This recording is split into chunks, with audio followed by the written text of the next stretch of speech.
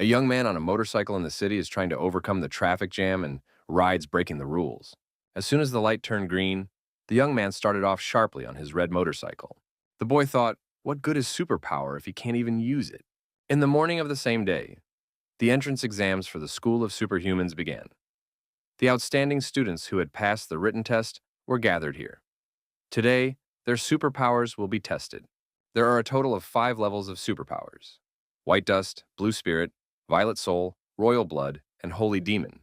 The person in charge said that their school would accept people with Blue Spirit level and above. The lowest level is White Dust. White Dust is not suitable. Many had Blue Spirit. One of the test takers had a Purple Soul. Another one had White Dust. The participants said that Min Hai was the only one at the White Dust level. It's like he doesn't even have superpowers. Minhu has such a worthless power that he can't even use it. Why doesn't he just go to the factory? He should give up trying to become a superhuman. This guy even had the nerve to confess his love to the school's main beauty with a purple soul. The young man kept rushing on his motorcycle and thought that his strength was useless. How to fight monsters that can destroy even large buildings with their power? The boy rode outside the city and increased the speed of the motorcycle. Up in the sky, he saw a comet. The young man thought that he couldn't even be hit by a bullet, let alone a comet. The Earth is huge. There's no chance of a comet hitting him. However, this was an erroneous judgment. The comet did hit this young man, and he fell from his motorcycle straight to the ground. An identification of the owner and subsequent merger with him was made. The identification was successful. There was a connection to the hippocampus.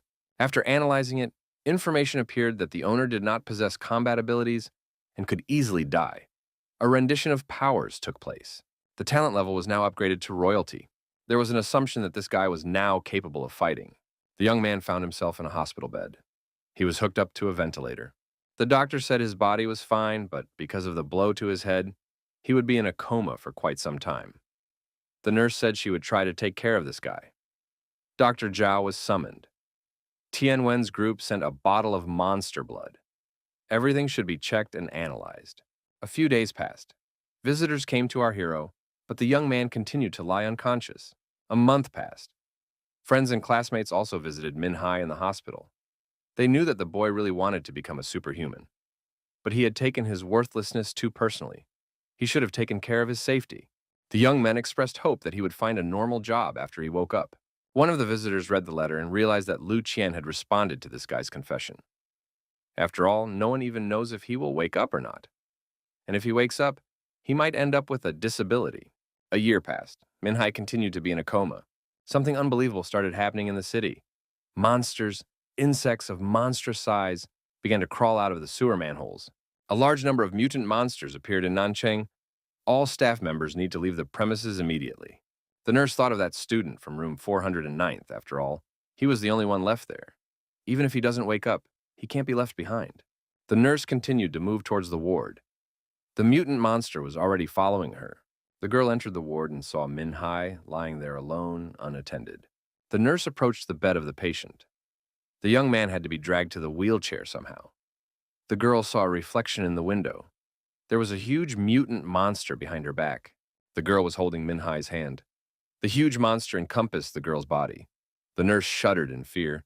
The impulse of fear was transmitted to the patient. The young man abruptly opened his eyes and jumped up. He tore the medical sensors off his body. The boy turned around and with a sharp movement threw the monster far away from the nurse. The monster broke through the wall of the building and flew outside. Min Hai asked the nurse if she could get up. The girl could not worry. The monster was destroyed. The young man thanked Nurse Sung for taking care of him all this time. Sister Song thanked the young man for saving her after he woke up. Minho wondered, wasn't this the Nanchang hospital? How come there are mutant cockroaches here? Song replied, the superiors said that radioactive liquid had gotten into the sewer system, and all the vermin had mutated. Min Hai asked the girl what would happen to the others. Sung assumed that everyone would be evacuated to a safe place. But the young man was unconscious, and she was afraid to leave him alone. Min Hai said that the girl didn't abandon him in the beginning. That was something he would never forget. Sung said that she was only doing her job as a nurse. But how could a mere student destroy a mutant monster with a single blow? The young man thought that he had been practicing fighting techniques for a year. The boy said that they should leave the building and join those who had already evacuated. Mutant insects began to appear from all directions. Min Hai told the girl to hide and wait for him here. Min Hee snuck into the lab and grabbed a bottle with the necessary liquid. He broke this bottle, and the liquid spilled onto his fist. At this moment, a huge insect was about to devour Sister Song. Min-hee thought that he had practiced this move in his head millions of times, but he decided to try it for the first time. Song realized that the young man's superpower was related to fist strikes. Min-hai said that he was still a student who had failed the exam last year. Nurse Sung assumed that the examiners were blind. Even some superhumans with the rank of Pyro couldn't be compared to this young man. All the monsters around were destroyed by our hero. Mingho wondered, how could cockroaches become so terrifying? What kind of vibe was that? Song replied that there were more than just cockroaches in the city's sewers. At that time, a passenger bus was moving across the bridge over the river. A lot of mutant monsters came out of the sewers and onto the riverbank.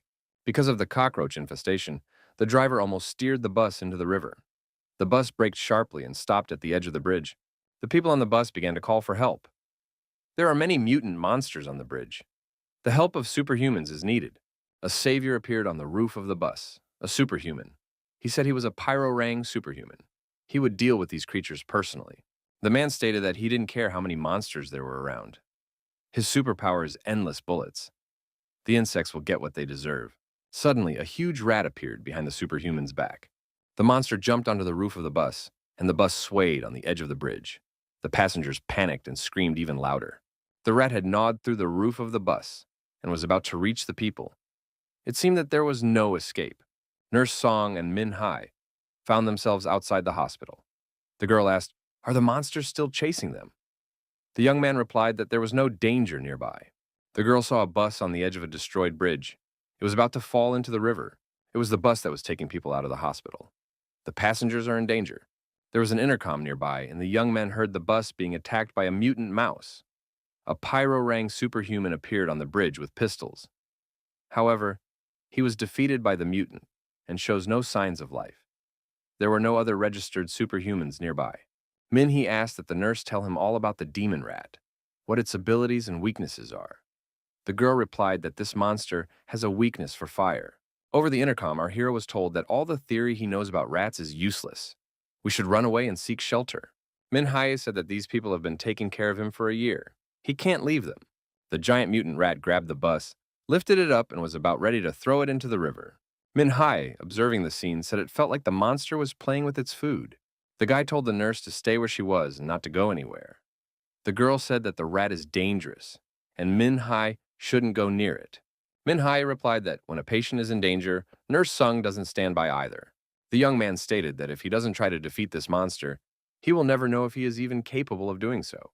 The young man thought with disgust that the cockroaches that used to be the size of a fingernail had now become as big as a person, and the rats were as big as a 5-story building. He thought that if such a huge monster clawed him, his bones would shatter into pieces, and he wouldn't be able to fight. The young man attacked the monster, but immediately realized that the rat was very fast. The monster dodged his attack. He realized that the rat shouldn't even hit him, otherwise it would end badly. The first thing to do was to get the beast away from the bus. The rat was distracted for a moment and grabbed a nearby car with its teeth. The young man thought this was his chance. He threw a powerful punch using his superpowers. The rat lost its balance and fell to the ground. Was one punch really enough to deal with this monster? It was necessary to make a control attack. After all, animals like rats could pretend to be dead. And indeed, the rat opened its eyes, grabbed and ripped apart another car. The monster jumped up on its paws and rushed in pursuit of the young man. The monster stopped beside the destroyed car. Gasoline from the fuel tank was spilled nearby. Min-hee took out a lighter. Min-hee ignited the lighter and threw it into the puddle of gasoline. The fire began to spread everywhere the gasoline was spilled. A doctor approached the nurse and asked how she was able to escape. Did he get the impression that the superhuman who saved them was in the uniform of a patient at their hospital? The people who got off the bus saw a huge explosion. The explosion occurred in the place where the monster had just been. After the explosion, the monster was engulfed in flames. Min-hai was nearby and was not injured. Our hero remembered the information that the huge rat was afraid of fire. Ming-hee thought that this fire was very dense. Its strength would instantly increase with it.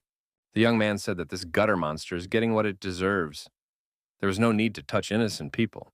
Our hero delivered a crushing blow, and the bus passengers saw this superhuman destroy a giant rat. People shouted with joy that they were saved. The doctor wondered, why is this super rank superhuman in the uniform of a patient of their hospital. Wasn't this the student who had been in a coma for a year? Medical nurse Sung said that this young man's name was Min Hai. He's the student who wasn't recruited by the superhuman school command center. The girl reported that Lu Chen could return. The general rank mutant monster has been destroyed. All the people have been saved. The girl added that someone was approaching them. There is no danger. Lu Qian observed the situation from up in the tree.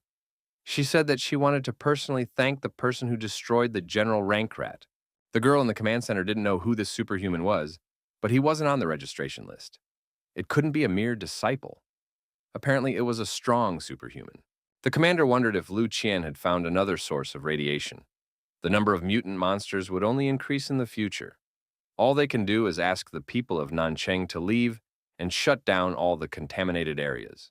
At the rescue station, Nurse Song was treating our hero's wounds and said that he was incredible. If it wasn't for him, no one would have gotten out of there alive.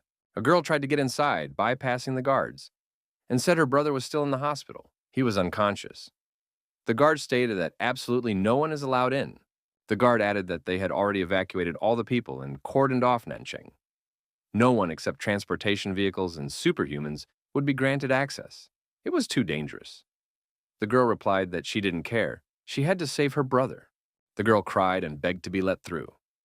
Her brother is weak. He's only a teenager, but has been living in the hospital since he passed out a year ago. The girl added that his name is Min Hai. He is a very kind boy. He hasn't even held a girl's hand until now.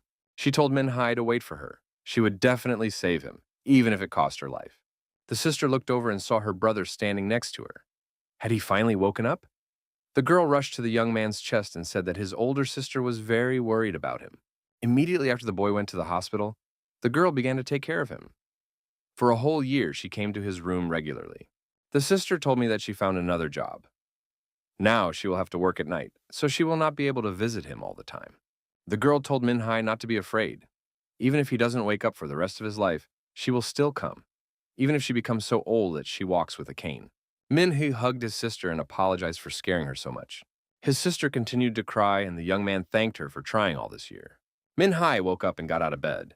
The sun was already high in the sky and was shining through his window.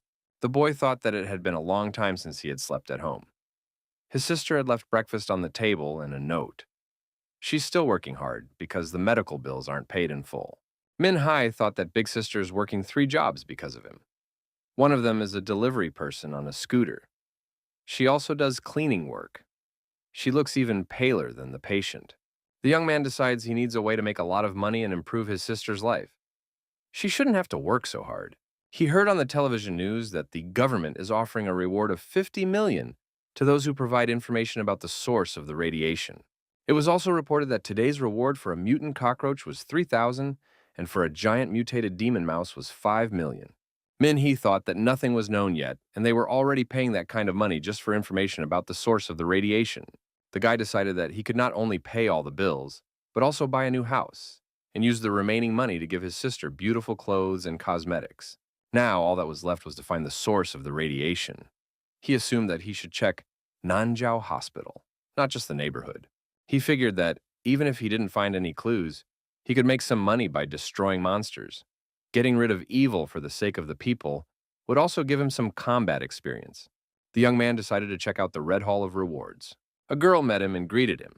She asked if he was here for the award announcement or as a superhuman. Min Hai replied that he was superhuman. The girl asked what his rank was, so she could pick the right mission. Min, he said he wants to destroy some mutated cockroaches. What rank is needed to do that? The girl replied that it was enough to show basic super strength. Then he would receive a trainee badge. But if he wanted to become a star rank superhuman, he would have to pass a much more difficult exam. Min Hai agreed and asked to be taken to the training field. Our hero arrived at the training site. He was asked again what superpower he possessed. Min Hai replied that his specialty was punching. The girl showed him the simulator and said that this robot would help him evaluate his strength. It's very strong. If you hit it with all your might, the robot will record the result. Min Hee looked at the robot and thought that his punches should reach 800 kilograms to be considered normal. So, he should give his best. He thought that after a year of coma, his muscles had yet to recover. But still, Min Hee struck the robot with his fist with all his might. The punch was so powerful that the robot even went up in smoke. What was the strength of his punch? The robot's result was 1,000 kilograms. The guy said that he barely reached the minimum. The audience was surprised. What does he mean? He just broke the record. The girl explained that 800 kilograms was the result of the first iron rank that had recently debuted. Min Hai is the first person to break that record. The girl gave our hero a prize for the record, a 1,000 coin shopping card. If he breaks a few more records during the exam, he'll get additional rewards. Min Hai asked what the ranks were. The girl replied, starlight, moonlight, sunshine, sunshine, and celestial brilliance. If it is higher than these four, one must go elsewhere. Our hero had heard that one who had reached the rank of celestial brilliance could buy a villa and an expensive car. But he wasn't sure if it was true. He just needs to become stronger and impress everyone. In front of the entrance to the inner area, there were people recruiting members for teams. Our hero didn't expect that so many people would be interested in the reward. This was the first time he had seen so many superhumans in one place. A young man approached Minhee and asked if he wanted to join the Blood Eagles. Minghu inquired, "Are they here to find people to join the team?" Luo Kaixuan, who possessed the Moonlight rank, confirmed it. "If you go alone, you'll be eaten by monsters and no one will even know. No one is allowed to enter the danger zones alone." Luo Kaixuan asked what the guy's rank was and if he could show his badge. The fatty saw that the guy in front of him was just a star rank trainee. He apologized. Their group doesn't take newbies. Luo Kaixuan advised our hero to practice for a while. Going there as a starlight rank trainee would doom himself. Minhee was confused. Would no one accept him because of his low rank? A group of young men recognized the guy. It was Min Hai, their classmate. One of them said that the group just turned him down because they don't want to take newcomers. A girl approached our hero and asked when he came out of his coma. She heard that he was unconscious for a long time. Min Hai replied that it was a long time ago. The young men asked why he came here. Our hero said that he wants to hunt mutant monsters. He needs some money to pay his medical bills. Shu Chen said that with this physique, he could become lunch for the monsters. How is he going to hunt them? Li Yun said it's very dangerous out there. It's not worth the risk. Besides, Min Hai's ability is not a martial type. Lu Shenghong agreed. After all, the guy only had luck as a skill. With such a gift, one could only win a bottle cap that said, "Congratulations, one more." The girl told her classmates to stop acting like this. Min Hai just got out of the hospital. He's doing his best. And they, as his former classmates, should support him. She added that Min Hai can join them. They will protect him. The guy thought that since the guards won't let him through alone, he'll have to go with the group. He also thought that all these people are looking down on him. They've been studying at the Superhuman Institute for over a year now. They must have gotten stronger. In their eyes, he's a loser, expelled, and he's also been in a coma for a year. One of the students said that at least Min Hai has good luck. Could be their mascot. A classmate added that he should help him. That's what friends are for. After all, they went to the institute together. The institute requires every student to participate in extracurricular activities at least once. They were planning to help with the contamination incident this summer. Ming, who inquired, "Is Lu Chen with them now?" One of his classmates wondered, was he really still thinking about her?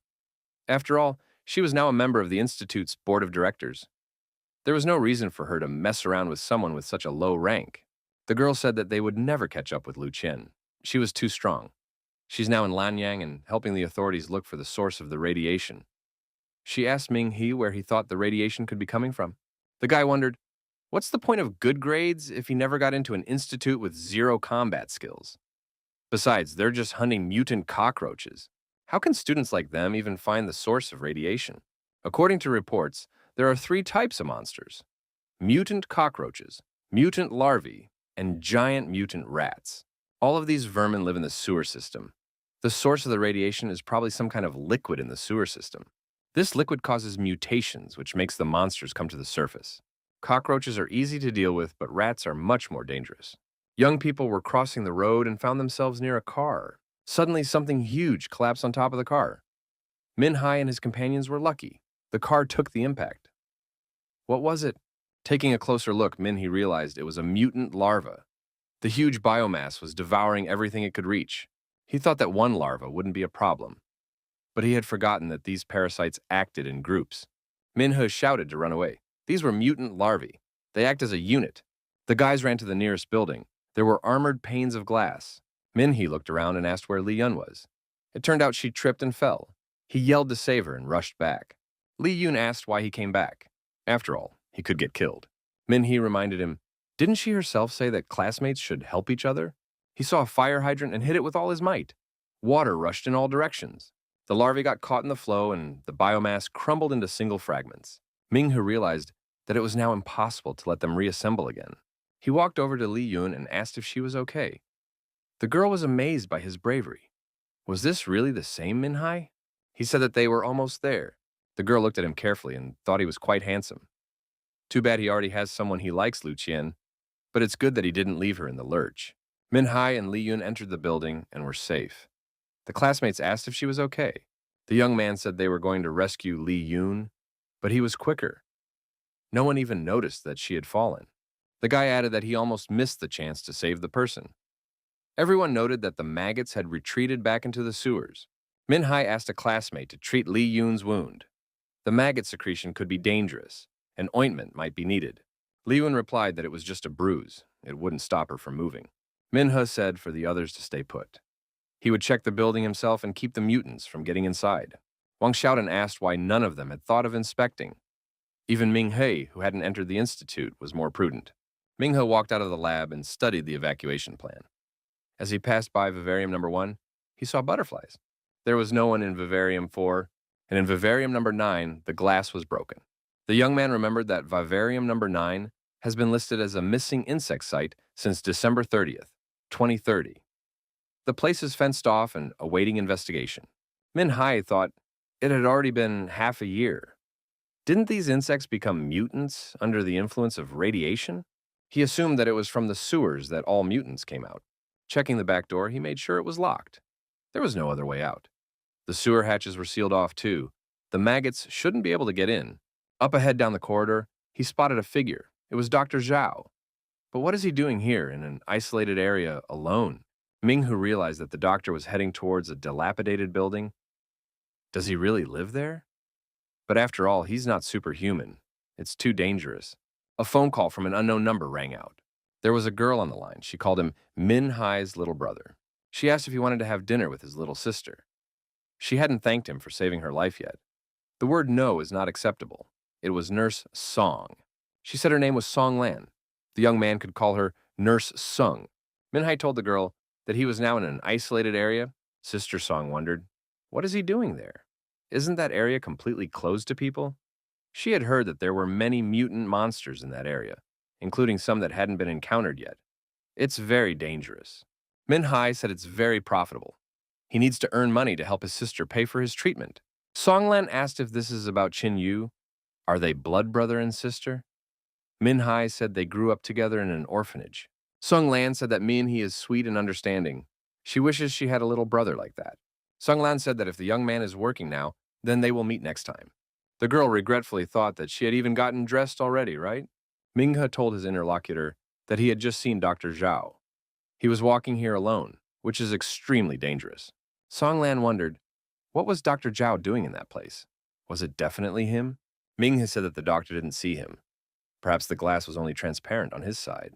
Nurse Song said that Dr. Zhao had been acting strangely in the past year.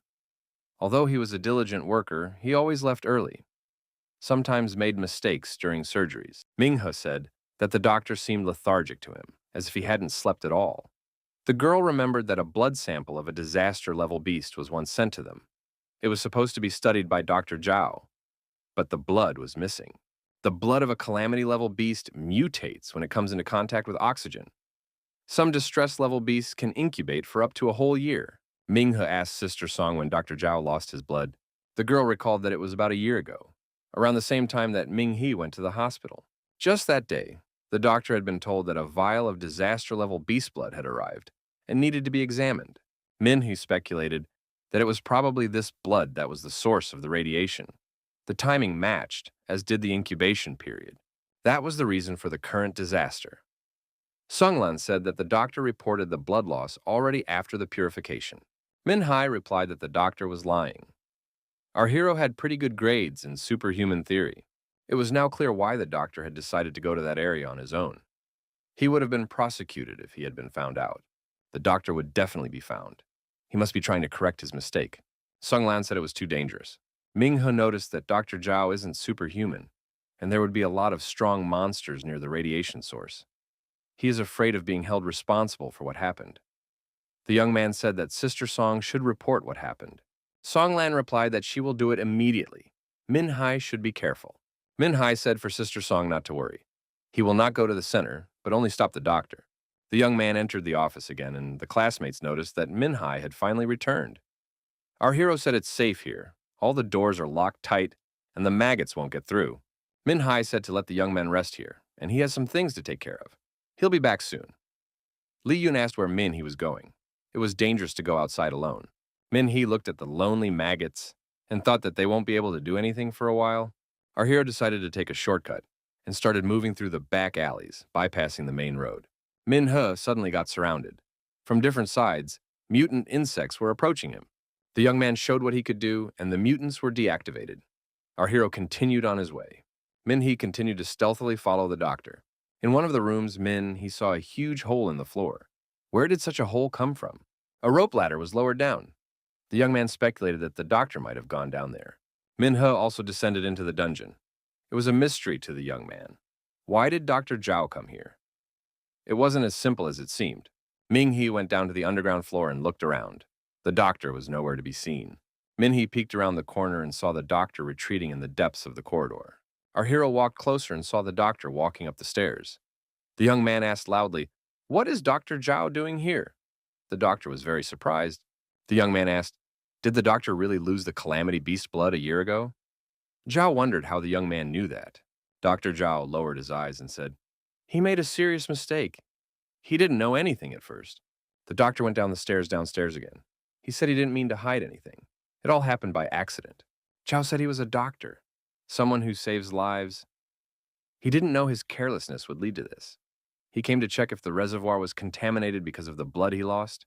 The doctor said in desperation that he wanted to make amends. Ming-he was surprised. After all, Dr. Zhao is not superhuman. We need to inform the authorities. They will sort it out. Zhao said that Ming-he is a superhuman. When they were attacked at the hospital, the young man saved everyone. Everyone will confirm that he is strong.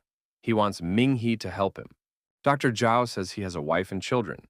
He risks losing not only his job, but also going to jail. No one will take care of his family. Ming-he said for Dr. Zhao to calm down. The guy remarked that his ability has a limit and Zhao is just a doctor. In that case, they could only do harm and promote the spread of the mutation. The doctor recognized that their options were limited. Ming-he suggested that they leave the area immediately and report to the authorities. Dr. Zhao asked, "Ming-he didn't tell anyone about this, did he?" The young man confirmed that he had not told anyone. It would be better if the doctor told everything himself. After all, the blood was lost here. This place gives off radiation, right? The doctor said he didn't lose blood. Min-hai is still a student and doesn't understand a lot of things. As our hero suspected, there was something wrong with Dr. Zhao. But it was impossible to leave. It was too unclear what the doctor was doing here. The doctor asked, "Did the young man meet cockroaches, maggots, and rats? They live in the dark corners of the city and spread disease through bacteria. These creatures drive people crazy." Zhao wondered if Ming-he had thought about it. Humans are breeding uncontrollably, plundering resources recklessly, and poisoning the world with chemicals. They are destroying the planet to the point where garbage is already being thrown into space. Human actions are no better than those of these mutants. Ming-he said that there is no falsity in the doctor's words. Indeed, people should protect the world. Zhao added that there should have never been any living beings in the universe in the first place. It should never have come to such a peak. A universe without life is beautiful and unconditioned.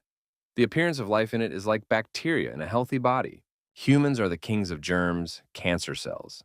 Their peculiarity is rapid multiplication and destruction. Humans multiply for generations and will not stop destroying the world. Even if they leave Earth and conquer the solar system, they will want the entire Milky Way. Where there are humans, there can be neither peace nor tranquility. What is the difference between cancer cells and humans destroying the universe? Ming-he asked Dr. Zhao if he thought his thoughts were against humanity. It was hard for the student to understand the meaning of those words. The doctor said that the young man was superhuman. From his very youth, he recognized calamities and eliminated them. This is the work of the immune system of the universe. Everyone obeys it. The universe spends its energy on destroying viruses. Zhao said again that he was a doctor. When someone is sick, he heals. That goes for the universe as well. He is its doctor. He will help the universe destroy people who are like cancer cells to it. Even cockroaches, rats, and sewer maggots are not as scary as humans. Zhao admitted that he created the radiation source himself. At first, it was just an experiment. He would wipe out everyone in Lanyang first, and then the rest of the cities. Earth was sick and needed to be treated. The doctor stated that before he could complete the great healing, he had to destroy an individual like Ming He. The doctor thanked the young man for his stupidity and naivety. Now he could continue with his plan to infect the city. Our hero told the doctor that South City is isolated. The mutation will not spread to other cities. The doctor said that even though they may cut off the surface and sewers, it won't help them. All the water flows through here. The pipes will carry the radiation to Lanyang City. The city uses that water to wash groceries, take showers, clean the streets. It's needed everywhere. After that, the water is drained into the city sewer system. All the rats, cockroaches, and maggots start to mutate. Minhaya realizes that he needs to get out immediately.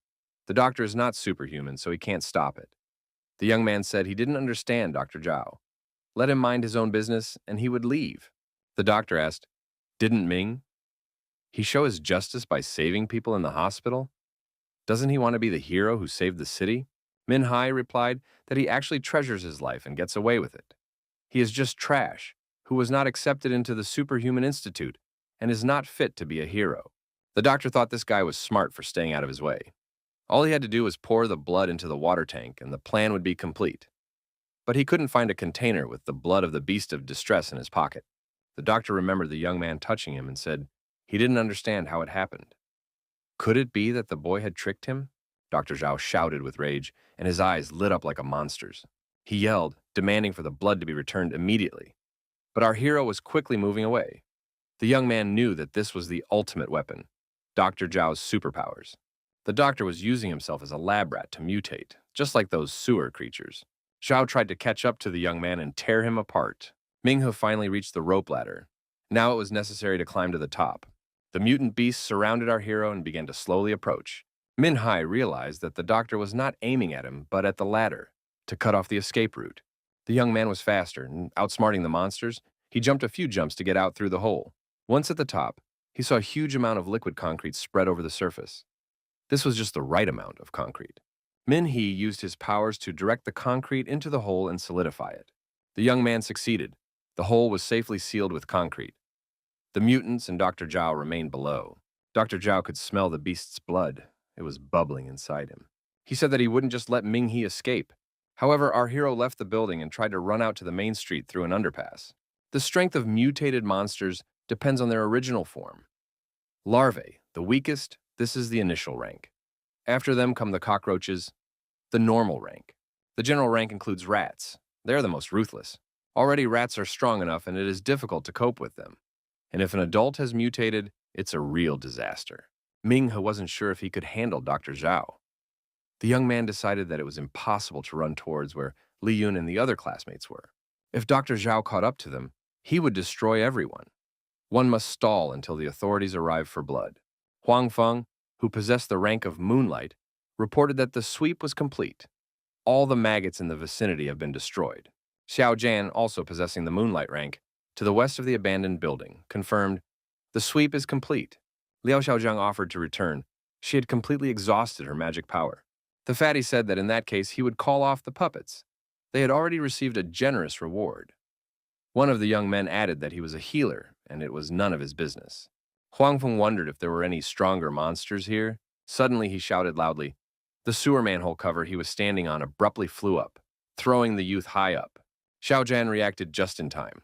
Jumping up, she grabbed him by his waist and stopped with him on the lamppost. Dr. Zhao appeared from the sewer manhole. He looked like a mutant. Huang Feng saw him and said that it looked like his rookie had jinxed him. Liao Xiaojiang was surprised that the monster was hiding under the manhole cover. He should be deactivated immediately and get back to business. Fatty, on the other hand, decided that he would get rich. After all, the monster was very large. He could get at least 100,000 for destroying it. Huang Feng said that this abominable monster was unlucky to encounter a Moonlight rank group. Dr. Zhao pronounced that the best way to recover was to destroy them all. Huang Feng was surprised. Did this mutant seriously hope to defeat them with his slow attacks? Zhao grabbed the young man's neck and repeated, The best way to recover is to destroy. In the same instant, his hand turned into sharp blades and pierced Huang Feng's body. Zhao said, "This is the first one." Xiao Zhen shouted for the monster to let go of the young man and snatched her blades from their sheaths. She rushed towards the mutant, but the mutant slashed her body with the blade. Xiao Zhen started bleeding and fell to the ground. Dr. Zhao said, "This is the second one." Turning to the other students, he asked, "Aren't they glad that their comrades are dead? Now they will be able to gain so much more." Other monsters began to emerge from the hole outside. Jay regretfully said that he was in a hurry, although he could still play with these guys. He rushed away from the scene of the battle and shouted that he would tear Min-hee to pieces. The fatty was astonished and frightened. What kind of creature is this? He is definitely a rank lord. Liao Xiaojiang held her bleeding comrade in her arms. Ming-he continued to run. Although he had broken away from his pursuers, they still found him on this confusing street, probably by scent. The hero thought that Dr. Zhao wasn't as fast as these lymph beasts. He can't be allowed to fall into their clutches. Ming-hu approached the gas station. He had an idea. He doused his body with gasoline. That should help hide some of his scent. The solution proved to be correct. The beast ran past without smelling him. However, after a while, the mutants returned. Min-hee hid in the store behind the shelves of groceries. One of the beasts carefully examined the store. Min-hee tried not to move and hardly breathed. He plowed the grocery shelf at the mutant and tried to run out of the store. Min-hee jumped outside and slammed the door behind him. He noticed that the other two beasts had gone the other way, and this one, the most sensitive one, had found him. The hero realized that there was no point in running any further. As long as this beast with a keen sense of smell is alive, he will always be able to find him. The young man decided that his fist should make contact with something special to activate the spiritual skill of the corresponding attribute. Acid Strike is activated by touching acid. Fire Strike is activated by touching fire. Blast Wave is activated when water's touched. There was nothing like that in the store, and if he went out now, he'd be detected immediately. The beast crawled out from under the rubble and rushed at the hero. Min-hee realized that he would have to fight with his bare hands.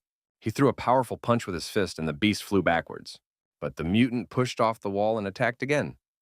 Min! He couldn't hold on and fell on his back. The creature leaped from above and opened its huge maw. The young man could feel the stinking breath of the beast. Min-hee didn't hesitate and delivered a crushing blow to its jaw. The beast even bit down on its tongue. The blow was so strong that the beast flew backwards. Min-hee got up and delivered a controlling blow.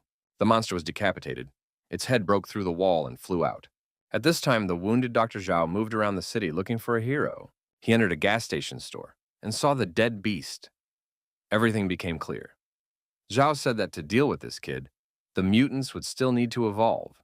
He ordered the other beasts to eat the fallen comrade. The doctor hoped that they would be better able to smell blood afterward. The master of the beasts shouted for them to bring the boy back, alive. Min-hee continued to run away. The boy thought he had gotten rid of the sniffing beast. Why did his pursuers catch up with him again? Our hero paid attention. The barking of monsters became much more intimidating. The young man saw an amusement park ahead. He thought that this is the right place.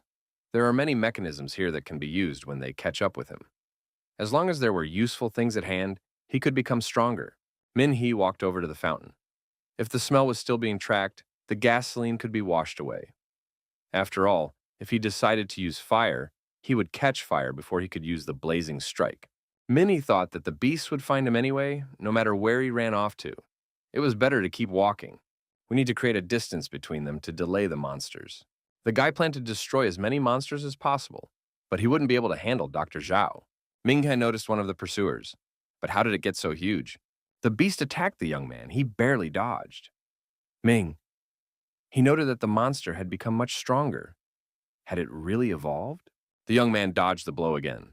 He noticed that although the monster had gotten bigger, it was now much slower. Min-hee adopted a fighting stance and told the monster to attack. The young man found himself surrounded. There were already 3 beasts nearby. Something must be done. Min-hee turned around and began to run away. Ahead, he saw a high-rise attraction. The hero started climbing up the narrow support upwards. If you fight here, you can destroy the monsters one by one. And when he gets to the top, then he will destroy all of them. One of the monsters jumped up and was at me. He's level. There was no time to think about it. The young man activated the element extraction, steel absorption, and powerfully attacked the monster. The beast lost its balance and collapsed downwards. Minghu realized how much power he now possessed after absorbing steel. He could literally pierce through monsters of this level. The remaining monsters continued to move upwards. The guy realized that their rank was not below the commander's level. Minhee noticed one of the monsters trying to get around him. Would he succeed? The hero delivered a fist strike to the jaw, throwing the monster high up. The next blow struck the bone armor, and the monster also flew far back. Ming. He noted, these beasts were evolving at a frightening speed. One of the monsters nearby had managed to grow bone spikes on the back of its head. Now, it wouldn't be so easy to hit it. Minhee found himself surrounded after all. The monsters were approaching from two sides. He struck the closest opponent, who flew backwards. Taking advantage of the moment, the young man tried to jump off the structure. Earlier, Minhai was near the control center. Electricity was still being supplied to the grid. Then, he decided to destroy the remaining monsters. Now, the hero was hanging on the structure and realized that if he fell, he would break his legs or die. One of the beasts also hung on its front legs and began to approach. It was the last monster. It abruptly pushed off and jumped at Minhei. The opponents clashed and began to fall. The young man thought that it was just a parasite living off Zhao. If he died, the doctor would be weakened. Whichever one of them falls, they will both die. But for the monster to die with him was also a victory. Minhai was on top. We need someone to cushion the fall, then everything will change. The impact of the fall was softened, and the young man survived. He said that this monster was an arrogant beast. Sunglan couldn't get through. The girl was worried. Why didn't Minhai answer? Did something terrible happen? Finally, he answered the incoming call. He said his phone was turned off. The government has already cordoned off the area. Now the cleanup teams are working there. The eradication team is destroying the monsters outside. Songlan noted that they haven't seen either Minhee or Dr. Zhao. Minhee reported that he was at an amusement park. Dr. Zhao had planned to spread mutations. He wanted to pour the mutagen into the water supply and contaminate the water supply of Liangyang City. Songlan was outraged. How could Dr. Zhao dare to do such a thing? Ming. He said that he had stolen a flask from him. It was its contents that caused the mutations. Inside the flask should be both monster blood and antibodies. Once the scientists extract the antibodies, the city can be returned to normal. Sunglan promised to alert the authorities that the young man is at the amusement park. People will be sent there to evacuate him. Minghai said for them to approach the South Tower. Dr. Zhao is still after him, so they can't stay where they are. He added that Dr. Zhao has mutated. We need to send in professionals. Otherwise, the doctor will destroy everyone. Near the tower, he was already waiting for Zhao. He said that the young man was very predictable. The doctor called out to him and suggested that he look up. There were people at the top of the tower calling out for help. Zhao said he noticed them on the way up. At first, he wanted to destroy them, but decided to spare them, for now. The terrified students were screaming and begging for help. They wanted Minhai to save them. One of the girls said that it was Minhai who was the doctor's target. It had nothing to do with them, and they weren't going to die at that age. Minhee pondered what he should do. Right now, he couldn't defeat Dr. Zhao. The guy decided that he could ignore those three students, but he couldn't leave Ling Yun in trouble. Our hero realized that he would have to stall until the authorities arrived. Dr. Zhao asked if any of those people were dear to Minghee. The doctor looked up and suggested that his girlfriend might be there, most likely the one who advised him to run away. Ling Yun said that they were just classmates. The doctor laughed. It's not like a girl would risk her life for just a classmate. Minhai said that such a rascal wouldn't understand that.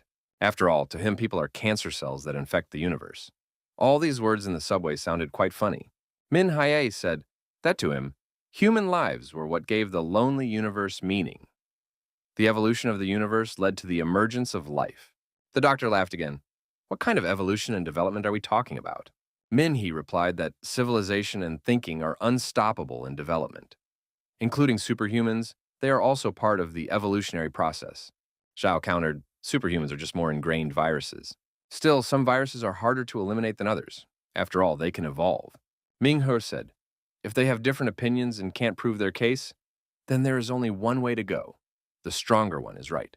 Minhai reminded his interlocutor that he personally represents superhumans. The doctor stated that he is the embodiment of the supreme forces of the universe, a higher order that must destroy all living things. Minhee showed a vial of blood plasma and said, if the doctor wins, he gets it. The doctor replied that this boy doesn't see his place. Minhai objected, if the doctor can't even beat a student who didn't get into university, then he should stop blindly believing in his ideas.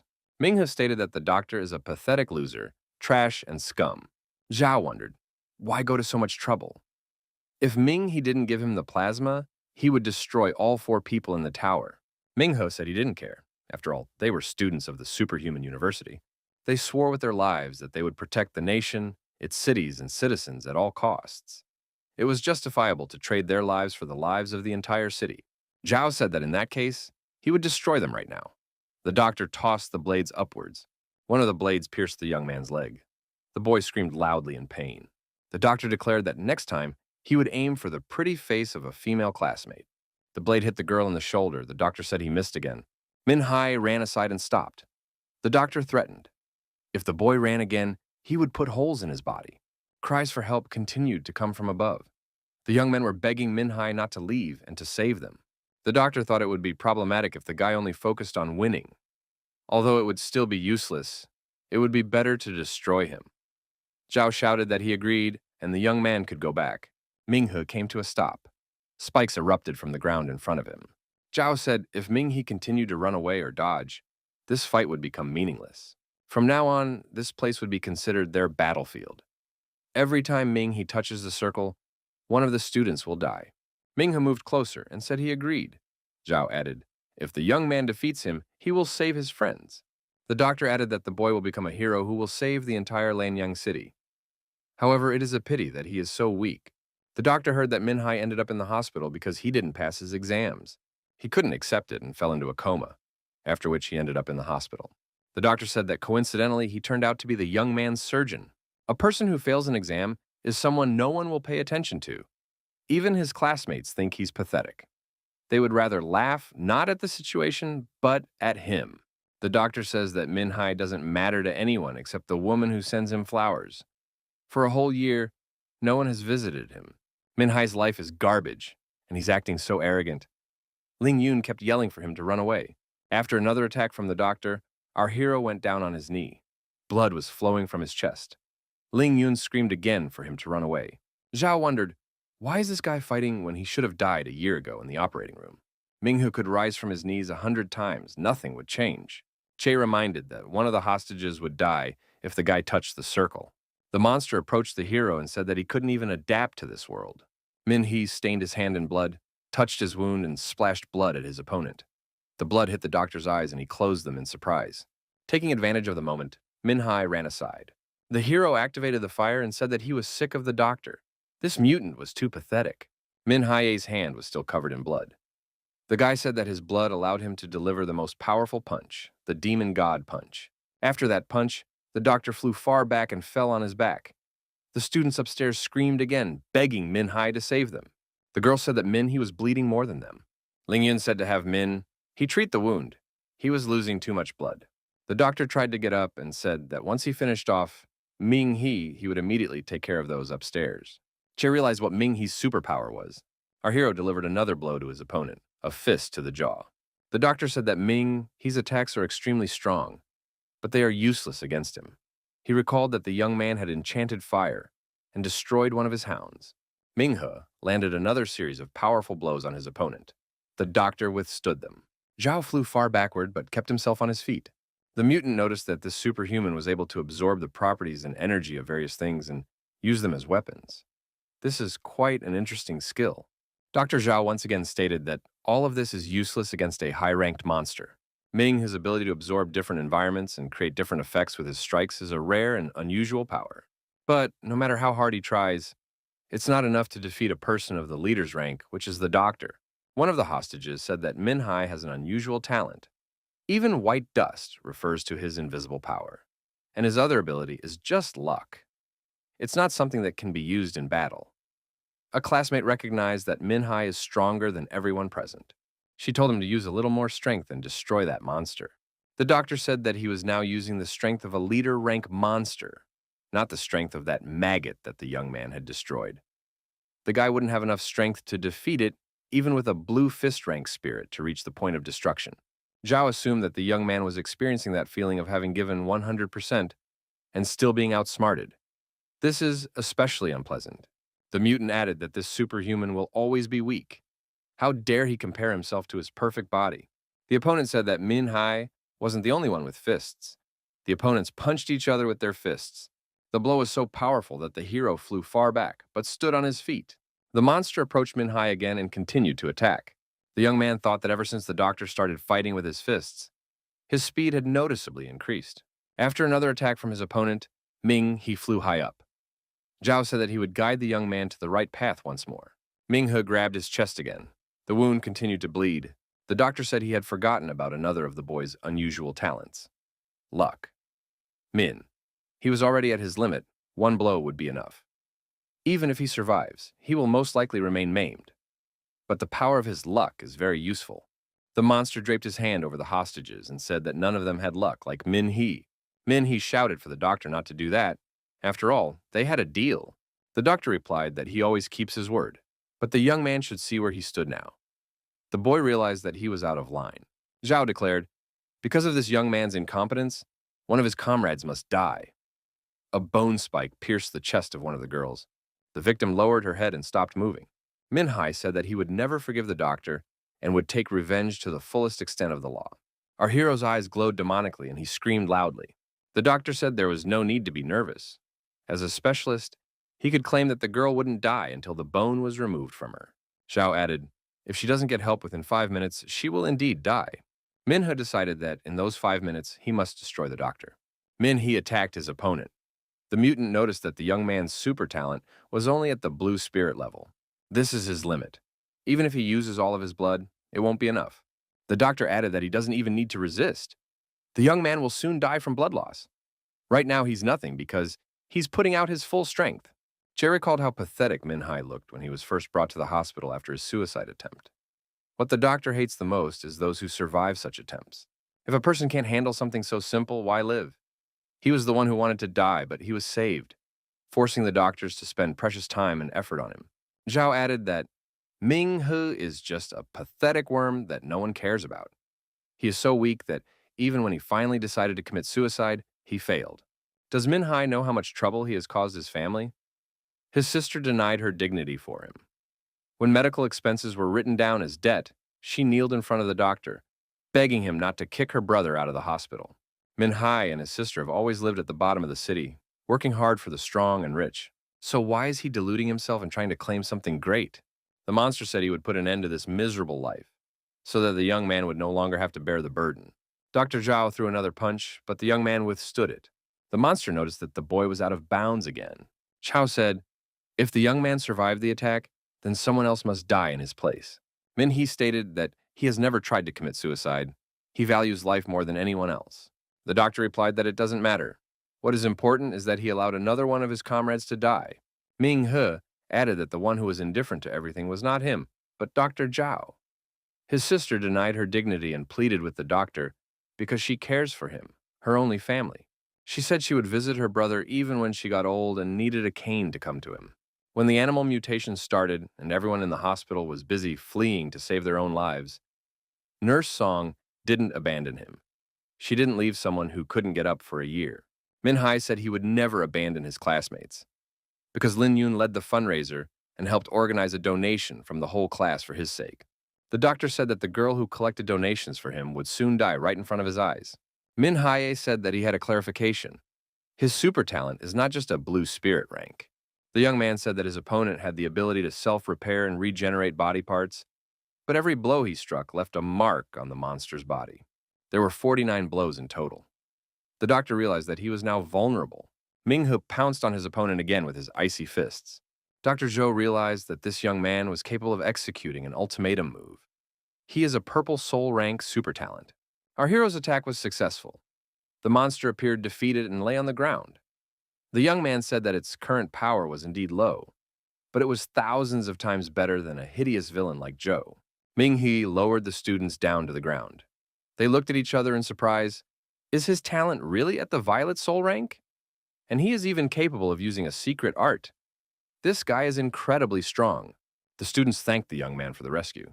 Was the school really that blind? Min Hai is really strong, but it can't be seen with the naked eye. The problem is either the test machine or the examiner. Min He ran up to Ling Yun and told the girl that she was now saved. The officials with authority were about to arrive. Lin Yun said that he is very strong. None of them expected this. One of the students noticed that the officials had already arrived. The young men waved their hands and shouted that they were right there and help should be sent to them. The woman said she would take care of the injured and Lin Kunyu should handle the crisis situation. Luoling demanded that everyone step aside and leave the injured to the medical team. The chief medic said that the injured person was lucky. The spear had not come out completely, and if help was given in time, there would be no life threat. Luolin added that Ming, who was also badly injured, and his wounds needed to be treated with medical supplies. The commander said that when they arrived at the place, they found a mutated master rank monster. Min, he is very lucky. None of his friends died. The woman inquired, where did this mutated monster escape to? Lin Kun Yu, a sun-ranked master, reported that the critical situation had already been resolved. Luoling remarked that there was no need to be hasty in completing missions. A master rank monster could ambush them and observe them. Lin Kunyu reported that the mutated monster had already been eliminated and pointed at the ditch. At the bottom of the ditch lay the burnt body of the monster. It was a mutated human. It had probably used a few dirty mutations to enhance itself. Luoling inquired who had massacred this monster. Everyone present silently pointed at Minghe. Our hero also remained silent. Under the weight of incontrovertible evidence, the young man confessed, it was him. He is the one who reported it to the right place. His name is Min Hai. The hero showed the vial and said that he had stolen this pollution resource from Dr. Zhao. Ming has stated that the doctor wanted to add this resource to the water supply. Luoling asked with surprise, how was Ming he able to do that? The young man explained that he simply stole it from the rogue while he was busy talking. Luolin repeated the question, how did he destroy the mutated monster? Minghe said that he defeated it with one left using his combat fist. His evolved superpower is the fist. Luoling couldn't believe it. In which department is this super-evolved hunter registered, and what is his degree? Ming. He replied that he had the rank of Starlight Trainee. Commander Luoling, of course, didn't believe it. Didn't the young man know that this monster had recently destroyed 2 Shining Moon rank hunters? The student informed Officer Luoling that Ming he had indeed become a super-evolved hunter. The girl added that in doing so, he did not pass the school's super evolution exam. Luolin asked in surprise, how was that possible? Special Agent Lin Kunyu looked at our hero with disbelief. Luolin suddenly realized everything and said that he was the arrogant student who didn't listen to her instructions on the walkie-talkie. The member of the public clarified, was this really the same hero who saved them from the monster on the South Region bus? Back then, his face was covered in blood, so it was hard to recognize him. Lin Kunyu stated that from now on, Minhee is the hero who saved the city from danger. The special agent added that Minhee made them, heroes of the highest rank, look like useless fighters with mere ranks. The young man replied that he was just doing his best to stall and protect his classmates. Officer Luo Ling asked if he was interested in joining the official super evolutionary organization. There's great treatment, high pay, lots of perks, and all the female co-workers are as nice as she is. And there's free dental insurance. Lin Kunyu told Luo Ling not to be so shameless. Compared to her, the other women in the organization are not so nice at all. The officer added that the prestigious evolutionary school doesn't need Ming He, but their official organization invites him to join. Our hero replied that he would think about it, and passed out. The doctor assumed that the guy was very tired. He had lost a lot of blood and his body was very weak. The news channel reported that after the hard work of the advanced evolutionary school, the official hunter organization had completely wiped out the monsters in the city's southern suburbs. Also reported was a superhuman who made a huge contribution. He discovered the source of the pollution and stopped the danger from spreading. This superhero is currently undergoing treatment. The interview with him will continue after his condition improves. Lanyang City Hospital. A nurse sits by the bedside of a patient. Nearby, in a vase, is a bouquet of beautiful flowers. The young man opened his eyes and came to his senses. The nurse was happy that he finally woke up. She said that he had slept for a total of 2 whole days, and she was afraid that he would fall into a coma again. Min Haye wondered why Nurse Sung was here. Sung Lan replied that she had been transferred to this hospital and had received an official request to take care of him. Sung Lan added that the young man is now a true hero. There are already a lot of reporters outside waiting for him, eager to do an exclusive interview. Min Hai asked the nurse what she knows about his classmate Lin Yoon. Sung Lan said that the girl is out of danger. She only needs to recover in the hospital. At that moment, the door opened, and Luo Lin's officer and the general of the official Li organization entered the room. The general asked how the young man was feeling. Ming Hu replied that he was fine. The nurse added that the patient's physique is normal, and he is recovering faster than normal people. Luoling reiterated that such a young man would be a great fit for their organization. They need a superhuman with such a monstrous physique. General Li thanked Ming He for everything he had done for Lanyang City and the official organization. The officer bowed his head and said that if it wasn't for the young man's actions, they would have suffered huge losses. Ming He replied that he just did what he had to do as a law-abiding citizen. Luolin said that she had the day off today and suggested that Song Lan go outside, grab a bite to eat, and have a little chat. The nurse admitted that it had been a long time since they had gone shopping together. Songlin added with a smile that bubble tea, fast food, and desserts couldn't be missed. Luolin laughed and agreed. Ming He turned to General Li, assuming that the latter had something important he wanted to talk about. The general wondered how the young man realized it. Ming He explained that Luo Ling had used an excuse to take the nurse away. It was obvious that the conversation was going to be serious. The general praised him for being observant. General Li said that he had already questioned Nurse Song and his friends about the battle with Dr. Zhao Shuhua. According to all the battle characteristics, Ming He shouldn't have won. Even super-evolved hunters didn't realize how strong the top-ranked creatures were. The general added that strength alone was not enough. Superhumans also needed to apply wisdom and strategic thinking. Min He remarked that it was all about his hidden talent and a little bit of luck. The general countered that luck alone would not be enough to defeat Zhao. Ming He showed something more than that. Ming He said that the general was exaggerating his abilities too much. The general asked what exactly Dr. Zhao was saying. The young man replied that the doctor called people cancer cells and said that the universe didn't want life in the first place. The general remarked that not all of the doctor's words were crazy. He explained that the creatures that had invaded the planet had come from a comet. Every comet could carry a creature dangerous to humans. That's their instincts, and the basic instinct on Earth is survival. Does Min Hai know what instinct those creatures have? Their basic instinct is to destroy. They won't stop until they've wiped out all mankind.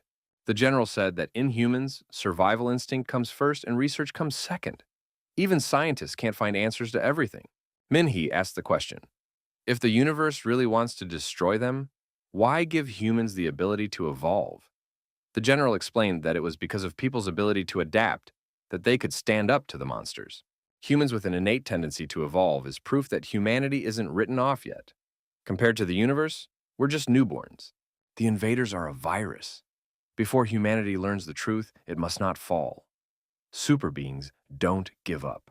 Min Hai said that even though he is a super being, he can't protect all of humanity, but he will protect his loved ones for sure. The general said that after this conversation, he has two things to clear up. He hoped that the young man would be frank with him. About a year ago, they discovered a comet codenamed Divine Queen. After entering the atmosphere, it changed its trajectory and exploded on contact with the surface. Min Hai was nearby at the time of the explosion, causing him to spend a year in a coma. Now he was beginning to understand everything. The general asked what he saw then. Min Hai replied that he saw a bright light that filled the sky.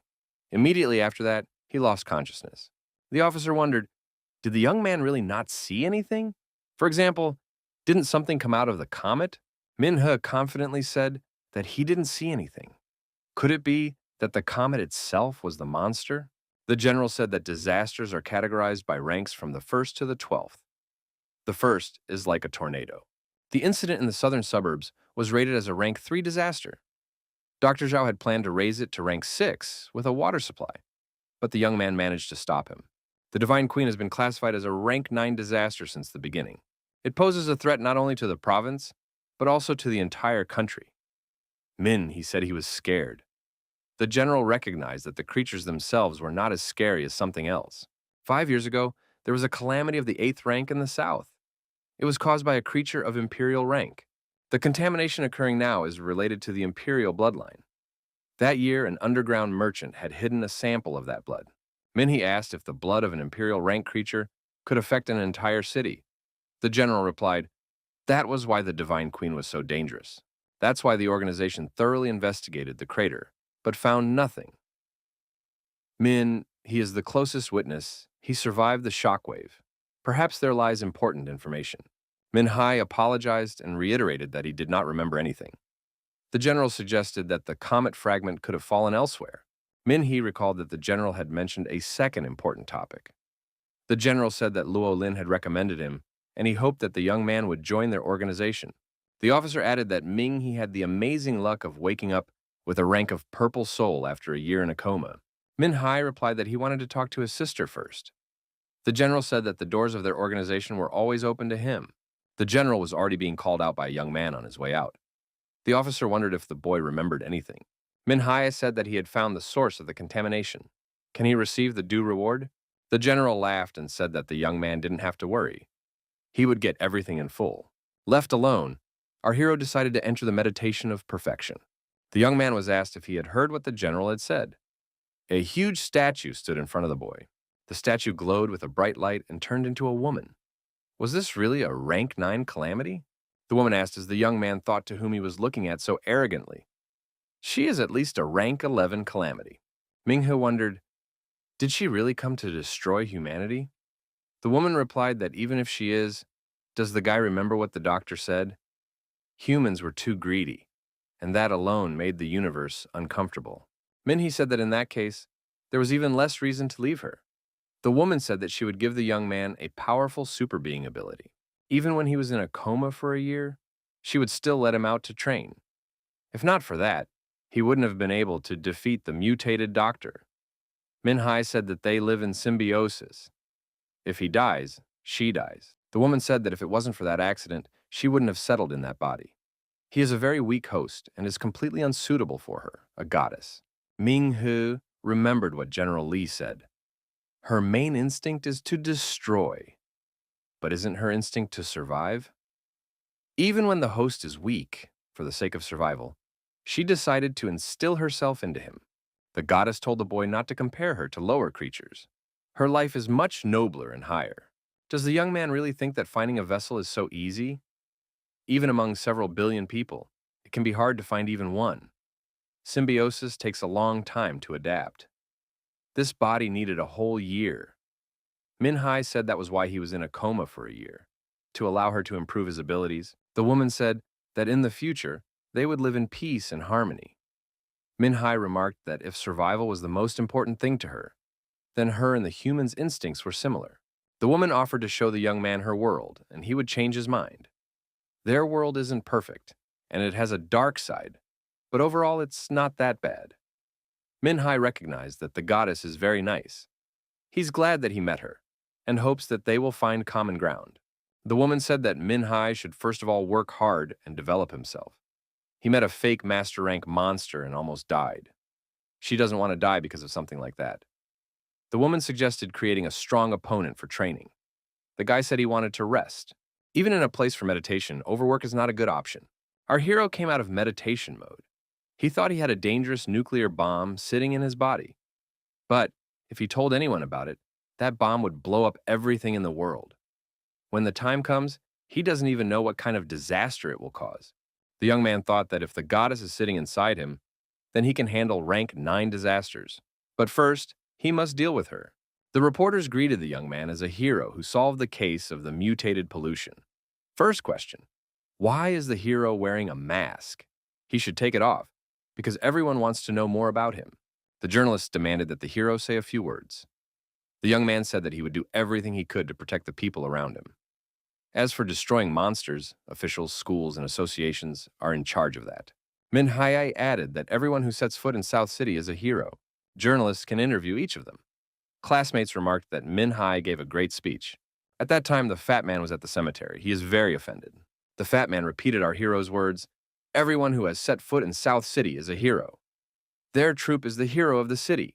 While in the park, Minhai thought that in this situation, it was best not to show his face in public.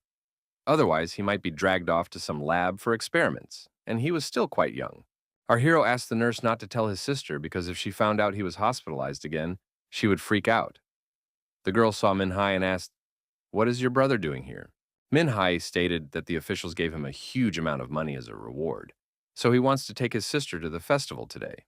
The girl stated that she wouldn't leave until she sold all the ice cream. They should save up the money. Minhai offered to help his sister in that case. And after work, they would go eat something at the festival. The girl suggested that her brother should go and take the exam instead of wasting time. Sister said that this morning, the whole city is discussing the hero who saved South Suburbia.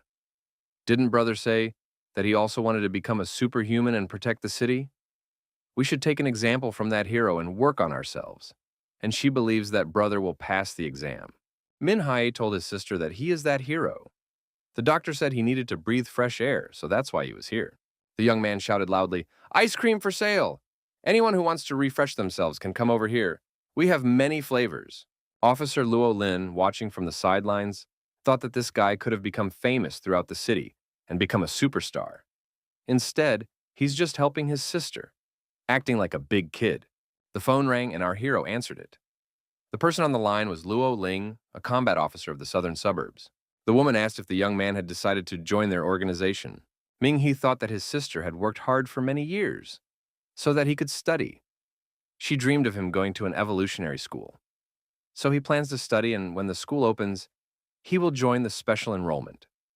After graduation, he will accept her offer. Luo Ling said that their organization also has a similar guild, better known as Dragonfang. Her members can move around freely. They usually don't need to defend the city. Also, a young man can join a legitimate superhuman organization. He will only help their organization in some special and emergency situations. Not only do they get official powers, but they get a yearly employment fee. The advanced school of evolution is not cheap. The woman added that they will not be pressured. The choice is left to the young man. Every year he will have to help them at least twice, and he will still get the amount due. Minghe said that if Luo Ling needs anything, she can go to him. Working for the country is the duty of every superhuman. The woman said that he was part of the Dragon Claw from this day forward and wished him good cooperation. Min Hai told his sister that he talked to a representative of the official organization. He was hired and the salary is quite high. Sister doesn't need to work so hard anymore. Now they even have the opportunity to buy a new house. The young people decided to celebrate and went to the festival. The girl stated that she had never been to a seafood fair. Min Hee took his sister shopping and bought her new clothes. The boyfriend showed his sister a house and said that it was rented for now, but they would be able to buy it soon. The girl stated that she always believed in the best. The sister said that if the brother met that mysterious hero, he should thank him on her behalf. She had heard that he had risked his life to save them, fighting a monster much stronger than him. He could have escaped, but he stayed to fight to the end. His body was bloody and mutilated. He almost died. Children who can eat ice cream in the park. People who choose to live comfortably. People being able to live in peace because of superhumans. Sister repeated. If given the chance, brother should thank that superhuman. Min Hee, coming out of the shower, thought that there was no need to thank himself. People deserved to risk their lives for them, using their last strength and drops of blood. Later, Min Hai did a lot of training, cardio and strength training. Our hero had endurance training, and he also honed his fist skills. The goddess said that the mutated doctor's statistics have been analyzed. She could simulate 90% of his strength. We can use his phantom to practice. The best thing for our hero right now is to improve his physical stats, get more nutrients. The fighting skills in his head are enough, but the young man's body can't keep up with his reactions. Following the human rank, the body should be capable of shining moon martial skills. One should increase the rank to solar energy, so that he wouldn't die too quickly. Minghe thought that when he reached the solar energy level, he would be able to use the absolute territory. His mysterious fist was an advanced talent of a red blacksmith. If he used the absolute territory, Dr. Zhao would look weaker than an insect. The young man remembered his teacher telling him that it would give people the ability to exceed their physical limits. Our hero's fist is stronger than an ordinary person's punch. The blue spirit talent gives White Dust's physical data, advanced blast spirit evolution skills. Min Hee thought that he could now control fire and wind. Min Hee is always ready to use his mysterious explosive fist. The violet soul talent gives White Dust physical data, advanced blast spirit evolution skills, and a secret art. The young man now has access to summon blazing fire, summon sparkling thunderstorm, control tornado, and multi-strike star marks. The red blacksmith's talent includes not only White Dust's physical data, advanced blast spirit evolution skills, but also secret arts. The goddess has noticed that absolute territory enhances the young man's abilities as a superhuman, subverting the opponent's abilities, forcing him to follow the necessary rules. Absolute territory multiplies the abilities of a super being and suppresses the opponent's powers. He will be obliged to follow the rules of this territory. Min Hai must practice other skills first. If he can't handle the secret arts, he shouldn't even think about the next level. The arts require a sufficient level of fist fighting. Our hero persevered until he landed 49 punches on Dr. Zhao. Otherwise, he would just die. Would the multiple starfist strike be the strongest if he gave out more punches? The goddess said that 49 marks was the minimum for activation.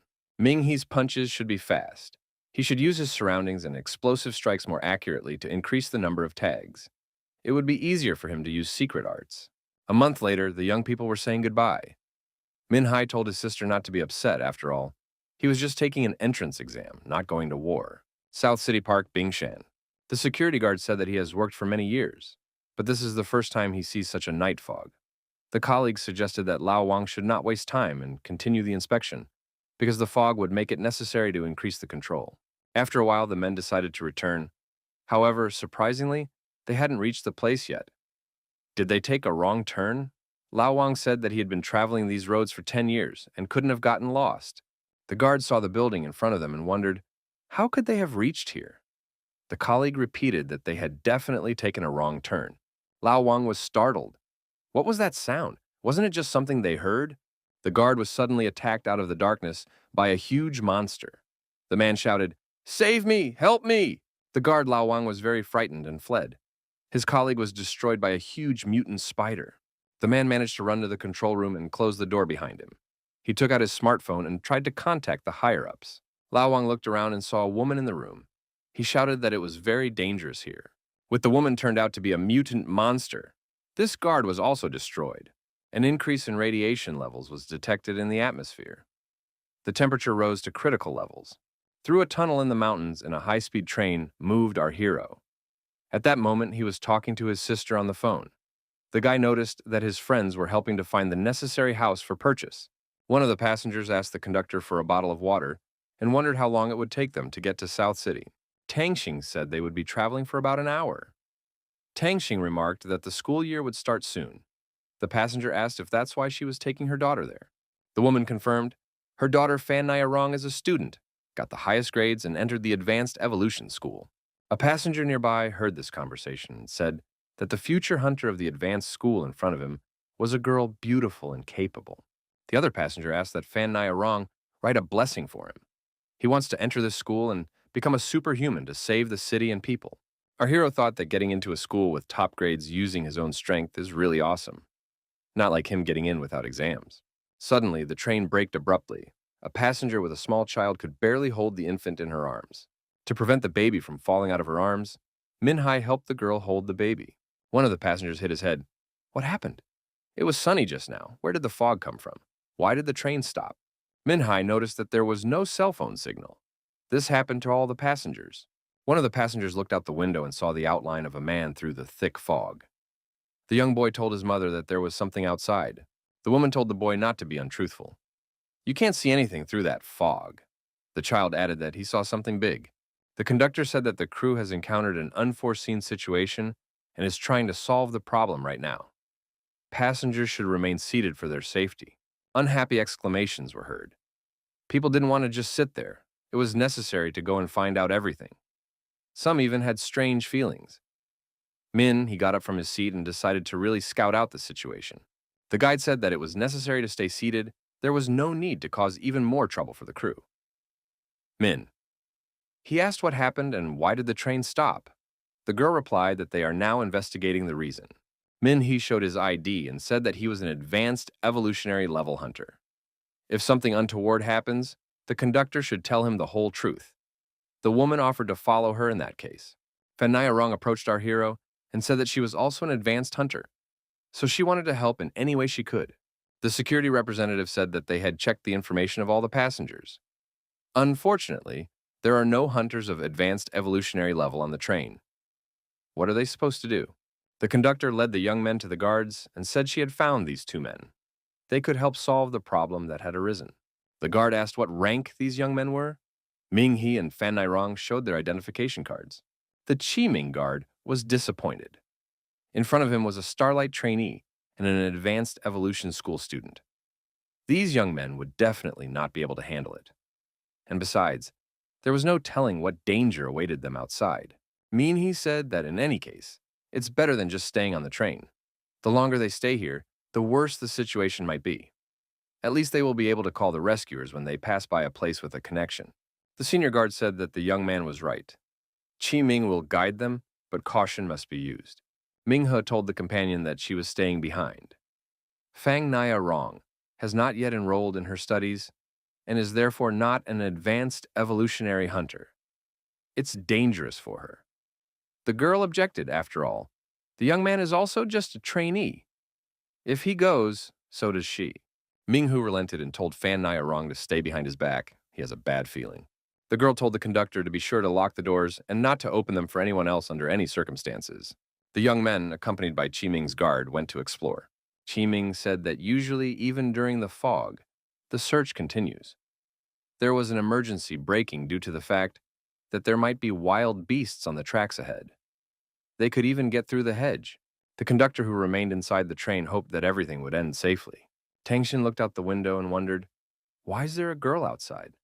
Why did the passenger go out on her own after all? It was dangerous. A passenger approached the conductor and asked why the girl was outside. We need to let her inside. She may have gotten out through other doors. Tangshin peered through the window but couldn't clearly see who was outside.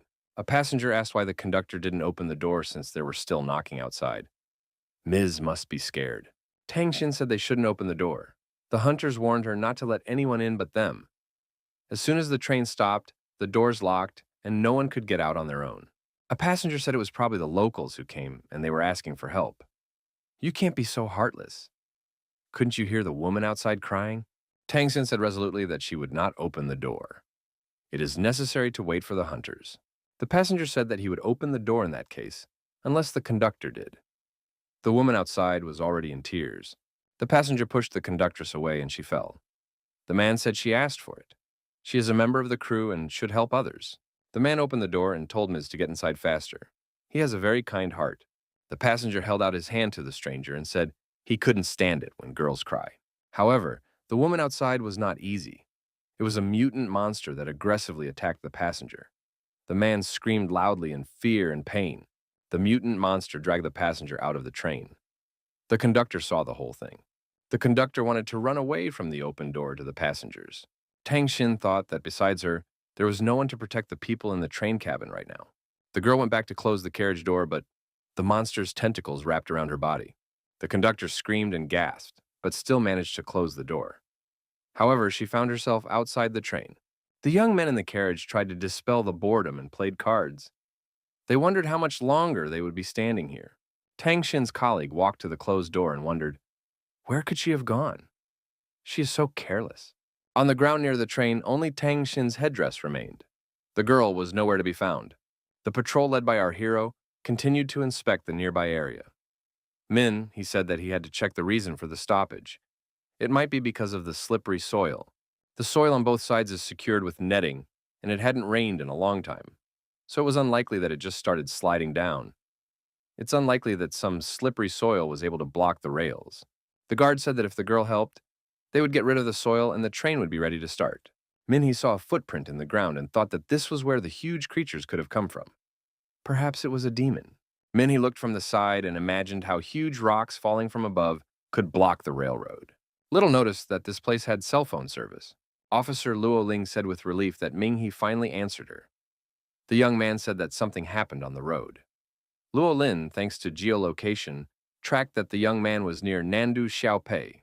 Minghe said that he was just about to go there, but there was a mishap in the middle of the road. There's a lot of fog, and the telephone network can barely get through. The train staff can't contact the headquarters. The young man said that the train is still running. It's fine. The road is blocked. When everything is cleared, it will be possible to proceed.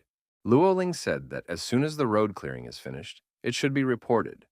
This area needs to be left as soon as possible. Otherwise, there might be trouble because of the fog. Minghu asked what was wrong with this fog. Luo Ling said that, considering the rank of the young man, it would be difficult for him to survive in this fog. One must make sure the train is safe and leave from there. The young man went down to the guard and said that they should leave from here immediately. Minhee added that he received a call from the command center, orders to leave this place as soon as possible.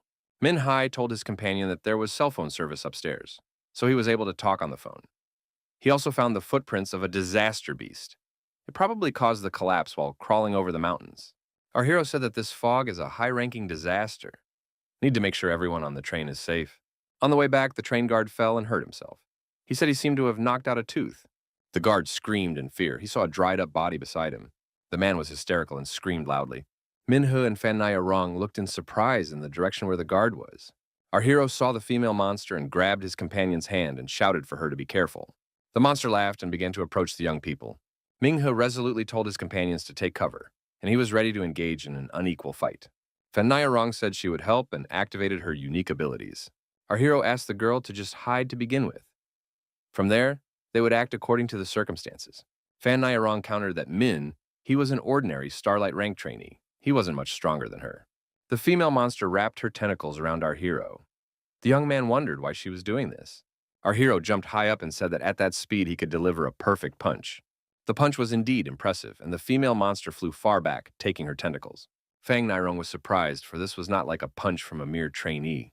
The female monster flew back far away, but it stood on its feet and prepared for the next attack. Our hero started throwing a huge number of punches at the mutant. Fan Nairong said that she couldn't even see the blows. It was an incredible speed. From the large number of blows, the monster's body burst, and he saw a person inside. Was there really someone else sitting there? The young man recognized that it was the train conductor. He released the girl from the monster's body. The young man felt like he was drowning. It seemed to the guy that the conductor was still alive, so he put her on the ground. Fan Nairong said that the monster was crawling away. He was surprised. Does she really care? They have to save the guide. She's still breathing. Fan Nairong said that the girl's covered in some kind of slime. It's very disgusting. To bring the conductor to her senses, the young man gave her mouth-to-mouth resuscitation. After that, Minhai continued to perform CPR by pressing on her chest. The train security guard ran up and inquired, "Where did the ghastly monster go?" The conductor started coughing, her breathing returned to her, and she woke up. The train doors opened, and the other conductor told everyone to get inside immediately. But what had happened to Tang Xin? Tang Xin said she didn't let the monster in. He told the girl that she would tell everything later inside the train. After everyone was back inside the train, the movement continued. However, the train only passed through part of the fog. After a while, a thick fog also appeared in Haoxi. A man came out of it. Lin Kunyu told a phone interviewer that authorities discovered a disaster meteorite in the western Nando forests a month ago. At the time, astronomers said no alien life forms were detected. According to the report, other than the huge volumes of vapor around the crater, no anomalies were found.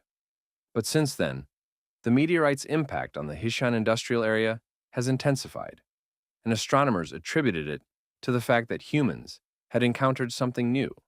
Upstairs, they called it fog. Lin Kunyu said the fog moves chaotically, but most of it is centered around the mountain.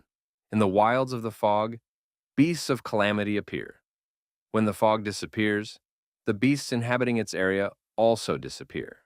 Given the eyewitness accounts, there are some pretty strong beasts living here, and Emperor-class doors are also possible.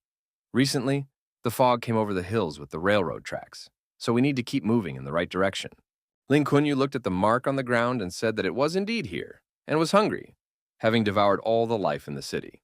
It was good that Haoxi's population had been evacuated in time. Lin Kunyu held the dropped chitin of some insect and told the interviewer that the train was able to get out. Lin Kunyu added that there were no survivors from the industrial area. It was necessary to investigate the fog and its wilds. Otherwise, there would be more victims. Everyone who entered the fog got lost in it, as if they had entered another dimension. The investigation is complicated by the fact that when the fog disappears, the creatures that inhabit it disappear with it, leaving no trace. If it weren't for one incident that allowed for a breakthrough in the research, they would still be standing there.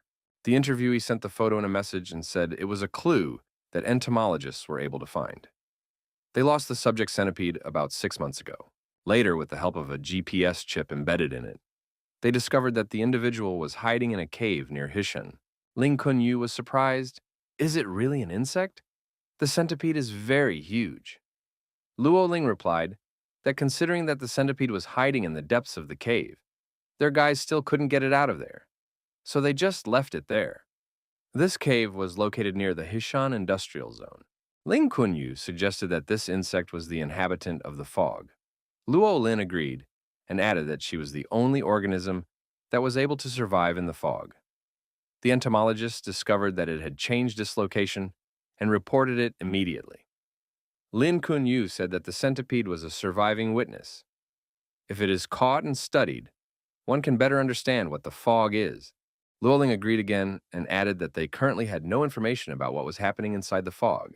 Ling Kunyu suggested that the centipede might have changed slightly while it was inside the fog. The man saw a huge monster that looked like a centipede. The monster was about to swallow the animal and was screaming loudly. Lin Kunyu asked, "Is it really called a little centipede?" On the train, the guards thanked our hero. They never would have thought that a Starlight trainee could be so strong. He has a real talent. Min Hai said as he simply chased that thing away. Truly, the guide should be thanked. If the monster had gotten in, there would have been a terrible disaster. This girl has no superpowers, but she is more valiant than everyone here. The guards agreed that Tang Xin is very brave. She is their heroine. She is bound to get fame and glory. Leaving the hospital, our hero thought that he had some strange connection with these institutions. A call from an unknown number rang out. Minhai answered and asked who was calling. The girl inquired, "Didn't the young man have a clue?" The boy thought, "Is it really Lu Qian?" The girl recognized it and smiled. Ming, he asked, "How did she get that number?" Lu Qian said that she got it from his sister. She also added that Ming he would be in the south today, so she decided to call. Ming Hu said something happened on the way here. Lu Qian asked if they had encountered the fog. The young man confirmed that they had crossed it. Lu Qian inquired where Ming He is now. She is immediately going to look for him. Ming He replied where he was and added that he would wait for the girl. The young man remembered giving her flowers when they were high school students. The girl then said that it was a bit sudden. She needed time to think it over. The guy noticed that it had been a year, and she still hadn't responded to him. Should this be taken as rejection? Lu Chen told her friend that this student must have seen the letter she was sending him after waking up. He agreed to meet as soon as he woke up. The friend said that if you lined up all the guys who wanted to date Lu Chen, the line would be pretty long. How could some high school graduate compare to the rich and powerful masters of South City? Lu Chen objected to her friend that it wasn't what she thought. She liked him before. Her friend remarked that it was over a year ago. Back then, Lu Chen was just a simple student with no experience. Now she's a school idol. Strong, smart, beautiful. You shouldn't be with this guy just out of pity. Lu Qian said he was a nice guy, and the rest doesn't matter. If after waking up he decided to come here and meet her, she owes it to him to give him a chance. If it doesn't work out, she'll just tell him that so they don't waste time. A friend said that Lu Qian could break a lot of hearts with this decision. Southern City is famous for the number of real geniuses, and she decided to choose some trash who couldn't even pass the exam. A friend advised Lu Qian to take it easy and just try to be his girlfriend. No need to try too hard. Lu Qian said that Min Hai will be here soon, so she's leaving to meet him. In general, he's a nice guy. The friend replied that she's only interested in handsome and strong guys. The rest are usually nothing more than frogs to her. Southern City Evolution School. Minhee thought that this school was much cooler than he had imagined. Minghe decided that he should be enrolled here, because the teaching here must be excellent. The schoolgirls saw Lu Qian and thought that she was the real master of their school. It was rumored that some young master had bought an entire beach to present to her, but was refused. Even a rich, handsome man like He Lin, a master of an organization in the top 3 cities, couldn't win her over. The young people finally met each other. Min, he said hello to the girl and said that he didn't even recognize her right away. Lu Qian replied that he too had changed and became more confident. Lu Qian offered to take a walk and treat the young man to a cup of coffee. Min Hai agreed. The schoolgirls were surprised. Did Lu Qian really go out for coffee with this ragamuffin? He must be her friend. Our hero pondered whether to ask her. After all, it had already been a whole year. The young man thought that Lu Qian was buying him coffee just to cheer him up. Lu Qian thought that Min Hai wanted to kiss her, but there are a lot of people around. The young man decided that just being her friend was fine too. The young people came to the coffee shop. Everyone was looking back at the girl. Min Hai assumed that everyone here knew her. She must be a superstar. Lu Qian said she stood out a few times, and people remembered her. Even Ming. He came to South City to see her. Min He replied that he came for a special program. Actually, he still wants to enter the Super Evolution School. Min He said he came to try again and see the biggest city in the south. Lu Qian asked where he lived. The guy replied that he hadn't found a place to live yet. He wanted to look around and rent something. The young man asked why Lu Qian was blushing. Maybe she wasn't feeling well. The girl replied that she was fine. Lu Qian said she could help find more information on programs. If he got in, they would become classmates and could spend more time together. Min Hai thought she was talking about studying like she did in high school. He often met her in the library. There must be a lot of guys running after this girl since she's very pretty. Or she already has a boyfriend to envy. Lu Qian asked Ming Hu if he noticed anything while walking through the fog. The guy replied that there was some kind of creature with tentacles, a female monster with skin as pale as the moon and incredible strength. Min He added that this monster was still perfectly transformed. Therefore, from the train window, she looked like a girl with long hair. Lu Qian wondered how they were able to get out of there. It must have been very dangerous there. Ming. He said that he was now an evolutionary hunter. He even had the corresponding card. Several months after awakening, our hero has been practicing and developing his ability. He hopes that he can now pass the exam. They promised to study together, but he couldn't get in. He shouldn't fail this time. Lu Qian realized why Ming he didn't come immediately after waking up. He had worked hard and practiced hard and hadn't forgotten their promise. Lu Qian was called out by a young man who approached. The young man walked over to the table and asked Ming if he knew what the threshold of entry to this school was. It's the rank of the Lunar Radiance. The young man showed his card. It was Fang Kai. He said for this guy to practice some more and not make people laugh, or he would be ashamed to say that they were friends. Fang Kai told the girl that they could get all the old acquaintances from school together for a reunion. Wouldn't that be better and more fun? Lu Qian replied that she would like to be alone with him. Ming Hu confirmed that he had something to discuss with Lu Qian, so it would be better if Fang Kai didn't interfere. The bell rang, and Lu Qian told Fang Kai to keep his voice down. She needed to talk. Fang Kai was indignant. How dare Ming he do such a thing? How dare he show up at the Southern City Super Evolution School? Lu Qian is a real city star. What made this guy think that he even had a chance of having a relationship with her? After the phone call, Lu Qian said that she had some urgent business and would have to leave Min Hai. She regretted it. Ming he replied that they could meet later. As they said goodbye, Lu Qian said that she would come to cheer for Ming Hu during the exam. A young man drove up to the cafe. Lu Qian approached him and asked what happened at her brother's place. The young man said that they need Lu Qian's help to control lightning. He will explain the details on the way. They need to hurry. Watching the girl from the cafe, Min Hai decided that she had met up with her boyfriend. Our hero decided not to bother her unnecessarily. Near the special enrollment area, passers-by wondered, didn't the exams end a few months ago? Why are there so many applicants here? Another passerby said that this is a special enrollment that takes place every year after the main enrollment. It's for the rich and powerful who couldn't pass the main. If they had the strength, they would have passed the official exam. The young man asked our hero if he was in the special recruitment. Min he confirmed. Peng Ling Hui said that this guy is modest looking, he has some cheap clothes. Peng Ling asked how much the young man's family donated to the school, after all. Those who don't need to take the regular exam due to connections get in here. Peng Ling said that his family donated 7 million to the school, so he just came to see. Min, he was surprised that such a thing still works. Peng Ling replied that it's unrealistic to come here without donations. Min He said he wasn't familiar with the rules and only came to try it out. Peng Ling replied that skills don't solve anything in the exam. It's a profanation. The school was set up to give rich kids a chance. Those who have given nothing away are not welcome here. Min He wondered if this was just so that rich kids could get in. Peng Ling said that his interlocutor appeared to be guessing. Min He thought he didn't stand a chance. Peng Ling said for the guy to work hard next year, save up the required amount and give it to the school. Then he could get in. A man came out to the applicants and introduced himself as the special enrollment supervisor. His name was Yang Jin. The assistants Gay and Shi stood next to him. Yang Jin began to call out names, and the young people responded. Peng Ling noticed that the curator forgot to call out one name, Min He. The curator saw that name on the list with the official recommendation mark. Min. He confirmed that he was present here. Shir's assistant said there would be 5 rounds in the special set, 4 physical fitness tests and 1 combat test. Shai showed a mannequin to measure strength. Depending on the talent, the participant would be pushed to different standards. Curator Yang Jin announced that Min Hai would be the first, as his talent is of the explosive type. If the young man kicks over 1,500 kilograms, he will pass on. Peng Ling said that the management immediately wanted to kick him out. Min He thought that this was the same test as the Hunters Association, but last time, the threshold was only 1,000 kilograms. Our hero gave a crushing blow and damaged the measurement dummy again.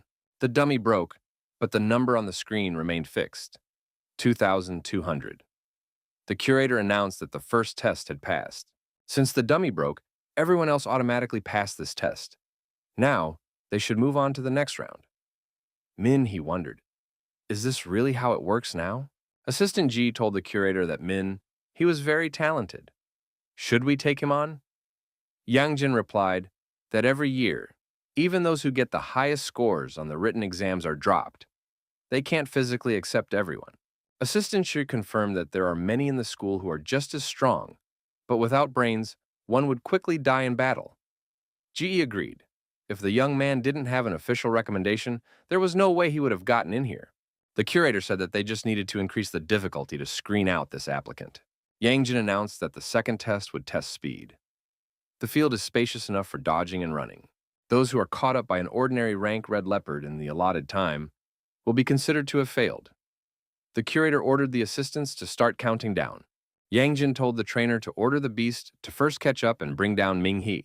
After that, they should act according to the situation. Be gentle with the others. If the beast gets serious, no one here will stand a chance. Yangjin announced that the exam was starting. The beast immediately rushed after Pengling. The young man started to run away, not realizing what was happening. The trainer whistled and the beast stopped chasing. The leopard stopped and began to look around. Min. He thought the beast was of ordinary rank, but not particularly strong. Min-He thought he could handle it easily and began to run away. The trainer told the beast that this was its target. The red leopard crouched on its paws and prepared to jump. Our hero got a bad feeling. Min-He wondered, why did the beast become so serious? The leopard roared loudly. Min-He turned around and started to run away even faster. The young man thought it was a test of emergency braking and 100-meter running. Ming-He thought of directing the beast into the crowd to change targets. However, the maneuver failed. The leopard chased exactly after Min-He despite the many people around. Min-Hu decided to show the beast what real speed meant. The past months of training were not for show. Those watching were wondering how a human could be so fast. Assistant G said that Ming-He's speed already surpassed most Moonlight Radiance rank hunters. The curator remarked that even if a guy is fast, it doesn't guarantee stamina. You have to last another 15 minutes. 10 minutes passed. The leopard could barely move its paws. It was exhausted. Ming-He looked back and asked in surprise, was the beast tired? And it had only just warmed up. Min-He said that if the leopard had caught up with him before, now they would switch roles. If he caught up with the beast, he would count all his bones. After 15 minutes, our hero said he wanted to play some more. The trainer asked to take pity on the beast. Curator Yangjin said that if no one is caught, then everyone has passed to the next round. The third round was a reaction test. Assistant G pointed out that the guy is good enough and could be enrolled. Even if the test is only for benefactors, allocating a few spots for people like him would be good. Yangjin reminded that money decides here. The guy's strength means nothing. She added that in the special set, they need to be especially strict. The assistant got the impression that the curator hated Min-Hai. Parents brought money to the curator and said that their children were talented and worthy of studying. However, one visitor brought money and demanded that Min-Hai not be allowed to enroll. Yangjin promised to be extremely strict. The curator announced that the third test would be a reaction test. There was something that looked like a tree in front of the applicants. G's assistant informed them that this bizarre tree was contaminated with a powerful dose of radiation and was called a demon tree. The applicants will not be able to die, but if the tree hits them, they will feel bad. The assistant explained that if the tree gets fresh blood on it, it will awaken and start attacking anything that moves within range. Shear's assistant hurt his finger, and blood protruded on it. The young man touched the tree with his bloody finger. The tree immediately activated. The curator said that those who were summoned would enter the yellow zone. One of the applicants dodged easily. The tree didn't seem very fast. 5 minutes later, the assistant said that ZZ had passed, and the next entrant was being called. All the subsequent applicants passed the test with the same ease. Min. He thought that they could have done nothing. Everything was already obvious. Min-Hai was invited to the tree. Assistant Shi hurt his hand more, and there was more blood. The more blood the tree absorbed, the stronger it became. Min-He could now enjoy the beating. The demonic tree activated for real. The tree attacked our hero in a completely different way, showing increased aggression. However, the young man dodged effectively. Min-He said that his bullets couldn't reach the tree. Did he really stand any chance? The curator noticed that the tree couldn't hit the applicant.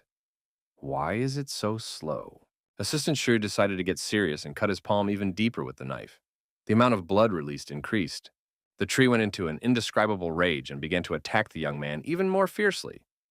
Min. He thought that it was even better. Now he could practice his hearing reaction. He closed his eyes. Those watching saw that the tree's attacks were passing by. Couldn't it just hit Minhai? After 5 minutes, the curator and assistants concluded that the young man's reaction was amazing. The tree was exhausted as well. Minghe said that it was not a bad warm-up. Using a demonic tree to practice reactions is quite effective. The curator said that since Assistant Shi was in a serious condition, Minhe passed this test. Assistant Ji told Curator Yang Jin that the young man has better reactions than most students in the school. All 3 tests passed with a perfect score. This boy is a true genius and should be enrolled.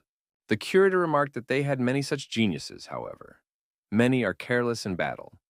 Since this is a special enrollment, one should take a full exam and evaluate the cumulative results. You can't be careless in tests. Baptism by combat would be the best option. In the medicine room, Assistant Shi admitted that he was doing a special exam and had to feed the demonic tree with blood, a little overdoing it. The curator and applicants entered the next room. Here should be the last test, the easiest one. This test demonstrates the rank of a super being. According to the information available, Minhe's super being talent was completely white. Minhe wondered, why wasn't this test put first? Wouldn't passing all the previous tests and failing this one be a waste of time? Yang Jin replied that the rules were adamant. Minhai asked if he would go first again. The curator replied that this time the young man would go last. Generally, the order is not important. The assistant will record the results. Pengling said that he would be first then. The assistant announced, Pengling Hui is a rank purple soul. Minghe said that was great. He couldn't believe that the young man had such a rank. In the end, all the applicants ended up with a purple soul. Curator Yang Jin said that he had seen almost all the information on Minhe. He had already taken the exam for this school last June. Back then, the young man had a maximum score on the written exams, but a complete failure on a similar test. He had a white haze and was not accepted. Yang Jin explained that such a superpower had no value in battle. He wondered what the curator meant by that. Yang Jin pointed out that Minhe didn't understand the most important thing. The first lesson at the university, superpowers can be changed. A liquid called drops of life, extracted from the bodies of disasters, can change the user's superpowers, giving new abilities to replace the old ones. White, blue, purple, it doesn't matter. It can all be changed. If one had the means and influence, one could undergo such a procedure and become stronger. The young man now understood why all the applicants had purple souls. Yang Jin added that even though he had incredible results in the first 3 tests, it didn't matter if he failed now. Minhe remembered what the passing rank was, violet soul, and there is a minimum level. Strength, speed, reaction, all pale before the absolute power of superpowers that could be unimaginable. Will Minhai be able to handle the capabilities of a purple soul wielder? Superpowers cause destruction beyond human limits many times over. No matter what physical training a young man has, it is nothing in front of superpowers. Minghe said that if one had both powerful training and powerful abilities, his strength would increase even more. White rank could only mean slightly increased luck. The curator thought that He had decided to completely embarrass himself. Minhe paid no attention to these words and continued testing. Assistant Ji noted that he had superpowers after all. After the ball glowed with the corresponding color, everyone cried out, He has a purple soul. Yanjin said that it was impossible, because, according to their data, he was only a white haze. Pengling reminded them that powers could be changed. The comet goddess said that it was a wise choice to hide his powers. The first rule of survival. A young man doesn't need to show off his red mage rank to everyone. Minhai expressed that he passed and got the maximum points. Assistant Ji emphasized his talent again. Yangjin told he not to get cocky. There was still one more test left, the combat test. The assistant added that he would take it a little later. Yangjin was upset, figured the guy had come on purpose to mess it up. Assistant Shi told the boss that this student was supposed to be better than others, and now he was transferring to them and causing trouble. A student entered the room. He heard that he needed help with the combat test for the special set and was willing to help. Assistant Ji remembered that the student Fang Kai entered their school last year, ranked 3rd in the rankings, and continues to train while studying. However, the rookies are still green and the test will be biased. Assistant Shi said that in special enrollment, they need to be especially strict. Fang Kai said that he is currently ranked 10th among the sophomores.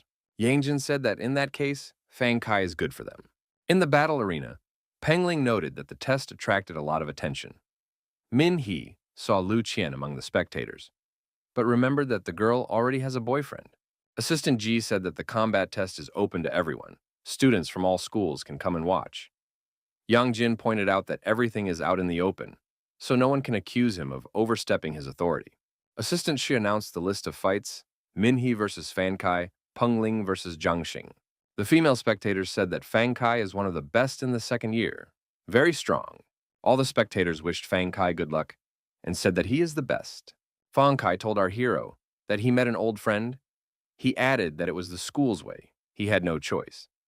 But he won't feel sorry for Min Hai as an old classmate. Min Hai admitted that he wasn't going to hold back either. The battle had begun. Fang Kai declared that he was a berserk, grabbing the wind by the throat. The berserk began to spin in place, increasing its speed to create a centripetal force and attack the opponent. Min. He was ready for such an attack. Minhe said that the previous 4 tests had helped him warm up, so now he could play around with his opponent. Fang Kai said that the person in front of him was trash, who failed the school exams. The sophomore called his opponent an unemployed man who carries bricks at construction sites and thinks that's what gave him strength. Could he really justify his confidence here at South City High School? Minghu asked why Fang Kai was here if he thought the opponent was unworthy. The sophomore replied that it was by the school's decree. Assistant Ji added that Fang Kai asked for it himself. Fang Kai stated that this is a special recruitment exam, and if he says that Min he didn't pass, so be it.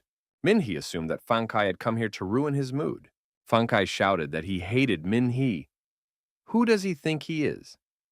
The School of Super Evolution is a sacred place, and people like this guy shouldn't be admitted here. They should be carrying bricks at construction sites, hauling junk, and washing dishes at roadside cafes. Minhe said that now he has gotten to know his opponent better, but the conditions don't change. Fang Kai said that today he is the examiner, and Min Hai should lay at his feet and beg for mercy. Our hero said that he had wanted to beat this rival for a long time, but he was poor and couldn't pay for the treatment. He added that if it was an exam, it was not for him to pay the bills, just the occasion to reward. Fang Kai said that he was in the top 10 of the second year. Min He attacked his opponent. The sophomore activated the second degree acceleration and soared high into the sky, preparing to attack. Fang Kai said that Ming, who wouldn't even reach him. How on earth is the latter going to fight? The opponent's fists are strong, but considering the ability, it doesn't mean anything. Our hero used a spiritual technique and created a huge fist from the sand, which he used to attack the opponent in the sky. The people present wondered, did Fang Kai really deserve a spot in the top 10 if he was so easily beaten by someone who wasn't even accepted into the school? A student said that if Minghe had such strength, it was no wonder he was dating Lu Qian. Fang Kai rose to his feet and reminded him that he had a hidden ability. The sophomore noticed that the more he rages, the stronger the wind he controls becomes. Fang Kai recognized that his opponent had managed to bring him to such a state. The spectators saw Fang Kai use the secret purple soul technique. It was frightening. The sophomore is taking the test seriously. Assistant Ji told mentor Yangjin that this is just a special set test. How can a student use such a technique? It's unprincipled. Our hero was surprised. Is it really the opponent's secret technique? But compared to his own technique, it seemed insignificant. Assistant Shi pointed out that the talents of purple souls were very diverse. Fang Kai's Wind Berserk is very effective against the same ranks. Ming, he doesn't stand a chance. Assistant GE added that Min He is in danger. Pengling shouted for Minghe to run away immediately, or else the Wind Berserk would devour him. Minghe decided to give advice to his opponent. If he wanted to win, he should use all means, including secret techniques. There was no need to be so pathetic and helpless. Fang Kai stated that he wanted to feel sorry for his opponent, but now he would have to chain him to a hospital bed. Minghu activated a tornadic fist, and the opponent flew far back. Fang Kai was powerfully deactivated and fell to the ground without moving. Ming he said that his mystic fist absorbed energy, including his opponent's wind breath. After a while, Fang Kai asked in surprise how Ming he was able to defeat his secret technique with an ordinary spiritual technique. Minghu replied that if he had used his secret technique, there would be nothing left of his opponent. But he decided to take pity on his former classmate. Pengling said that Min he had recently passed the rank test, Purple Soul. But even without the secret technique, he was able to defeat the sophomore. Pengling noted that if such a trash is in the top 10 strongest, they would quickly be able to take the top of South City. Ming, he remarked that there are many geniuses in the city. Not everyone is as weak as Fan Kai. Assistant Ji told curator Yang Jin that if they don't accept Ming He, a barrage of criticism will fall. His fighting ability is astounding. Ming He asked the mentor if he should now become an honor student of South City. Yang Jin said for the young man not to be arrogant. They never lacked money and fighting ability. Our hero told the curator to think about it. If people don't know anything, they might think that Fang Kai got into the top 10 just by connections, and that would be bad for the school's reputation. Min, he could be an excuse. Yang Jin reluctantly congratulated Ming Hu on becoming a student of the Southern School of Super Evolution. A guy shouldn't be arrogant, he should be diligent, inquisitive, and respect the teachers. Yang Jin asked who would pay for Min. He's medical bills now, after all. He had used a secret technique in a student duel. If he broke the rules, no one will pay. Fang Kai said he had enough money. Pengling noted that he had seen arrogant people, but to insist on paying his own medical bills for the sake of pride was a first. Pengling said goodbye to everyone. His father had prepared a holiday party, and he was leaving first. The student waved at Min Hai and said that he probably doesn't know anything here, since this is the first time he came to South City. If Min, he adds her on WeChat, she will become his tour guide. Min He asked for directions to the dormitory. The girl said she was just going there. They can go together. Lu Qing said she went to high school with Ming He and will be his tour guide. Thanked the girl for her enthusiasm. Lu Qing added that Min He's phone is broken and is being fixed for now, so he won't be able to add the girl on WeChat. The girl asked if Ming He could give her his phone number. Lu Qing said that his SIM card is also broken, and there's no chance of getting a new one. Ming Hu asked Lu Qing how she knew he was going to change his phone. His old one is really broken. Lu Qing noted that the student was very proactive. She inquired if Min he had passed the exam with a high score. The young man replied that he just showed what he could do. He didn't expect the opponent to be a former classmate Fang Kai. Lu Qing asked if Fang Kai had bullied Ming Hu at the first opportunity. Min He remarked that although Fang Kai seems stale on the outside, he is very gentle on the inside. Lu Qing congratulated Ming Hu on his victory. They are now classmates like the good old days. Min He has finally started a well-deserved school life. The grass training arena was now available to our hero. The young man moved around the busy student streets.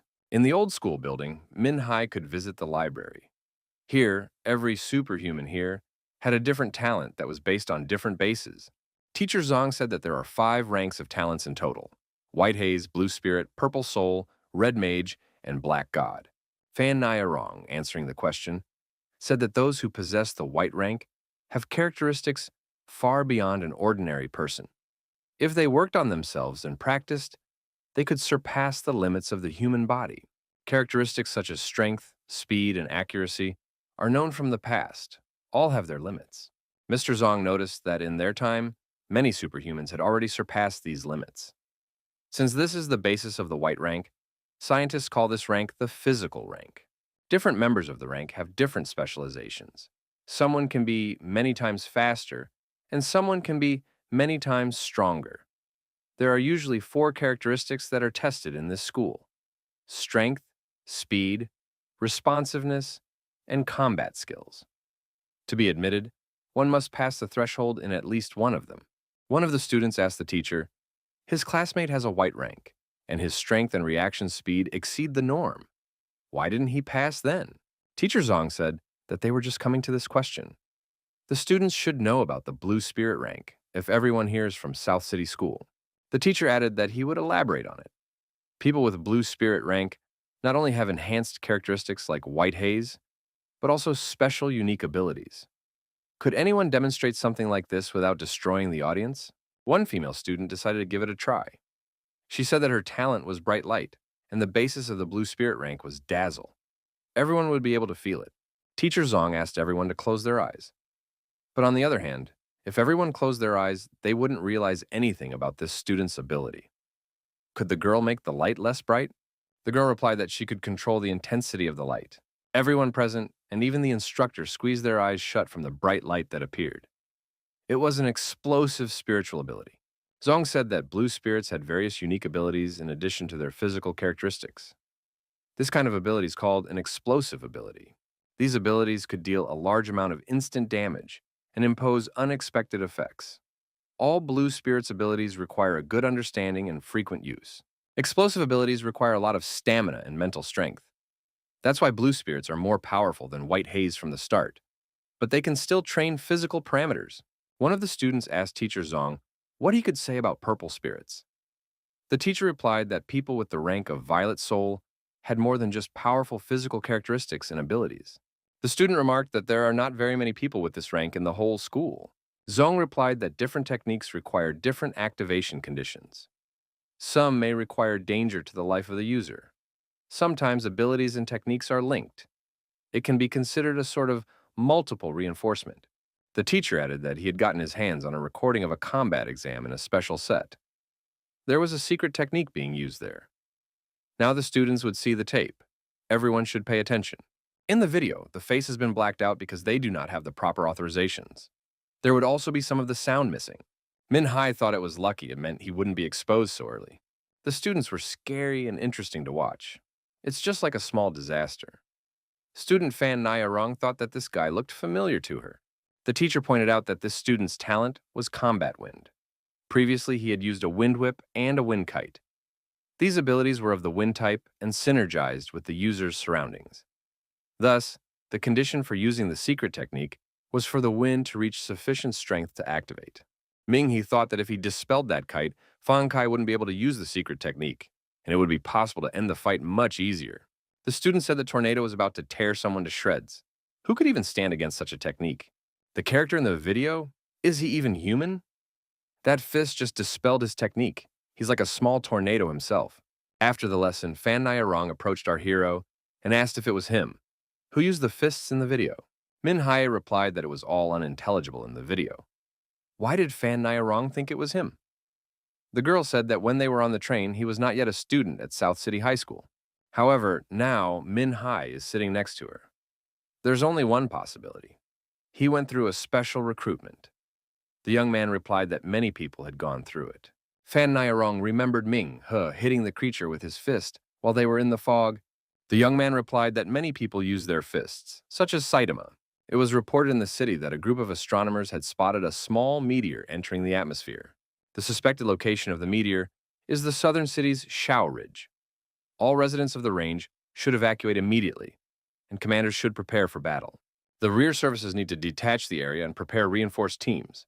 A phone call rang, and the caller asked Fan Nai Rong if she had heard the astronomical warning. After entering the school, the girl was assigned to the rear guard. Llewellyn told our hero that the disaster in the mountain range would include more than 1,000 alien creatures. While the vanguard does its job, the Dragon Fang organization asks the young man to be ready for new orders and battle in case of emergencies. Our hero inquired as to what was required of him.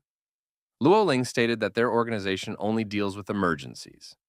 During these few days, the young man must not engage in battles, leave South City, or accept any outside requests. Minhee returned to the dormitory. The guy heard part of the conversation. A student asked, why was he acting so arrogant?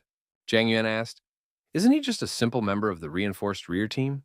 Wang just said that there is no need to worry because they are all neighbors. Those who are members of the rear guard have some kind of privileges. The young men saw Min Hai and said hello to him. Our hero said that he was a little late. What was the conversation about? What are the rear services?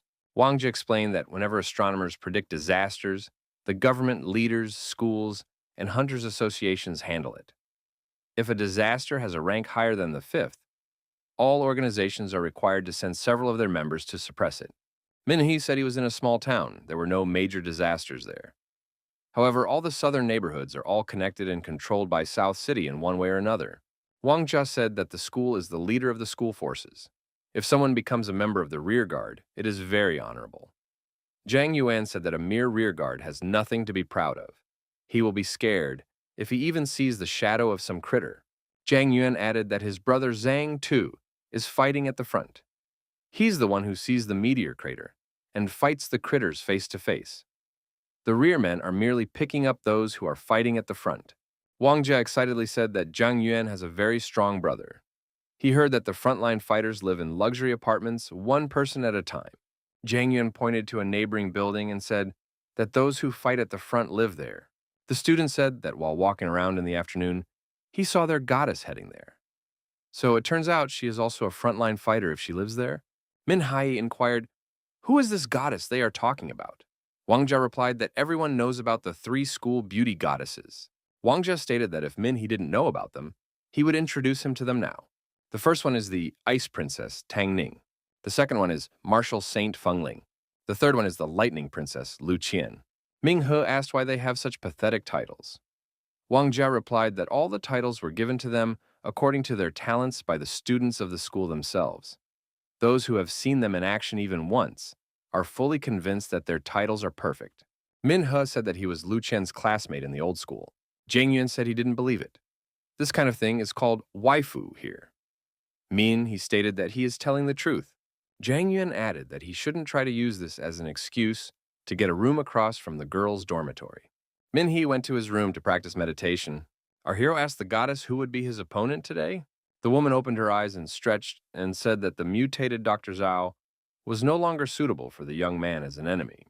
Min He found himself at the training ground where his opponent was supposed to be.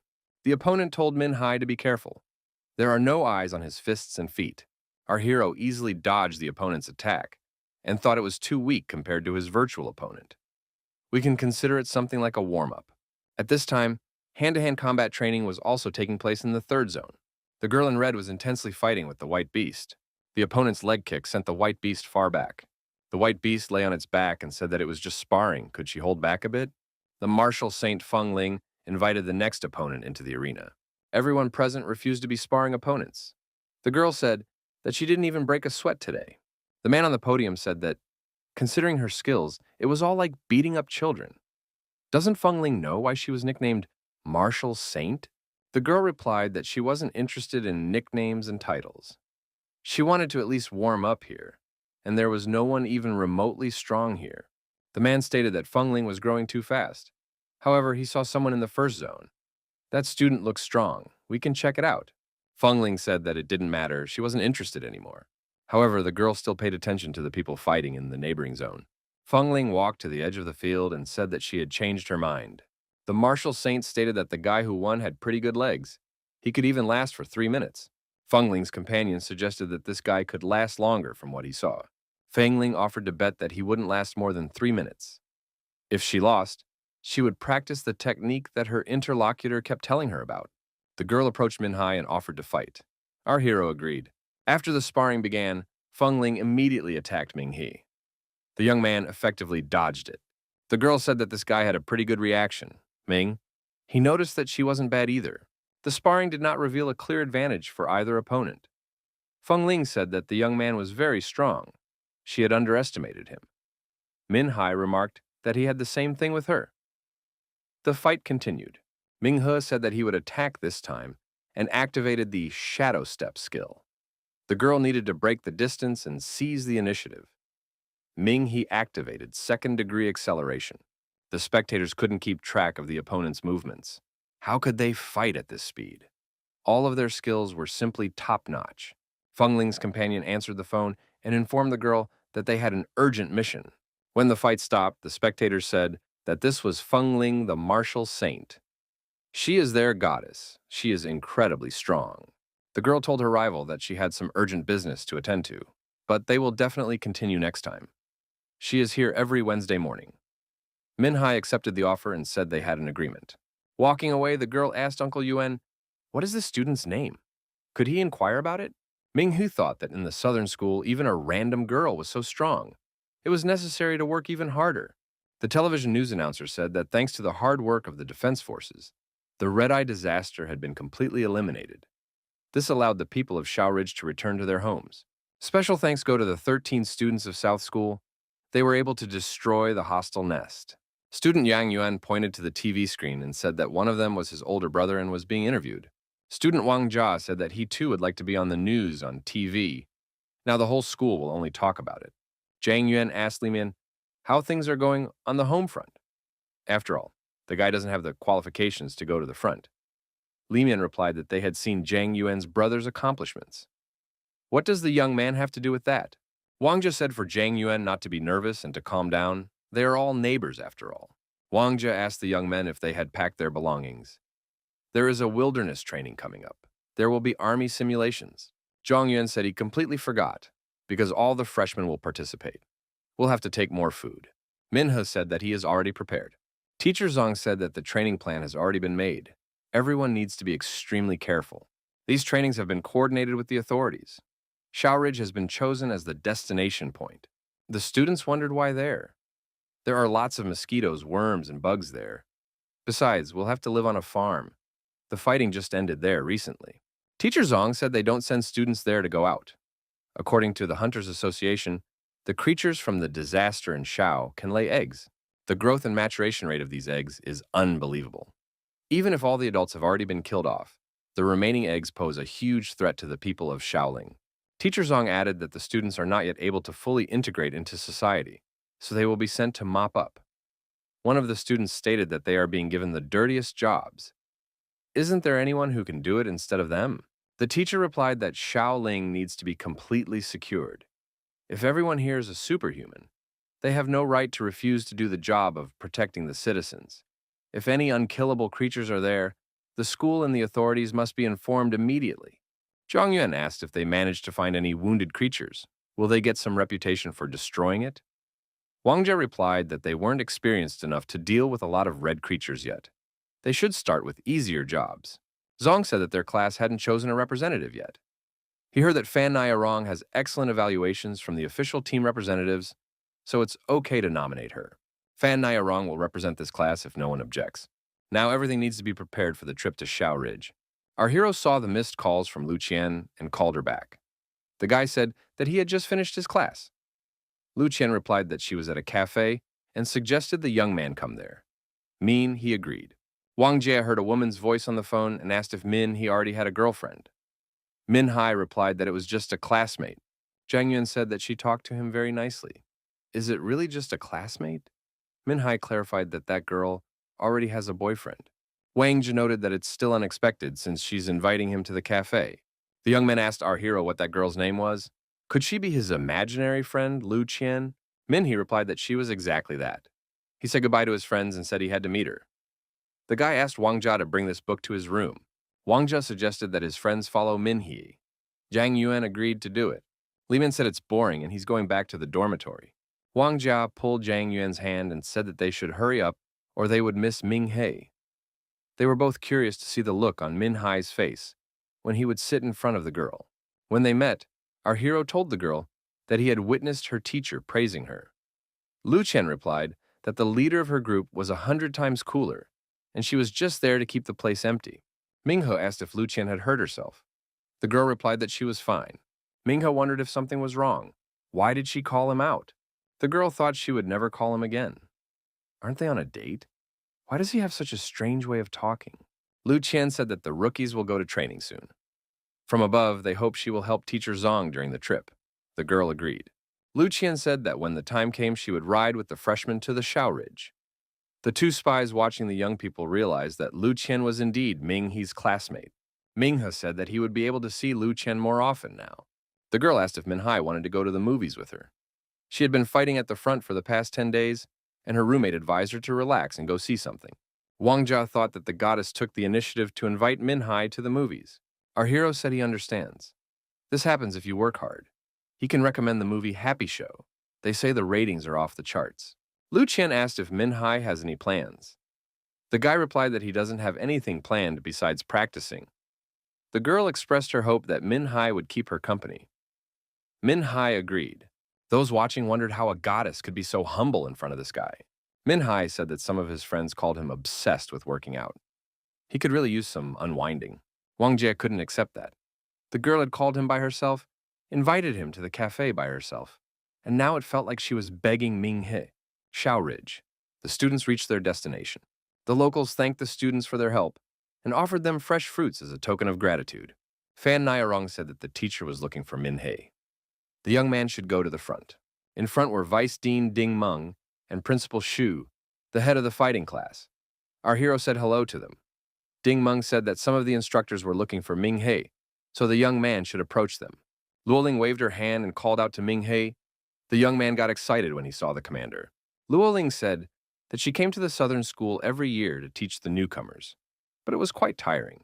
Ming He asked Commander Lo Lin if there were any special instructions.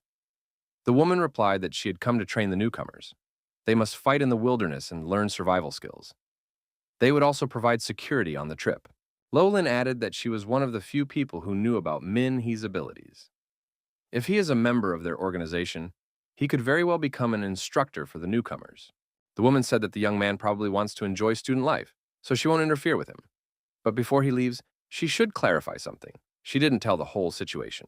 All the members of their organization are independent, so she has to tell the young man his rank. Luoling said that she wouldn't let him join a third-rate team. There are many talents trying all ways to sneak in, but they are unable to fulfill even the basic requirements. Zone instructors, school and official members of the rear, are required to obey Minhai's commands and protect him. The young man has a B rank. The frontline soldiers in his zone are also required to prioritize his defense. Luolin added that, when Minghe carries out a mission, the mission area comes under his jurisdiction. The commander said that they have 2 missions this time. To ensure the protection of the students, this must be given special attention. Even if he is just a rookie in Dragonfang, he is still needed to help with this mission. Minhai said that he would still do it even if he wasn't a member of the organization. But what is the second task? Luoling replied that it's too early for the guy to know about it yet. When the time comes, he will know about everything. The commander said that he could now return to his group. His involvement with Dragonfang will be kept secret. Minhai said that was a good thing, as he would like to remain in the shadows. One of the female students assumed that they would be camping on a farm, but in fact, they were right in the middle of the wilderness of the Shao Range. How do you even sleep in these tents? Cell phone service is almost non-existent here. What will they do here without TikTok, Instagram, and YouTube? Teacher Zong said that camping is a basic survival skill. Every student needs to take the teacher's instructions seriously. Minhee set up the tent and decided to sprinkle bug powder around. Instructor Ju Chi, while sprinkling the ash, said that this line will ward off wild animals. Animals' senses are very sharp, and they are afraid of fire. If they smell the smell of burning, they won't dare to approach. Students must be careful to make sure the ashes are completely burned through so as not to cause a fire. The students said that they are all superhumans. They shouldn't be afraid of wild animals. Ju Chi said that if a wild animal eats the meat of a killed critter, it can mutate and evolve. They once encountered a 10-meter-long bear in this way. Now there's a large group here, so there's no need to be afraid. But when students are on a mission in small groups, you have to follow instructions strictly. It could save a life. One of the female students sitting around the campfire asked Luo Ling if she had any scary stories from her life. The woman said she was willing to tell about the attack of the Beast Emperor. Even being a few kilometers away from this monster, they already realized that it was the size of a mountain. The entire city saw it inevitably approaching. The city was now in ruins. The creatures were nesting there. It's a good thing they evacuated all the inhabitants. The student asked what rank this emperor was. Luo Ling replied that it was a royal rank. The student wondered, is a human being capable of defeating him? Luo Ling replied that they lost a few strongest people back then. One of them was the dean of students. Teacher Zong said that it was getting late. It was time to go to bed. There would be a long battlefield cleanup in the morning. The morning came. Everyone needs to gather in 10 squads according to each student's class. One of the girls suggested that we warm up a bit in the morning and then come back here for breakfast. We need to approach this responsibly. Those who fall behind will only eat steamed beans alone, said Teacher Mio Lan. The students thought it wasn't hard since everyone here is superhuman. Their physical characteristics are far from weak. Mio Lan added that the teachers and their assistants will go at the end, and those who fail will have to follow them to successfully complete the warm-up. Mio Lan said it was time to start and began to run away, quickly building up speed. The students followed the teacher, but it was not easy to catch up with her. She appeared to be very fast. Mio Lan changed locations, moving from mountains to rivers. The flagship group of students tried to keep up. At one point, the students wondered, why did the teacher stop? After all, it was still possible to run. Mio Lan said that only 4 students were able to hold on. The rest were left behind. These 4 deserved a short break. The top 4 were Lian Dong, Li Mian, Minghe, Minghe, and Fan Nyarong. The girl thought that he didn't even break a sweat. After a while, the stragglers came up. Lian Dong said that they had been waiting for 5 minutes for everyone. Mio Lan said that if the majority were already here, they would continue warming up. The finish of the training was at the camp. The teacher said that while breakfast was being prepared, the students could rest. Fan Nyarong said that there are capable students in every group, but it is quite difficult to adapt to such an intense training. Liman said that it can't be otherwise. The best students in the city are gathered here. Wangjia said that everyone who entered South School belongs to one of the three top ranks. A student asked where these guys were from. Liman replied that he is local. Fan Nyarong is from the city of Lanyang. Min he added that he is also from there. After breakfast, Myolan asked if the students had memorized the route they took in the morning. Now it is necessary to explore it in more detail. We can't miss any hollow tree, burrow, or cave. All mutant eggs must be destroyed. When meeting with a red-eyed monster cannot act alone. In such a case, one must return to the base and launch a flare so that the teacher can find them. The instructor said that the results of this training will affect the grades. One must work hard to successfully complete the assignment. Wang Jia suggested splitting into groups and choosing directions. Lehman said he noticed bushes downstream in the morning. Red eyes like wet places with such bushes. The student remarked that Li Mian was very smart, managed to notice it even when running from the last of their strength. Wang Jia recognized that a random search would be ineffective. The lowlands of the river should be thoroughly searched. The students scrambled through thick and tall bushes. Someone tried to cut them with a spirit technique. Min, he remarked that it was best not to use such a technique in the wilderness. Lehman said that he would clear the way and the others should be careful. Mingha asked Fan Nyrong, "Didn't the instructor say that there were mutated beasts left here? You can't make noise and let them escape." Minhu said, "It should be fine. These areas should be protected before letting students in. The locations are not unknown." Teacher Miolan is excellent at navigating the terrain and didn't get lost during the training, choosing different roads back and forth. While everyone was sleeping, the instructors combed the route one more time. Fan Naya Rong wondered, why were they given this assignment then? Min. He replied that the eggs were so small that even a special team with equipment couldn't find them all. Our hero said that the eggs are like snake eggs that can't be traced even with special equipment. Suddenly, a red-eyed mutant appeared in a nearby tree. The students were vigilant and spotted it. Going a little deeper into the forest, the young people discovered a huge number of eggs. Fanaya Rong told her colleagues that they had just been attacked by the mutant. It managed to hide, wanted to attack, but suddenly turned around and ran away. Lehman asked where exactly the mutant had fled to. To find it would be a great achievement. Min He said that the mutant couldn't have gone far, but if it hid in the bushes, it would be hard to find it. To be safe, we should call the instructors to help. Lehman asked, "Is anyone really afraid of an ordinary mutant? If they destroy it, they will get the highest score." Min. He replied that this mutant is cunning and agile. Going alone to look for it would only make things worse as it could hide anywhere, so they should call more people. Limin wondered, is Min Hai really afraid of him? Then how is the young man going to fight him? Fang Nyarong supported Ming He. Li Mian said for Ming Hu to find an assistant teacher in that case and tell everything. Our hero agreed. Min He ran to the right place and reported that the mutant had been found hiding in a thicket. Suddenly Min He heard a cry for help. He turned around and ran in the direction where the screams were coming from. The assistant reported to the teacher that the instructor was in the red zone. A red-eyed mutant has been detected. There might be casualties among the students. Min Hai quickly arrived to help and confronted the huge red-eyed mutant. Our hero didn't stand on ceremony and began to tear the mutant apart. Min Hai warned that it was necessary to be careful. This place is swarming with such creatures. The young man said that somewhere nearby there was a hidden cave, which the previous group could not find. Cries for help rang out again. Min He continued moving and said that he was close, about to be able to help. Our hero arrived at a place surrounded by mutants. The cries for help continued. The protagonist saw a huge monster and realized that it was imitating a human voice, luring him into a trap. Minhu said that it was necessary to get rid of the mutants as soon as possible. Fan Naya Rong and Li Mian might have fallen for this trick as well. Min He realized that he was trapped. There was a trap under his feet. Our hero fell into a deep hole. It was a huge nest with many eggs. Most likely the snakes were hiding here while the squad was defending the area. Luoling's instructor reported that fog was coming. The assistant reported that the students had discovered a mutant nest. Rain and morning fog was a common occurrence in such a wilderness. However, this fog turned out to be very dangerous. Luolin declared that it was necessary to evacuate all the students. The teachers and instructors moved quickly and were almost there.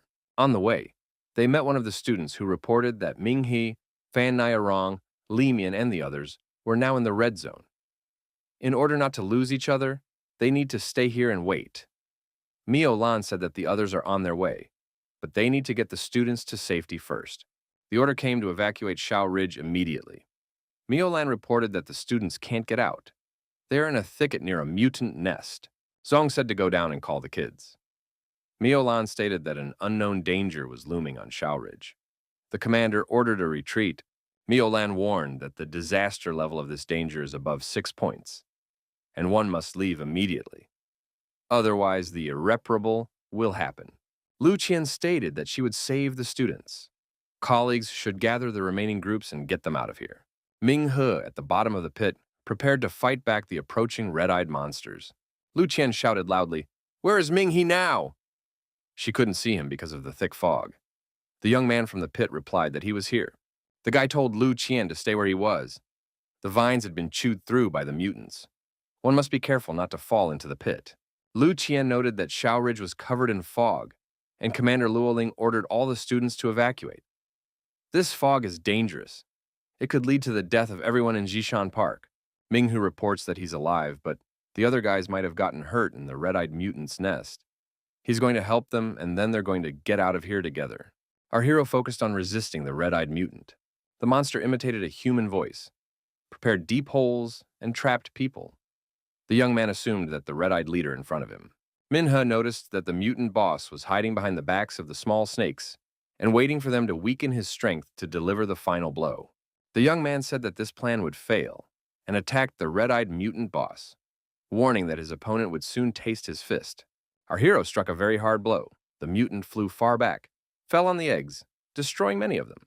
Many red-eyed snakes appeared around the young man. The boy said that this was no obstacle for him. Ming. He was determined, and all the approaching snakes were destroyed. Minhe activated his unique energy abilities, and noticed that now, the mutant boss would definitely be in trouble. The red-eyed mutant had suffered crushing damage. Analyzing the fog, our hero thought that the mutant wasn't hatching eggs for offspring. They contained alien creatures that fed off the moisture and created a cloud of fog that exterminated all living things. The entire Shao Ridge is dotted with these eggs, and the fog is causing widespread ecological devastation. Taking advantage of the vine, the young man climbed out of the hole. He realized that events may not be going well. The mutant's goal is to grow the eggs to create a horrible, abnormal fog with the arrival of rain. Once the fog covers the entire area, no one will be able to get out of here alive. The retreating soldiers saw a security fence up ahead. It's only 200 meters away. Why haven't they reached it yet? The men stopped, wondering how this could have happened. Had they been running in the wrong direction? It was an illusion. The fog was leading them astray. Were they doomed to stay here forever? Zhang Yuan said that his older brother had told him about this fog. Wang Jie asked his friend not to scare him. The students recognized that it was true that once you enter the fog, you are in an imaginary world. Many had heard about it before. During the incident in Zishan Park, when the fog cleared, people disappeared without a trace, and no one ever found out what happened to them. The instructors on the other side of the barrier didn't understand where the students had disappeared to. After all, they had just been seen. Why didn't anyone come out of the fog? The distance is short. How could they have lost their way? One of the instructors volunteered to go and check where the students had gone. The colleague agreed, but recognized that the fog was pretty creepy. We need to wear a rope and be sure to tie it around our waists so we don't get lost and have a way back. The squad leader said that if the young man encounters something dangerous, he should yell or pull on the rope. The young man was admonished to be extremely cautious and to signal immediately if there was a problem. Judging by the tightened rope, the instructor had already advanced 200 meters into the territory. The commander shouted, "Can you hear us, Xiaohu? He must respond somehow." There was no response, but after all, the distance was only 200 meters. How could Xiaohu not hear them? Something had happened to him. We should quickly pull the rope and pull him back. The young men pulled the rope and saw that the other end of the rope had been cut off. Xiaohu had disappeared. Our hero appeared in front of the group of students. Everyone heaved a sigh of relief. Wang Jie asked where the fog came from.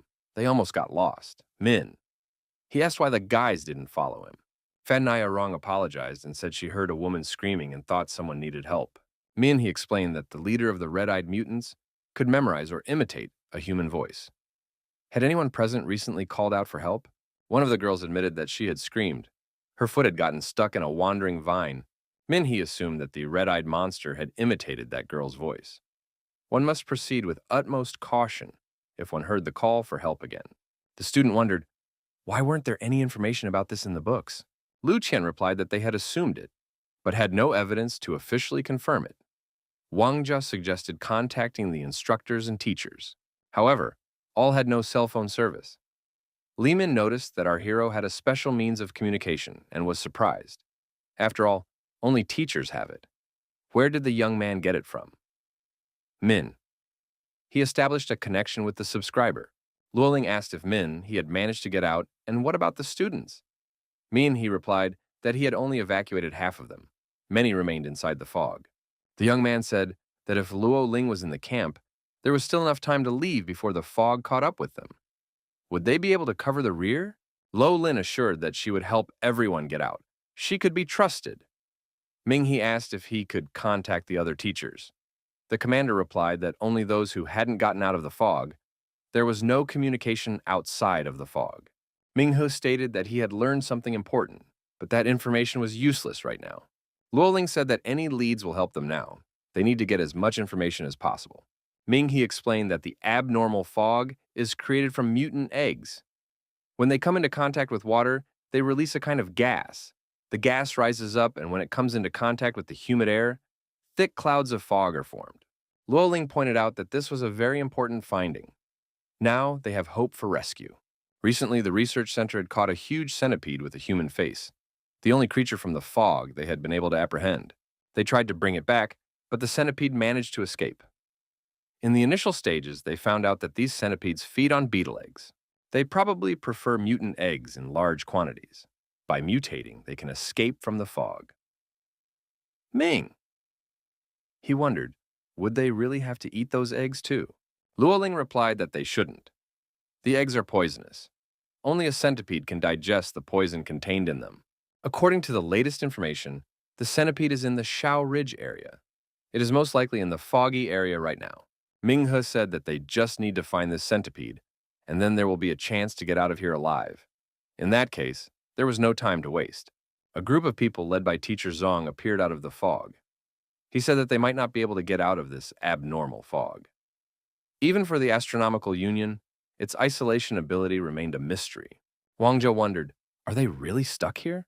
He had heard eerie stories about this fog. Zong recognized that the people outside the fog didn't know what was going on inside. They shouldn't rely too much on reinforcements. Min. He told the teacher that they shouldn't give up. The young man added that Commander Luo Ling had already thought of an escape route, but it would take a concerted effort. Lu Qian told Teacher Zong that Ming he had just contacted Commander Luo Ling. The young man said that we need to hurry before that creature appears. We need to find the maximum number of mutant eggs. Li Min wondered, would Ming he really suggest doing such nonsense in such a situation? How would it help them? The student added that they weren't sure if they would even survive, and now was not the time to think about it. Min He told the audience that these eggs can help them get out of here. They're being used as bait for the centipede. She's their only chance. Our hero outlined the plan they have devised and added that they have no other choice. This fog is terrifying, but they must not give up. Teacher Zong agreed that now is not the time to give up. We need to split into groups and search intensely for eggs. Ming He said, for Lu Qian and Teacher Zong to save the rest of the students. Don't get lost in the fog and gather everyone in the camp. Our hero said that Li Min is well aware of the location of the mutant nests, so he and Fan Rong will make sure that as many eggs as possible are collected. In that case, they would be able to catch that centipede. Min He said that there were some things left in the fog that needed to be figured out, and he would look into it. Fan Rong said she was sure, too. There was something dangerous wandering around in the fog. As they were on their way to school, the train stopped at the border with the fog. A monster emerged from there and destroyed everyone who got in its way. Min Haya remarked that due to this, one must be extremely careful. Whoever sees the monster should not let themselves be caught. Lu Qian and Teacher Zong found themselves in a place they hadn't been to yet and weren't looking for anything. Luo Ming informed her interlocutor that she had switched the communication channel and made contact with all the battle groups.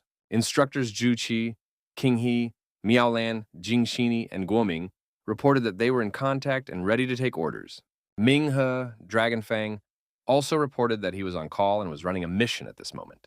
Teacher Miao Lan heard Ming He's voice and realized that it was the student who wasn't at the morning training. Is he really a member of the Dragon Fang organization? Luoming said that the monster detection device was ready to be used. The fog spread to a radius of 3 kilometers. The commander said that there were no monsters visible yet. But in the next moment, she reported that monsters appeared at 3 points at once in the valley, the river headwaters, and the mountain peak. The woman was surprised. A few seconds ago, there wasn't a single monster. How could they reproduce so quickly? Luoming said that they didn't have a starting point. The monsters appeared out of nowhere, as if they were teleporting. Luoming told one of the instructors, Fan Qing, that a monster had appeared right behind his back. It's a huge mutant. We need to leave immediately. Fan Hannah received the order, but she hadn't seen the monster yet. The huge monster was on a tree right behind her back. Fan Qin looked around and saw this beast.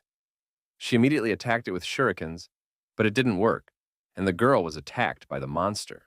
Lo Min informed our hero that the mutants were attacking again, several of them right behind his back. Min. He wondered, how could this be possible? Since just now, there was no one there. Minhee was ready for the attack and declared that he would wipe all the monsters into powder right now. The young man activated the reflective fist. He assumed that he had managed to damage the nest of those mutants. Luoming said that he wouldn't be able to destroy all the mutant fly scorpions. The protagonist asked what he should do in that case, since the mutants could smell him. Lo Ming replied that she had discovered the place where the mutants come from. The fly scorpions all fly out from one point. Their nest is on the south side of the ridge. Minhee reported that there were already more than 10 individuals in front of him. How many can there be in the nest? Lo Min said she could only see a few red dots on the sensor. Next to Minhee, it's as if there's an entire nest factory with an endless number of these creatures. As soon as the young man destroys some, the next batch immediately heads towards him. Minhee noted that the mutants don't get smaller no matter how many he destroys. If he let them go, in a few hours, they would fill the entire valley. Luoming agreed that when they gather an entire army, there won't be anything left alive. They'll wipe out not only humans, but all the vegetation. The commander said that they had underestimated their opponent. Dealing with the fly scorpions was harder than originally thought. Since the camp is located outside the valley, Luoming assigned our hero to guard the valley. The woman noted that she must instruct the other instructors as well. They too are in danger. Luoming reminded the young man that although he was a member of the Dragon Fang organization, he was just a student like the others. The woman apologized on behalf of the official organization for putting such a heavy responsibility on the boy. She added that Minhai is very capable and should promise her that he will survive. Minhe expressed his gratitude to Commander Lomin and the other instructors. After all, they don't abandon students. Minghe approached the area of bright glow and assumed that it was the nesting factory that Commander Luo Ming was talking about. Our hero attacked the mutants at the epicenter of their appearance. The young man fought more and more intensely as he approached the glowing object. He realized that it was an unknown portal leading into the mist, not an insect factory. Strange monsters probably used this portal to appear here. Min Haye was curious about what could be on the other side of the portal. He wasn't scared and went inside. Something unusual awaited the young man on the other side of the portal. There were also monsters and eggs here. He saw a huge fire dragon that was moving through the otherworldly realm. There were a huge number of fly scorpions that surrounded everywhere in this world. The comet goddess shouted that he had gone crazy. How could he be here? He should leave immediately. He wondered, how did she get here and what kind of place is this? The goddess didn't bother. Did Ming? He really want to die so miserably? He decided to obey the goddess and leave this area. The mutants began to chase after the young man. The goddess told he to leave quickly. She would destroy this wormhole soon. After the monsters attacked, Fan Chin was activated and lay on the ground. The monster stated that it wanted to team up with this girl. The students didn't realize which direction to go because of the fog. Suddenly, Instructor Fan Chin appeared. The students calmed down. Now they would be rescued. The young people said that they encountered many monsters and had to escape. Fan Chin turned into a monster and opened her mouth and screamed loudly at the students. The monster pounced on one of the students and bit its neck. The young people realized that it was not the instructor. The students scattered screaming in different directions.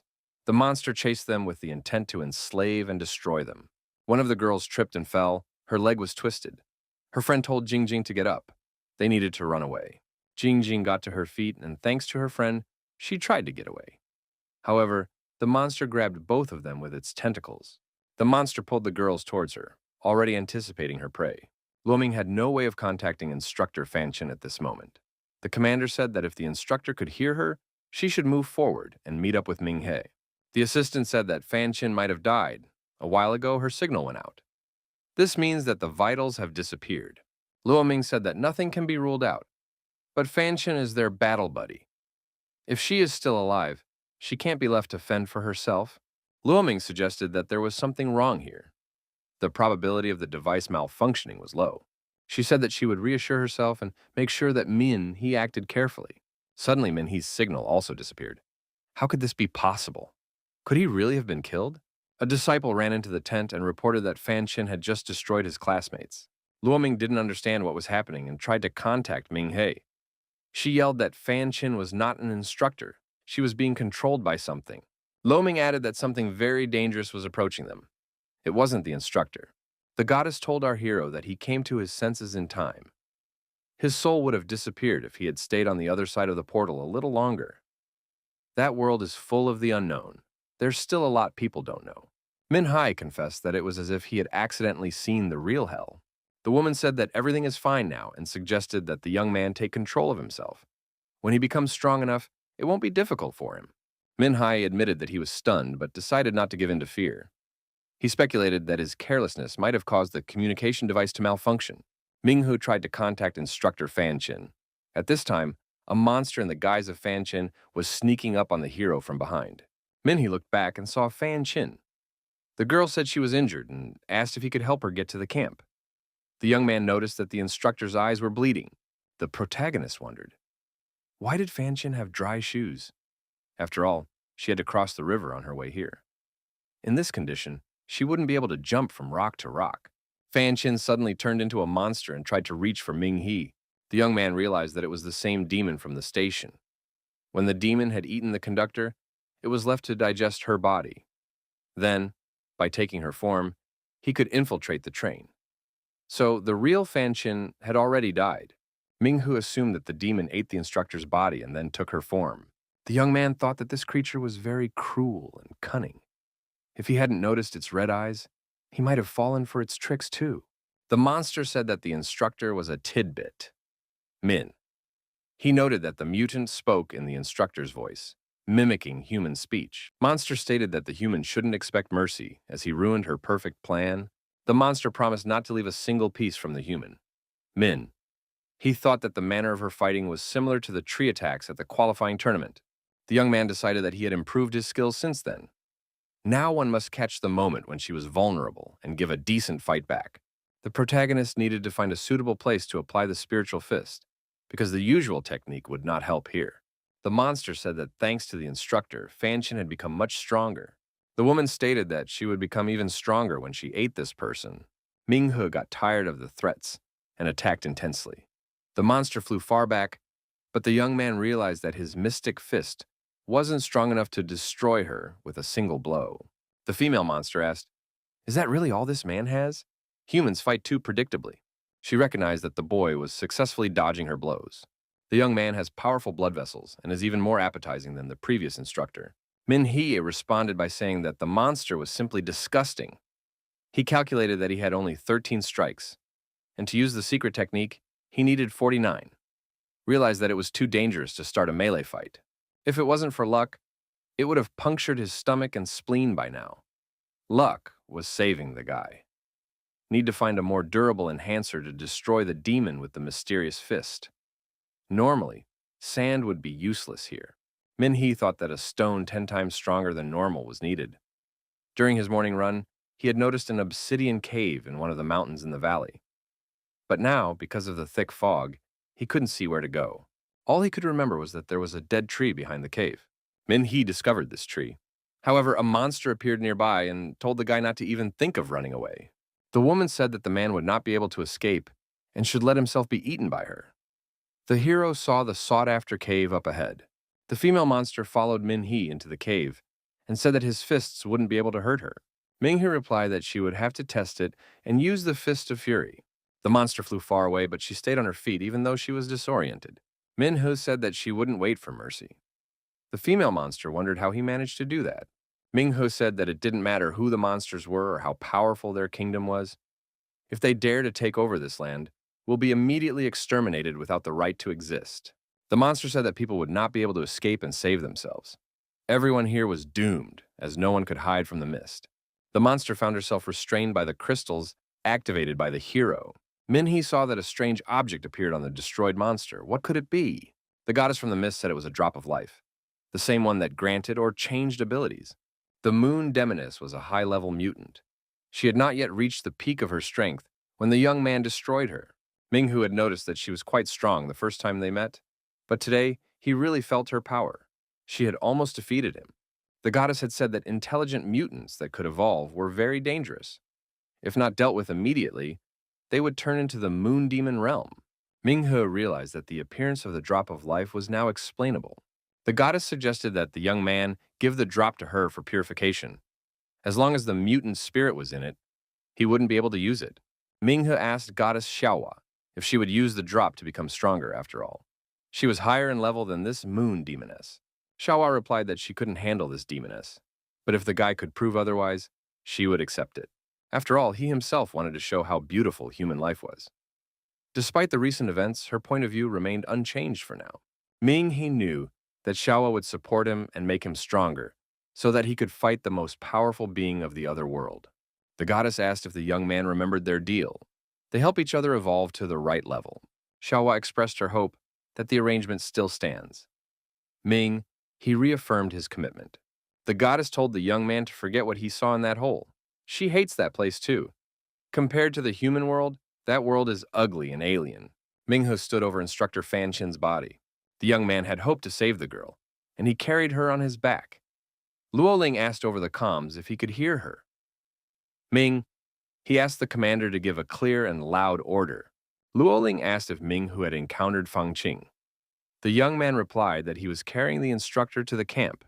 Minghe added that the instructor was showing no signs of life, but he didn't want to leave her where the monsters could act cruelly. Luoling wondered, is He really okay? After all, this girl was controlled by the Azure Moon demonic mother, who had the ability to devour and acquire the abilities of others. She had just been destroyed. Minhu said that all the eggs had already been collected. They should get out of here soon.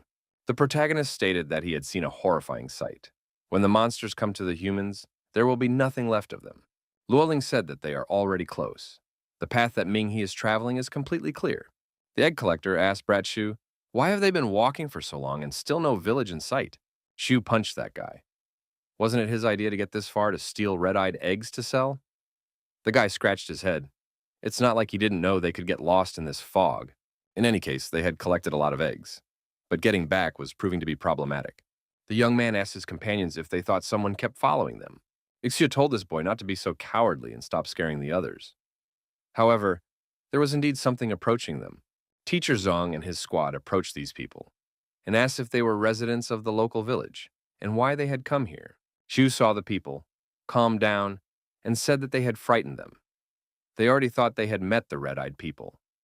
The student said that they had put up a notice saying it was forbidden to enter the ridge. The young man said that they just wanted to make some money. Shu added, because mutant eggs cost 100 times more than chicken eggs. So they figured that if the area was cleared, they would be able to gather eggs without any problems. Yu said that they had collected as many as 3 baskets. Zong remarked that that would be just enough for them. It was necessary to take the eggs to the camp. The girl said that Lu Qian left a message. She went to look for a group of students and also wrote that you would be waiting at the foot of the mountain in an hour. Zong stated that they need time to get there and then return to camp with Lu Qian and the others. The instructor stated for everyone to follow them. They don't have much time. Lu Qian met with the students. The young men said they were fine, but just that someone was chasing them. They were very scared. Lu Qian said there was no need to worry. Everyone can stay close to her. It is necessary to go back to the camp and get out of this fog. Lu Qian led the students through the mountain cave. Next, the young people followed through a stream. The travelers also traversed a bamboo forest. Lu Qian said that at this point all the students had been found.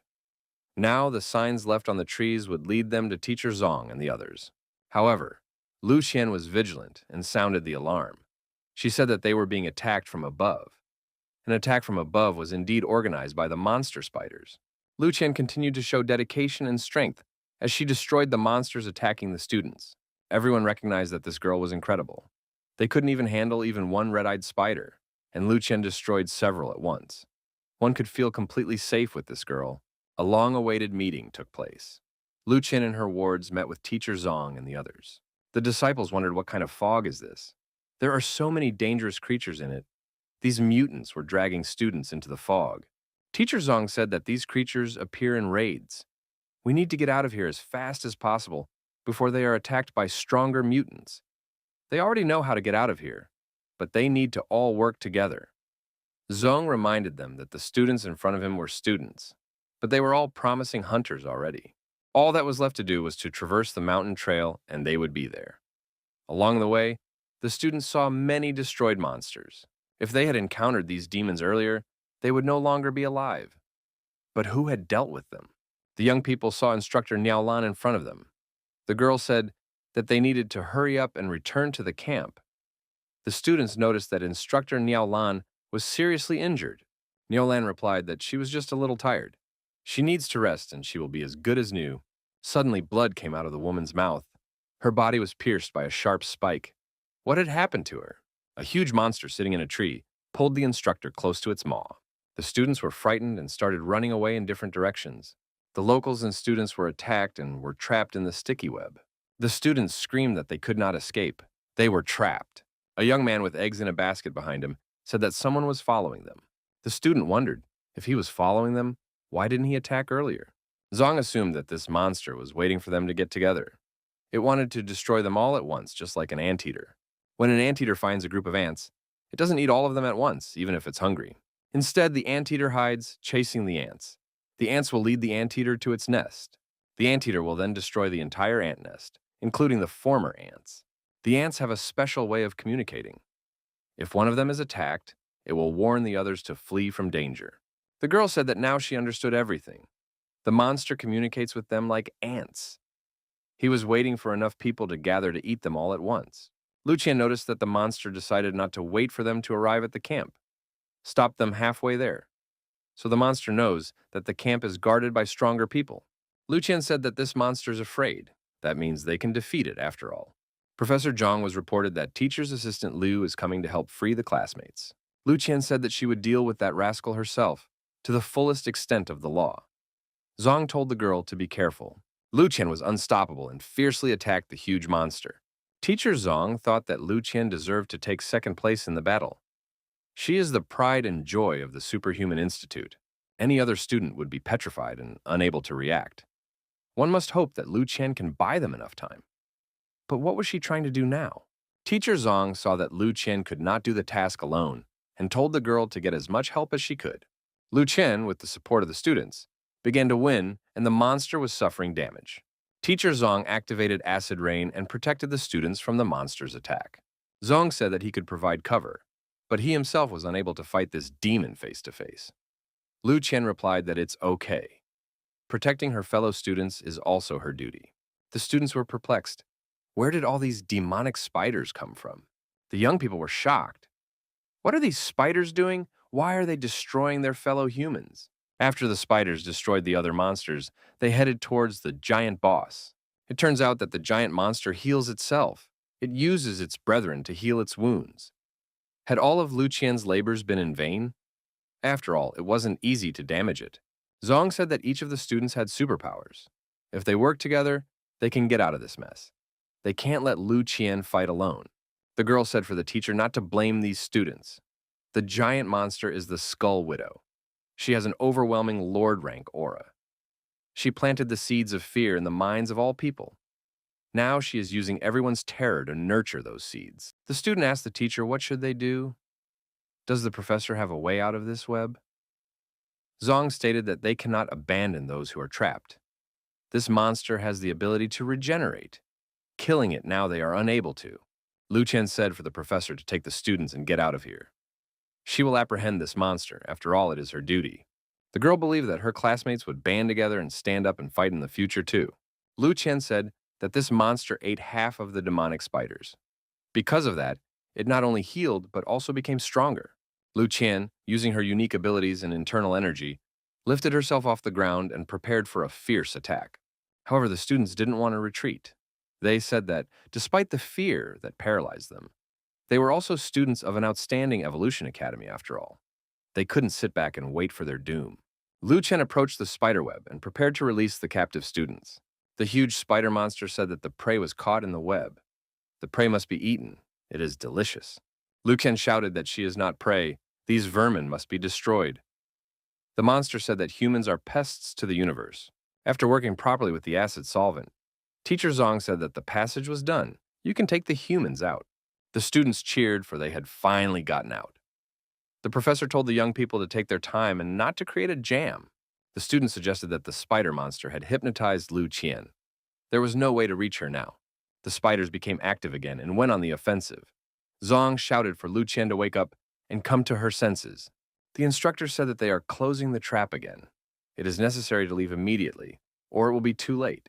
Teacher Zong must protect the students. They must not stay here. The teacher thought, if the monster's holding Lu Qian by force, no one will help her but herself. Zong hoped that Lu Qian would have enough willpower. The teacher turned around and mentally apologized to the student. He sincerely wanted her to survive.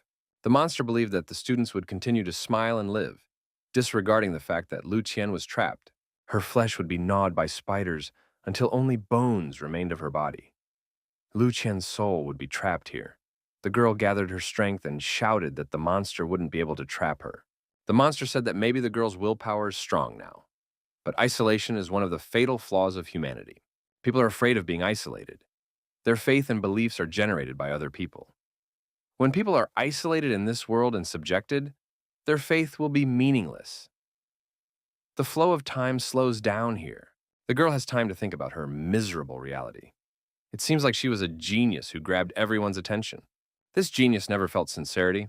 People praised the girl and flattered her, pretended to treat her well but kept their distance. People did not feel the slightest affection for the girl. They thought her ideal image was insincere. Time flows slowly here. She has plenty of time to think. Teacher Zong controlled the student's exit from the danger zone. At this time, Minghe came over to him. Lu Qian replied to the monster that it's just ridiculous. He is a vicious creature who ate his fellow creatures to heal his own wounds. How dare he mock humans as if they were pests? Lu Qian added that humans are 100,000 times more generous than these monsters. They sacrifice themselves for their comrades. These monsters are only capable of using each other. That's pretty disgusting. The spider monster said that the girl's comrades left her here alone. Lu Qian remarked that it was her choice. Monster said that those people had a choice too, and they chose to leave her behind. Minghe asked the teacher, did everyone come out? Didn't they forget anyone? Zong replied that they were able to get out because of Lu Qian. The instructor added that her sacrifice shouldn't be in vain. He was indignant. Teacher Zong told Min he not to go there. It's a master-level spider monster. It uses the power of illusion to catch its victims. The young man's fighting ability won't be enough. He won't even be able to move. The teacher added that Minhai will be consumed by fear. The instructor added that he would be a burden to Lu Qian. Minghe shouted that compared to the pain of loss, fear was nothing. Our hero made his way inside. At this moment, Luo Ling came on the line. She asked for Instructor Lu and Teacher Zong to answer her. Teacher Zong said that they could hear Commander Luo Ling well. There's a steady connection here. Zong. Commander Lo Lin said she had information regarding the current casualties. As soon as that happened, she dispatched a member of the Dragon Fang organization. He should be almost there by now. Instructor Lu said that they could definitely use such a person here, but they hadn't seen anyone here, except for Ming He. Teacher Zong thought, could Commander Luo Ling really be talking about Ming He?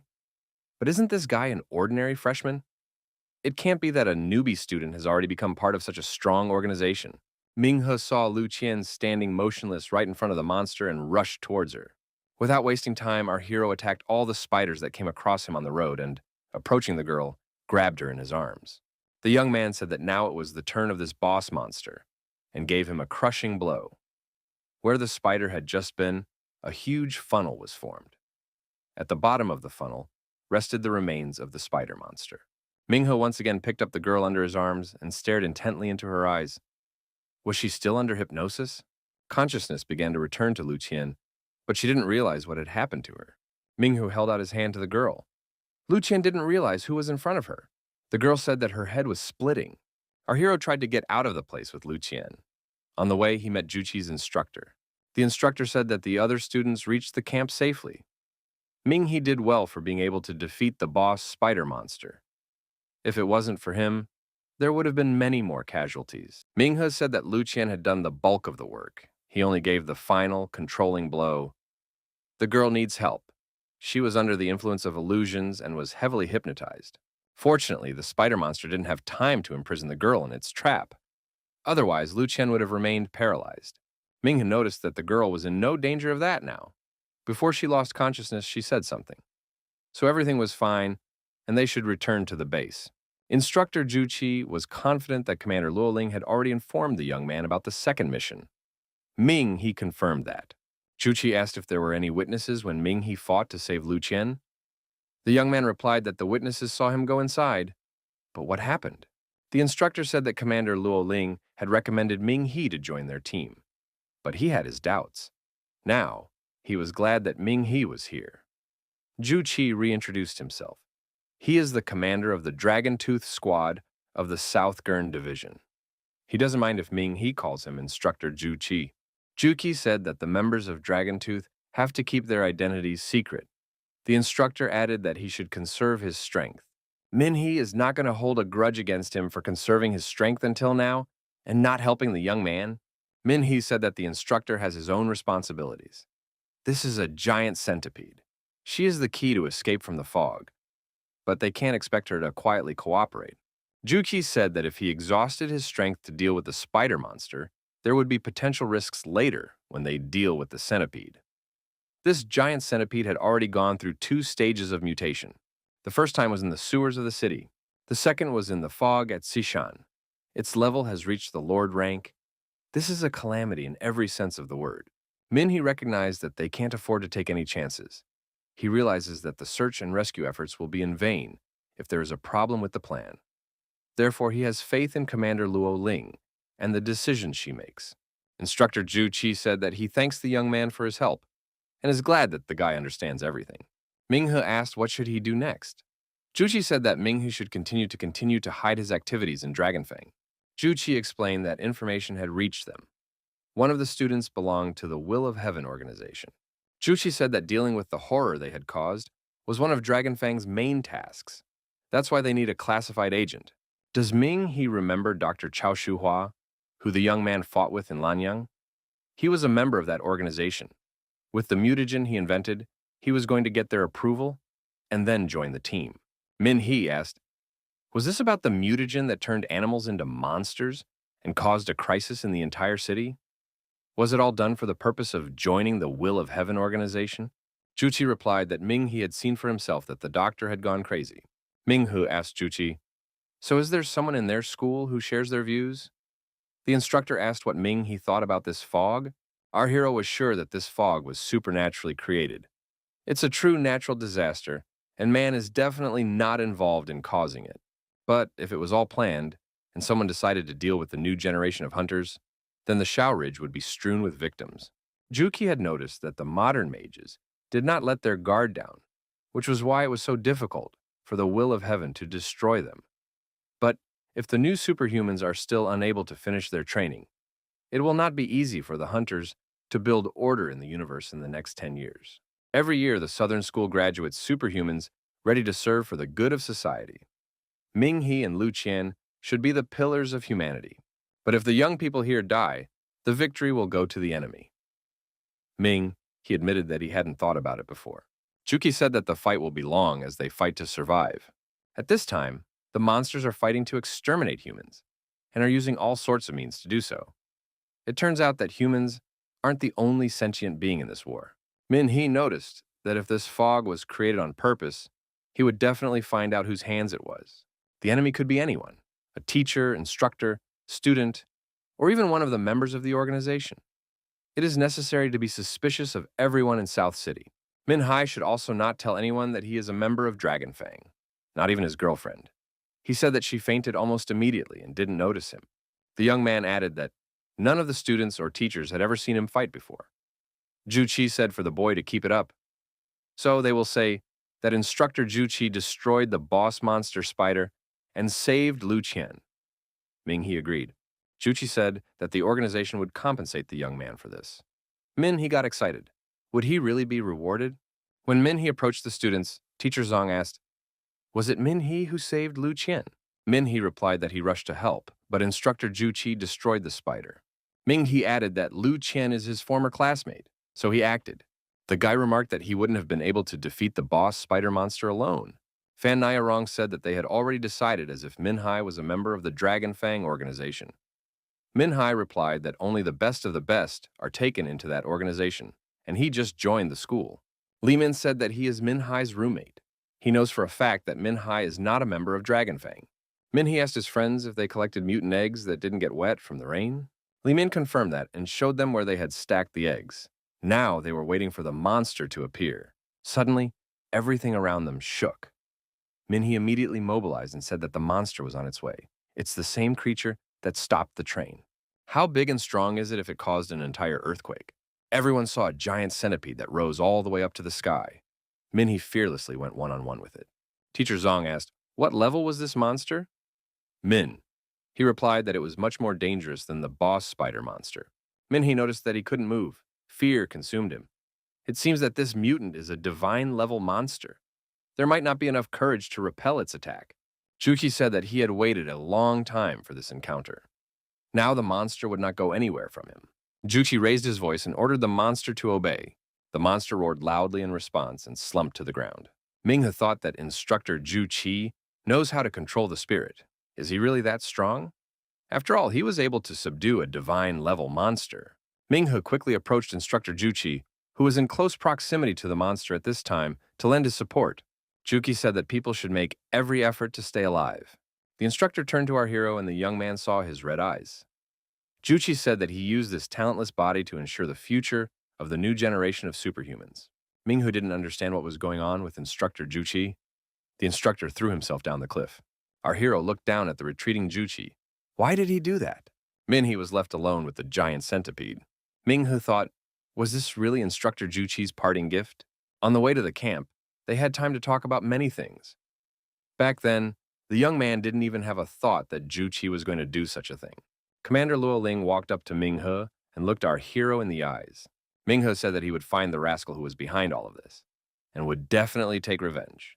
Lolin said that they don't doubt Min Hai. After all, everyone knows that the young man will be able to do it. Minghe cried and said that he would really find him.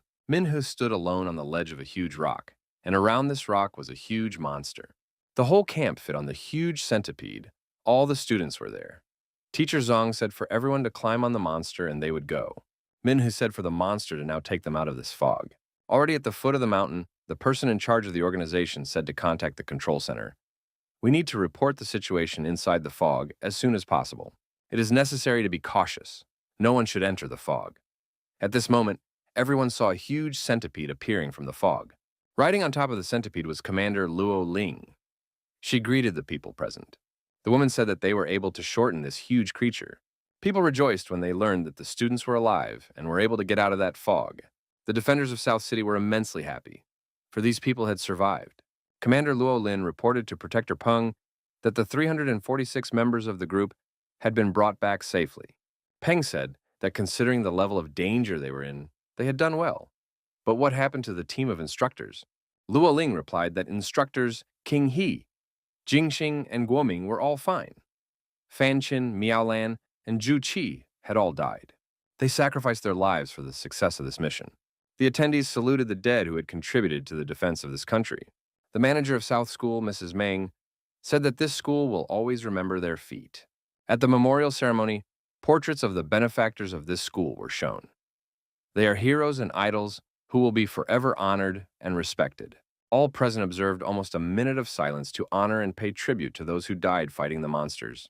The speaker said that today he would not single out the freshmen who had performed brilliantly in the battle with the mutants. He thanked everyone who had made significant contributions to the academy. The attendees saw Lu Qian, the pride of this school, again. Some had heard that the girl had fought against a Lord-rank monster and saved more than 100 new students. Their lives were saved thanks to Lu Qian. Teaching assistant Liu Shu was also honored with an award. Accolades and awards went to new student Li Jin for his efforts in support.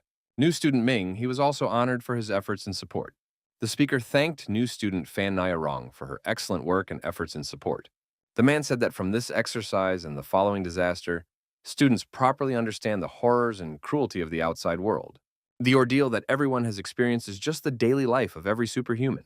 The leader said that their bodies served as vessels for their willpower, and they created this safe haven for humans to thrive.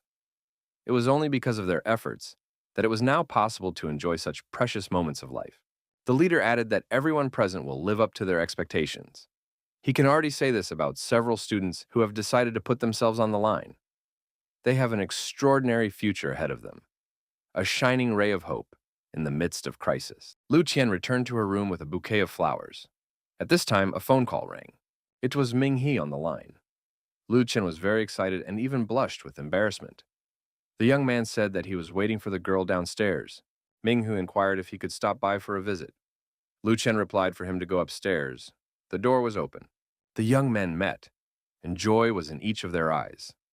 The young man asked how Lu Qian was feeling. The girl replied that she was better now. Lu Qian added for Ming Hu to come into the room and take a seat. The hostess offered the guest a cold drink and asked if he was the anonymous student. Lu Qian said that many people had seen Ming. He'd break into the spider's nest. The young man replied that everything was like a blur. That monster boss spider almost destroyed him.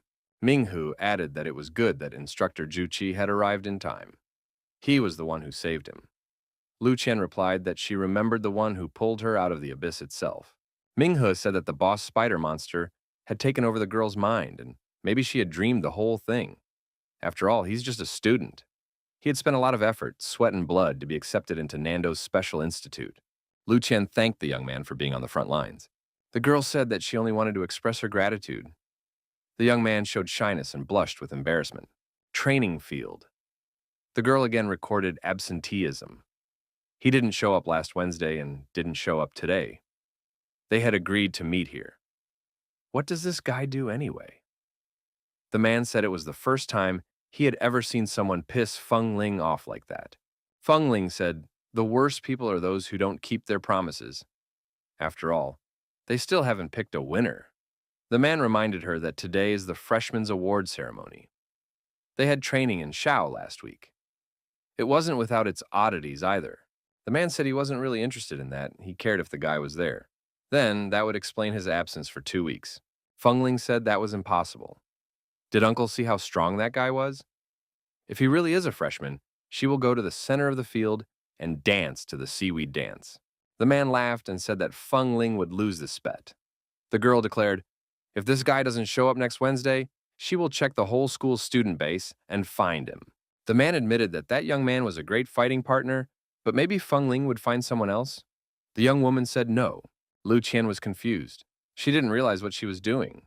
This whole thing seemed awkward to her. But they were dating, and it was normal. Our hero felt the same way. However, he realized that the girl already has a boyfriend. She was just expressing her gratitude in this way. Min Hai looked at the training field and remembered his promise. The young man had promised that girl to continue sparring after all. They agreed to meet at the training field on Wednesdays. Min Hai remembered that today was Wednesday, so he hurried up. He might still have time. On the way, our hero put on a mask. The man saw Min Hai and was surprised. Did this guy really decide to show up? Min He apologized to the girl and said that he was late because of the awards ceremony. Feng Ling realized that he was indeed a freshman. Uncle laughed. Feng Ling had lost after all. The girl asked what kind of dance she should perform in the center of the field. Feng Ling was furious. This day was definitely not going well for her. Min Haye asked her opponent if they would be practicing today. The girl replied that there would be no sparring and that it would be better for the young man to stay out of her sight. Feng Ling's companion told our hero what she assumed. The young man was older. That was because he fought her on equal footing.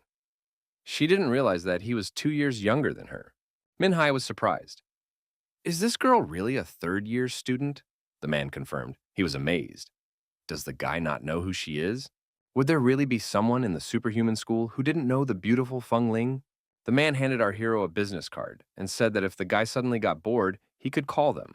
Feng Ling could be his partner. She lacks an opponent as strong as herself. The man told the freshman to name a price, Ming. He wondered, what are we talking about? The man explained that he was talking about the price for fighting this guy. How much does he charge per minute of fighting? The man said he would pay the young man 1,000 greenbacks for each training bout with Feng Ling. Min, he agreed, and they agreed to meet the following week. Min-hee returned to the dormitory and prepared to meditate. While meditating, our hero found himself in front of a huge insect monster that immediately attacked him. Goddess Shawa said that the young man needed to become stronger. According to their ranking system, he was still at the Moonlight rank. Minghu admitted that he wasn't strong enough to fight the new dragon. The previous monster, the spider boss, was just an appetizer. Above that dragon, a terrifying monster appeared and completely covered the sky.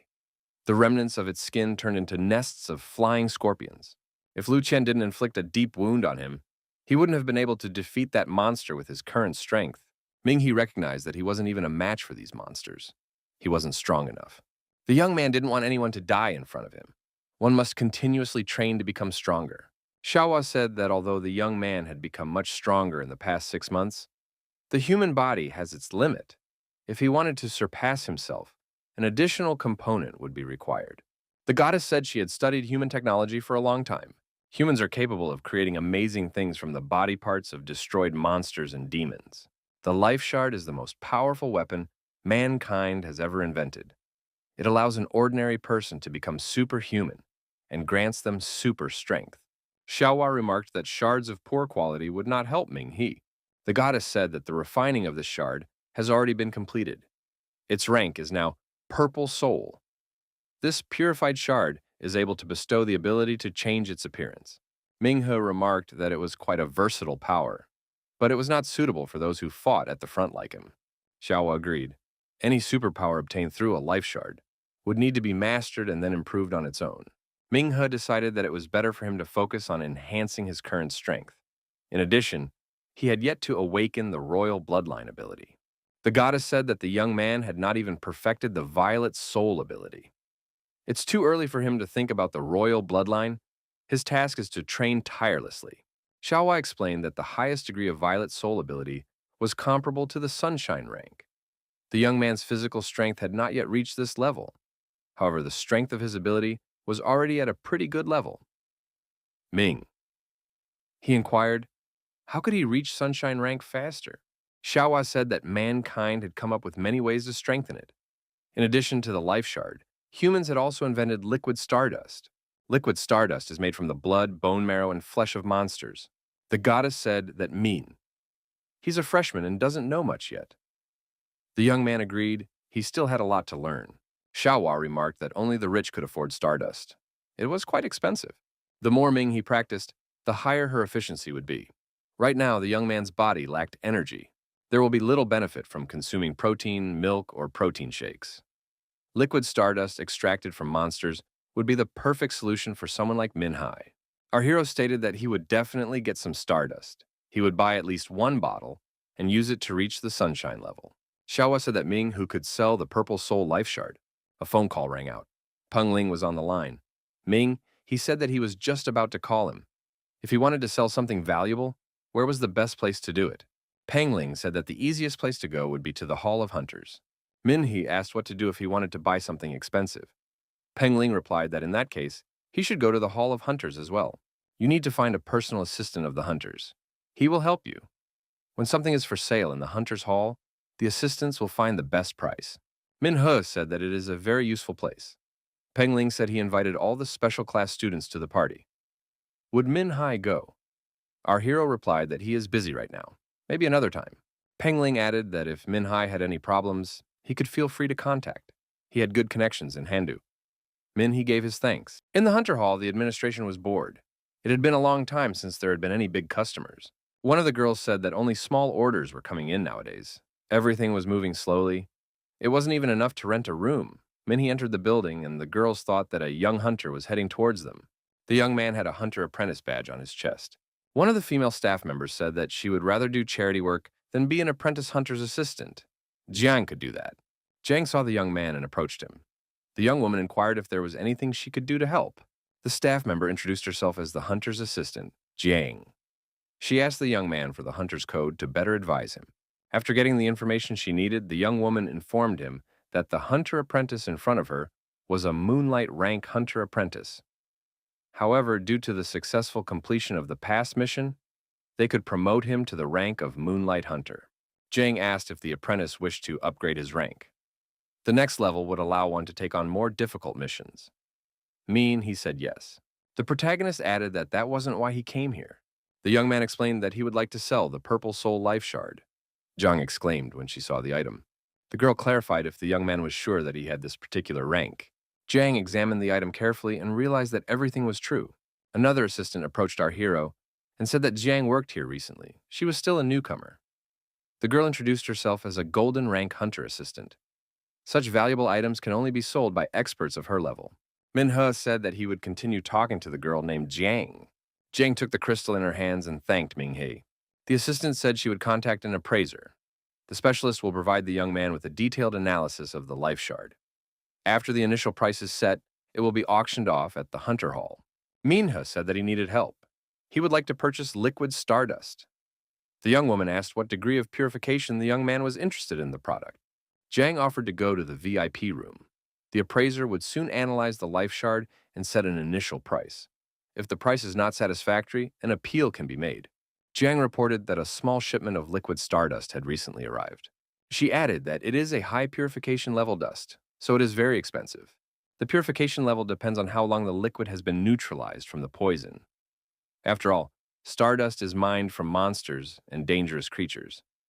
Even with current technology, it is impossible to completely get rid of the toxins. That's why liquid stardust shouldn't be abused. In the case of an overdose, the body could suffer irreparable damage.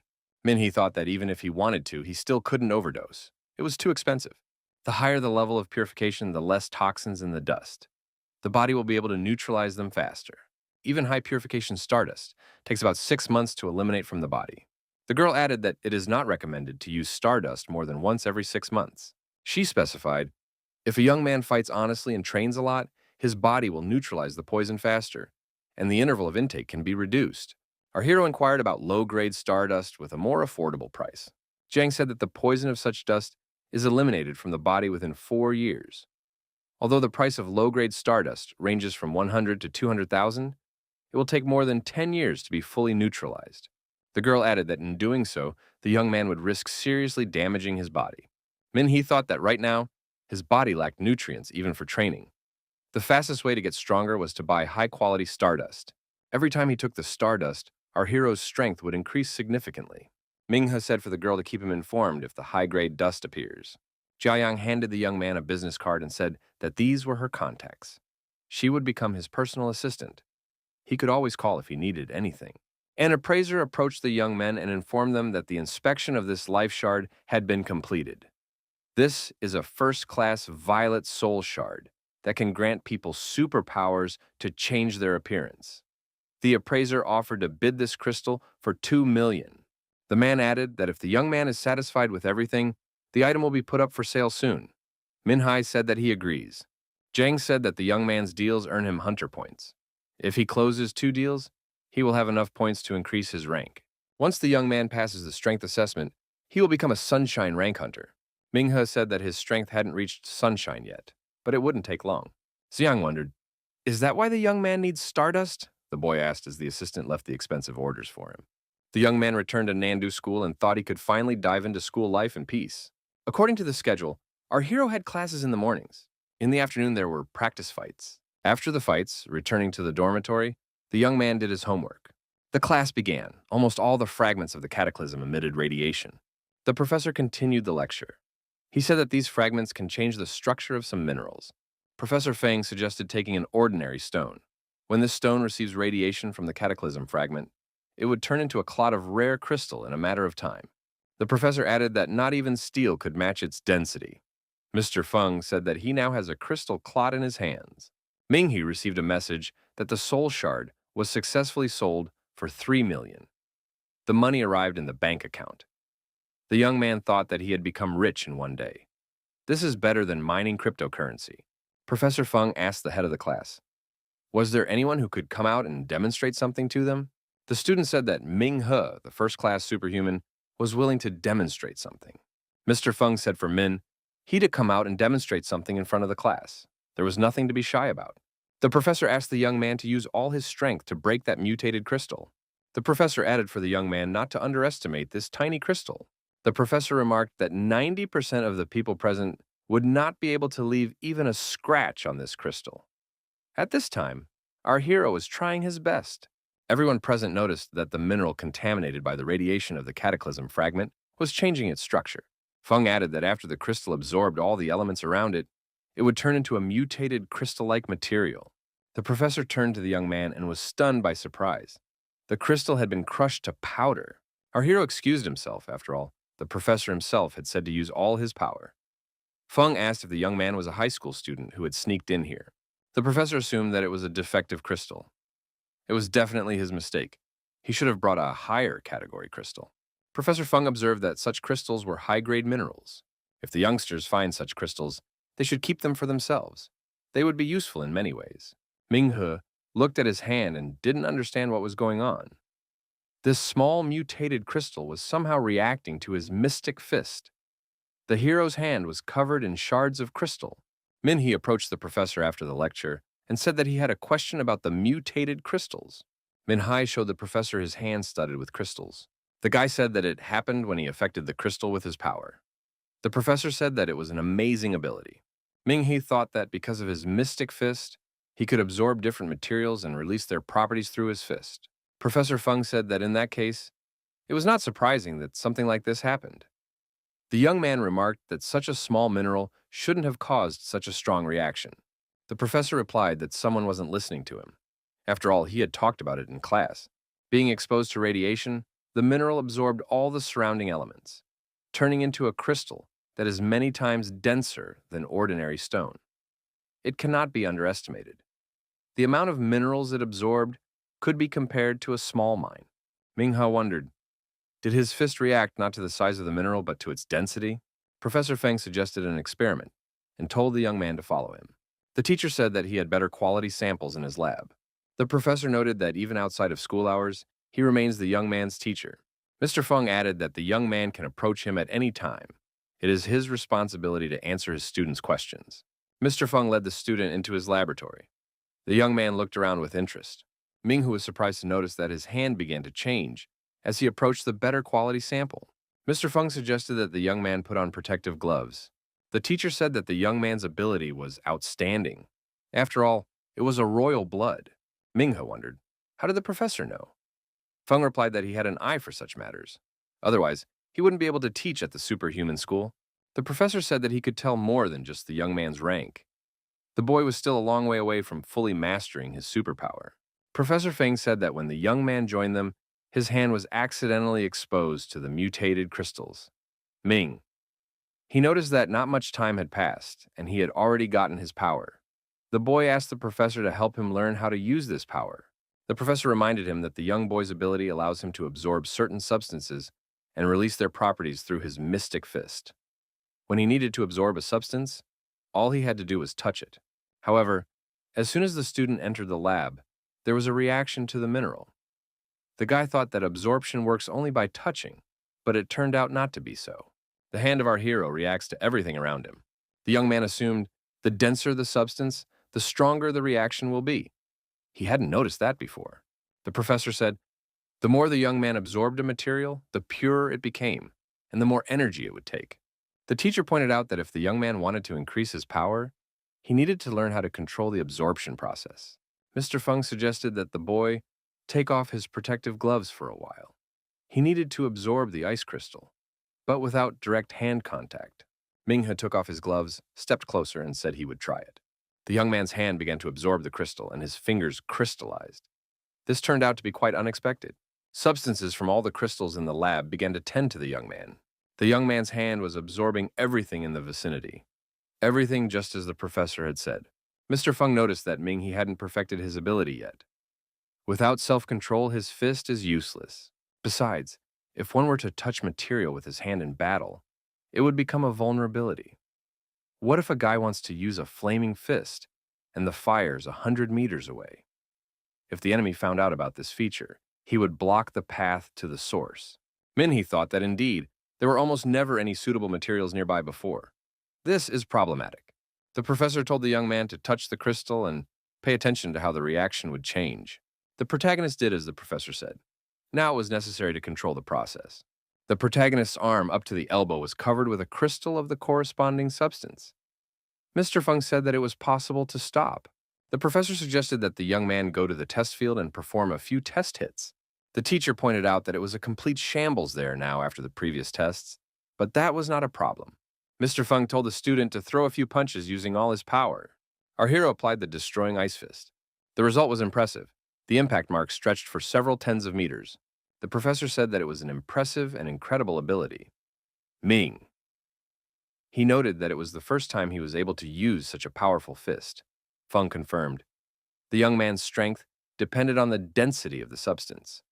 There was a shimmering rank crystal in the class, and the ice crystal that the young man touched was of the dazzling rank. Such a tiny crystal could be compared to an entire mine. It was amazing. Ming. He thought that with such a hand, he is simply invincible. Ming He asked Professor Fung if something like this could be purchased somewhere. The professor replied that low-grade crystals could be found, but even they were rare, and top-ranked crystals are not sold at all. Most owners keep them as relics.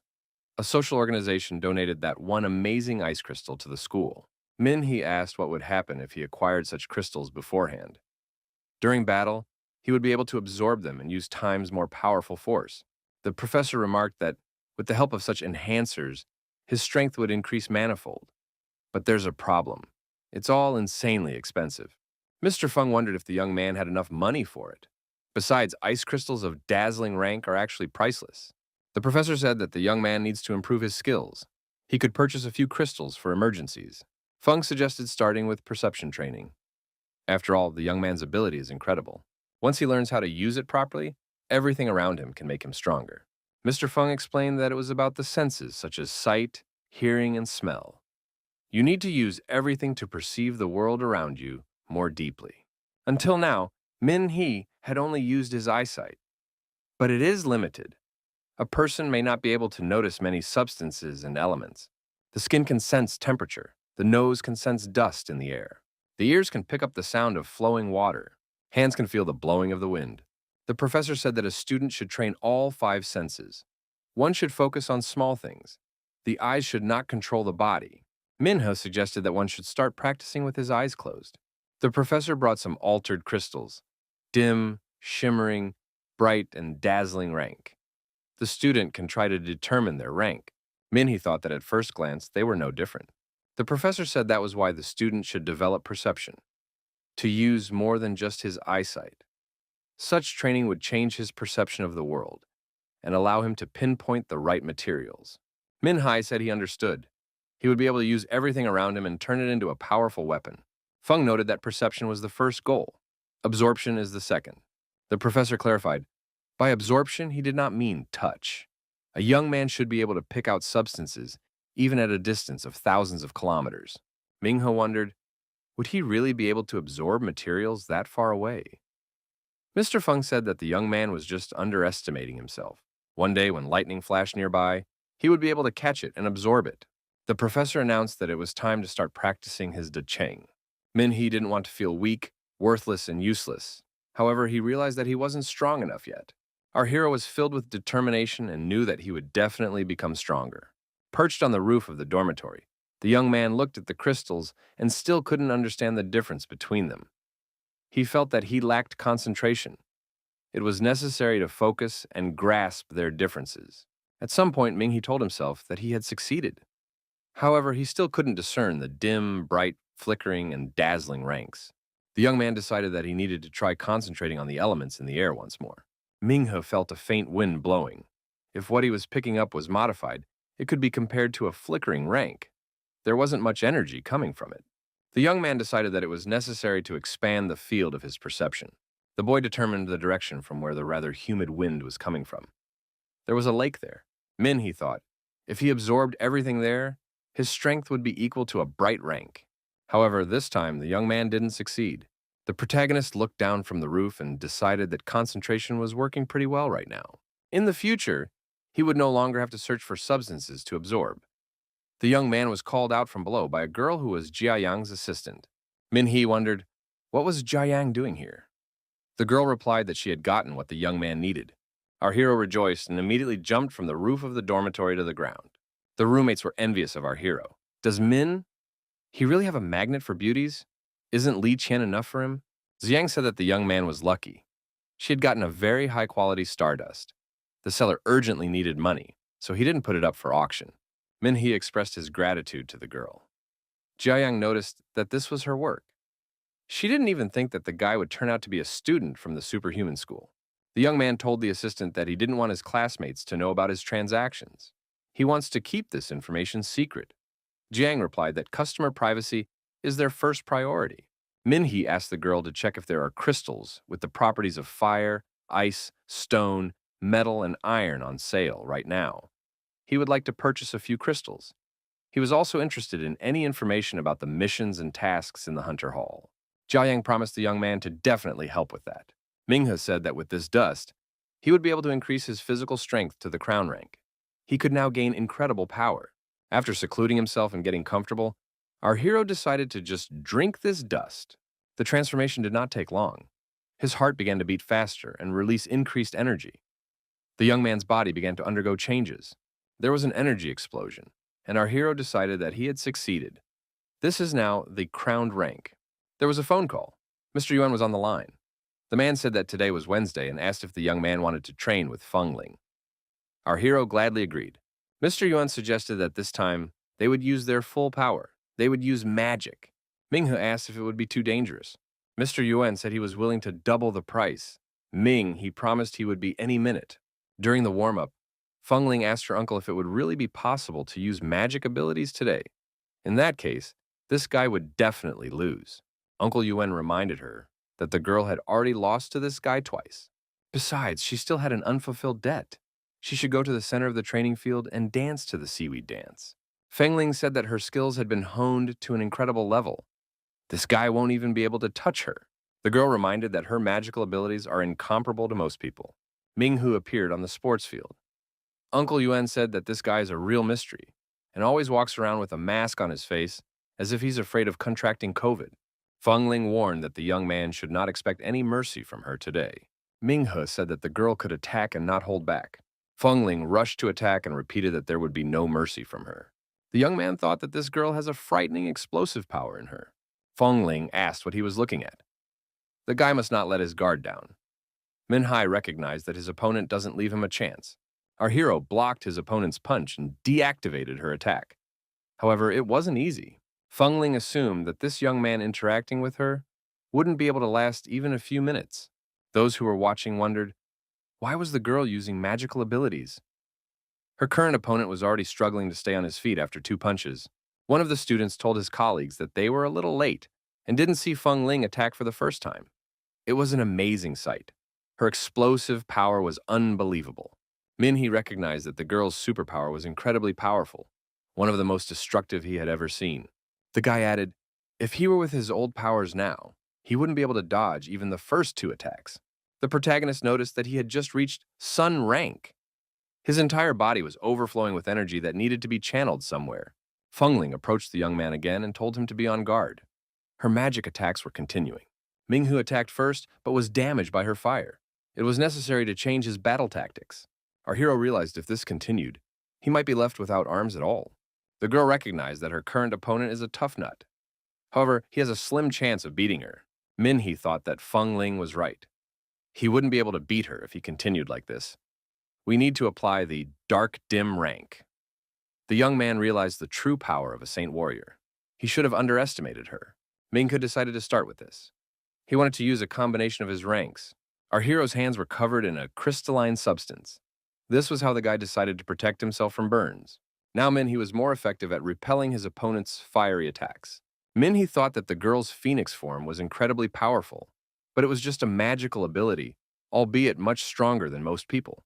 The girl demanded that her opponent admit defeat. Minghe replied that he hadn't given up yet. Feng Ling suggested that the young man should not be a brave man with steel body parts. Would it be considered a victory if he was seriously injured or even hospitalized? It's not worth it. Feng Ling added that the young man was already barely standing on his feet. In the entire superhuman school, there wouldn't even be 5 people who could stand up to her in this form. He had already shown enough of himself. Minhai declared that he would not back down. Our hero decided to focus and concentrate on his perception. He could feel the concrete under his feet. The guy also felt the south wind.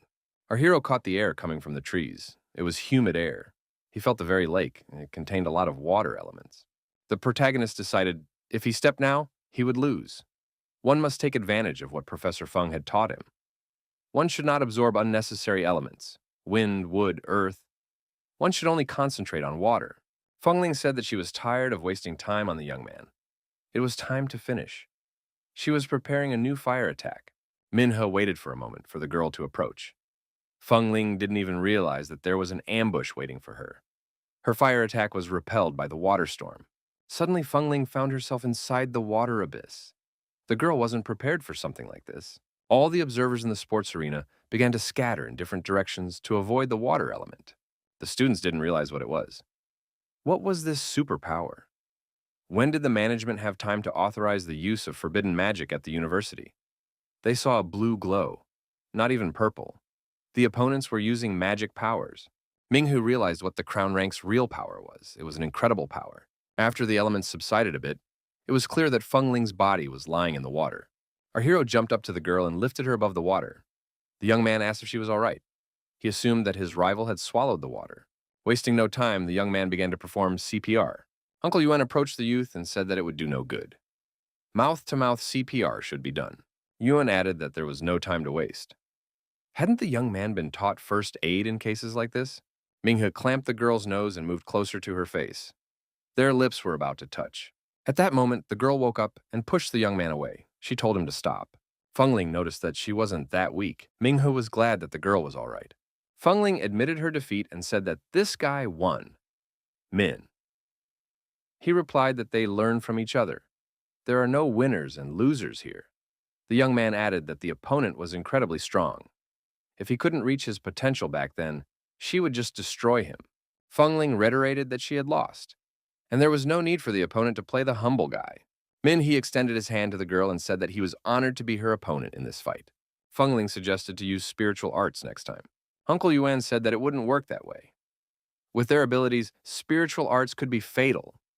It should only be used against the monsters attacking this city, but never against their own. Minghe agreed with Mr. Yuan. Their enemies were monsters. He said goodbye and said that he still had things to do. However, they would definitely see each other in the future. Fengling straightened her wet hair in the wind. The surrounding people were unceremoniously looking at her and taking pictures. Uncle Yuan held out a cape to the girl and said that she was soaking wet. It was time for them to go back. Yuan said that this guy is different from the others. Fengling agreed with this statement. The girl said out loud that she won't lose to this guy next time. Yuan noticed that there were many talented guys in the university. Anyone who dared to spar with her would then brag about it to everyone, and might even become a star of the university due to her popularity. It could be considered that this young man had pushed Fengling off the pedestal today. Fengling said that he was always mysterious. But why so cautious? Maybe he wears a mask, because he doesn't want to reveal his identity and abilities. However, not everyone can resist the lure of fame. Fengling asked her uncle if that guy could be a member of a special class. Yuan replied that he was only a freshman, but his strength far exceeds that of his peers. One must respect his right to personal privacy. The uncle suggested that the girl should admit that that guy's handsome. After all, she feels awkward after sparring. He said he didn't want to help the girl unmask that guy. He was just curious, whether he was handsome at all, whether he suited her taste. Fengling got angry at her uncle and said she didn't want to deal with him. She didn't need any help in such matters. Yuan apologized sincerely. The Hunter Center was lively as always. The young people were dealing with their pressing matters. Assistant Jiang invited our hero into the VIP room and said that she had something that the young man had recently asked for. In our hero's hands was an ice-shaped crystal of dazzling rank. Now our hero believed that since he had this crystal, even if he faced a monster stronger than himself, he should have the strength to defeat it. Jiang mentioned the value of the crystal and said that it was very difficult to get it. She had to go to another city to buy it back. He expressed his sincere gratitude and asked the girl to continue to keep an eye out for crystals on sale. He inquired about the important matter the message was about. Jiang smiled and offered her congratulations to the young man. He was now officially a hunter of the crowned rank. He accepted the corresponding certificate from the girl's hands and thanked her. The assistant said that the Hunter Center would send the young man all the necessary information in a timely manner. Now, the young man could also participate in the annual Hunter Conference. Minhai looked down from the VIP room and saw an old acquaintance. The assistant explained that before Minnie came here, This person was looking for a mission for himself. But he wasn't a very qualified hunter. Not many people in Handu agree to hire him. Minho said that he knows this man and would like to entrust him with a case. Will Jiayang help formalize the request? How much does it cost to order him to gather information? Jiang replied that there is no need to place an order in this case. This guy will help for free. The girl reminded that there were some privileges available for hunters of crown rank. In order for low-rank hunters to move up, they need to collect recommendations from professional hunters. Recommendations from a professional are converted into points. Right now, a young man can exchange his points for 4 recommendations. When customers choose who to hire, they often focus on the number of recommendations. Jiang added that Min Hai is now a professional hunter and can assign lower-ranked hunters to do small tasks. This way, the young man would be able to devote more time to important missions, and low-rank hunters would gladly accept such assignments in order to receive the coveted recommendations. Min Hai agreed, but asked the girl not to reveal his real name. He doesn't want that guy to know who he works for. The assistant clarified exactly what that person should be entrusted with. She will prepare an application, and in the reward column, she will mention the possibility of getting a reference. Lehman rejoiced and said that it was great. Finally, someone noticed him, and it's a hunter of the crowned rank. The young man stated that he wouldn't make any mistakes this time. One must leave a good impression of himself. Maybe he would be assigned more difficult tasks in the future. Minhee thought that being rich was great. He had easily reached the crowned rank and could now give other hunters assignments. However, when our hero remembered how much money he had just spent, he was a little upset. After all, he could have used that money to buy a luxurious apartment in Lanyang. Minghe took another look at the crystal and decided that this item was worth the money after all. It would be easier to hunt monsters with it. Besides, his absorption ability had greatly increased after reaching the crown rank. A phone call from his sister sounded. Min. He wondered why such an early call. The girl asked if her brother could guess where she was right now. He didn't guess, and the girl took offense. She had said she was in independent study after all. Min Hai wondered, wasn't she always on it? The sister said that because of the need to take care of her brother, she had to put all her chores on hold for a whole year. But she doesn't want to work part-time for the rest of her life. Min Hai replied that his sister won't have to work anymore. He can provide for both of them now. Did she receive the money he sent her? The girl said that the superhuman school is very expensive, so it would be better if her brother kept the money. He doesn't need to worry about her. She said she had gotten an interview at an astronomy company in Nandu. She finally has a good job. The sister added that she is only a temporary employee for now. But working for this company is like eating rice from an iron bowl. Min Hai said that his sister is amazing if she was able to get into the astronomy company on her own. The girl replied that she's already on the bus, and her brother should definitely meet her. Min Hai thought that his sister had an outstanding mind. How could he have forgotten that? But because of him, she had to quit her studies. Now they would be able to see each other more often and spend weekends together. When meeting with his sister, the young man suggested just walking around the city. The girl gladly agreed to get acquainted with the place. Young people had fun in each other's company. After a pleasant dinner, they admired a beautiful sunset. Having had enough of walking, brother and sister decided to rest. They were both very tired because they spent the whole day on their feet. The girl said that this city was marvelous. She will have to work hard because she decided to buy a big house here. Min Hai told how much houses cost in this city. The girl stated that she would have to work her butt off, or just marry a man with a huge house. Min Hai offered to escort his sister to the astronomy company's building. The young people arrived at the office of the Nandus Astronomy Group. The assistant approached Chin Yu and invited the girl to walk with her. The brother and sister said goodbye. Looking around, the young man thought that everything in this company was under observation, as expected of an astronomy group. Observing the stars was the responsibility of this organization. Thanks to this, superhumans can predict disasters around the world and react in time. This company is like the eyes of humanity, constantly monitoring the cosmos. Minhee was glad that his sister was actually accepted here. It's a small but truly amazing job. Minhee saw a man walking down the steps to the lobby. The man looked pensive. The man took a seat next to the young man and started saying something about confusing algorithms. Minhee thought, is this really the same Dr. Wu he had read about? The man noticed Minhee and asked if this was his first day of work. The young man replied that he was just walking his sister to a job interview. Minhee assumed that the man in front of him was Dr. Wu Long. He had read about him in a book. The man inquired about how he was described in that book. The young man said that the book talked about a striking medium called a rainbow. Through astronomical observations of the energy emitted by the rainbow medium, the strength of beasts could be predicted. Dr. Wulong remarked that this sounds like praise. Min he added that the book called him an outstanding scientist. Without his research, the organization would not have been able to respond to threats so effectively. The doctor asked if the young man wanted a picture with him. Min he nodded happily. Wulong said that now the young man could brag in front of his classmates, and asked him not to interfere anymore. He had come here for peace and quiet. The scientist added that he had an interesting book in his hands and wanted to read it quietly during the short break. An assistant came up to the doctor and told him to stop running away from the lab. They were already halfway there. Wulong replied that he was just putting his thoughts in order. The woman reminded him that the doctor should finish his work before wasting time on a hobby. The doctor noticed that there were no rainbow environment fragments in the Lanyang disaster. There was not the slightest chance that they could have failed to notice the life energy signals before the disaster. The doctor was forced to follow the woman, and as he left, he gave the young man his journal. Said it was a pity to throw it away. Nurse Min Hai appeared and said that she was being taken on probation for 3 months. Now she will be able to work here. Chin Yu saw the magazine in her brother's hands and asked in surprise what he was reading. Ming. He explained that Dr. Wulong himself had left him this magazine. The sister didn't believe it. Does a great scholar really read such a thing? Her brother, in her opinion, was playing tricks on her again. Chin Yu entered the house and sat down on the sofa. She had gotten her dream job and could now afford to rent a luxurious house. Ming He asked why she liked it all so much. Doesn't she love growing flowers? Now she could grow as much jasmine as she wanted. Chin Yu decided to do it right now.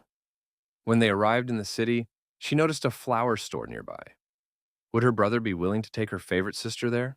There was a call from an unknown number. The caller asked to speak to Min Hai alone, so that no one could hear the conversation.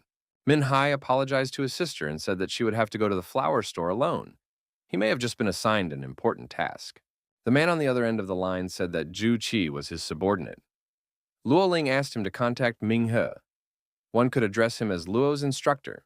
He said that Luo Ling had recommended Ming He to take Zhu Qi's place. The Dragon Tooth team had recognized the guy, and he was now officially a wanderer of this team. The instructor explained that the scale of the enemy infiltrations was much more serious than they thought. It was possible that information about the members of Dragon Tooth had leaked out. A decision was made to create a new department called Wanderer. The members of this department would become bloodthirsty sharks, hunting in murky waters, agents of the Overlord of Universal Independence. Ming Hu asked if there was any information about the person behind this. Instructor Luo said that an important lead had recently come to light. When he was young, Dr. Zhao had purchased medical equipment on the black market. At the time of the purchase, he was meeting with someone related to the Overlord. Ming Hu recalled that Dr. Zhao needed the equipment to extract the blood of beasts. The instructor replied that he would send the young man the address. They wouldn't be able to catch a small fish like Ming He, but there was a chance that the young man would find that person's trail.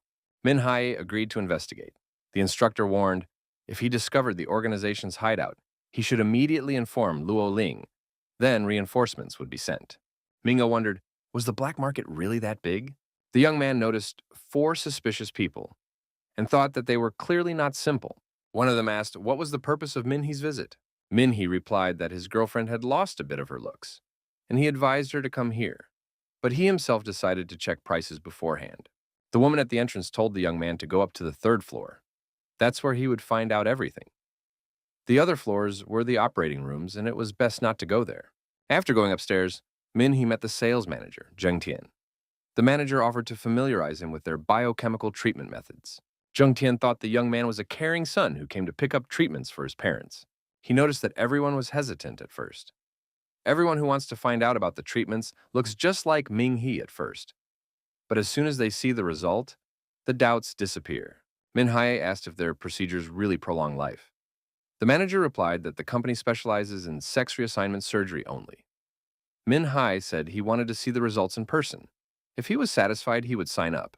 The manager suggested going to the demonstration studio to see for himself. Before going, Zheng Tian asked who recommended their services to the young man. No one just walks in, only on recommendation. Minghe said that he had just heard good reviews about this company. The manager insisted that the young man must give the name of the referral, or he would have to show his personal card. Min Hai noted to himself that the guards in the room were too large and were clearly preparing for his arrival. Clearly, he had been lured into a trap. Zheng Tian stated that he was happy to show everything, but their company had to be vigilant. If the young man came just to ferret out their technology, that's not good. Minghe said that it was his aunt who recommended the visit. The manager smiled. So, the young man is their customer. Then you can go upstairs. Take part in the demonstration. The manager reported that most people only know about mutations from the blood of infected animals, but almost no one knows that mutations also occur in plants. He showed a lamp with an automatic liquid extractor. Even the cacti here are not ordinary. All the plants have been specially treated, otherwise it wouldn't be possible to achieve this result. When watered, it was noticed that these cacti bloomed much better than ordinary cacti. Cosmetics were made from their flowers, which gave amazing results. Their powder became the most popular among women. Min Hai clarified, were they really watered with the serum of infected animals? Where did they get it from? Is it real? The manager replied that they have their own sources. In fact, there are many such channels. The serum is not only blood, but also the eggs, heart, and brain of infected beasts. All of these are used here. Min, he thought that it was not surprising. Such components could only be found on the black market. The manager offered to go further. The young man thought that the origin of the serum residue was still a mystery. Behind the glass, he saw mosquitoes, a most unpleasant insect, unparalleled. But these don't drink blood, they're only interested in fat. Many overweight people would surely love these mosquitoes. Min Hee wondered, don't they use manual fat removal? Do they just plant mosquitoes on women's bodies? The manager assured that the method is completely safe. Manual removal can be harmful, and for their company, customers' health is paramount. Manager Zhen Tian said that it would be even better next. Ming. He thought that these smugglers were profiting from the production of poison, a serum technology that causes biological changes. The manager asked if the young man had watched Journey to the West, where the hero became younger by taking a piece of meat in his mouth. Zhen Tian pointed out that human life had never been so short. In the past, each person could live for at least 120 years. So why did people now only live to 70? If they tried to live longer, they would feel young even at 70. The manager showed a huge number of eggs. They came from the interaction of their kind with humans. Scientists have discovered that these individuals have immunity to all earthly viruses. If everyone undergoes this procedure and their offspring are assimilated with humans, humanity could be cured of all diseases, especially those that shorten life. This is what the company has been working toward for years. It is the elixir of youth. In an era when the world is taking the next step toward progress, Xuanzan serum is the key to evolution. Disease and old age will be a thing of the past, and humanity will enter a new era. Ming, he thought with consternation, what is this person up to? Infected creatures were very strong and had many terrifying abilities. There were several such specimens in the textbooks. The temperature of some of them had already dropped to -40 degrees. The embryos showed no signs of life. However, in a warm and humid place, they could recover and even break through the shell on their own. Therefore, even if something interrupted their life, with the right environment, they could be resurrected. The manager said that all of this was astounding. Our hero thought that he was a smuggler who encapsulates embryos to make money from them. Don't these people realize that once they inject them into humans, the animals will have the perfect breeding environment? These creatures will breed in the human stomach, hatch there, and come out. These people cannot be ignorant of the peculiarities of these organisms and still continue to sell drugs to unaware patients. It's truly insane. The manager suggested that what the young man saw scared him a little. But to convince him that their goods are real and of good quality, he will let him take a look. In fact, there are many companies in the capital who are willing to spend money to see everything live. Everyone is curious about it. Minghe inquired what Zhen wanted to show him. Minghe saw a huge monster confined in space. It was the larva of an infected animal. Chen noticed that the young man's face wasn't so pale before. The manager said that the larva was still alive. Ming, he asked if they would be sued for something like this. The manager replied that they aren't the only ones doing research on larvae. Before experiments, they always send the data to the research center for permission to conduct. Minghe wondered, didn't the court prohibit research on larvae of infected animals? Zhen replied that they have a loophole. Every rule has its exceptions. Customers only care about knowing that their goods are of high quality. Is the young man willing to purchase them? Minhe said that's great. He didn't realize their research had made such progress, especially with these capsules. Minhai stated that he was interested since everything is official. The manager said he could prepare 7 pieces for the young man. Gentian warned that they only accept payment in cash to keep personal information safe. Min-hee replied that there was no problem with that, but he still had a question. He was afraid the authorities might find out about the smuggling. Gentian said he doesn't like to spread about it. Everything will be explained to the young man by Madame Hu. The manager warned the young man not to spread about the loophole. After all, it is in the Department of Extraordinary Research at Nandu University. Gentian added that this is why the young man should not worry. Having renowned professors gives them assurance. Minghu replied that he was calm in that case and asked if he had to pay now. Gentian suggested going up to the third floor. Minka noticed one peculiarity. It took longer for the elevator to pass the 9th and 10th floors. Apparently, the speed of the elevator didn't change. So why did it feel like there was another floor between the 9th and 10th floors when he entered the elevator? If what lies on the surface is already forbidden, then something capable of terrifying a person is surely hidden on this floor. But where's the button? How to get to this intermediate floor? When our hero stepped out of the elevator, there was a girl walking towards him. Manager Gentian asked the young man if he had seen this woman. He replied that he had noticed her. The manager asked if he recognized her. She was the one who recommended their services to him. Min-hai realized that he had been exposed. The manager wanted to hear an explanation. Gentian told our hero that what they hate most is spies and never let them get away with it. Minghe grabbed the crystal in his inner pocket, but at that moment someone spoke out, "Xiao Ming." The girl asked, why did Gentian detain this person? Xiao Ming had come to meet her from work. The manager asked Mrs. Song, was it really her boyfriend? The girl confirmed. Gentian said that Mrs. Hu passed by them recently and this guy didn't recognize her. Although before he was taken upstairs, he said that she brought him here. Mrs. Song said she asked Auntie about the assortment and called the young man over to help sort it out. Security doesn't allow nurses to go upstairs, so she trusted her boyfriend to do it. Our hero confirmed all of the above. Gentian said that Songlan could have warned that it was her boyfriend. Ming-hai replied that Song doesn't want to spread about the relationship. Songlan asked Gentian's manager to keep the relationship a secret. She doesn't want the whole company to know about it. The manager smiled and said that he can guarantee her that. The next day, the whole company will know about her love for the babies. Gentian added that it was a joke and remarked that he could give a discount on the items he purchased. He has enough authority to do so. Songlan took the young man under her arm and said that it was time for them to go back. The young men walked into the restaurant. Min-hai asked Song how she could work here. The young woman admitted that it was a bit risky. However, when she went to Nandu University with Mr. Zhao, he bought some equipment here. Since then, Zhao came to Nandu often, so she has a suspicion that he had gotten involved with someone and completely changed. Minghe said that Song is very smart. This place has something to do with the Tianquan organization. The girl replied that she had another interesting observation that she wanted to tell after she herself had found out more about it. And today, she unexpectedly met Ming-hei. Min-he thanked the girl. She had helped him out in time. Those guards looked too formidable, and he wouldn't have the strength to deal with all of them. The young man thought he almost used hydrocrystalline freeze. Songlan asked if Min-hai had noticed anything interesting. The guy replied that there was one clue, but he wasn't sure. Sung said that she has something too.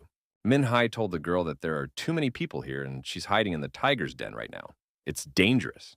Sunglan said that her friend died because of the serum incident, and she can't calm down after that. The girl remarked that she had worked with Dr. Zhao for many years. If she had been attentive and noticed his changes, she could have saved him from this nightmare. Minghe said that Song shouldn't blame herself. The girl replied that she wanted to do something good, at least to find out what happened to Zhao. Song added that the company often conducted joint research with Nandu University. Some of the annual profits were given to Nandu's research department, and Dr. Zhao was often suspended from the medical school. One day she asked him about it. The doctor said to go to the university and ask the professor. Min-he thought that again the conversation is about that faculty member. Sung said that their relationship with Mrs. Hu is quite good. It was from her that Song learned that Lichen Company was operating under the cover of Nandu's research department and had ties to the head of Fu's department. But she never found out who that was. Song added that Dr. Zhao had acquired the technique of the Lichen Company. He came to Nandu University to learn from a teacher. The young man thought that there was a connection between this teacher and the Lichen Company. The whole problem was this sponsor. Sung Lan said that there is a secret place in their company, but she doesn't know its exact location. Min-hai said to keep Song out of work tomorrow. Manager Gentian's influence is too great, and the last thing that happened today could very well expose her. Minhai added that he would go to Nandu University and look for that sponsor. The girl asked to be careful not to tell the commander about Lin, that she was here. It's a secret. Sung added that if Lo Lin finds out about it, she'll be terribly angry. Minhai told her not to take any more risks and not to show her face here. Songlan stated that looking at Minhee makes her feel calmer. Finally, her months of hiding had finally yielded results. Minhee contacted Luo Ling on the phone. She asked what happened. Minhee said that he met Song Lan at the Lycan Center. The woman replied that she knew that. He wondered, where did it come from? Lo Lin said that she has been suffering for the past few days. Her co-worker, the people living in the slums, mutants that the infected animals had turned into. To stop this, she had to take a huge load of guilt. Minhai said he was worried about her. Luo Lin stated that Lycan Company has a safe house in the main building. The spy is Ms. Hu, but she is just a symbol of the company. Luo Lin added that their organization always keeps this woman under surveillance. Minhai realized that Song Lan was being deceived. Luo Lin remarked that she didn't say such a thing. Mrs. Hu often acts rashly. Manager Gentian was walking down the corridor, and behind him, the guards were dragging the exhausted Madame Hu. A trail of blood was oozing behind her. Gentian told Madame Hu that all these years, the company had rewarded her generously. She was selling fake masks and causing riots. Was using the company to do that? Hu replied that she didn't do anything and she should be trusted. Gentian said that was useless. He really likes to suspect people. He added that they were just researching a new kind of larvae that can regenerate limbs. Mrs. Hu asked to leave her alone. Gentian replied that they would only lower her legs into the liquid. After all, they trust her. The manager said that their tests always gave excellent results. Madame Hu could trust them as well. Gentian pushed the woman into the liquid. She flew down with a scream. Madame Hu was floundering in the water and called out for help. The manager indignantly pointed at the staff and asked what they had done. All he wanted to do was restore Ms. Hu's legs. Their maggots can't regenerate limbs. Luoling said over the phone that they could protect everyone, including Ming He. Ming He walked up to the company's office in the dark. The building was empty. The young man went up to the right floor and saw a list of research staff on the wall. Among them was Associate Professor Feng Jing. Minhee walked into the laboratory and saw Mr. Feng at his workplace. The professor wondered, why is Minhee here at this hour? Minhee replied that he just came to see the teacher. He had mastered the method of perception he had been taught. Feng said that was great. The young man had come just in time. Feng said that after their last conversation, he thought that the young man's abilities could be developed further. Therefore, he found the skin of a calamity demon that could absorb the elements and made these gloves. Feng assumed that these gloves would be suitable for the young man. Ming, he wondered, was the professor really making gloves for him at such a time without rest? Feng replied that he had insomnia, so he decided to do something useful. Minhai is a very interesting guy, so the professor decided to give him a gift. The professor said that he hasn't finished the gloves to the end yet. Min, he might come back in a few days. Min? He asked, is the professor so kind because of the mutation incident in Lanyang City? Feng said that the young man is his student and he has a duty to take care of his student. Minhee said that he found it hard to believe that the professor was such a person. He could have originally come here with the Dragon Fang task force, but he realizes that the professor wouldn't have said anything anyway. Professor Feng said that he doesn't know what the young man is talking about. He just wants to finish working on those gloves. Feng added that it is very rare to meet such good students like Minhee. The young man is thirsty for knowledge, just like he was when he was young. Minhe said that Professor Feng can tell him everything. He is almost certain that someone is forcing him to do so. The teacher said again that he doesn't understand what Minhee is talking about. Feng noted that when he saw this student, he remembered himself when he was young. He always focused on what he was interested in. The professor said that at that time, he was not as lucky as current students. He did not have good mentors, and there were many problems along the way. The teacher added that he had no success at all, no money, no materials, no research lab. Thus he lived in total depression until middle age, until one day he met a man whom he called his teacher. The teacher was very generous. No matter how many times he failed, the teacher still supported him financially. No matter what situation he was in, the teacher always supported him. Thanks to the support, he received many awards. Feng added that he became a professor and a respected person. His lectures were filled with students. He became a teacher with a capital letter. He liked this feeling because he saw students become talented. Feng said that when he saw students with potential, he always tried to help them. He hoped that the students would not face the difficulties that he had. Minhe told the professor that it wasn't too late. He should confess who his teacher was. The professor replied that it was only his fault. The young man stated that it wasn't. Mr. Feng asked for the hero's forgiveness. Because of him, the young man's homeland faced disaster. The teacher added that when he found out that he was from Lanyang City, he couldn't sleep. The professor said he would soon finish the gloves and the young man should take them. Minghe asked if the professor had taught Dr. Zhao how to extract the blood of a disaster beast. Feng said Dr. Zhao asked about it, and he told everything he knew. The professor added that he knew what it had led to and was very sorry.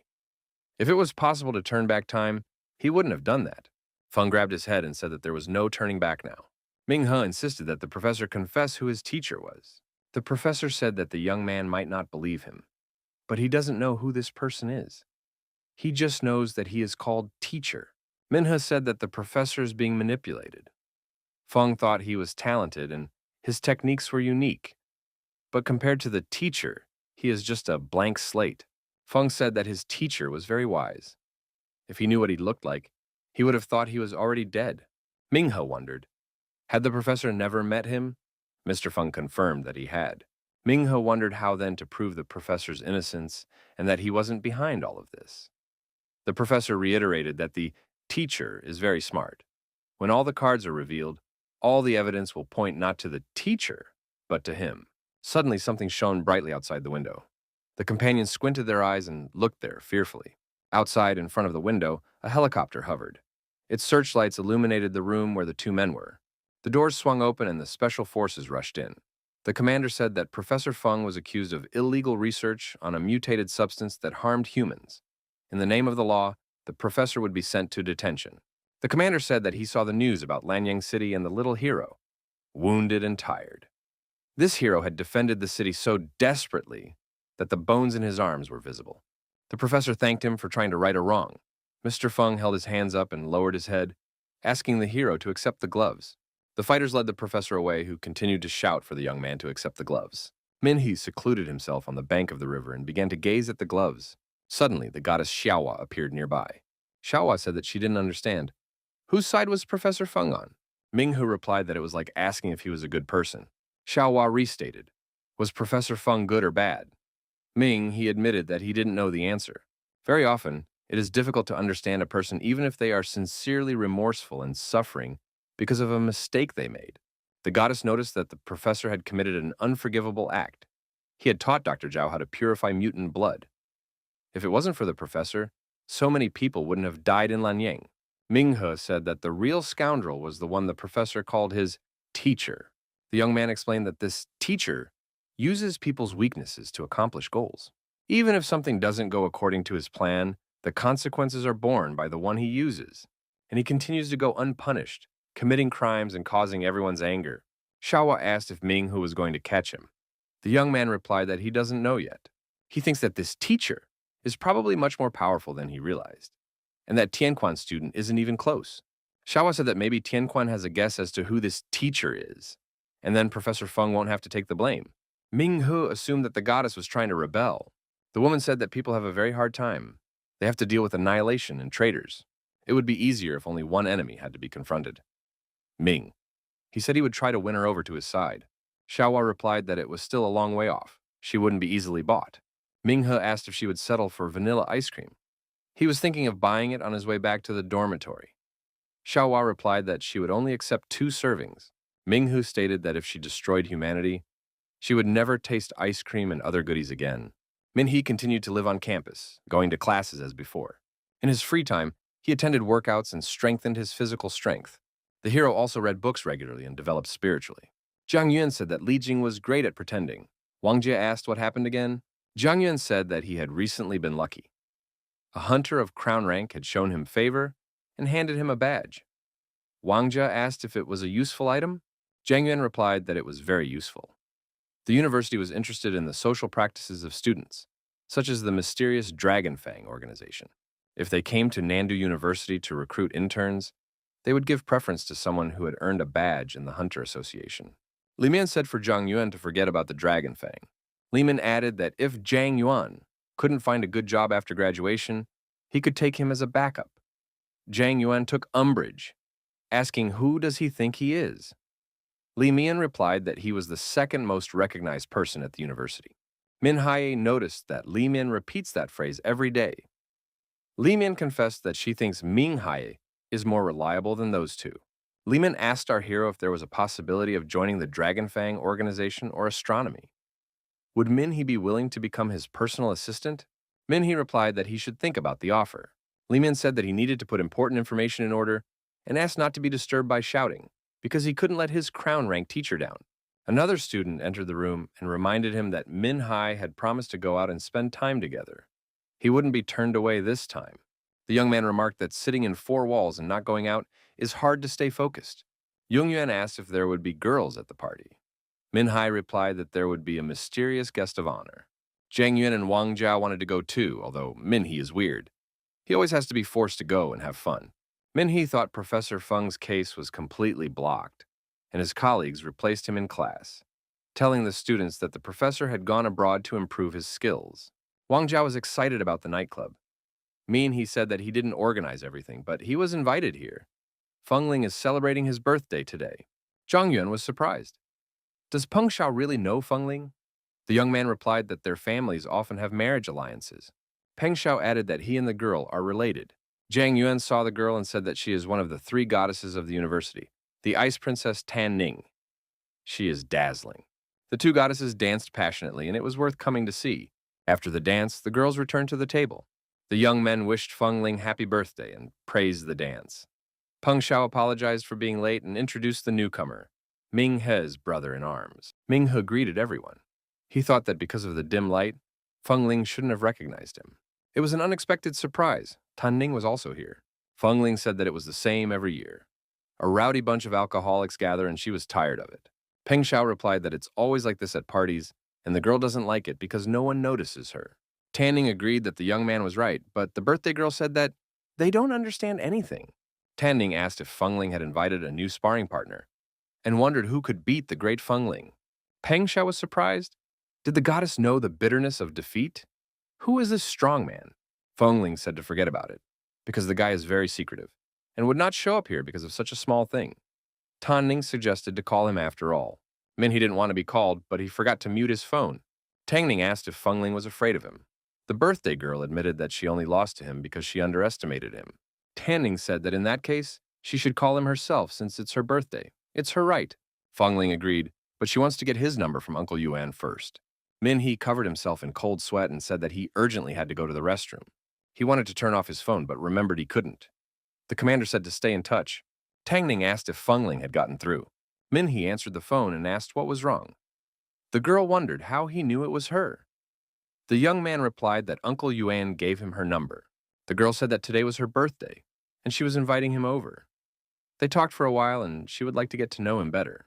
Minha said it would be difficult to meet today. Feng Ling asked, what was that noise on his phone? At that moment, the DJ in the hall shouted loudly.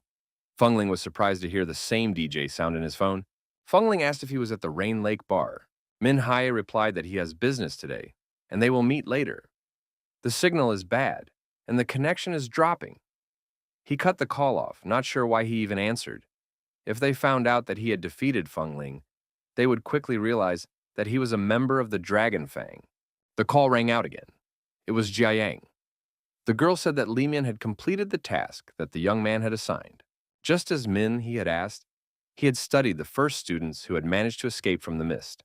133 people in total, 9 of them from the student council. Ming he thought that it was unlikely that they had managed to hide everything perfectly. A lead must be found. If they were going to use this experience as an achievement, they should look among the new students. If he were in their shoes and knew about the fog, he would stand as far away from the epicenter as possible. That way, he would think of a path to victory and would run out the very first. It was just as instructor Juchi had said. This training period was especially important. Our hero remembered that when he first entered, most of the students, including himself, didn't know how long the training period would last. Although the academy had adjusted to the students' wishes, they warned them at the very last minute. In order to put their plan into action, they had to inform the students of the time in advance. Therefore, it would be worth contacting the student council to find out about the schedule changes as early as possible. Minhe decided that he would investigate each of the 9 students personally. But that wouldn't be enough. Jiayang said that Li Mian had noted something in his report. If today is the vice president's birthday party, the rest of the council members will also be at the party. The 9 suspects will likely be among them. Jiang said there was no further information from Li Mian. Min Hai told the interviewer that he is just at this party. It just so happens. Feng Ling called, but her call was on hold. The girl assumed that her sparring partner was here somewhere. Probably came with his friends to have some fun. Tenning noted that it was a coincidence. What if it was fate? Feng Ling said that this guy must have seen her, but for some reason he didn't dare to show himself. On the phone, he said he was busy. Peng Xiao said that this sounded interesting and suggested playing a game. Which one of them could reveal the identity of the mysterious fighter? Our hero returned to the young people and asked in surprise, "Is Feng Ling really the vice president of the student council?" Peng Xiao was also surprised. Did Ming he not know about this? Peng Xiao said that Tian Ning is the president of the student council. In general, everyone here is a member of the student council. Ming Hu again said that he didn't know any of this. Peng Xiao only laughed in response. Peng Xiao reiterated once more. He proposes to play a game. They would try to figure out the mysterious person who defeated Feng Ling. The young man expressed his confidence that this person was somewhere here at the party. He was probably brought here by his friends. Only this time, there are too many people present, and it will be difficult to find him. Min Haye said that's a good idea. He too is curious to know who this person is. Our hero was curious as to which one would be revealed first. Ling Kunyu carefully surveyed the surrounding area. Nothing escaped the Sun-rank warrior's keen gaze. Even from afar, Ling Kunyu noticed a man approaching him on the narrow road. Ling Kunyu received a package from the man and asked if he had managed to get anything out of Professor Feng. The man replied that the professor was a front figure. Everything was blamed on him. Ling Kunyu asked, "What about the lichen?" The man replied that after listening to Ming He's information, they had cleared the 9th floor of the lichen medicine and cosmetology building, and it confirmed some of their previous information. The man said that the acolyte did indeed exist. There were sightings of his footprints back in the fog, and he is most likely somewhere in the institute. This is a prominent member of the Tianquan organization. Young, tough, violent, like master, he is to be feared. He cleans up his tracks perfectly, skillfully framing his crimes to fit ordinary accidents. Lin Kunyu said that no one knew about the fog. However, he knew how it worked and when the fog would appear. Therefore, he infiltrated the institute and was able to fake an incident. The man agreed. His plan depended on luck, but he was able to connect 2 completely non-overlapping events. This person is very smart. If they hadn't discovered the vague traces, they wouldn't have even realized that the real culprits were Tianquan. However, there was still a lot they didn't know about the disaster. The interlocutor noticed that they were unable to utilize their knowledge and plan everything perfectly. However, there is still little information about them. The man added that with such power, they could help people. But now that the fake mentor had been caught, they would become more cautious. The acolyte will probably lay low for a while. If they couldn't catch him now and he continued to spread his influence, he might very well create a monster worse than Master. The mere thought of Master sent shivers down his spine. Lin Kunya would never forget the day the disaster beasts appeared. In the Rain Lake bar, the fun continued. The man on the 2nd floor said that they had caught the one who had become the culprit, and the biolab was now closed. In this case, it would be best to run away. It's dangerous to do anything else right now. If you stand out, you can be caught in the net. The hunt is on. If you panic like a duck, open your wings and fly out of hiding, you can immediately fall into the crosshairs of the hunter. The interviewer said it's very noisy here. Is it worth talking on the phone here? The young man replied that there is no better place to hide than in plain sight. He is in a bar right now and his nice peers are enjoying their youth and playing their silly games. The interlocutor asked if anything was known about the Dragon Fang member. The interlocutor added, if the young man would deal with him, the mentor would be happy about it. The young man was surprised that the mentor paid attention to this person. The young man had heard that their mysterious friend was lurking among the students. The interlocutor recalled that the young man is in charge of Operation Blossom. The young man hoped that the mentor would remain satisfied. Peng Xiao said that this will be an unusual dispute. Kai Han will be the judge. Everyone present knows what kind of strength she has. After all, she was called the walking lie detector for a reason. No one has ever been fooled by her presence. One of the boys said that he didn't like such games. They usually hurt his feelings. The girl replied that it was just a little game. Peng Xiao stated that they have big stakes today. Those who don't want to play can go to a cafe nearby. Today is a day for real men and women. The interlocutor told the young man that it would be better for him not to participate in this event. The young man agreed. After all, there is someone here who can read minds. The interlocutor said that it was necessary to play the role of a diligent student, while finding an opportunity to sneak out. The young man replied that he would leave no trace. Peng Xiao stated that he would announce the rules when the weaklings came out. Ming He thought that if he was a member of Tianyuan, he wouldn't participate in this. It wouldn't be worth it. Ming He asked Peng Xiao, if the person they are looking for is gone now, then what's the point? Peng Xiao said that Ming He was absolutely right. But what is there to do? Our hero suggested the one who wants to leave should answer the question. Peng Xiao asked what exactly they would ask. Ming He came up with an idea. They should simply ask if he had defeated Feng Ling. Peng Xiao turned to the people present and said that before they wanted to leave, they would be asked one question. It was nothing complicated. The mysterious young man thought, was the one they were looking for really the one from the Dragon Fang?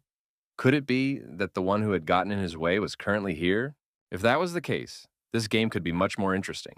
The mysterious stranger and our hero wanted to see the true face of the opponent. Peng Xiao said that the rules are very simple. Everyone present can ask one question, and it must definitely be answered.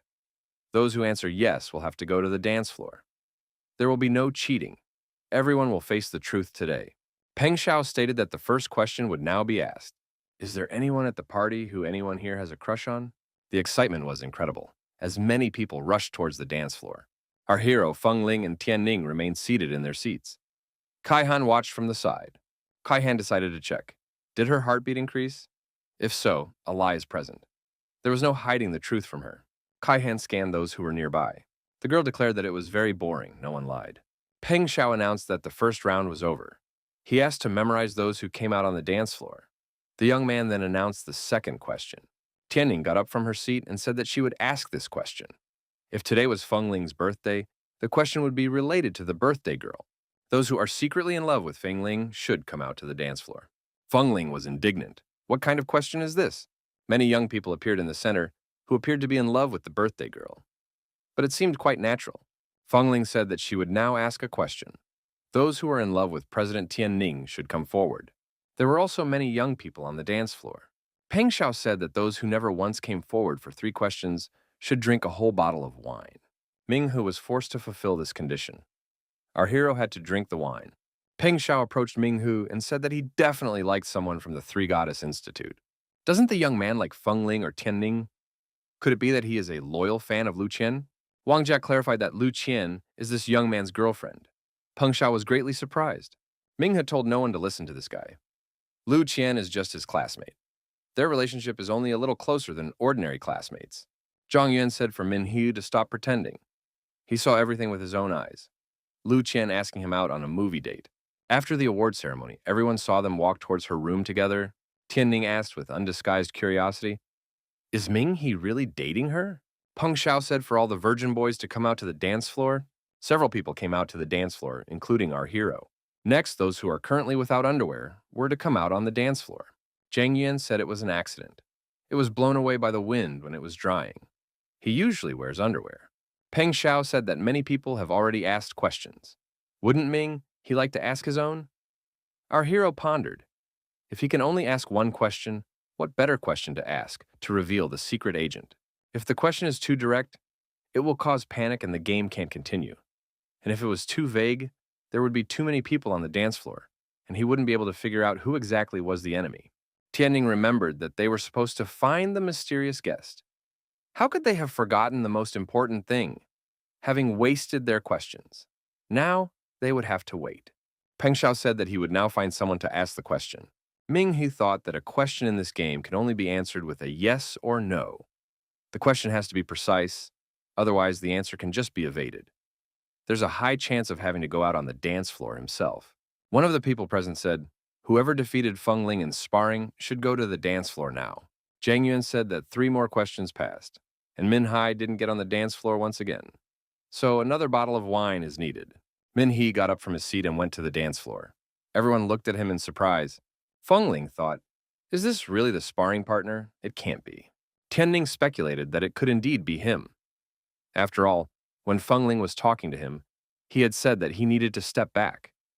Had he really been around all this time? Peng Xiao said that he knew so. It was Ming He. Wang Jia recalled how Ming He had taken the exam. It was hard to imagine what he was doing back then. Feng Ling remembered that young man and said that it was the same person. Tianning regretfully thought that he liked Lu Qian. He is really handsome. The mysterious young man thought that he had found the representative of the Dragon Fang. However, other youths began to enter the stage. Everyone present was surprised. Why are there so many people here? Are they all really better than Feng Ling? A young man asked the expert. Surely some of them are cheating. Kaihan was at a loss. The girl said that they were from the video game club. Feng Ling asked, does losing a game count? The young man replied that the person who asked the question didn't specify what exactly they won. Minhee thought that would definitely help him. Now it was his turn to ask the question. He needed to do it so that something like this wouldn't happen again. Tianning realized what the matter was. It turned out that they were all from the video game club. Even Ming He. Feng Ling said that she didn't remember everyone from that club. There were quite a few of them. The birthday girl suggested that we call it a day. Peng Xiao said to let Ming He ask his question. Ming He said that before he asked his question, he wanted to clarify something. He is not a member of the video game club. He was discussing with Feng Ling about using spiritual skills. She had begun to use them much better than before. The people present were surprised. Had this guy just admitted that he was the mysterious stranger who had defeated Feng Ling? Peng Xiao had no doubt that Ming He was telling the truth. But after all, he didn't want to reveal it before. Why is he acting like this? Perhaps it had to do with the question he was about to ask. Min Hai asked who among everyone present underestimates him or even hates him. Which one of them wishes him dead? Min Hai walked up to the birthday girl and said that the vice president should help him determine which of the 9 students would go on the dance floor. He showed the smartphone screen and explained that it was very important. Feng Ling replied that she didn't know all the council members by sight, especially the newcomers. Tianning decided to take a look. She never forgets a face. Several people came out onto the dance floor. What was on their minds? Tianning said that none of those 9 were among them. Peng Xiao announced that it was time to end. It was already getting late. He once again wished Feng Ling a happy birthday. The mysterious young man thought that he had found someone from the Dragon Fang. Ming He was very upset. He had exposed himself, but he couldn't figure out the culprit. Now, this could affect not only him, but also his loved ones. To drown out the bitterness of defeat, he finished the wine from the bottle. Min He didn't understand how he could let this person escape. How could he have made such a mistake? The scoundrel who had massacred Zhu Qi and the instructors had walked right out from under his nose. Feng Ling apologized to Ming He for causing trouble. He replied that it wasn't her fault at all. It was his own fault. Peng Xiao noticed that Ming He was drinking a lot. If he had known this before, he would have invited the young man to have a drink with the guys in their task force. He added that all 5 people who entered through the special exam were here now. Peng Xiao pointed out that they were sitting at a neighboring table. Didn't Ming? He recognized them. Ming He admitted that he didn't even notice them. Peng Xiao pointed out that these young men were quite interesting. They talked a lot about Ming He's bravery in the special exam. Ming He thought that perhaps he had encountered the criminal before. But in that case, the one might not have come forward. He recognized that his question was incorrect. The criminal wasn't going to touch him until he confirmed his identity. Ming He showed Peng Xiao the smartphone screen and asked which of these 9 participated in the special exam. Peng Xiao immediately identified the person and pointed at him. It was Zhu Yue. Tianning confirmed that she remembered Zhu Yue. He had joined the student council last. Ming Hu asked, did the student council set the training time for the newcomers? Tianning replied that they discussed it, but the final decision was made by the institute's management. Ming He decided that this was definitely who he was looking for. He asked Peng Xiao where this person was headed. Peng Xiao replied that the person should be in the parking lot. He had a sports car. Zhu Yue thought that now that he recognized his opponent, he had many ways to deal with him. If it wasn't for Min He, his actions would have shocked the whole world. Ming He jumped out in front of the young man, already sitting behind the wheel. Zhu Yue pressed the gas pedal and quickly left the parking lot. Our hero didn't waste a second. He rushed in pursuit. After all, there was only a sports car to catch up with. Zhu Yue continued to rush at high speed, moving away from the pursuer. Peng Xiao caught up with Ming He on his bike and wondered how he was even going to catch up to the sports car. Then offered to use a motorcycle. The hero did not have to be persuaded for a long time. He jumped on the bike and rushed after. Protagonist thought that in the 2 days that had passed since his arrival at the institute with the intention of passing the entrance exam, there was a white fog. This man knew exactly when it would appear. He realized that he could use the inexperience of the newcomers to cause chaos. No wonder the examiner back then was so disturbing to him during the exam. Not only did this man donate 6 million to the institute, but he also bribed the examiner. He did this to guarantee that he would get in. When our hero passed the exam, the man almost took his place. He had been involved with the examiner from the beginning. That person almost eluded Minhai. Many people were hurt because of him. Minghe was adamant that he would not let Juye escape retribution now. Juye, seeing his pursuer in the rearview mirror, decided that he must die. He raised his right hand and activated his unique abilities. Branches broke off from the trees and began to fall onto the roadway. The protagonist deftly maneuvered and avoided the obstacles on the road. Juye turned on the autopilot and stood up to his full height on his convertible. He spread his arms out to the sides and activated his energy abilities. The trees growing along the road began to fall onto the roadway. Our hero continued to chase after the sports car at high speed. He knew that Zhu Yue would not be able to escape. Ming He approached the criminal's car. Zhu Yue asked threateningly, "Does Ming He really want to go to hell?" Ming He let go of the control of the motorcycle and jumped onto the sports car. Zhu Yue thought that this guy had finally lost his mind. Our hero managed to hold on by hooking onto the edge of the car with one hand. Zhu Yue stepped on the gas and drove the car down the cliff. He himself jumped out at the same time. He walked to the edge and looked down at the exploding car. "It's done." The villain laughed. Did this person really want to fight him? It was a pity that he had accidentally fallen off the cliff. Juya contacted the right person on the phone and informed him that that guy had died. He added that he didn't know his identity, but it didn't matter anymore. After all, he was dead. He then said that he couldn't stay in that place anymore. Juya said that he needed to find a new hiding place. Just then, a man suddenly came out of the forest. Ming He, wearing tattered and burnt clothes, said that he would not let Zhu Yue get away with it. He would send him to the other world to apologize to everyone who died because of him. Zhu Yue was shocked that this guy was still alive. Why was Ming He pursuing him so persistently? The criminal once again decided to use his unique abilities and said that he was definitely not invincible. His strength was not a threat. Our hero was attacked, but managed to successfully dodge the blow. Zhu Yue disdainfully said that the man in front of him was just a pathetic insect. Ming He noticed that his opponent was about to activate his internal energy for another attack. Zhu Yue stated that he knew how the opponent's ability worked. There's nothing around him that he can absorb. Is he really going to fight alone? He waved his hands and promised to show his true strength. Min Hai must learn what it means to be a superhuman. Our hero didn't procrastinate and activated his ice skill. He told Zhu Yue not to think too much of himself. Who was he to dispose of other people's lives? Ming He was surprised. Did the opponent call himself a superhuman?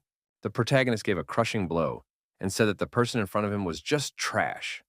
If he didn't want to be an ordinary person, then he would die in a ditch somewhere. He doesn't belong among those who just want to live. At the Hall of Fame, a man asked Commander Luo Ling where Ming He was now.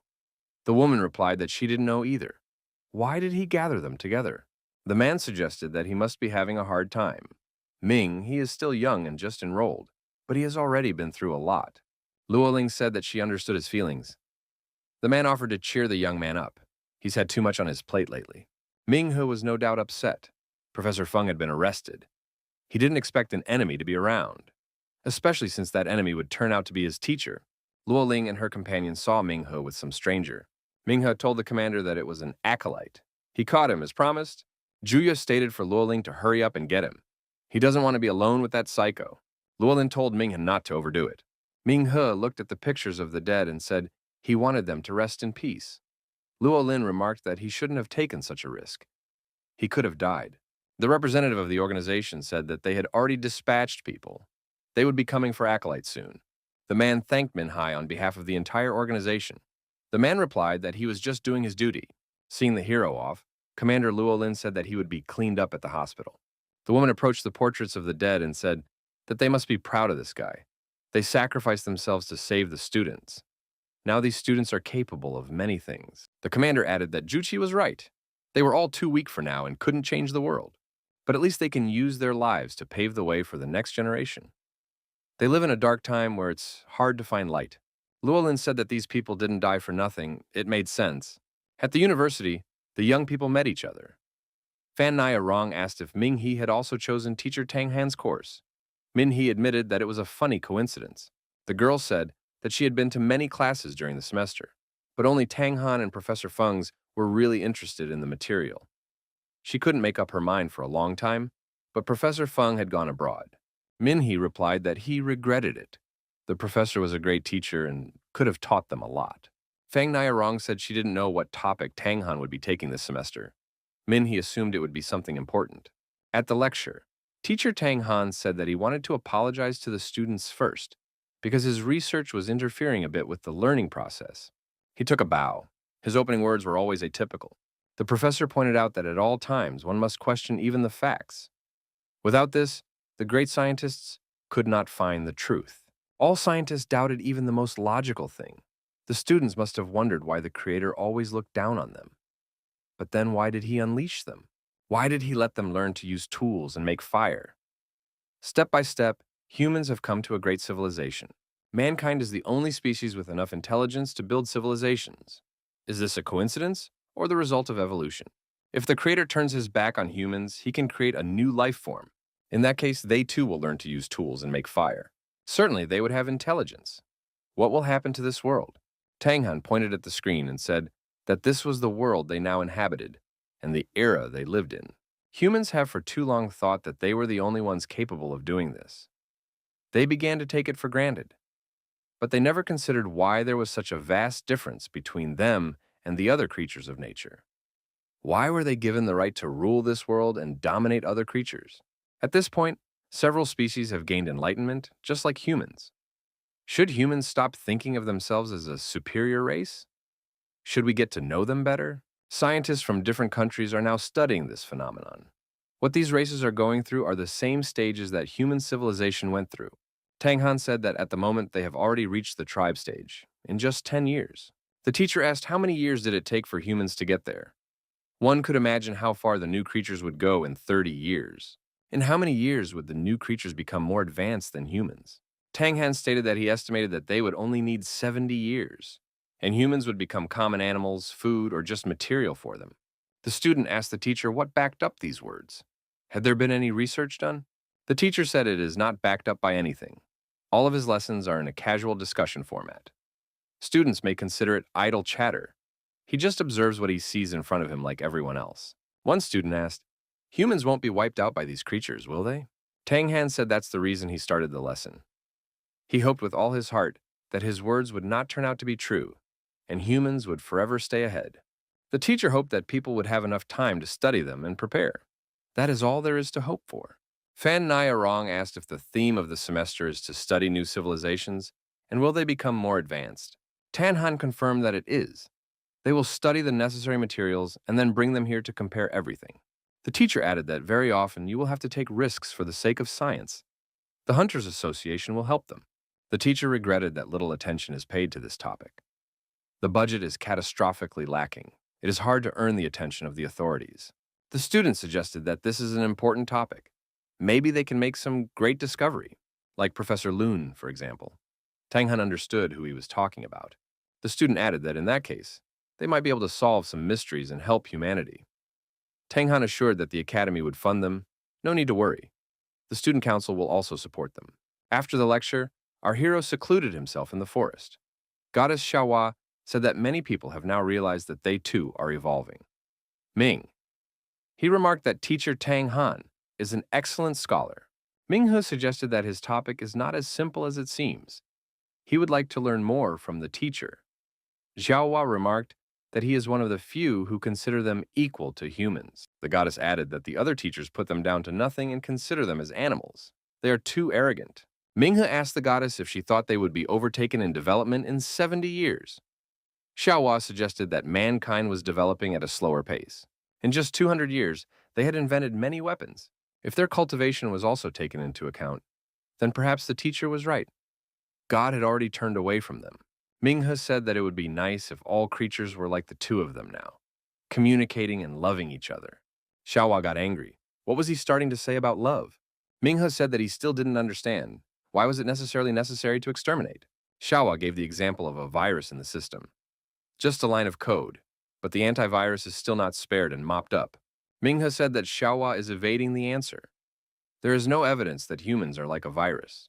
The woman asked if Minghe knows why his teacher still can't give up his hypothesis. The young man should remember the theory of evolution. There's a lot of evidence that humans evolved from monkeys. But why humans? Dolphins are also very intelligent. Why didn't they become ocean people? Dolphins are as intelligent as apes. It's because humans learned to use their hands and tools. So someone gave them that ability? Minhee replied that it was a stupid idea. As stupid as the theory that a meteorite doesn't fall twice in the same place. Xiaohua said that there are many things in the world that have not been proven by facts. But such things give rise to new ideas. If one paid attention to all the factors that were there, one thing could be safely stated. Humans were the Earth's immune system. There were others before humans. For example, dinosaurs. Minhai walked into the house and noticed that his sister had almost packed his things. The girl asked why his brother was always going somewhere. Shouldn't he be studying and practicing? Minhai said that this trip is related to his research. He needs to do it every semester. He has chosen a topic that he is interested in. So it is necessary to go and collect the necessary samples to start working. Sister said to Minhai to exercise caution. If something is wrong, it's better to run away and not deal with it. The young man replied that he understood everything. Sister said that she thought she would be able to learn something interesting when she joined the Tianwen organization. However, now she sits and digs through data all day long. Minhai reminded him that his sister is still an intern. She would be entrusted with a more interesting job in the future. There was a knock on the door. The girl assumed it was her coworkers.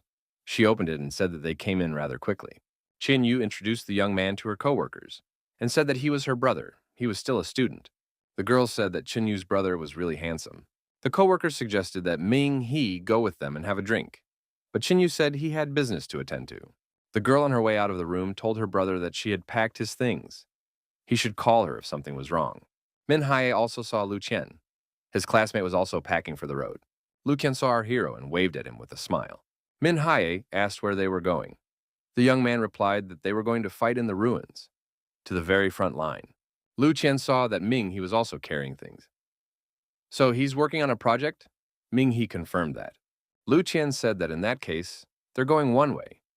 The girl's companion remarked that the freshman can only sit in the rear guard, only suitable for cleaning up and walking around the ruins. The young man added that those who are honored to be in the vanguard are students with unique strength. No one paid attention to this guy and he had to leave. Lu Qian told our hero to be careful. He should stay out of the way. Min Hai told Lu Qian not to take any risks either. He's always ready to come to the rescue, no matter how far away it is. Wang Jia accidentally pushed the young man with his backpack as he walked by, and the young man staggered and hugged the girl. The young people blushed with embarrassment. Lu Qian recovered first and said that she had to go to the bus. Ming, he wished her good luck. The teacher told everyone to take their seats. It was time for them to leave. The student council president Tian Ning was also on the bus with everyone. Peng Xiao saw Tian Ning on the bus and said that it was definitely fate. Now this trip would definitely not seem boring. The student council president replied that she was forced to keep an eye on the newcomers. Tian Ning asked, why was that even necessary? Tang Han replied that being in the vanguard is always important because they make invaluable contributions. The students on the bus couldn't believe that they were accompanied by the student council president. Among the students was Eagle Eye. He is a very skilled sniper due to his keen eyesight. This is Lu Feng. Plus, he uses a modified sniper rifle. He has taken the place of one of the strongest, and no one wants to piss him off. Zhang Wenwei, the high school girl with ponytails, was also on this bus. If she takes things seriously, even a whole squad of superhumans can't handle her. Wang Jia told the curious that this girl likes to play with fire. The archer in traditional clothes is Xia Na. A mysterious girl, almost nothing is known about her. Xiaodong has the appearance of a quiet boy from junior high school. His ability is unknown, but he is one of the top 10 strongest. One of the female students said that it's unexpected they will be protected by many strong high school students. So, Teacher Tang Han's research is considered very important. Fujun Village, Guanyun Lake. The locals are fishing. A neighbor said Wang is a real hero. Yesterday, everyone in the village heard him entertaining his wife all night. And since morning, he's already fishing. Wang said he sat here all night, never letting go of his fishing rod. He doesn't know how he had the patience. Wang asked the neighbor in surprise what he had said about his wife. The neighbor said that he heard what he heard. He said that his cat was screaming loudly all night. The neighbor said Van's eyes were very red, probably because he was up all night. A passenger car was passing on the road not far from this place. The girl saw a lot of dandelions outside and rolled down the window. Her mother reminded the girl that it was dangerous to stick out the window at high speed. How many times can you say that? One of the dandelions flew into the cabin and landed on the neck of the driver, the head of the family. The man started to pull on the fishing rod. He felt something huge. The fisherman said he had come here much later than Wang, but he was already getting a bite. The fisherman pulled a huge fish out of the water. He was overjoyed and asked Wang to help him. However, when the man took the fish in his hands, he was frightened. It was strange. There was something peeking out of its mouth. The man threw the fish aside. Some algae began to appear around it and on it. The fisherman walked over to his neighbor and asked, "Does Wang see this too? What's wrong with this fish? After all, just a second ago it was alive." The man looked at Van and was even more frightened. The neighbor was sitting motionless and completely dry. There were some strange plants or creatures stretching from Van to the water. The man dropped the fishing rod out of fear and ran home. Wang continued to sit motionless by the lake. Fan Nia Rong said that teacher Tanhan never told them. What kind of specimens would they collect? Tang Han replied that it was a well-known plant. Recently, a hunter had sent him some interesting specimens. Research had been done. Tanhan said he had discovered these plants are aggressive. Fan Nia Rong asked, "Aren't all plants inherently aggressive?" A lot of trees grow upwards. They don't pay attention to other small plants. A big tree will cover the sun with its crowns. The small tree will die and rot, and the big tree will get nutrients. Tang Han said aggression between plants is common, but this specimen wasn't fighting for the sun or soil. This plant was attacking animals. It had predatory behavior. It wasn't hunting flies, butterflies, or moths. The plant preyed on large animals and even humans. The bus driver hit the brakes. There was a collision with something. Archer jumped up from her seat and asked, "Was it a monster attack?" The driver said it was a wild deer. It suddenly ran out onto the road. The president said for Xia Na to go and check if everything was all right. The driver objected that it wasn't necessary, as it was just an ordinary deer. Lu Feng said that they weren't far from the ruins now. It was better to be reassured. The bus doors opened and Xiana got out to explore the surrounding area.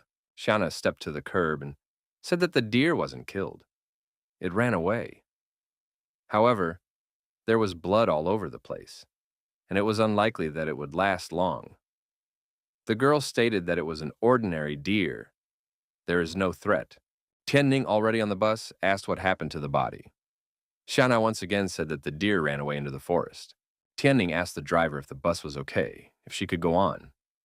The driver replied that everything was fine, nothing was hurt, we could leave. The bus continued traveling along the given route. This was no ordinary deer. It had demonic, glowing eyes. Peeking out from the bushes, he was watching the bus with his gaze. The bus arrived at its destination point, Fujun City. There were many police officers in the vicinity. Students looked out of the windows. What had happened? Was there really a crime here? Why were there so many policemen? The young people got off the bus and headed for the hotel.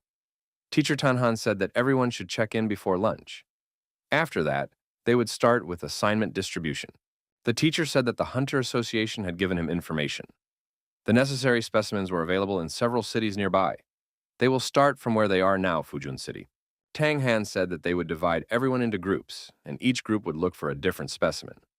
Each of the 5 groups will be led by a senior student. Many students expressed their desire to be in President Tianning's group. The girl said that she would choose who would be in her group. Her choices were Lin Hui, Hu Guangyi, Fang Nairong, and Ming He. Teacher said that when they were entering the city, there seems to have been a crime. This group should investigate the case. If it's an ordinary case, let the police handle it. But if the students notice something strange, they should take care of it. Tianning said that she was only going to keep an eye on the younger ones. Tang Han agreed, after all, the assignment should be done by the freshmen. They have the responsibility to investigate on their own. Tang Han handed out field signal sheets, 1 per group. They should only be used in an emergency. The teacher added that each group would have a different task. If there are no questions, everyone will disperse in the given direction and begin their tasks. Police officer Zheng Wei didn't understand how this could happen, and who did it, man or beast. They just had to wait for the Hunter Association. The officers were far away from the city and realized that no one might be sent to them. However, a group of students approached them. Fan Nairong said that they were students from the academy in Southern City and had come to do their own research. What on earth had happened here? The police officers thought that the students could understand the situation and perhaps even help in some way. One of the officers said there was a body nearby. If the students had the courage, they could examine it. Tianning told her colleagues to decide for themselves. She's only here for protection. This is their research. Minghe volunteered first and said he would take a look. The policeman offered to follow him. We need to figure out whether it was a beast or a human who committed the crime. Fan Naya Rong decided to go as well. The young people followed the officer. Up ahead, there was a body lying under a cloak. The old man asked, "Are these people from the Hunter Association?" The officer said that they were students from the academy. They have some sort of training study. The old man wondered, can apprentices be of any help? They have no experience. Better to wait for the hunters. He added that no one was trying to make things difficult, but there was no room for slip-ups. It was a serious problem. To keep everyone happy, it is necessary to wait for the people from the association. The officer said that they have already contacted who they need to contact. They were told that there was no sign of an animal attack, so it was an accident. No one would be sent. The policeman explained to the old man that there was fierce fighting on the front lines and every man counted. The old man replied that they were willing to wait a few more days. Wang Jun was an important person. Solving this case was an important task for the city. Mistakes would not be tolerated. The officers agreed and decided to contact the hunters again. One of the police officers told Min that the locals wanted to see someone more competent. Fan Nayarong stated that they were not so helpless. Ming.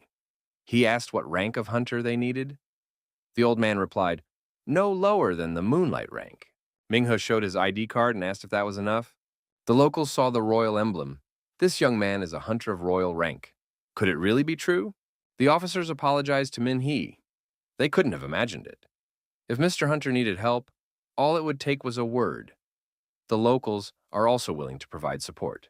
Minha said that he wanted to examine the body first. When the blanket was removed, everyone was startled and shrieked. The body was completely dried up. The policeman said that an autopsy had already been conducted. The causes of death were unusual. All the internal organs were dried up. The muscles seemed to have dried up under the sun for months. There was no fluid or blood left in the body. The policeman added that, according to the witness Wang Zhang, he was just talking to the injured Wang Jun. After just a few minutes, the man looked like this. One of the police officers said there was a surveillance camera nearby. It recorded how the victim had been fishing all night and was full of energy. Neither the monster nor the beast was caught on camera, so the animal attack version was ruled out. The policeman asked the hunter if he saw signs of an animal attack. Min. He thought that to drain a person full of energy in a few minutes was amazing. Perhaps the beast had the ability to camouflage, and that was why the police didn't notice it. Someone present suggested that it might have been a mutant bat from Black Mountain. Such creatures suck all the juices out of a person. Hunters should be called to send out a squad to exterminate it. One of the residents said that this bat is huge. The shadow from its wings covers the entire city, and one bite leaves nothing left of a person. Another resident added that no one lives on that mountain anymore, all because of this mutated bat. The police decided that the locals were only interfering with the investigation. They were told to move away and stay out of the way. Fan Nayarong suggested that the man could have been poisoned beforehand, during the night. The sun accelerated the poison's effects, which is why he died. Minhe said that in that case, he would hardly have fished all night if he had been poisoned. After all, the witness says he was fine in the morning. He thought, if he was attacked, the attacker was either unnoticeable or very small. For example, something like an insect. Either way, it's necessary to get to the scene so as not to miss anything and see the full picture. The policeman said that the young men could walk to the crime scene. Everything is fenced in there. Min Haye told his squad members that they would go to the place where the man died. The police may have missed something. The locals said that there are more and more beasts of distress. Who knows what other varieties might have appeared? Even fighters on the front lines aren't always prepared for new enemies. Everything needs to be investigated thoroughly. One of the students said he heard about a mutant bat in the mountains. Should we go there? Minhee replied that if that beast really lives there, they don't know anything about it. Rushing into battle is not wise. The students said that they are superhumans. They have nothing to fear. Besides, the student council president will be with them. She will protect them. Minhai remarked, if a mutant is behind this, it would be better to hand the matter over to the Hunter Association. They will gather a group of superhumans and solve the problem. Our hero added that they are here to collect samples. Some bat is not their business. The young man was surprised. How could Minhai say such a thing? After all, he is a student of the academy. The student remarked that their duty is to fight evil and protect people, and Ming. He only thinks about himself. Is he willing to ignore possible sacrifices for the sake of a high academic grade? Fan Nyarong called everyone to order and said to calm down. Min he only meant that an investigation should be done first. The young people headed to the scene of the incident, the shore of Guanyun Lake. Minghu immediately noticed a dried-up fish lying on the shore. It interested him extremely. The policeman said that this was where the victim's body was found. It had dried up in just a few minutes. Minhai asked if the water had been tested. The policeman replied that it had not been tested. They didn't have the right instruments. Min, he pointed to the fish. How long has it been here? It even has its scales intact. The policeman said he didn't pay attention to it. It was just a normal fish. The student wondered, why ask about the fish? Isn't it a crime scene to study? Minhai remarked, scales are usually peeled off when cooking, and there was no sign of a fire nearby. The policeman asked, does Mr. Hunter really think the fish is connected to the victim? Minhai replied that he was not sure. The officer said he remembered something. The witness had mentioned that some fish had scared him. Minhai asked how. The police officer admitted that he was surprised himself. He thought the witness was just scared and talking nonsense. He's still in shock, so it's best not to question him yet. Minhai asked where the surveillance camera was and if he could see the footage. The police officer admitted that he hadn't thought of that somehow. The officer promised to contact his colleagues and prepare the recordings. Minhai said he would look around for now. Minha sat down and picked some grass. Tian Ning asked what made him interested in wild grass. Ming he replied that he listened to the professor's lectures about the plants of disaster. Tang Han had brought them here to collect samples. There might be something like that here as well. Maybe this herb has something to do with the crime. Tian Ning said that Min he is very funny. Ming he looked at the plant and said that he would like to hear the president's opinion. The girl replied that it was dandelions. It's just an ordinary grass. No discovery. The officer pulled out his smartphone and said he already had the tape. After the witness threw the fish, it landed exactly where it was found. The police officer also wondered. It had only been one day. Why was the fish so dry? Minhai assumed that the condition of the fish was the same as the victim's. The policeman compared the photos and recognized that the hunter was right. Barring the difference in body structure, the cause of death is the same. Minhai suggested that the culprit might be hiding in the body of water. After a while, professional divers arrived. They dived to the bottom of the reservoir. The officer asked, does the hunter really think that someone is hiding in the water? Minhai replied that he wasn't sure, but we should study the specimen first. We should ask the divers to collect samples of underwater plants. The police officer agreed. The students wondered, why are the police even listening to Minhai? He must be just covering himself with the teacher's name. The young ones decided to do their own investigation. One student suggested that the other student go to the mountains or forest to find animal tracks. Tianning reminded that all four of the group must work together. She wouldn't be able to protect them if they split up. One of the students said that they were wasting their time. Why should they obey Ming He? It's not like he's the leader of the group. Ming He told Tianning not to hold them back. Let them go if they want to. The police wanted them to explore the local mountains and forest anyway. Maybe there really are monsters lurking there. Minghu added that he had no intention of leaving the city. Tianning could go with them. That would be even better. Tianning said that if he noticed anything unusual, he should inform the professor immediately. The divers went down to the bottom of the body of water and saw many bones. Thanks to the cameras on their equipment, Minhee watched what was happening. There were animal bones. The divers got ashore and said they were mostly bones of cows, sheep, pigs, and deer. No human bones were found. The girl diver admitted she was scared. She still has goosebumps. She can't continue her work. A replacement has to be found. Another diver said he collected some bones and plants as the hunter asked. Minhai thanked him. The diver added that he thinks there really is something in the water. He's definitely sure. It's a terrifying predator. The police and superhumans would take it from here. It was already getting dark, and it would be dangerous to continue the investigation at night. The policeman suggested going back and analyzing the data collected. Minha said that he would like to take the findings to the professor and have him analyze them thoroughly. The policeman didn't object. Minhaya said that panic is growing in the city. The people trust the policeman. Plus, there are bones at the bottom of the lake. We shouldn't tell people about this until we have enough data. The policeman said the hunter was right. They will keep everything secret for now and try to reassure the local people. Minho handed Feng Nairong a bag and said that he had collected some more samples from the shore. All of this should be handed over to Professor Tang Han. He and the officer would take care of another matter in the meantime. Minhee and the police officer went to the victim's house. They saw the wife of the victim, Zhou Tao. The officer said that they still didn't have time to have dinner. Ming. He suggested finding a noodle shop somewhere nearby. The woman said that if the young people didn't mind, they could eat at her house. She explained that she had been busy with family matters all day and apologized for not meeting them earlier. Min Hai replied that they would take her up on her offer. They just had a few questions for her. The woman asked them to follow her. Ju Tao told the policeman and the hunter to take a seat. She would get everything ready now. Ming had told the officer that there was a beast here. He was sure of it. And its appetite is impressive. It's dangerous and always hungry. Our hero stated that the best option would be to evacuate all the residents. The policeman replied that this would be difficult to accomplish. He had just received news that the war zone had expanded. The mountain road is now blocked. The battlefield has blocked the evacuation route. But it is possible to try to evacuate people to the mountains. Min Hai said it's not safe in the mountains. It is already getting dark, and help has not arrived. The policeman said he was warned about this too. Because of the fighting, it's hard to send help. One can only rely on one's own strength. Min Hai said he would go underwater himself the next morning. The officer replied that it could be dangerous. Ming, he said that if there was really something in the water, he would do his best to get rid of it.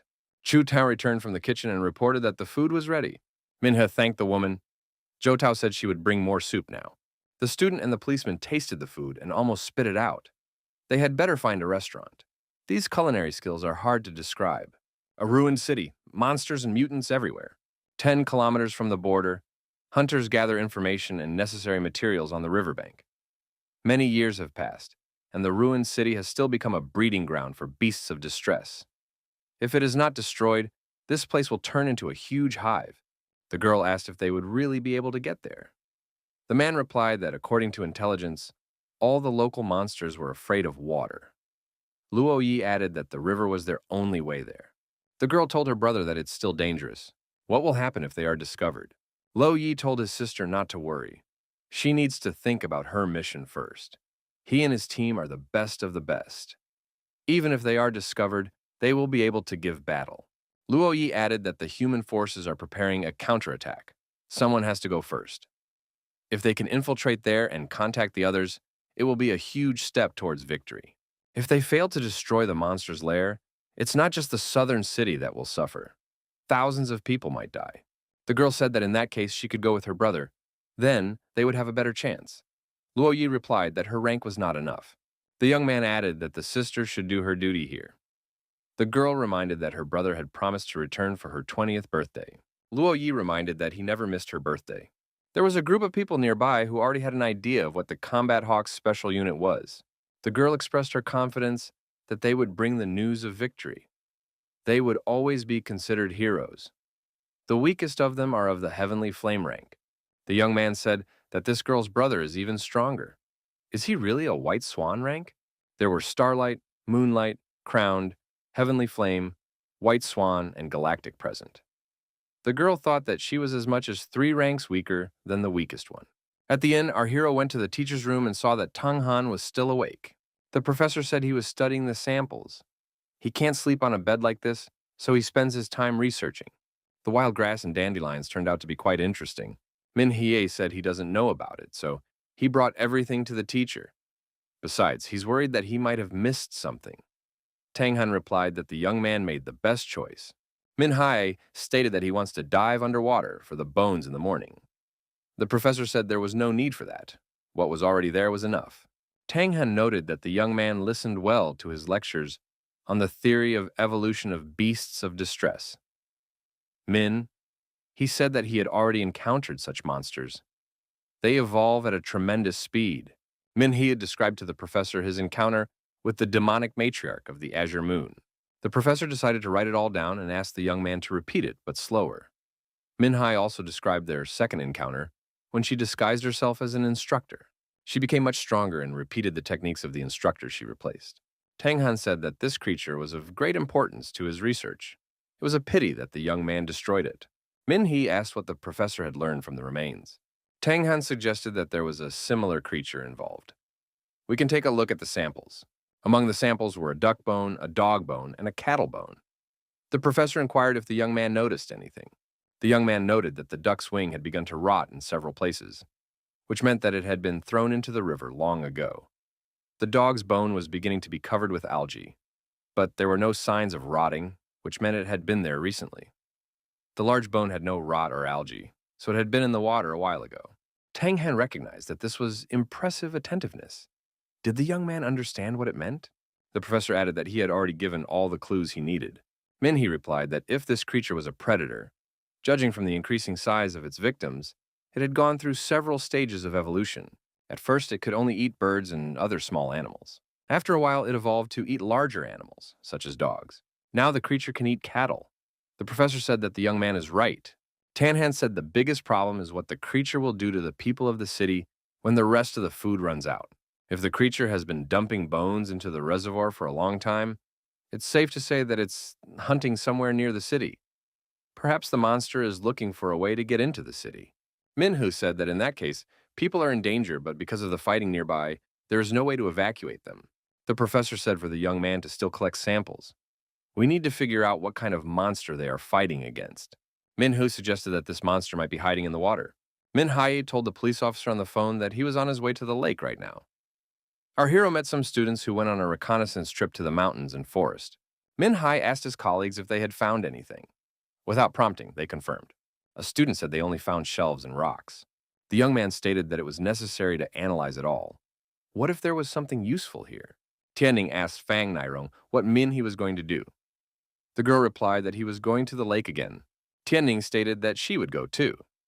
Fan Nairong told the president that Min he is strong and will be able to stand up for himself. Tianning has been up all night. She should definitely get some rest. Fang Nairong told the president not to worry. They would manage without her.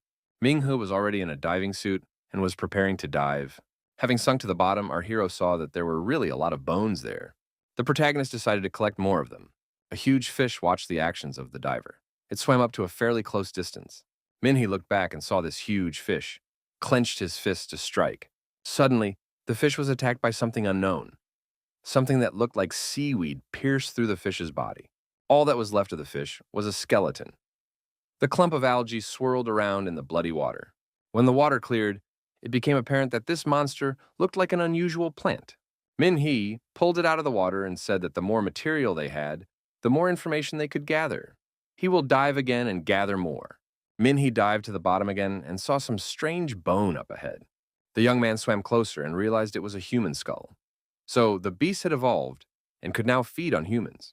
Apparently, that fisherman wasn't the first to die and get eaten. The professor said the beast's appetite would only grow. The beast will try to infiltrate the town. The locals are in danger. Xiaohua shouted that danger was approaching from behind. Our hero looked around and saw the creature approaching. Minghe wondered, "What is that?" Xiaohua told the guy not to relax. That thing was still alive. The strange creature wrapped around our hero's body. Only his legs were visible. Xiaohua said that there was no point in using physical force. We need to calm down and think. Minghe thought that the legs could still move. It is necessary to rise to the surface. Minhe decided to use the great sandfist skill to defend himself against the monster. The police officers and students watched the boat in the middle of the lake with interest and anxiety. Suddenly, a huge wave appeared. No one realized what was happening. The policeman tried to radio our hero. Can he answer? Min Hae, while underwater, said he was fine. The young man discovered an empty space and decided to break in. No one had ever been here before. Minhee grabbed a small, worm-like creature and clutched it tightly in his fist. After climbing to the surface, the young man said that it was necessary to send all the samples to the professor. Placing the worm in a vial of liquid, Minghe noted that the professor would be very interested. Fisherman Wang most likely died because of this worm. It is a predator worm. There's a huge amount of nibbled bones at the bottom of the reservoir. The protagonist told the police officers not to let anyone near the lake. Minghe asked if the witness Wang Jiang was awake. He had some questions for him. The policeman replied that he was already awake. The professor, studying the delivered material, said that this species cannot live without water. When he was coming back here, he saw the worm as if it was drying up. As soon as water was added, it stirred again. Tangen said that he would now be able to find many answers. Min. He suggested that the bones were already useless. The professor disagreed. It would take time to finish the study. Now Min Hai could go about his business. Our hero decided to gather more information. Maybe he could get all those worms out of the pond. The professor said he would alert the young man when he had results. One of the student squads arrived at the Shanxi sawmill outside Fujun City. Liangdong reported that it was a sawmill 10 miles outside the town. Residents said that Jiang Neng, a sawmill worker, had not returned home for several days. Zhang Li recalled that according to his family, he is a terrible alcoholic, and the sawmill is the perfect place to get drunk alone. It would have been better to call the police. Another student said that if Zhang Nong is just lying around drunk somewhere, they're wasting their time. There isn't even a normal road to the sawmill, so they had to go through the wilderness. The group leader said to be quiet and careful. Not far away near the river, a wild deer was seen. Shana said that it was not scary. Liang Dong admitted that he was very scared. Not a pleasant place. We should go check to see if Jiang Nong was sleeping somewhere inside. The deer from afar continued to watch the people from afar. It was actually a mutant deer with glowing eyes and a decomposing body. Liang Dong noticed that the circular saw was working. If the mechanism is not turned off, it means that Jiang Nong is awake. Shana noticed that there was a strong odor of alcohol in the air. The student saw a person sleeping on the sofa. Liang Dong clamped his nose and said that it stinks a lot in here. Just how much alcohol did he drink? Everyone pointed out that Jiang Nong was sound asleep. He didn't even move. Liang Dong stated that it was a false alarm. A student took Jiang Nong by the shoulder and told him to wake up. Zhang Li said that the person doesn't react to anything. There is such a stench, and he is sleeping peacefully. The young man continued to wake up Jiang Nong to send him home. However, upon turning him around and seeing his face, the student was very frightened. Jiang Nong opened his mouth and screamed loudly, turning into a mutant. Xiana reacted lightning fast and kicked him in the jaw. The man flew far back. Liang Dong jumped up to Huang Feng. The young man had a wound on his neck that was bleeding heavily. The mutant Jiang Nong jumped up and lunged at Xiana, but the girl managed to set up her bow, and the monster clamped down on him with its teeth. Had it really developed rabies? Xiana once again kicked the monster far back with her foot and fired her magic arrow from the bow. Zhang Li asked Xiana why she had destroyed that person. The archer replied that it was no longer a living person. Xiana added that it was a zombie and stated that it was time for them to leave. Liang Dong said that Huang Fan was unconscious right now.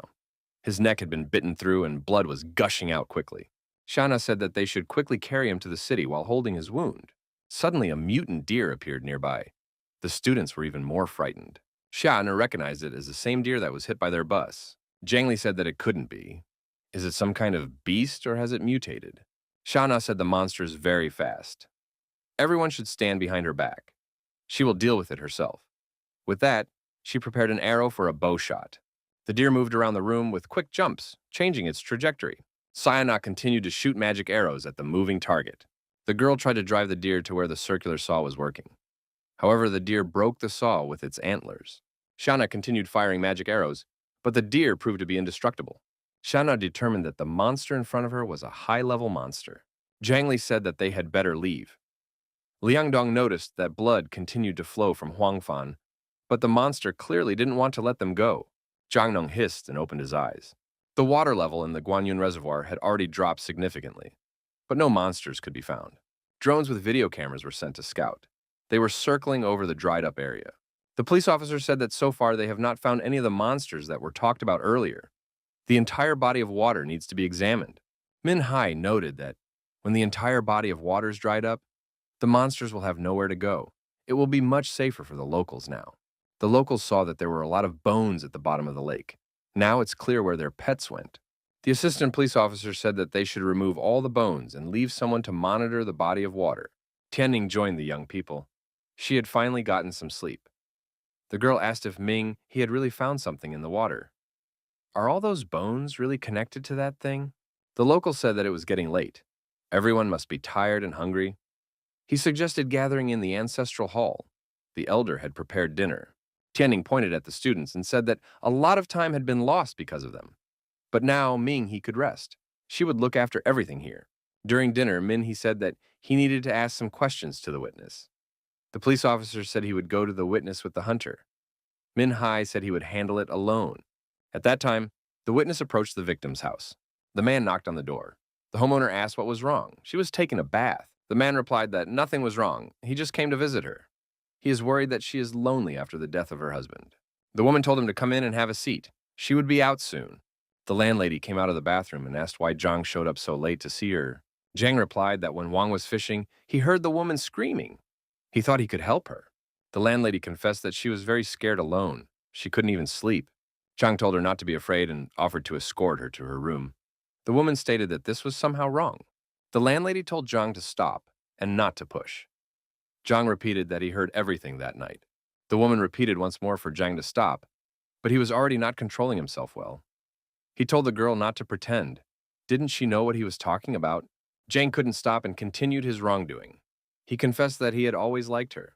The girl told him to take his time. She suggested that he lie down and she would be on top. The woman told Zhang to close his eyes. The man smiled. She knows what he likes. The landlady replied that she did indeed know. She was ready to eat him straight up. Zhang screamed loudly in fear and pain. He was indeed eaten. The landlady got dressed and said that he definitely enjoyed everything. The scream was just fine. Ming He approached a local and asked who the owner of this restaurant was. Mrs. Tao? The man confirmed that it was Wang Jun's wife. Her full name is Zhou Tao. She's very smart and hardworking, and she's also a great cook. Everyone in town liked her food, so she opened a restaurant. People from neighboring towns came to eat at her place. Minhee remembered how he had been treated and wondered if she was really a good cook. The old man added that Wang Jun never realized how lucky he was. He fished all day long, and she was at home earning money for her family. However, for some reason, she hasn't been out of the house lately, hardly opening the restaurant. But one day when she did open the restaurant, the food was just awful and the customers were swearing a lot. The old man remembered that it was about 10 days ago. Minhai asked, had she always opened a restaurant before? The old man replied that she opened her restaurant even on New Year's Day. No one had ever seen her take a vacation. Minhai asked his interlocutor what other strange things were happening in the city. The old man replied that there were a lot of unusual things going on. A one-eyed man lives in the forest, who never picks fruit when it's ripe and loses a lot of money because of it. The girl at the clothing store is always getting the change wrong. There are some people who play cards all the time, even when it snows. They sit and play. The old man said he can never win from them. He doesn't even have a chance. Minhee thanked the old man for his help and said it was time for him to leave. The heroes wondered, where did Jang go? Shouldn't he be at home? Our hero decided to ask about him at home. Zhou Tao met him on the doorstep and asked him what was wrong. The young man replied that he wanted to ask Zhang, but he was not home for some reason. Maybe Zhou Tao knows where he is. The woman replied that he was at her house. Zhou Tao explained that he said it was as if he was scared alone and couldn't sleep. So he came to her house. She and her husband were like brothers. He often came here to eat or spend the night. Ming He asked if the woman could wake him up. Zhou Tao said she was cooking right now and couldn't leave the kitchen for long. The young man himself can wake him up. He is in the far room. Zhou Tao inquired, has the young man eaten yet? If not, she suggests that we have dinner together. Ming He replied that he had already eaten. Everyone had dinner in the ancestral hall and thanked her for the offer. Zhou Tao stated that she is definitely a better cook, and the young man should try it. The boy said that he wanted to talk to Zhang first. A kitchen cleaver appeared in the woman's hands. The young man walked into the room and saw a man lying on the bed under a blanket. Our hero introduced himself. He was Minhee from the Hunters Association. Ming He pulled off the blanket and turned the man's face toward him. Zhang's dried-up face had glowing eyes. He became like a monster and said that this kid was caught. Ming He bounced to the side. Tentacles appeared from the monster's mouth. He said that they were already talking near the body of water. Minhee asked in surprise, was it really the same beast that was hiding in the water in front of him? The monster said that he was not a beast. They were supreme beings to whom humans were wild beasts. Zhou Tao entered the room and asked if they could eat first. Ming He inquired who they were. The woman replied that they were ordinary people just like this young man. Min has said that he doesn't understand such jokes. Monsters make him sick. The monster said he wants to gut this guy, and then the woman will take his meat and bones. Zhou Tao said not to worry. This guy's already next in line, just need to ask him some questions first. The woman put the plate of food on the table and told the guy not to worry. The meat in the plate is not human, it's just chicken stew. The woman asked, hasn't this guy already tasted her food? What can he say about it? Zhou Tao said that it mimics her perfectly. Even her closest acquaintances can't tell the difference between her and the real Zhou Tao. There's almost no difference. The woman stated that something still sticks out. Why are people so good at cooking food? She does everything according to the recipe, but somehow the flavor is consistently wrong. She has copied, studied, and practiced as hard as she can to reopen the restaurant. The result is very bad, and it annoys her. The guests don't like it. The woman said she destroyed one guest and dumped him in the lake. He was surprised. What kind of cooking are we talking about? I mean, they were born to destroy. The woman said she had to fully understand the nature of humans so she wouldn't reveal herself. He said that the monsters in front of him are ordinary monsters. No matter how hard they try, they can never imitate humans. The woman said to peel the scales and throw them, while still alive, into a pan of hot oil, to fatten the domestic animals until they were fat, and on a suitable day to let them go to meat. Had it never occurred to the young man that these creatures considered humans their family? Even a plant that grew by itself would sooner or later be plucked by humans, or simply trampled. Cho Tao asked, maybe that's why she can't cook like humans do. She is kinder than them. She just destroys living things instead of playing with them. Min Hai said it's all empty words. The bones in the pond showed their ugly marks. Although only rotten bones are left, you can still tell from them that the animals were frightened before they died. Min Hai said that humans are not perfect. They have both bad and good in them. She may look like a human now, but she's actually a pathetic parasite. She has never done anything good and beautiful in her life. The young man added that they easily notice evil in people. Hence we can conclude that their nature does not depend on their surroundings as humans do. They are pure evil by nature. The monster says he's changed his mind. He won't leave the young man's meat for the woman. He will tear off his tongue and then eat it along with the soup. Cho Tao said that people have dishes where fish is cooked alive. Maybe the flavor would be much better from human meat. The monster spread its tentacles and said that this man was not going anywhere from him. The woman shouted that this man's strength was dangerous. It was necessary to exercise caution. Ming He used the purple spirit technique and activated his ice fist. The place that was hit was shattered and covered in ice crystals. Xiaohua shouted for Ming He to run away immediately. Both opponents were still alive. The goddess noticed that his strike using ice crystals and spiritual power was powerful enough to destroy Lord-rank creatures. Ming. He wondered, are they really Lord-rank creatures? Xiaohua said that they might be even stronger. If the guy didn't use the crystals, he might not be able to survive. Ming He started to run away and wondered, what kind of species are they? How do they even turn into humans? Why can't they be distinguished from the people they copy? Xiaohua replied that she didn't know that. All sentient beings can evolve. They adapt to their environment. In that, they are similar to humans and also undergo natural selection. The only difference is that they don't need millennia to do so, but only a few months. Min Hae said that this was too much. Usually in hero stories, the opponents are stupid goblins and trolls. How did they become so powerful? They are extremely intelligent and evolve quickly. The woman noticed that these creatures are the spawn of people's sick minds. They have no connection to the real world. Humans were lucky that they had only recently appeared and were just beginning to evolve. Otherwise, humans would have been wiped off the face of the earth long ago. Ming Hu stated that Professor Tang Han was absolutely right. Xiaohua said that the guy should decide how to get out of this situation. He froze them for a while, but they would obviously get out. Ming Hu admitted that people create a lot of silly things, like stories about heroes. He can't handle these villains by himself. He needs to call for help. The 4 seniors from the student council will be able to help. Xiaohua agreed. The student council president should handle the female monster. Professor Tang Han watched with interest as the creature tried to get out of the jar. The teacher decided to hide that jar in a safe so that the creature wouldn't hurt anyone. Tan Han tried to contact our hero by phone. The young man said that he was now running in a field near the victim's house. The professor told the young man not to go there. Tang Han added that according to his analysis, there is a high chance that Wang Jun's wife and Chang Zhang are already infected. At first, it was assumed that these creatures lived in a body of water, but it turned out that they are inherently parasitic. They go through 5 stages: hibernation, parasitosis, trogocytosis, phagocytosis, and assimilation. Min He thanked the professor for the warning. It was very timely, but it would have been better if he had known about it at least half an hour ago. Tang Han wondered why the student was breathing so heavily. Had he really been hit so hard by the news? The professor added that he was very surprised himself. Min Haye explained to the professor that he was running away from their house, trying to get as far away as possible. The boy told the professor that it was necessary to contact the Hunters Association.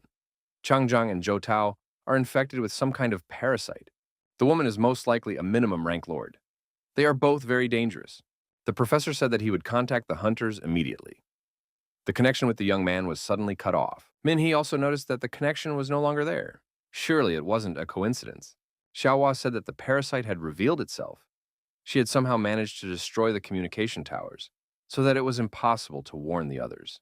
Ming Hu remembered that some of the locals said that the town was very remote and they only had one tower near the sawmill. Xiaohua noticed that a group of students had gone there, but one couldn't be sure if everything was all right there. Liangdong asked in surprise, "Isn't the head the weakest point of a zombie?" Xiaona, with her bow at the ready, cautiously checked forward. One of the zombies stood motionless with an axe in his hands. Xiaona said for everyone to stop, not a step further. Liangdong wondered, what kind of creature was that? The students tried to carefully leave the danger zone, moving cautiously through the unfamiliar territory. One of the people present said that this girl was very strong. Suddenly, a zombie deer appeared. With its head lowered and its horns thrust forward, it went to attack the humans. Xiaona dodged the attack and fired several arrows at the enemy. Liangdong said that now he wouldn't be able to even move for a while. One of the zombies started to approach the youth and pulled out his tongue, as if he was enjoying it. The young man thought he couldn't even utter a word. The zombie struck, and Liangdong dropped Huang Fan, who he carried on his back from his hands. But how could this zombie still move? The zombie approached Huang Fan, who was lying on the ground. The monster clawed into the young man's chest with its teeth and began to tear his body. Huang Fan woke up and screamed loudly in pain. Liangdong wanted to rush to his aid, but Xiana told him to stay back. The girl added that Huang Fan was no longer alive. Xiana shouted that they should run away immediately or else everyone here would die. All the students turned around and, picking up speed, began to run away. The zombie deer scattered the planks it was covered with its horns and started looking for a victim again. Xiana told the students not to stop and continue running away. She prepared to release a trap arrow from her bow. The deer was trapped and the youths were able to run away far enough to feel safe. Xiana said that she used all the arrows on the zombie deer. Another axe-wielding zombie appeared in front of the students. This time, the monster looked aggressive and was ready to attack people. Xiana assumed that this guy wasn't as fast as a deer. The zombie swung its axe. Xiana jumped aside and was able to dodge the blow. The girl said that this zombie wasn't fast, but it was very strong. However, she didn't have any arrows left, so she wouldn't be able to handle it. Liangdong said that that deer will get out soon and catch up with them. There are also zombies from that freak. Xiana said that that zombie collapsed the tower. There is no communication and they can't call anyone for help. Liangdong suggested that they distract the zombies on themselves and the girls run away to the city. Xiana said that she doesn't agree with that. She will stay here and handle it. Liangdong said he didn't have time to talk. Now, he would show everyone how cool he was. The student took out a special device from his backpack. The fatty was holding something that looked like a huge boomerang. He said that he would distract these zombies. Liangdong added not to worry the girls. He would come back alive. After being hit by the boomerang, the zombie screamed loudly and prepared to attack. An excess of demonic energy could be felt around it. Liangdong wondered, what kind of monster is this? There wasn't a single scratch on this zombie, and yet the strike was a straight punch. The next time, the zombie managed to grab the boomerang and hold on to it. The fatty said that this was unfair. Liangdong turned around and said that the zombie could keep it for now. The zombie deer got out of the trap and prepared to attack again. Running away, Liangdong approached the cliff. There was no time to think about it. The young man pushed off and jumped off the cliff. The boy threw forward another boomerang with a rope tied to it. The other end of the rope was hidden in his backpack. There was a huge tree on the other side of the cliff. The boomerang was attached to a branch of this tree. Liangdong held onto the rope tightly. The young man was able to lower himself to the ground and was not hurt. The boy said that if the zombies wanted to catch up to him, they would have to learn how to fly. The zombie deer screamed loudly. Manhwa was running through the city and noticed that there was no electricity everywhere. Up ahead, an old man was crossing the road. The old man asked where the young man was in such a hurry. Manhwa told the old man to tell all the neighbors. We should hide as quickly as possible. The old man asked who they should hide from. Everyone gathered and dined at the ancestral hall, a local tradition. The old man asked what happened. Did they find a monster in the city? Minhee replied that it's not safe in the city anyway. Is there any shelter around here? The old man said there was a bunker just around the corner of the ancestral hall. You could hide from bombings there. Minhai asked the old man to warn everyone. It was urgent to hide in that bunker. The old man pointed to the scooter and said he would ride it and warn everyone. The young man said that the old man would help him a lot. The man sat behind the wheel of the scooter and said that when he was young, he was the best at delivering messages in the world. Minhe saw the woman at the table and was surprised. After all, the old man said that everyone had gathered in the ancestral hall. Our hero told the woman that it was very dangerous to stay in the city now. The woman sat with her back to the young man and said that she was very hungry. Minhe apologized and said he would not disturb her. The woman was holding a duck in her hands. She said it was the fifth one. Why is she still hungry? The woman turned to the young man and said, there was a nice smell coming from him. She would definitely get full if she ate this man. The woman turned around and Minhai saw that it was a zombie. She screamed that she was about to swallow this guy. Minhee thought that this zombie was as fast as a cheetah. The woman moved around the room and said that she was very hungry. Ming. He didn't understand what was happening to her. Xiaohua shouted for him not to stand in one place. She's not alone here. Our hero looked around and saw that there were indeed other zombies approaching him. All of these people were infected. Xiaohua repeated that it was necessary to run away immediately. Yes, the strong female parasite is already coming this way. Minghe said that he knew all of this, but he needed to repel the enemy attack first. The young man jumped high up and ended up on the roof of a neighboring house. Now he must run away. Xiaohua said that those two had freed themselves from the ice captivity. Ming, he noticed that it happened too fast. Xiaohua said that she heard a sound like crying. Many monsters have this ability. Except who are these monsters calling out in this way? Xiaohua noticed that there were already quite a few people in this city infested with parasites. From different directions, our hero tried to attack. Minghe tried to slip away from the monster with a chainsaw. After a brief fight, the monster broke through the roof of the house and fell down. Minhee realized that that wasn't all. There was an aggressive female zombie behind him. The young man thought, she didn't have too high a level after all. Why hadn't she died yet?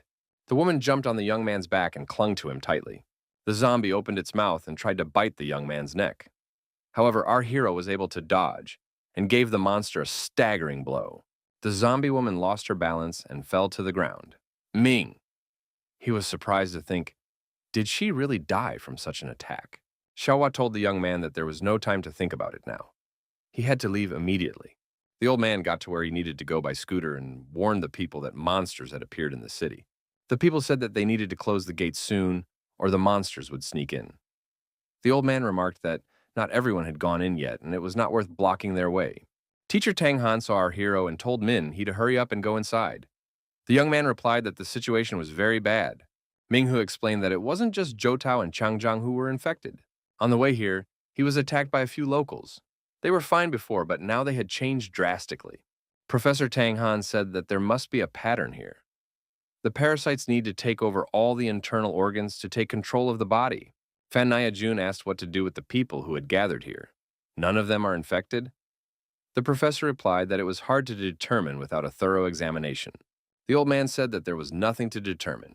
There were no monsters here. Everyone who came here is perfectly healthy. Minhee asked the old man why he was so sure. The man replied that these creatures are just learning to imitate human behavior. They can easily reveal themselves so they don't appear in crowded places. Since many people had died in this town recently, it was decided to have a big dinner for 3 nights, an old tradition. Even his grandfather used to say that the first 3 nights after death, the souls of the dead return home. Everyone has to act like nothing happened. That's why everyone goes to the Hall of the Ancestors. People have a feast here, so the souls can find peace. The teacher explained. The old man wanted to say that the infected didn't know about the tradition. So they did not come to the dinner in the ancestral hall. The old man confirmed it. He warned everyone that something was going on in the city, but no one believed him. So he spent nights watching everything that was going on. Tang Han asked Minhee if all the monsters behaved the same. The young man replied that not really. Unlike Zhou Tao and Chang Zhang, the other monsters were weaker and stupider. The professor said that he was right. Parasites could be divided into first and second generation. Zhou Tao and Chang Zhang are the first generation. They are strong, and their intelligence allows them to mimic humans almost perfectly. Minghu remembered that Zhou Tao was in the ancestral hall. She had also invited him and the policeman to her home for dinner. The first generation has evolved to the point where they can become part of society. And the second generation are zombies. They are primitive, violent, and have not yet completed their evolution. The professor added that according to his analysis, the first generation parasites are at least 3, the second generation at least 30. Tang Chan said that now they knew for sure. There were no second-generation parasites among these people. It is necessary to close the bunker and take care of the guards. That's all they can do now. The second generation is roaming the city. They are hungry and will eat anyone they come across. Fang Nairong said, although there are no second-generation parasites among the humans, it doesn't mean that there are no first-generation parasites here. The professor himself said that there should be 3. Who is the third? The professor said that the zombies are coming, and they have no choice but to close the bunker. The locals heard the zombies screaming and got scared. What was that? Could it be monsters lurking in their town? Zombies from all over the area flocked to the bunker. Were they really among the locals? Minhai said that they had dealt with the danger outside, but what to do inside? The fourth group stayed outside and didn't understand what was going on in the city. The group's senior, Eagle Eye Lu Feng, said it was a level 7 disaster. The siren means exactly that. Lu Feng said that they should meet up with the others, evacuate, and then look for help.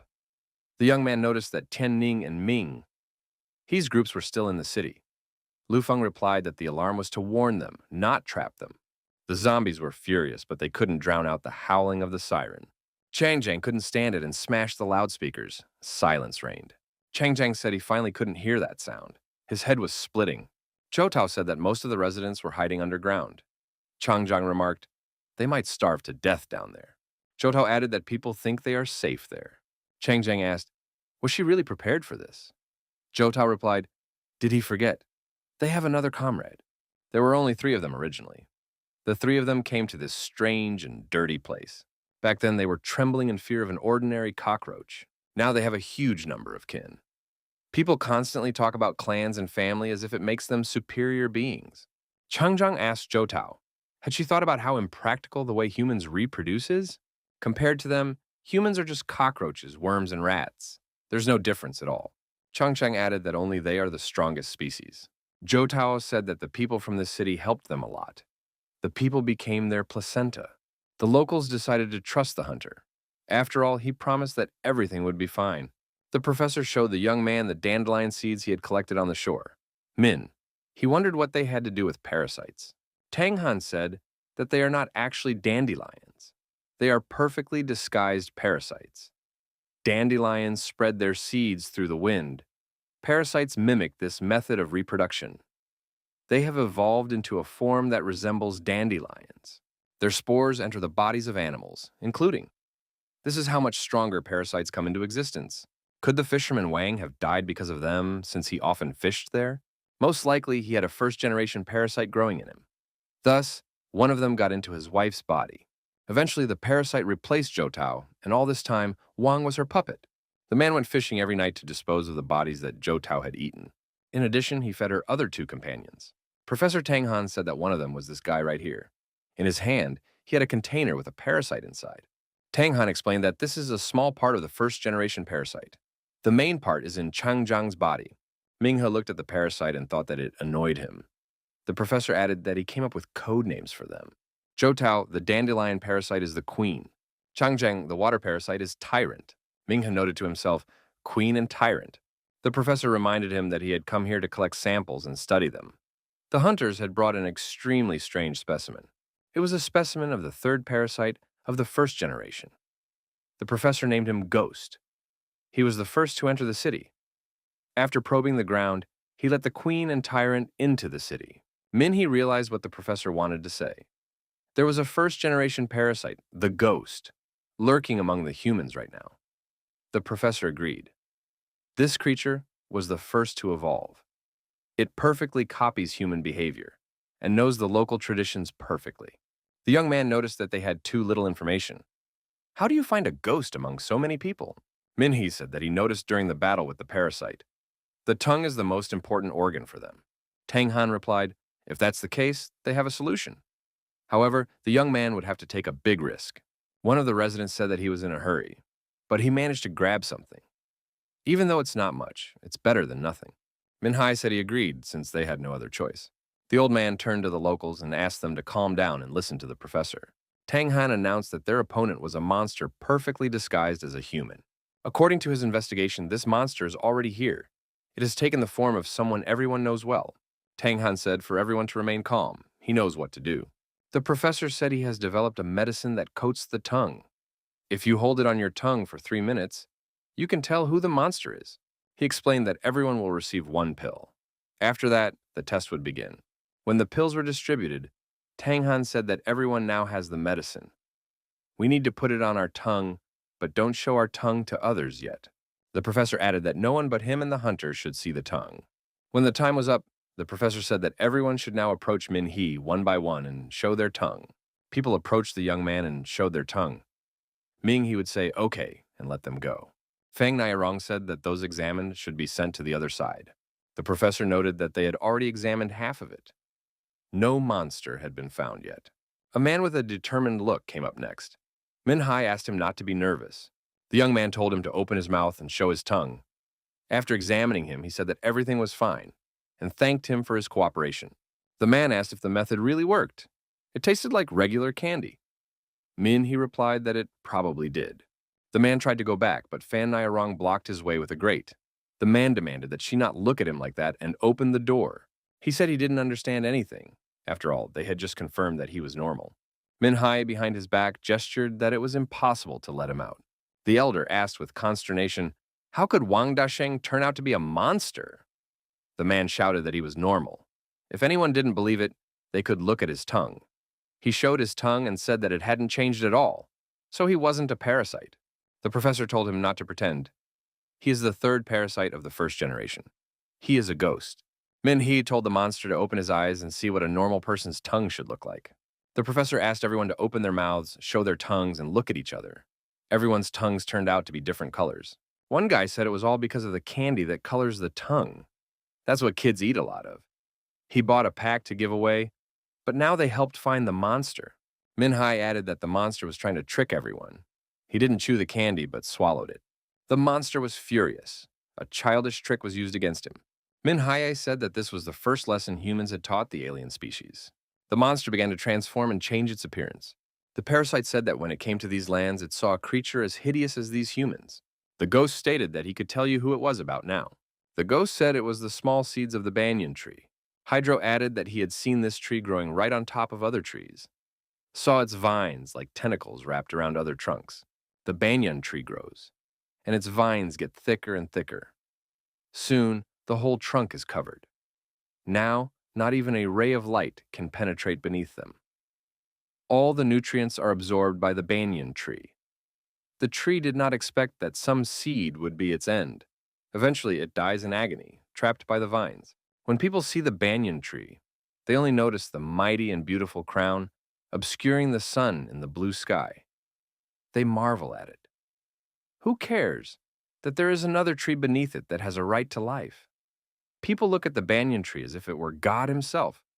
They don't realize how unfair it is. Humans behave the same way. They endlessly breed. Their greed has even reached into space. The wisdom of humans and their civilization is slowly but surely destroying the universe. The ghost said that they would not allow humans to become mighty trees while they are still just pathetic seeds. The monster tried to attack our hero and said that all humans would be exterminated. Min Hai thought that this was just the first strike of his opponent, but he was incredibly strong. The ghost suggested that this hunter is the only hope for humans. Our hero was attacked, but managed to dodge and jumped aside. Min. He thought that he had only survived because of his abilities. The protagonist realized that he would only have a chance to use the ice crystal once. And there were two more of the same monsters waiting for him outside. Ming had decided that he had no right to hesitate and was obligated to deal with this monster.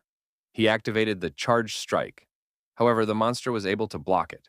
Ming had thought that he was holding on for now, but ordinary skills would not be enough here. The old man asked the professor, "Wasn't there someone stronger than this student?" Tang Han replied that he was an ordinary professor and came here to do research. Fan Nairong told the professor that she would also go to fight the monster. The teacher objected that she would only hinder Min He. If Ming He fails to deal with that monster, they will all die. They only have to have faith in the young man. The child shouted that he wished the hunter good luck and wanted him to defeat the bad monster. The monster told the boy to be quiet. He could watch the protector be destroyed, and then it would be the turn of the humans. The monster said he would eat the humans one piece at a time and tell him how sweet they tasted. The ghost asked our hero how he would prefer to die. Minhaya put up a decent resistance to the ghost, but the monster said that this hunter was too weak even by human standards. The monster stated that he was extremely strong. There's no one here who even comes close to him in strength.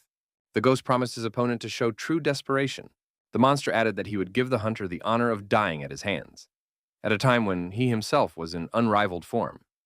The hunter thought he had driven him into a trap, but in fact he had fallen into it himself.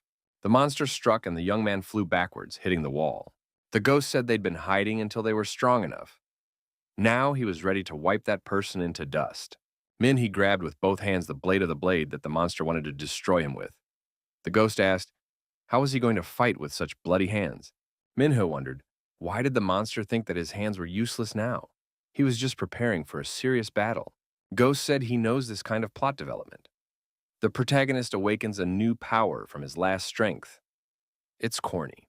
Min Hai replied that he's not going to rely on a mythical spirit. He relies on the blood flowing in his veins. The young man added that his blood is his strongest trump card since he is a diamond rank holder. The protagonist told the monster that he wasn't that fast and he didn't have much strength. In order to conserve his own energy, he took a few hits. The monster wondered how the hunter was able to dodge its attack. Ming. He explained that if he had been running sideways all the time, he would have been exhausted long ago. It was better to withstand a few blows. The ghost threatened to tear the young man apart again, but this time, the hero deftly jumped aside and activated second-degree acceleration. After a series of powerful blows, the monster was deactivated and lay on the ground. The ghost couldn't believe the defeat. He was a first-generation parasite after all. He wasn't going to give up for nothing. Ghost recognized that the guy was very strong. There were allies waiting for him outside, which meant he needed to survive. Minhee realized that it wasn't over yet. The most important thing was ahead. Our hero activated his strongest punch and crushed the parasite. The monster lost its balance and flew far backwards, right towards the grate that the people were hiding behind. Fan Nia Rong shouted for everyone to move back. The monster could still counterattack. Our hero activated his fiery fists and approached his opponent. The monster turned into a human again and asked, "Did the hunter think he had won?" Parasites also have the right to have the last word. He had accomplished his mission. Let's not forget, he controlled the cook's body. The man opened his mouth and some insect crawled out from there. Minhee stepped on it and squashed it. The young man said that problems should be solved one by one and walked even closer to the ghost. Minhee decided to search the monster's body. What if there was something there? The professor said that it was a stellar liquid. It was the one that could enhance cultivation. It's probably because it was formed inside the body where the parasite lived. This liquid is special. It's almost 100% pure. You don't even have to process it. You can drink it immediately. Tang Han said that the liquid was indeed special, and the young man should drink it immediately. Not only would it enhance his cultivation, but it would also restore all the functions of his body. The young man believed and swallowed the liquid. The professor said that the hunter shouldn't be disturbed for a while. The young man's body grew hot, and it was decided to bring him water. Minhee cooled himself with water and came to his senses. The professor asked how the student was feeling. Everyone saw that the young man's body was perfectly healthy. There wasn't a single scar on him. Ming. He thought that he was now in the body of a very strong hunter. Fan Nairong noticed that he looked very attractive and asked for his phone number. Minhee told the professor that he was worried about something after all. The student said that he didn't see any point in destroying the fisherman Wang Jun. If he was serving the queen, wasn't he useful to the parasites? However, he died, and even in front of a witness. These three of the first generation are very smart. If they wanted to destroy him, they could easily cover up his death without attracting attention. What if they needed people to see him die? The professor asked, did the student really think that Wang Zhong was killed for a reason? Ming. He asked what the locals usually do when someone dies. The professor realized what he was talking about. It's a farewell dinner. Min Hai said that everyone gathers in one place and has a wake, especially when a clan member dies. So they purposely destroyed the fishermen to get everyone together for a memorial dinner. Wang Jun was a member of the Wang clan. Most of the people in this city are related to the Wang clan in one way or another. The vermin had purposely gathered everyone in one place. Our hero stated that the monsters wanted to infect everyone at once with the parasites. The ghost was controlling the body of the cook. He was preparing the food. The ghost must have put parasite eggs in the food. But the parasite eggs wouldn't survive the high temperatures. The professor remembered that cold soup was served. There was indeed cold soup at the wake. The professor and the student realized that the situation was critical. Inside, everyone now could be the eggs of third-generation parasites. Something urgent must be done. The professor said that in 2 days, everyone's bodies would be taken over by the parasites, and they would become second-generation parasites. They will follow any order from the queen, like zombies. The professor reminded them that parasites are constantly evolving. The timeline for infection is getting shorter all the time. He pointed out that the parasites want to infect the whole city and create an army of zombies. Tang Han tried to remain calm. He reminded them that they are in the hottest spot. The young man asked if the professor meant to say that this entire city would soon become a battlefield. The professor added that the outcome of this battle would determine the fate of the entire southern capital.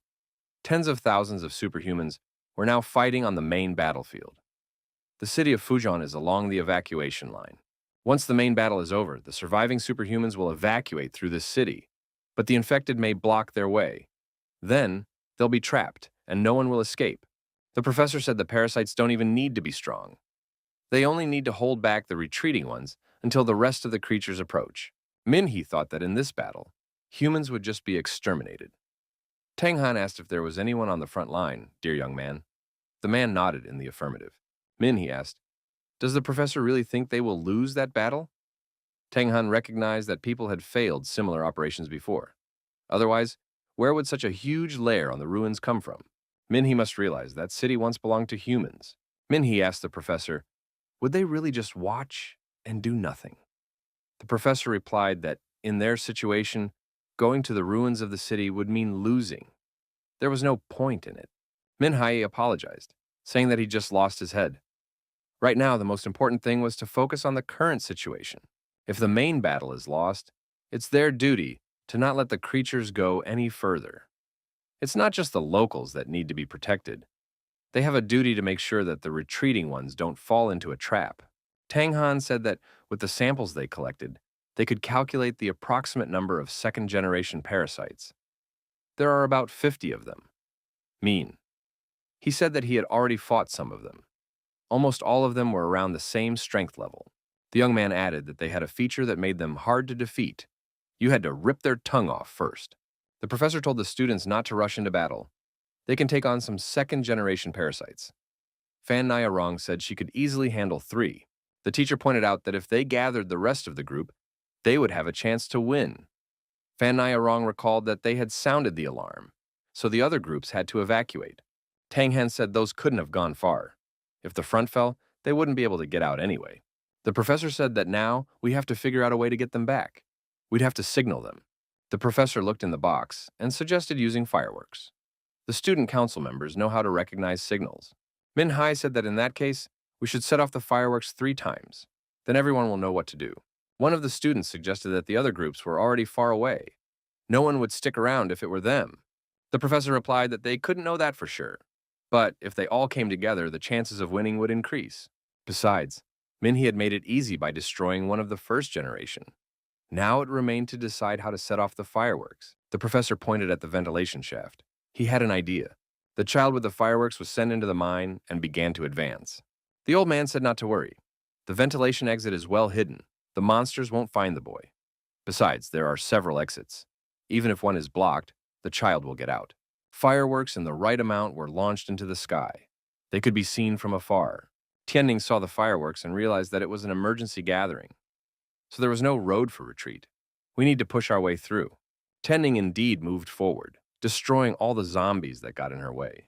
The monster said that this girl had destroyed 7 of his children while he wasn't around. The student council president said that this monster would be the 8th to die at her hands. The monster stated that he was not alone here. Zombies appeared from all sides.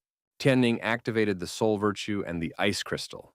The girl found herself inside a huge ice formation. The monster realized that the girl had become unreachable and said that she was worth something. However, she had signed her own judgment. How long would this crystal last? Changjiang said that the people hiding underground had finally crawled out. He commanded the zombies to keep an eye on this crystal. Minhee came to the surface and said that all the zombies were near their mommy because they couldn't open the door.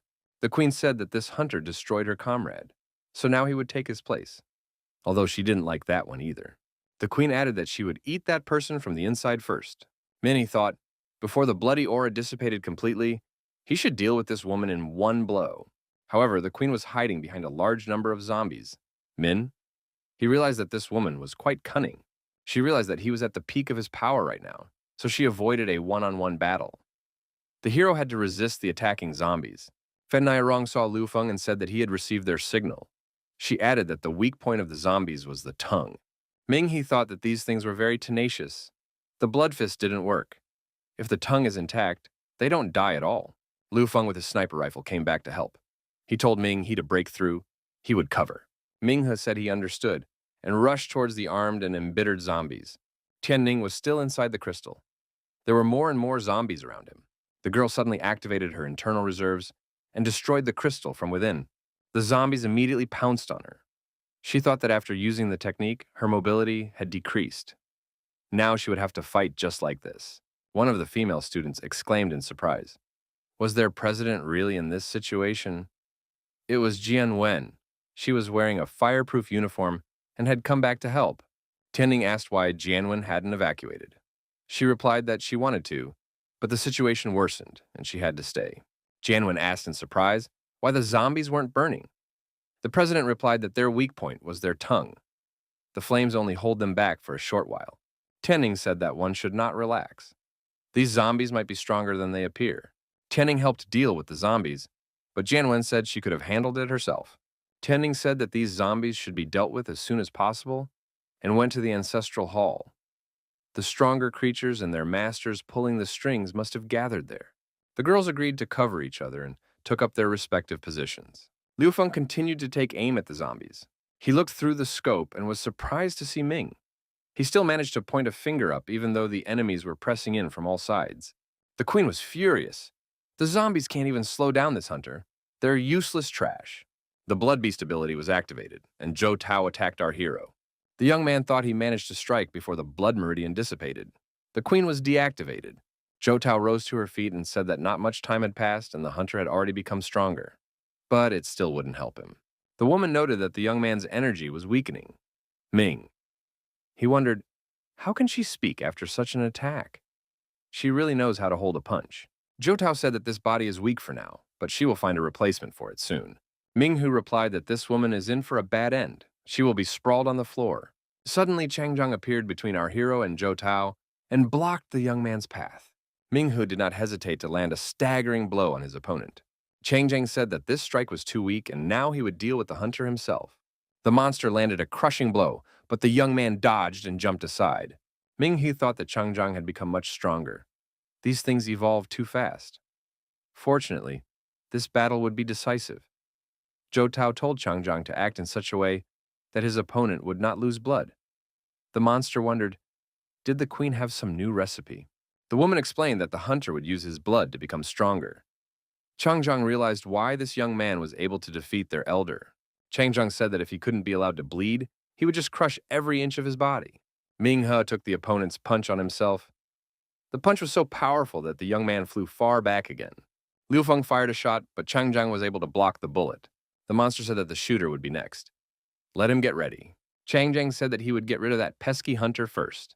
He struck with his mace with such force that our hero flew backwards again under the impact of the blast. Minhe said that this villain was stronger than Ghost. Changzhang said that the hunter should not compare him with that old man. He is younger, so he is stronger and evolves faster. The monster was surprised. How could this man dodge his blows? Changzhang said that he would become even stronger and take revenge for the professor keeping his part in the bottle. He increased in size considerably and asked if the hunter now wanted to surrender. The monster shouted that he was now invulnerable and perfect. Zhou Tao asked in amazement how this man was able to escape. Changzhang didn't realize what was happening to him. His body began to fall apart. The professor with a jar in his hand told the young man that this was all he could do to help right now. Changzhang screamed, asking what the man had done to his body and his part. Tang Han calmly replied that he had simply added the alpha decomposition crystal. The monster decided to destroy the worm and said that he would die alone. No need to pull him along. Minghe said that until a few seconds ago, Changzhang had called him Little One, and now he was ruthlessly destroying him. How can he be called a highly intelligent being?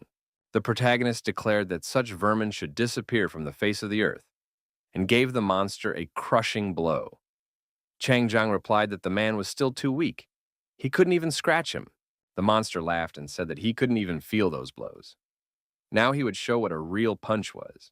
Liu Feng took another shot and wondered again, why can't the bullets take this monster?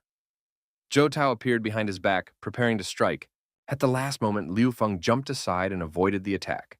The queen wondered, how could the man do this? Liu Feng didn't understand how she managed to sneak up so stealthily. Zhou Tao said that this man would not escape her. The woman released her tentacles and Liu Feng found himself captivated. She pronounced that naive sheep like him are the most delicious. Tianning suddenly appeared and demanded that Liu Feng be released. He told the president that the opponent was at least a lord-rank monster. The girl replied that she knew, but among all the students, she was the only one capable of defeating it. Tianning told Wenwen to keep her distance and not to approach. She replied that such things are usually afraid of fire. Zhou Tao said that everyone was finally all together. Now we wouldn't have to send the kids out to look for it. She looked at Wenwen and said that her flesh looked tender. It would taste great. Wenwen told Tianning to take Liu Feng away.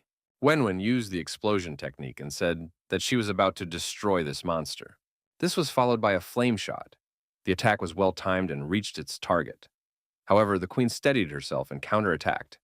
Wenwen flew far back. Zhou stated that she would marinate the girl for a bit. That way, it would be even more delicious. The woman said that she was already hungry, and it was time to put some parts of this girl into a jar. Tianning stood between them and declared that she would not let that happen. Zhou suggested that this particular girl was the one who was running around the city and destroying her children like insects. Tianning replied that she was just taking out the trash. The monster pointed out that Tianning had a perfect figure, and she was fed up with Zhou Tao's body. The queen said that even though she has not been human for long, she already distinguishes between beautiful and ugly girls. When she wants to become even more beautiful, her hunger only increases. The woman declared that she would take her rival's body and swallow her friends. Elegantly. The stronger their friendship, the tastier they would be. Tianning dodged the monster woman's attack. In response, she used the ice crystal technique, then activated the ice prison. Zhou Tao found herself immobilized. Tianning thought with surprise, did it really work? However, this monster could not be destroyed so easily. A misty cloud formed ahead and Zhou Tao disappeared from sight. The girls assumed that the female monster had gathered second-generation zombies from around the area. Zhou Tao reappeared and declared that the opponent was strong, but it was time for her to die. The shell would be preserved, but everything inside would turn to mush. The queen shouted that she would bestow her power to the zombie children. At this time, Minghe continued to fight with Changzhang. The monster realized that he was losing, all because of alpha decay. Chang decided to leave the scene of the battle. He wondered, where was he going? Monster said that alpha decomposition had ruined everything. Changchang demanded that Zhou Tao give him her power. After a while, the monster was able to recover. It pounced on our hero with renewed strength and promised to make mincemeat out of him. Minghe thought that he had already hit his opponent 49 times and he had only grown armor. Even a spiritual technique wouldn't be enough to defeat him. Zhu Hao told Chang to stop fighting the hunter. He needed to deal with the girls first. The man replied that this man was also dangerous. Zhou Tao stated that the strongest among them is that girl. Without her, people don't stand a chance. Chang agreed and threw himself at Tianning. Wenwen shouted that she would delay them and activated the ultimatum spiritual technique. Minghe asked the girl if she could use the red sovereign technique. Tianning answered in the affirmative, but added that the queen was too smart. As soon as she realized the energy building up inside her, she would immediately hide behind the zombies. Minghe asked what would happen if they finished off all the zombies and the tyrant. Tianning said that in such a state, the young man wouldn't be able to handle tyrant. Minghe stated that he had an ice crystal that would strengthen him. With it, he would be able to destroy the tyrant. Tianning asked if he was going to destroy the tyrant with his own strength and the queen with the crystal. The young man replied that he now had a better idea. He would use the crystal to pave her way to the queen, and then she would finish her off. Jian Wenwen wondered if there was any way to make it quicker. It was hard for her to continuously control long-fire energy. Minghe said, Minghe, asked Tianning, she can absorb the ice crystal to become even stronger, right? Then maybe we can make it work. The girl replied that they did indeed have a chance. Jianwen shouted that there was no time left. She lowered herself to the ground to Minghe, and all three of them prepared to repel the zombie attack. Tianning said that there was no time to doubt and absorb the crystal. After that, an ice sword appeared in her hand. The student council president activated the ultimatum form and the winged ice deity. Tianning declared that she would now pave the way for them. Tyrant said to the queen, it could be very dangerous right now. This opponent is quite strong. Tianning approached the rivals on the wings and swung her ice sword and shouted that she would destroy them. The queen pushed the tyrant forward and said that she would rather he die than her. The tyrant was destroyed. Tianning thought that she had spent too much energy. The queen shouted that she thought so. Her opponent only had one hit. The queen wrapped her vines around the girl and said that she had a gorgeous body, so beautiful that she wanted to tear it up. But since she wouldn't listen, she'd have to make her suffer a little. The monster pulled the girl closer and told her to become one with her. Tianning couldn't even move. The girl shouted to our hero that she was leaving the rest up to him and gave him back his power. Minghu clothed himself in ice wings and prepared to attack the monster. The protagonist activated the ice fist and struck the queen. The student heard a noise and asked Fan Nai-rong what was going on. It was necessary to check it out. Fan Nai-rong and the other students saw a huge amount of ice crystals and were surprised to think that Ming-he had created it. But where was he himself? Ming-he tore open the queen's body and retrieved Tianning from there. The girl was still alive. Xiaohua said that her airway was clogged with fluid. Ming-he leaned his lips against the girl's lips and tried to suck out that liquid. Xiaohua shouted that you can't do that. This liquid is terribly toxic. Ming-he spit out the liquid on the ground. Xiaohua said that she wasn't sure if the girl could be saved. But if the young man continued, he would burn his entire body from the inside out. Ming-he continued to suck out the liquid. He didn't want Tianning to die. She must survive. Our hero said that no one else would die in front of him. Fan Nai-rong and the other students ran up to him. Tianning took a deep breath and woke up. She opened her eyes and looked around. Wen-wen said that the president had only poisoned herself. In the distance, Professor Tang Han appeared with a bottle in his hand. He shouted that it should be drunk as soon as possible. The queen's head was imprisoned in the crystal. One of the students said that he was very cool. He was able to handle such a monster. The professor told the young man that the other zombies had already been dealt with by the other students. However, they need to rest for a while. The medicine won't work right away. Fang Nai-rong said that the president has already started to be treated, so there is no need to worry. The wounds are serious, but nothing life-threatening. The professor said he knew she was still worried about something else. He's done everything he can. Now we need to take care of those at the front. They will be able to retreat. The students in the forest saw that there was a lot of blood by the river. It is necessary to prepare for the battle. A wounded warrior came out of the river. The girl recognized her brother and shouted loudly. The wounded young man said that their plan had been revealed by the Demon King. None of the group survived anymore. He assumed that the main strike force had been defeated. What to do next? The warrior said to retreat. They would have to accept this humiliation. The girl said to let her brother rest. They would soon return home. He had accomplished his mission. The warrior said he had to deliver important news to the commander. The young man said that their team has been assembled to carry out the evacuation. They will have enough strength to protect the warrior. Busloads of students arrived at the South City Academy. One of the students said that although they had to retreat, they were able to fulfill Professor Wu's plan. The student added that this was a small victory for all of humanity. Now the disaster star will be destroyed by the astronomy team. This means that the monsters will no longer come down to Earth to visit them. If the humans can clear their lair in the destroyed city, the era of humanity will come again. Victory is only a matter of time. Humans would be able to defeat them, even if they had to retreat. Ming-he saw Lu Qian and they rushed towards each other. The young people hugged each other and were happy to be alive. The professor saw the hugging students and realized the reason why this guy fought like a beast and threw himself into the embrace of doom. Now, he should enjoy life while he could. Tianning told the professor that this person wasn't the only one who was trying.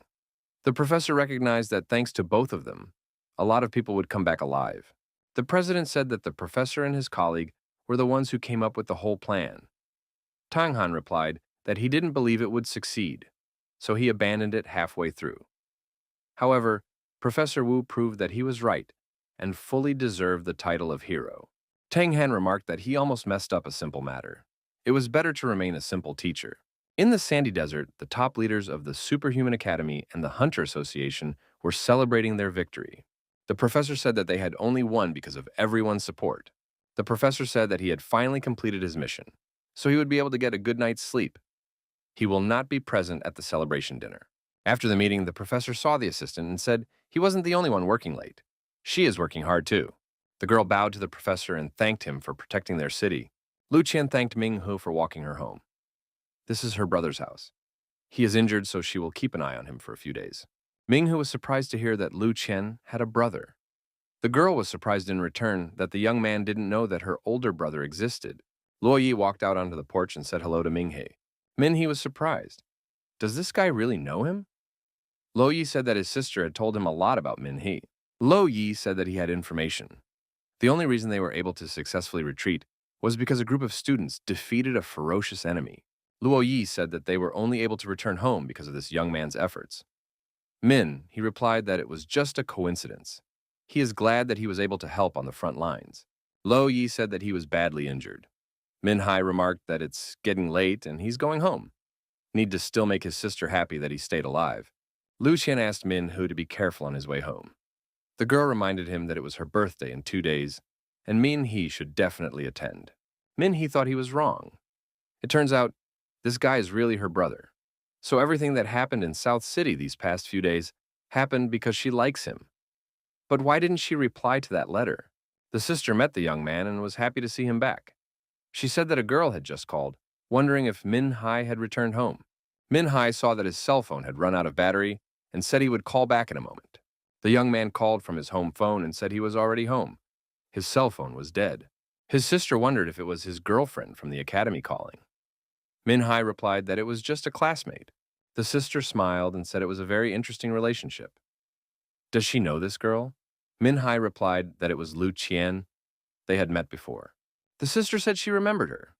This girl often came by when he was lying unconscious. She even left a letter. Min Hai wondered, did Lu Qian really reply back then?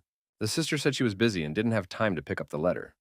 It could have been thrown out by the janitor or the nurse. Min Hai thought he would ask the girl about the letter at the birthday party. The nurse asked if the letter was that important. The girl said she met a hero of humanity on her way home. She didn't know he was so young. Min Hai said he saw him too when he accompanied his sister to the interview. He even got a magazine from him. The girl remarked that Professor Wu Lun was a distinguished man and hardly read such magazines. Min, he replied that Wu Lun is also a human being. Min, he thought that Wu Lun was indeed an amazing person. Everyone tried their best to change the course of the war, but failed. It was a common defeat and shame for all superhumans. However, the professor's successes overshadowed their failures and fixed everything. Sister told Min Hai not to belittle himself. He was still young and would have a chance to help humanity. In the training room of the sports complex, the protagonist was practicing hand-to-hand combat techniques. Shawa asked if Ming Hu was ready. She would never have thought that disaster parasites would be able to create such a pure liquid. Perhaps it was because they had adapted to the bodies of humans. Ming He thought that he could drink it and not be afraid. If his body quickly adjusted and adapted, he could make a breakthrough and strengthen himself. Shawa said that it was liquid stardust collected from that parasite woman's body. Shawa recalled that it had been a year since he started his training. His body had become much stronger than before. Shawa said that when he reached the Heavenly Flame rank, he would be able to understand how to use the Red Sovereign technique. The image of the enemy against the young man was once again the queen. The boy asked, "Is there really no way around it without another training session?" Shawa replied that she didn't arrange any training. It was the remnants of that parasite's malice inside the liquid stardust. The liquid stardust refuses to accept the young man as a new host. That's why it's trying to reject him. We need to persuade it with the power of our fists. Min Hai takes a swing at his rival and says that this is his territory. The queen cannot prevent him from making a breakthrough. She must submit. In the secret lab, Tianning asked the special agent what happened to her uncle. The man replied that he didn't know anything himself. Since yesterday, he had locked himself in a room and wouldn't let anyone in. The special agent added that if he hadn't heard him smashing and screaming, he wouldn't have called Tianning. The girl inquired what he was even supposed to be doing here. The man stated that her uncle was on the verge of a nervous breakdown right now. He is chasing everyone away and not letting anyone inside. Tianning knocked on the door and asked what was wrong with her uncle. The man opened the door and asked if anyone was around. After making sure the girl was alone, he let her inside. Tianning asked, "Why did the uncle mess everything around here? Even if there's no progress in the research, there's no need to react so violently. One should just give oneself some time." The professor said that he hoped there would be no progress. Tianning was surprised to ask why he was so upset. The man replied that he had lost. Tianning wondered, could he still not get over what happened then? The professor said that they lost and he feels like a criminal. Tianning asked her uncle to calm down, stop shouting, and tell her what happened. People entered the room. The girl inquired who they were. The head of the Dragon Fang said that the plan had already started to take effect. The leader of the first group of Dragon Fang said that everyone was waiting for the professor's instructions. The leader tells the professor that they have the same goal, even though they haven't known each other that long. They may not succeed, but they shouldn't live a life of regret. The sister tells our hero that he looks great. He should try his best and bring the girl home today. The young man replied that he was just going out with his classmates and nothing more. The girl said that Min Hai has grown up quickly and can now take care of himself. She is very happy. Min Hai replied that it's all because of her care. Minhai decided to buy gifts for the birthday girl and for his sister. On the roadway, our hero witnessed a car accident. The guy remembered the accident that happened many years ago. The drivers of the cars began to clarify relations and argue about who was to blame. Minhai rang the doorbell and the birthday girl opened it to him. The young man wished the girl a happy birthday. Lu Qian said she invited their old classmates. Minhai said he wanted to know the girl's opinion on a matter. Lu Qian suggested to talk about it on the second floor. The young man added that he would like to discuss it in private. Minhai recalled the letter she left when he was in the hospital. Lu Qian asked if he had read that letter when he woke up. Minhai replied that he hadn't read it. Someone had thrown the letter away. The girl was surprised to hear about it. The young man said that it had been bugging him all these days. He really wanted to know her answer. Had she rejected him? Or did she accept him? Or did she just wish for his recovery? Minhai said that it wasn't that important now. What was important was what was happening between them now.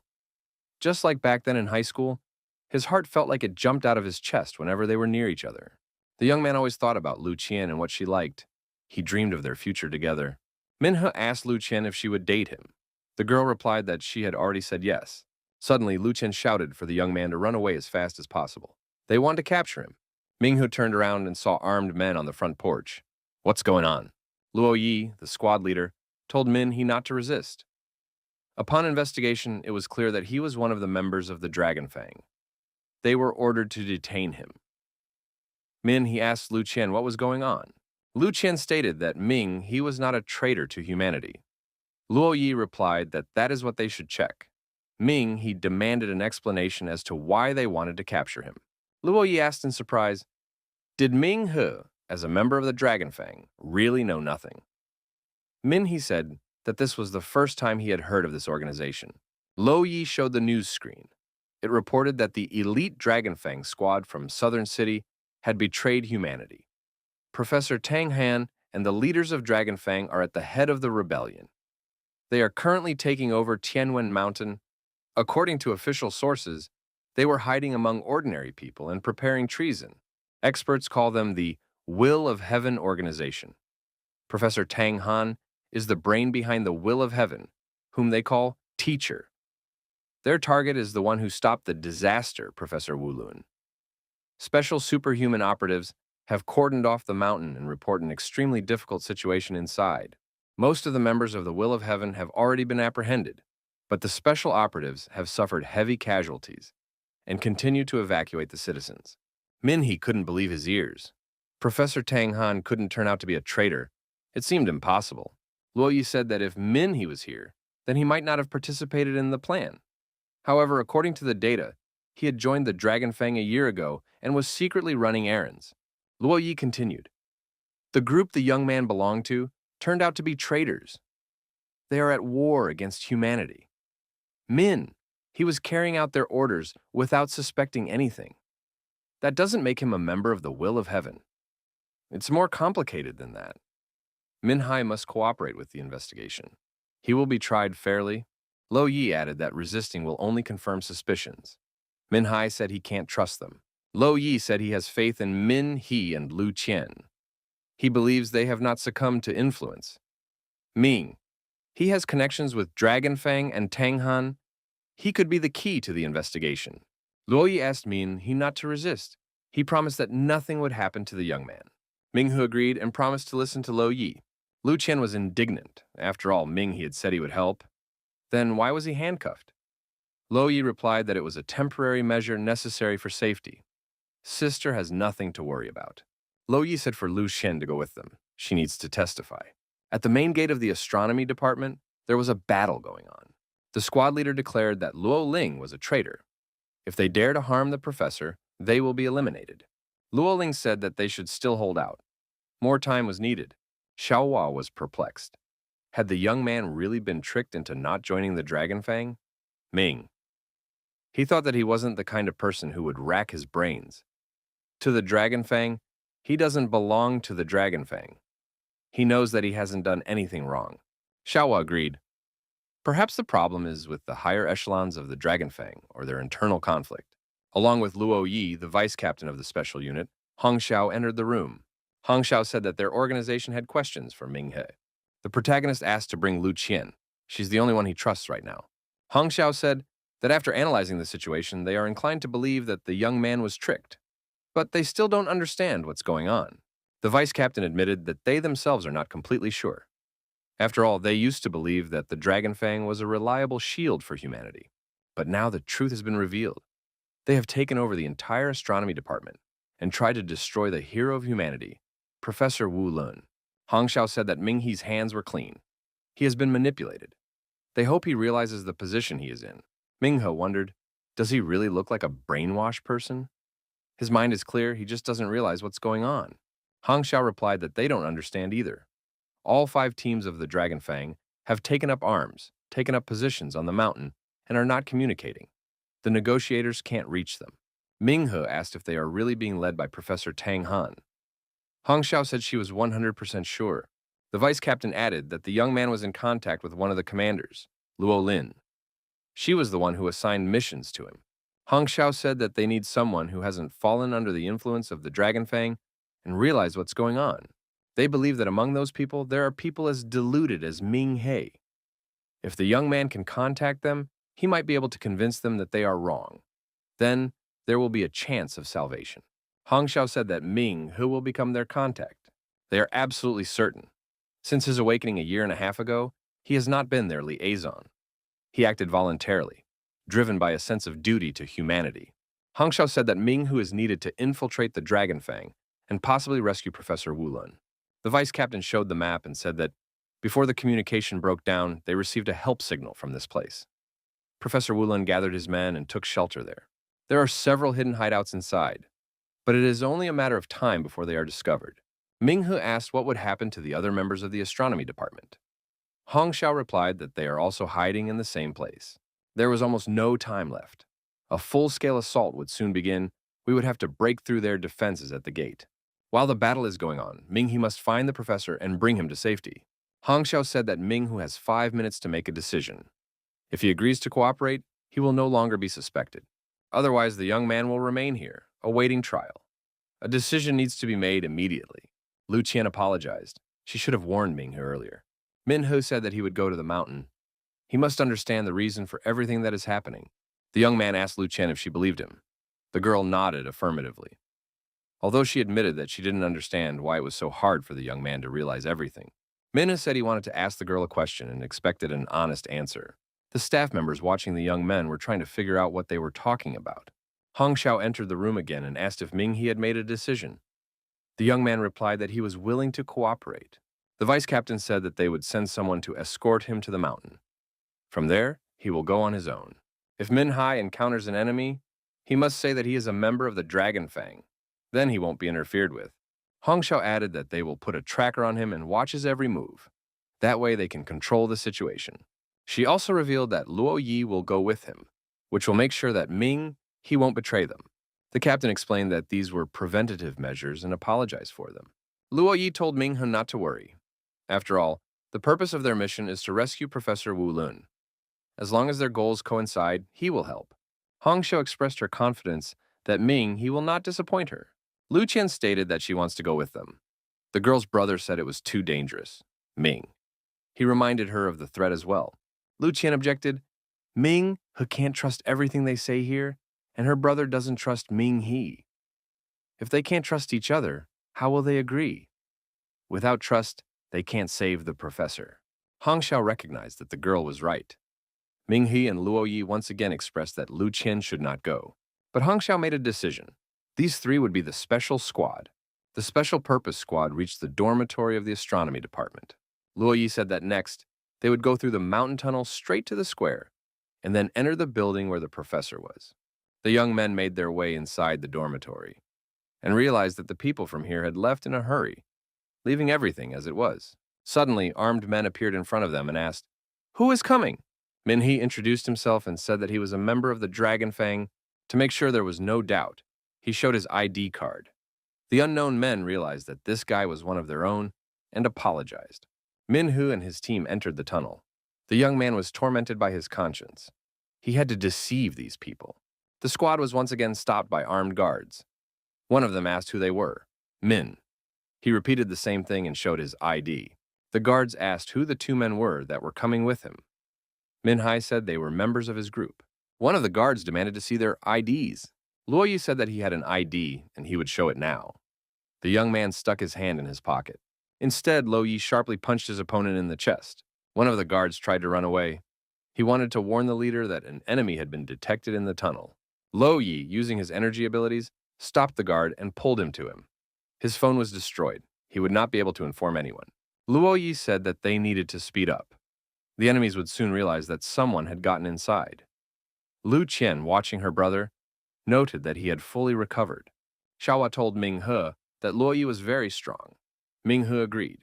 The Dragonfang fighters had king rank, but Luoyi handled the guards in a second. Xiaohua added, if Ming He had to fight Luoyi, he would defeat him.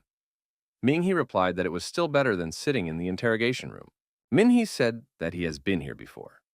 If they go straight to the square, they will face more enemies. Luoyi pointed out that the first and second groups of Dragonfang were very strong. If they encounter their leaders as well, it would be impossible to pass through. Minhe suggested going around through the canteen. His sister told him that the canteen had passageways to all the departments for food delivery. Lu Tian wondered, how did his sister know that? He replied that she worked here as an intern, bringing food and tea. The Dragonfang squad was looking for the infiltrators. How could they even be missed? No one knew who had gotten in, but the 3 fighters of the 5th group had been neutralized almost instantly. It was necessary to strengthen the defenses. The plan could not be allowed to be thwarted. At the foot of the mountain ridge, many vehicles had piled up. The bridge was jammed. People didn't understand why the fog wasn't clearing. It made it impossible to drive out. What is this phenomenon? An announcer on the news channel reported that a thick fog has covered the city. Citizens are instructed to use caution. The fog will last at least 24 hours. You should stay indoors and not go out without a good reason. A helicopter with an operator on board circled above the city. Even from above, it was unclear what was going on. Why was the whole city covered in a strange fog? The leader of the 5th Dragonfang group, Feng Hai, asked if they had found the intruders. The officer reported that they had questioned those who encountered them. Ming He of the 1st group brought the 2 trespassers to the grounds. Feng Hai said that she couldn't remember them ever working together. Had he really betrayed their organization? Feng Hai announced, a message must be passed to all groups.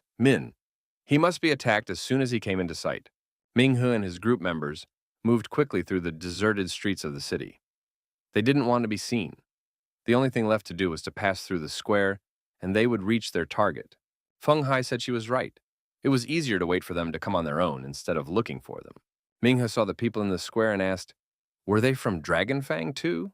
Feng Hai introduced herself and said that she was the leader of the 5th group. She had heard of this young man before. She never thought that he could betray them. Min Hai stated that he is not a traitor. Don't these people realize what they are doing? Feng Hai asked, didn't Dragonfang teach the young man that they were humanity's last line of defense? Luo Yi said that he couldn't believe it. An enemy from the will of heaven had infiltrated the organization. What line of defense can we even talk about? It definitely can't be negotiated with. Lo Yi told Min He and his sister to go forward and wait for him there. He can handle these people by himself. Feng Hai assumed that the person in front of her was Vice Captain Luo Yi.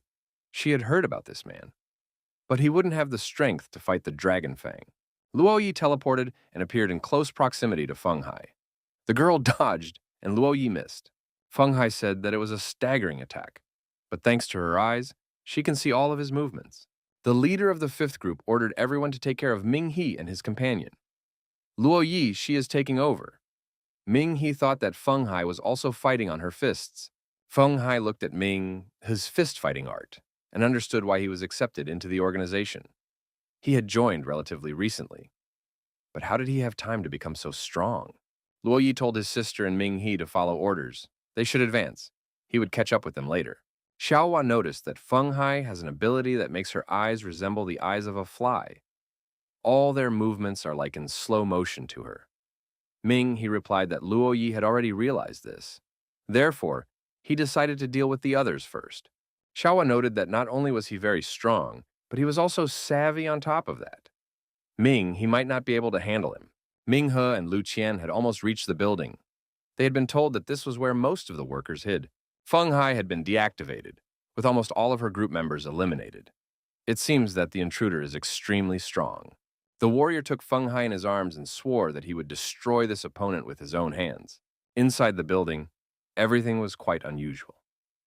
Ming, he couldn't believe that everything here was built out of aluminum. Everything looked like the rest of the buildings. There were 5 levels here, but there was no basement. Minhu assumed that it looked like a maze. It would be hard to figure out. It was unlikely that they would find the professor and the others so easily, especially not even knowing if they were allies or enemies. Lu Qian said that ever since they came in, she had a feeling that they were being watched. Ming, he replied that the girl might be wrong. Lu Qian stated that it was an ability that Heavenly Flame rank superhumans had. 6th sense. Someone is definitely watching them. Minhee said that in that case, we should activate the extreme caution mode. The woman observing our heroes thought that this beauty was a savvy one. The skeleton of the huge creature above began to sway and could be about to collapse. The young men ducked down to avoid being injured. The leader of the second Dragon Fang group, Chu Ying, said that the superhuman could not be destroyed so easily. She would be very upset if they were to die right now. Minhee asked his companion if she was all right. The girl confirmed she had just forgotten that he also had a hidden talent. Minhee replied to the leader of the second group that they were all superhumans here. There was no need to pull such a sneaky stunt. Chu Ying said that she was surprised. Is someone really willing to bring the people he cares about on a dangerous mission? Isn't he afraid that both of them would die here? Minhai inquired who she was. The girl introduced herself and inquired who the 2 of them would be. What were they doing here? Our hero introduced himself as well. Chu Ying realized that it was the same guy who had recently been promoted. Instructor Luo Ming had told her about him. Minho wondered, is Luo Ming really here too? Chu Ying confirmed it. Professor Wu had overheard this conversation. Ming Hu inquired, why is Dragonfang doing this? Chu Ying asked if there was any point in answering that question. Lu Qian said that they attacked the astronomy team and kidnapped Professor Wu Lun. Is that at least something she can explain? Chu Ying replied that they always acted in the shadows. No wonder Ming he doesn't know anything. Lu Qian asked, doesn't Chu Ying realize that they are traitors to all of humanity? The leader of the second group said that they were told to blindly obey and not think about who is right and who is wrong. This guy had spent too little time with the organization, which was why he wasn't privy to the details of the assignment. He was left in the dark. Ming, he asked where Instructor Luo Lin and Professor Tang Han were. Chu Ying replied that they were upstairs, but she had orders to destroy anyone who tried to go there. Chu Ying attacked our hero. A charged blade flew in his direction. Minhee dodged the attack, and the blade returned to its mistress. Chu Ying said that this guy can dodge, but would he be able to dodge the next attack? Many blades flew towards him at once. Minhee thought that he wouldn't be able to dodge this time. She attacked 7 points on his body at once. Lu Qian shouted for Ming He to lie down. The girl, using her unique abilities, repelled this attack as well. Chu Ying stated that the young man was lucky again. Minhe decided to attack his opponent, and as he approached her, he delivered a staggering fist strike. The girl tried to block the blow. The fight continued, with the young men striking each other and defending themselves from their opponent's attacks. Minhai activated a crushing wind fist punch. Our hero couldn't understand where the opponent had gone. Xiaohua shouted that she was behind her. Chu Ying jumped on top of the young man and wrapped her legs around his body. Chu Ying tried to deactivate her opponent using her unique abilities. Lu Qian used her strength and threw Chu Ying away from Ming He. The second group leader stood on her feet and said that this was a very brave girl. If she hadn't done that, her boyfriend would already be dead. Lu Qian ran up to the young man and made sure he was alive. The boyfriend thanked his companion for saving him. Lu Qian said that the rival was very strong. She was told that everyone in Dragonfang was a monster who loved battles. Ming, he recognized. If they spent all their strength on this woman, they wouldn't be able to save the astronomy department. Lu Qian suggested that Ming he move forward and she would hold off Chu Ying. Ming He said that he had a plan. He, along with Lu Qian, attacked the commander of the second squad. Chu Ying repelled this joint attack. She said that the young man is strong, but he lacks speed. Lu Qian is quite fast, however. Her punches are too weak. The youth continued to attack the leader of the second squad. Chu Ying said that they didn't seem to have any more trumps up their sleeves. However, Ming He and Lu Qian tricked their rival and escaped to the top floor. Chu Ying rushed in pursuit and yelled for them to stop. At this time, the young men were already in the elevator. The elevator doors closed. Chuying said that they were young but cunning like old foxes. Who even took this kid into their squad? The woman was very angry. Suddenly, a window shattered, and someone's shadow appeared in the opening. Chuying inquired who was here. Minghe and Lu Qian got off the elevator on the top floor and went on their way. Minghe said that it was a scary woman. Lu Qian agreed. It was good that they were able to escape from her. She didn't become one of the leaders for nothing. Minghe clarified that they were on the second floor. The elevator to the third level should be on the other side. Lu Qian recognized that the building had a good security system. Minghe remarked that there might be other strong opponents here. Lu Qian suggested that there were more Dragonfang members in the building. He said that if they ran into another leader or instructor, they definitely wouldn't have enough strength. It would be better to bypass them. The area was indeed patrolled by Dragonfang members. The young man said he heard something. The girl suggested checking the perimeter. The young men saw a bird on a branch and decided that it was the source of the noise. Communication was lost, so they'd better stay on guard at the indicated point. Had the first group found the professor?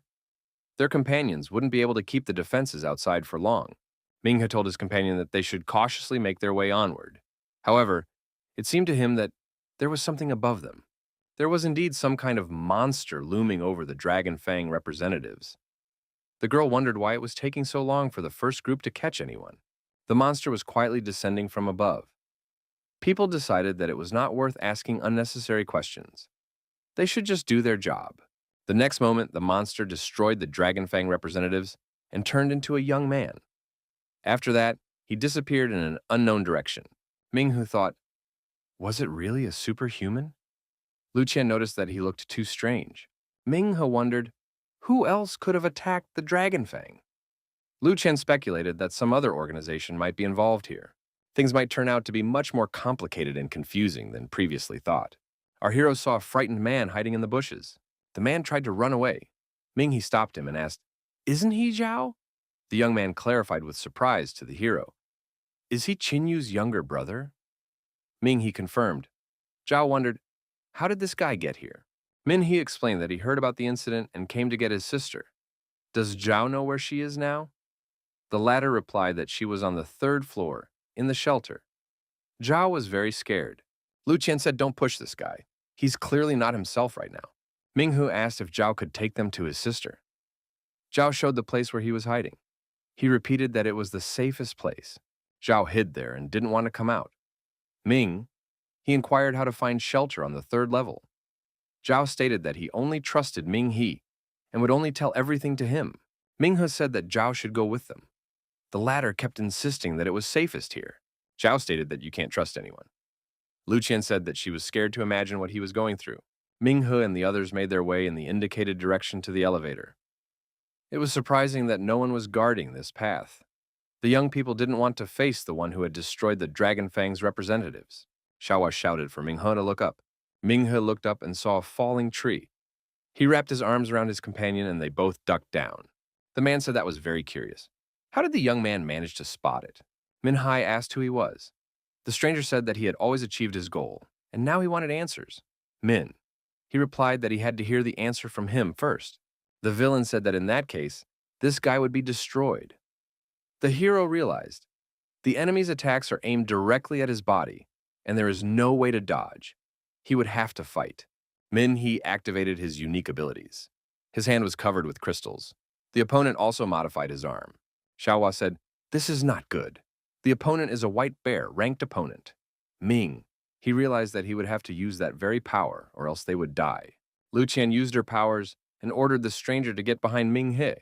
The villain stated that the girl believed in herself too much, and that was her delusion. Lu Qian was confused. Her body wasn't listening. The opponent approached at a dangerous distance. At that moment, Luoyi appeared between him and Lu Qian and stood up for the girl. He pushed the opponent aside. The villain said that it was not bad. Luoyi stated that he didn't care which side the man was on, but if he harmed the girl, he would be destroyed. The stranger said that the people in front of him were pathetic pawns, but he had better things to do. He turned around and disappeared into a neighboring building. Luoyi asked the young men if they were okay. Minghe said that this guy wasn't from Dragonfang. He could have sneaked in here just like them. Luoyi noticed that many organizations were eager to rescue Professor Wu, including those that were operating in the shadows. Minghe said that there was a familiar aura coming from this guy. Luo Yi asked if they had gathered any information. Minhee replied that his sister was in the shelter on the third floor. Minhee added that there were strong Dragonfang fighters on each floor. Other organizations have also infiltrated inside. Luo Yi told them not to go too far away from him. The young men got inside the building and came to the elevator that should have a safety mechanism. But it was probably broken by someone from Dragonfang. The special squad decided to sneak up another way. We can't let our guard down. That guy might attack again. Luo Yi began to climb up the elevator shaft. Ming He and Lu Qian followed him. The young man said that the third floor was a maze of secret rooms. The heroes entered one of the rooms on the third floor. There were many dead people around. Minghe said he knew how to find the right room and pointed out the direction. Xiaohua said for Minghe to stop. There's a secret room behind the wall, and it contains something interesting. Minghe discovered a secret door leading to that room. The girl wondered, how did he know that? No one had survived inside. Minhee said that there was something he needed here. Minghe discovered the diamond rank crystals, purple flame, and ash lightning. Xiaohua said that he would rise a lot at their expense. Luo Yi wondered if he had decided to engage in looting.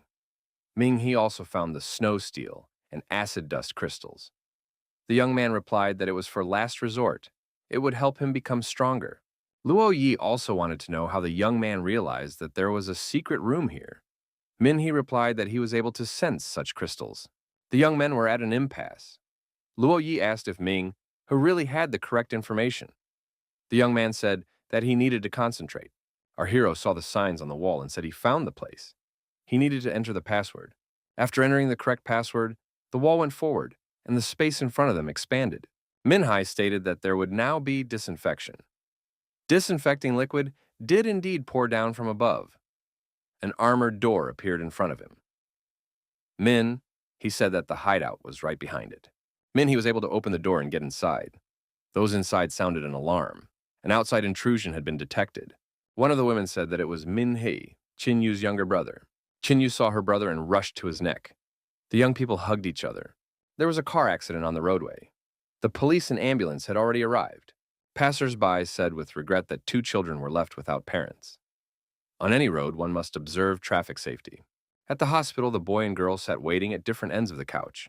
An officer passing by said that the preliminary results of the investigation were ready. The police officer added that the young boy's father was speeding and ran a red light. He was the reason for the accident. The girl approached the boy and told him that his family was gone, just like hers. The boy apologized.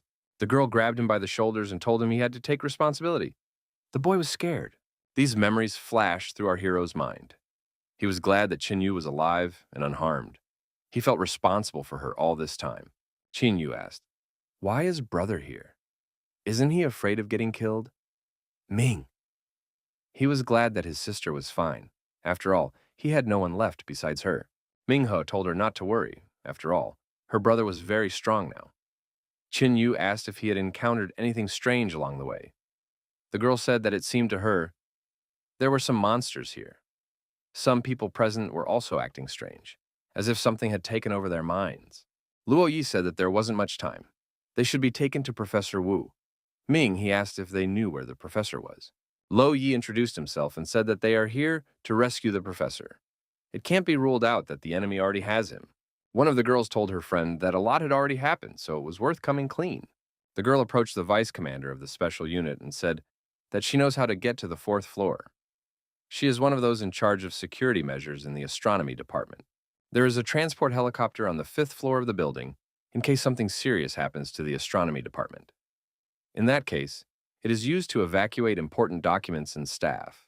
Luo Yi assumed that Professor Wu and the others were trapped on the 4th floor because they wanted to get to the 5th floor and escape. The girl stated that the 4th floor was their secret library.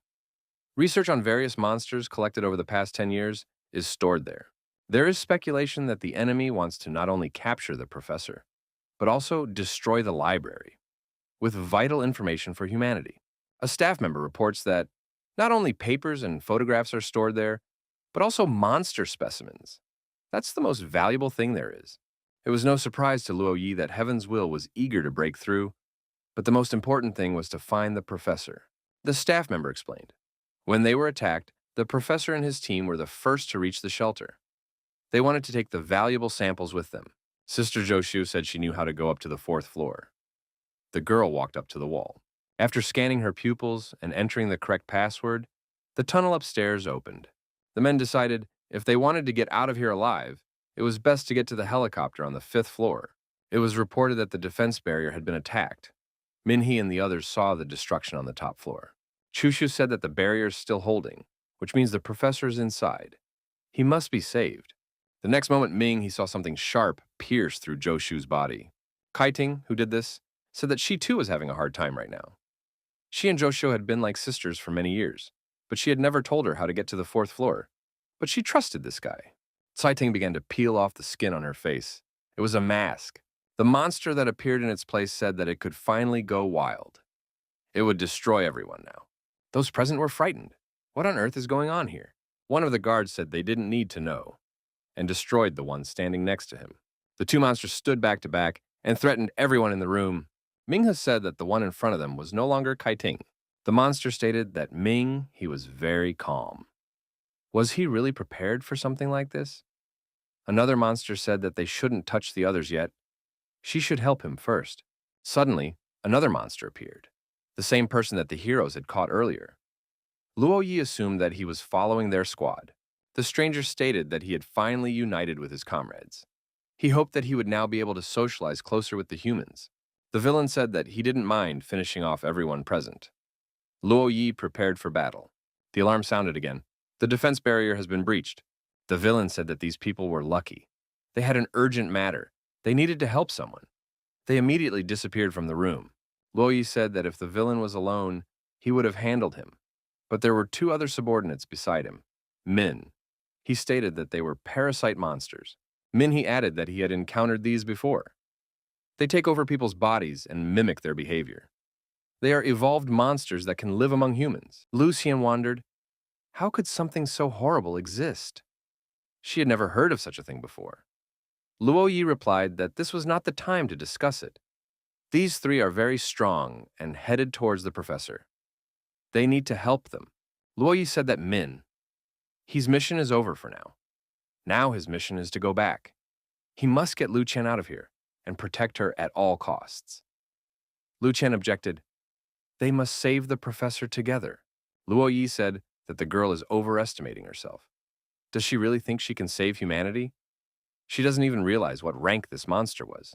The minimum, white swan. Minhee agreed that Luo Yi was right. If they fight right now, they will die. The most important thing was to get out of here alive. Luo Yi added that they definitely needed to survive. The monsters and the professor should be forgotten. The injured Zhou Shou said that they should go up to the fifth floor and get out of here. Her friend said that there was a first aid kit on the helicopter, and Zhou Shou should hold out a little longer. The woman responded by saying that she couldn't trust anyone. Minghu assumed that the frightened Zhao had gone through something similar. Qinyu didn't understand what they should do now. The girl asked, should they go to Professor Wu or the helicopter on the fifth floor? He replied that they should get out of here. The young men went up the escalator to the fifth floor. They saw the helicopter, but it was still protected by a barrier. There was no need for a pilot. The destination had already been established. All personnel should get on board within 15 minutes. Minhe told his sister that he needed the key card he received from Zhou Shu. After using it, access to the helicopter was unlocked. Qinyu told her brother that there were some samples left here, which was why Zhou Shu insisted they come here. Lu Qian asked if Minghe was following them. The young man stayed by the barrier control panel. Minghe closed the barrier, and only the two girls were near the helicopter. The people present shouted, "What is he doing?" After all, they are not on board yet. If he wants to stay and play hero, let him do it alone. No need to drag them along. Qinyu told her brother not to do anything stupid. Lu Qian added that they will fly away together. He replied that he can't do that. He stated that he can only trust these two girls. One of the staff members said that he is the head of the department, and the young man should protect them instead of leaving them to perish. Who gave him the right to decide who stays and who flies away?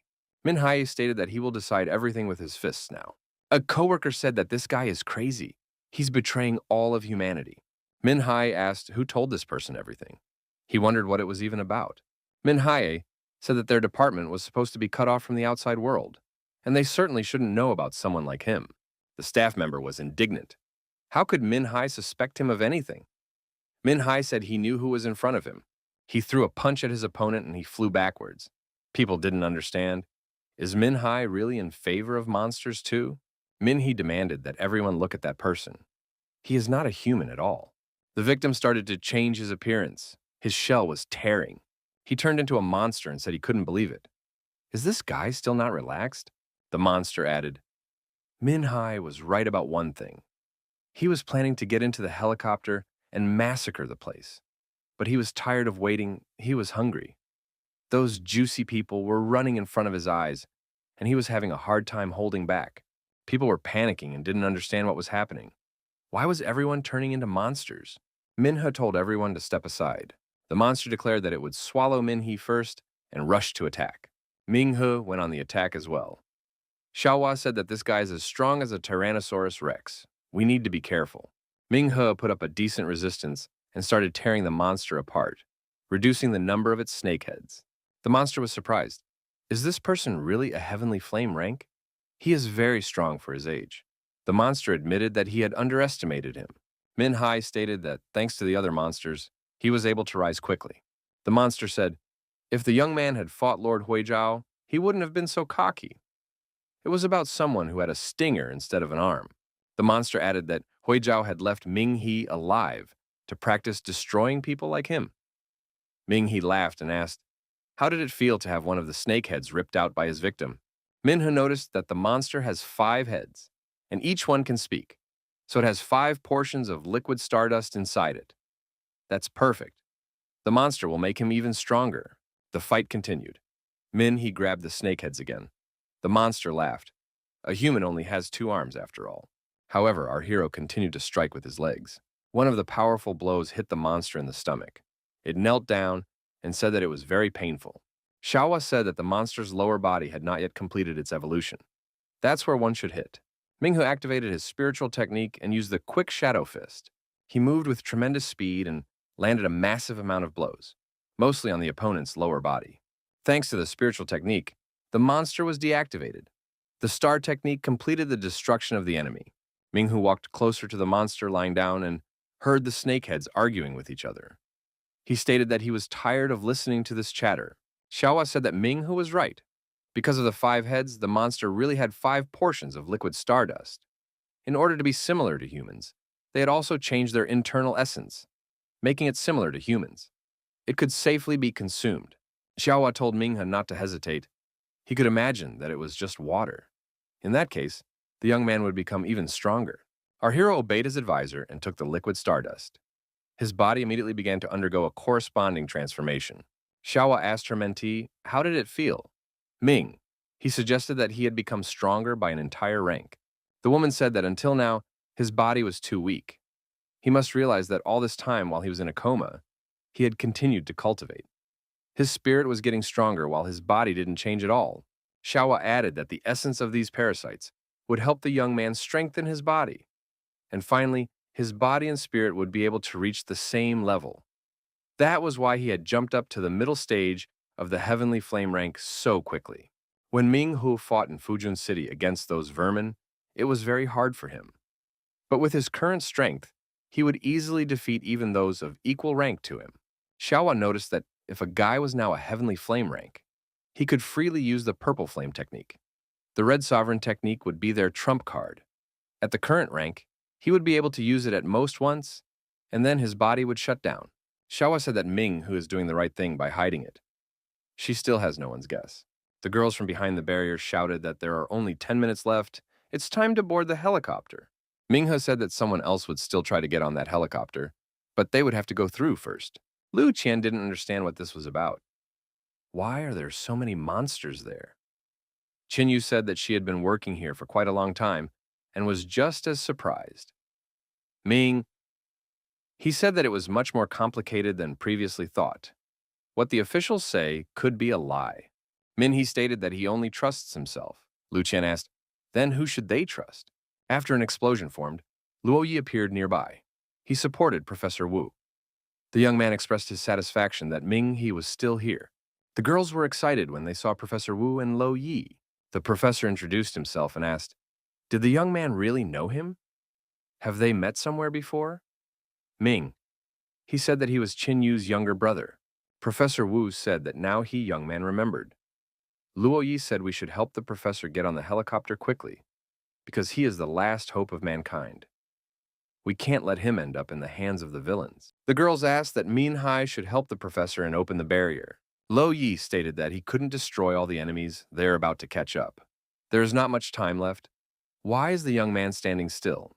Professor Wu said that even if they boarded the helicopter now, there would still be 10 minutes left before takeoff. The takeoff time was set in advance and can't be changed. The enemies wouldn't catch up with them anyway. Min Hai said that he couldn't let these people board the helicopter. The girls were surprised that a guy would say such a thing. Lo Yi became indignant. Does Min Hai realize what he's saying? The special unit is risking their lives and fighting the villains from the will of heaven. We need to save Professor Wu. Luo Yi asked, does Min Hai even realize how important this professor is to all of humanity? Has he been brainwashed by the Dragon Fang people? Is he really willing to betray all of humanity? Min Hai stated that he is confident in what he is doing now. He is standing guard and deciding who gets on that helicopter. Lo Yi became indignant. Who does Min? He think he is. Lo Yi remarked that Ming he mustn't forget. His authority allows him to instill common sense into the young man. Ming he said that Lo Yi could try to do that if he had the strength. Ming He said he can't trust anyone. Lo Yi attacked Min He and said that nothing can fix this guy anymore. Ming He threw his opponent over his head and knocked him to the ground. The young men clashed in hand-to-hand combat. Xiaohua told her ward that this opponent was a rank white bear. If he wasn't injured, Ming he wouldn't be able to do anything anymore. Ming He took out his gloves and said that he would have to use them. Xiaohua asked, was this what Professor Feng gave the young man? Ming He replied that Professor Feng had modified them. Xiaohua remarked that they might not be enough. Ming He took out a crystal and said that he would use more of it as well. Xiaohua replied that combining these items was a great idea. Ming He put on his gloves and activated the crystals. He said that Lo Yi could now attack. Luo Yi prepared to attack and said that the young man didn't even realize what he was doing. Ming.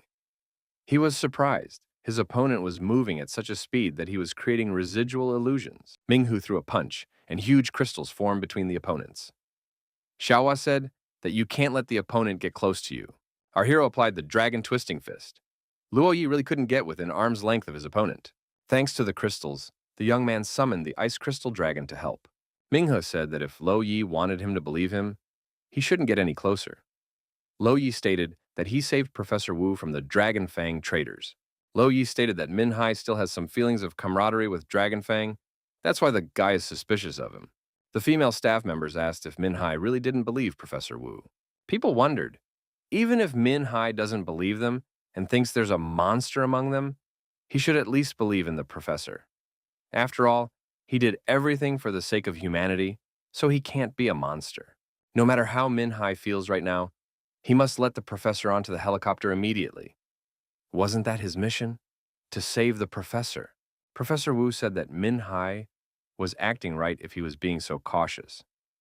But the situation is quite extreme. He must take the information about the monsters with him. Otherwise, humanity won't be able to deal with them. Qinyu told her brother that there were indeed many monsters among them. But after all, the professor had done a lot of things for humanity. He can't be one of them. Lu Qian said that the monsters were clearly targeting Professor Wu. Luo Yi said for Ming He to allow the professor to go to the helicopter. Otherwise, how can they believe that he is fighting on the side of humanity? Ming He said that not too long ago, he and Professor Tang Han were in a town that was attacked by a monster. There, they encountered something they weren't prepared for. Parasites with high intelligence were waiting for them. They could occupy human bodies. It seemed to him that this was very important information that needed to be shared. The existence of such creatures seriously changes things. Min He added that once they separated, Professor Tang Han didn't say anything to the world. He just led the Dragon Fang into battle on Tianwen Mountain. He decided to get rid of the monsters that were hiding among the humans. Ming He said that he didn't realize anything at first. He really thought that Dragon Fang had betrayed humanity. But when he saw how these monsters ended up among the observatory staff, he realized everything. These creatures were nothing new. They had already existed years ago. Back then, they were lurking among the people, and had even ended up in the management. Min He added that he hadn't understood before how an organization like Heaven's Will could even exist. After all, they were fighting against humans. Now it was clear, these monsters lived among humans. These parasites were always around, they looked like humans and watched their every move. In the beginning, they couldn't hide perfectly, but now they have completely blended into society and are undetectable. The parasites always lived near humans and laughed at how stupid humans were. After all, the parasites were behind their backs all the time. Humans to the parasites were animals to be destroyed when the time came. Dragonfang never betrayed humanity. He simply put his reputation and the lives of his people on the line. He set out to destroy all the parasites lurking amongst the humans.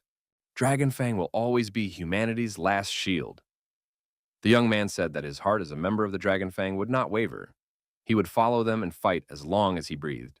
Suddenly, that third monster appeared and asked, "What was the point of this?" It was already too late. They didn't need to hide anymore. The monster was dragging a man behind him. The villain lifted that person up and said that he was the instructor of the Dragonfang's first group. Would Minhai recognize him? Our hero certainly recognized Instructor Luo. The villain tossed the man aside and said that he was sick of having to pretend to be a human. He had waited a long time for the moment when he could finally rip off that hideous skin. The monster took on his natural appearance and said it was much better that way. The monster asked why Luo Yi still hasn't destroyed this guy. He is disappointing him. Luo Yi told the monster to shut up. The villain replied that it's too late. Is he still trying to hide it from his little sister? Luo Yi is one of the people who was among the humans before anyone else. Although he looks like a human, he doesn't need feelings for humans. The monster grabbed Luo Yi and told him not to resist. Besides, he was badly injured. The monster stated that it's time for his sister to know the truth. He will help if this guy doesn't want to do it himself.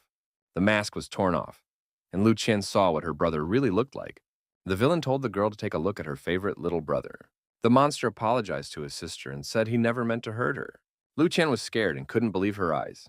The villain said to Big Brother not to worry. Even the highest species like them sometimes had pets. He had done a lot for their kind. Master will let him keep this girl as a pet. Luo Yi said that this monster doesn't understand anything. The monster replied that Luo Yi is a bit out of his mind. Professor Wu said for Luo Yi and Hui Zhao to calm down immediately. This was not the time to fight each other. The monsters bowed to their master. Professor Wu apologized to everyone for deceiving them for so long. After all, he is also one of the parasites. The professor said that he didn't agree with Hui Zhao. It was never torture for him to talk to people. It was an honor to work together with them. No matter how much they get smarter or evolve, both humans and monsters remain prisoners of their instincts. They are only animals that become either hunters or victims. Qinyu was surprised, after all. The professor had sacrificed a lot for humanity. He learned about the drop of life in the meteorite and predicted the arrival of the monsters. The professor made a plan to stop them. He helped destroy half of the monsters that deserted the humans. Qinyu didn't understand. How could the professor be one of them? Suddenly, Professor Tang Han appeared, accompanied by instructor Luo Ling. The professor said that everything Mr. Wu said 20 years ago was a lie. They didn't come from outer space. Tang Ming said that since ancient times, people have been looking at the stars, trying to find traces of other civilizations. However, they had no idea that another civilization was hiding under their feet. Deep within the earth dwelt these monsters. From the depths they had come here. Everyone present did not understand how such a thing was possible. A staff member noticed that Tang Han was a member of the astronomy department back then. How could he say such a thing now? How could they have come from the bowels of the earth? Tang Han pointed to Professor Wu and said that he was the one who found the drop of life. But that's not true. The drop of life is actually a wormhole stone. There are many such stones underground. When two wormhole stones are next to each other, they activate and a wormhole portal opens. Meteorites with such stones are very rare, and wormhole stones underground are almost impossible to get to the surface. That a meteorite with such a stone would fall on another wormhole stone underground is virtually impossible. This has happened twice in Earth's history. The first time was when the dinosaurs died out. The second time was 40 years ago. Since then, mankind has lived in a period where monsters have appeared one after another. This means that the stones that open the wormholes were dug up in advance and placed where meteorites fell. Therefore, they were able to open one wormhole after another, from where countless creatures emerged. They call themselves a superior race that came from outer space, to exterminate humans and become the true owners of Earth. The staff assumed that all their research was useless, and they were getting paid for nothing. They had tried in vain to find traces in space. Those footprints kept hiding under their feet. Minhee noticed that the plan to eliminate the monsters was a carefully planned lie, created to drain humanity's weapons and resources before a large-scale war. Minhee admitted that they had been utterly defeated. Tanghan agreed that it was a rout. Professor Tanghan said that they will not lose their last ray of hope. The Dragon Fang is humanity's last defense. Luoling added that even if they are all destined to die, they won't let these creatures get away. Lolin told our hero that Professor Wu is the leader of the parasite monsters. He is the one they have been searching for so long. He can't be allowed to leave. Huizhao stated that the Dragon Fang is practically destroyed. There is no need for them to leave by helicopter. The monster suggested that the master should destroy all the people here and then open a wormhole to take over the city. Professor Wu replied that there were still strong fighters left in South City. Besides, Dragon Fang was severely exhausted from the battle with the monsters. Professor Wu said that it was better to just leave, after all. It was the largest city of mankind. Huizhou replied that in that case, he would get rid of the mincemeat that was preventing them from passing. Luoyi told the master that he is trying to hold them back. The helicopter won't take off until 5 minutes later. This guy is trying to protect the girls so they can fly away, while he himself will stay here to fight. Lo Yi added that while fighting Minhee, he managed to damage the system responsible for the helicopter taking off. Minhee now realized why the countdown to the helicopter's takeoff had disappeared. But when had he managed to do that? Haishao told Luo Yi to keep an eye on Master while he dealt with this person. The monster said that if it wasn't for Luo Yi, he would be dead. Huizhao, approaching our hero, said that this man used to be afraid of him, but now he had the courage to stand right in front of him. The monster stated that people are very strange. Minhee also prepared to attack and activated his battle fists, ice fist, and fire fist. Our hero's attack was swift, and the monster flew far back, taking damage in the process. The villain steadied himself and said that this battle would be fun. Huizhao said that it was as if Instructor Luo hadn't even tried. Minghe got angry and pounced on his opponent again. The attack was very crushing, and under the impact of the resulting blast wave, many people present flew apart. Professor Wu thought that this person was hiding his true capabilities. No wonder several of his students had died at the hands of this young man. Minghe said that these monsters were just pathetic cockroaches that had crawled to the surface. They must return to their land, or he would personally bury them all. Huizhao was deactivated and lay among the crystals. After a while, Huizhao stood up and said that he had to admit there were some smart fighters among the Dragon Fang. He must be a little tired from the past battles, so it was hard for him to fight now. Huizhao said that humans may call them cockroaches, but they have powers that humans have never even dreamed of. Luo Ling told our hero that this creature has strong regeneration. It could be destroyed with just one blow. Minhee replied that he understood everything. Our hero noticed that his opponent became much faster. The monster attacked the young man, however, he was able to dodge. Huizhao couldn't believe that the man had dodged his punch. Xiaohua said that the monster didn't have a single trace of the wounds it had inflicted. Its regeneration was amazing. He must have gotten it from the insects he devoured when he evolved. We'll have to use another crystal. Xiaohua shouted for Minghe not to yawn and dodge. The monster's web doesn't even burn. If it hits the young man with the web, it will tear it off along with pieces of its own body. Minhue said that if this web doesn't burn, we should try another way. Our hero applied an ordinary insecticide, and the monster was defeated. The villain could not do anything after this attack. He only screamed and lay on the ground. His body continued to be corroded by this chemical. Minghe told the Kaizhao to go back to the ground. Minghe asked Professor Wu, was Dr. Zhao his student? The professor confirmed. The young man inquired if Professor Feng had become a scapegoat. Wu confirmed again. That guy who planned the tragedy in the fog was also his disciple? Professor Wu confirmed it again. Our hero asked about the monsters of Fujun City. The villain said that they were his subordinates, who were still growing up. Minhee asked how many of these monsters there were in the astronomy department. Professor Wu replied that half the department was there, but unfortunately, almost all of them died in the battle with the Dragon Fang. Minhee assumed that the astronomy department where his sister worked was the biggest nest of monsters right among humans. Professor Wu said that that parasite girl from Fujun City would replace his sister when she fully matured. Minhee wondered why they couldn't just sit underground. Professor Wu replied that since Minghe had interacted with Dr. Zhao, he should understand the true motive of the astronomy department. Wu stated that they decided to show up because the Earth begged for help. It was sick and about to die. Humans, after all, are also children of Earth. So why didn't they think of the Earth when they mutilated its body? Why did they use such extreme methods? A young man should understand what war is. The negotiations between them just failed. People had all been warned. Min Hai should look at it from a different perspective. Sooner or later, humans would have started the third, fourth, and fifth world wars anyway. Wouldn't it be better for them to be villains? Right now, they are dealing with overpopulation and resource depletion. Minha said that these parasites should go away and people will solve their own problems. Professor Wu said that if there were more personalities like Min He among the people, perhaps they would never have met. Professor Wu added that they weren't the ones who attacked first. He was surprised. After all, they were the ones who used the will of heaven to exterminate people. Mr. Wu stated that the whole truth is in the hands of humanity's leaders. The young man must rise higher, and then he will know the truth. Professor Wu expressed his hope that Min Hai will become an excellent leader, and then, as a representative of humanity, he will be able to have a normal dialogue. Professor Wu touched Lo Yi's shoulder, and the monster knelt down. Lo Yi transformed and became a huge monster with incredible strength. Ming He rushed after Professor Wu and said that they weren't done yet. Lo Yi threatened our hero on the road. Minghe wondered, has Luo Yi gone crazy? After all, they will hurt Lu Qian. Lo Yi replied that the master would never do such a thing. He trusts him more than anything else in the world. Professor Wu said that the special unit will be here soon.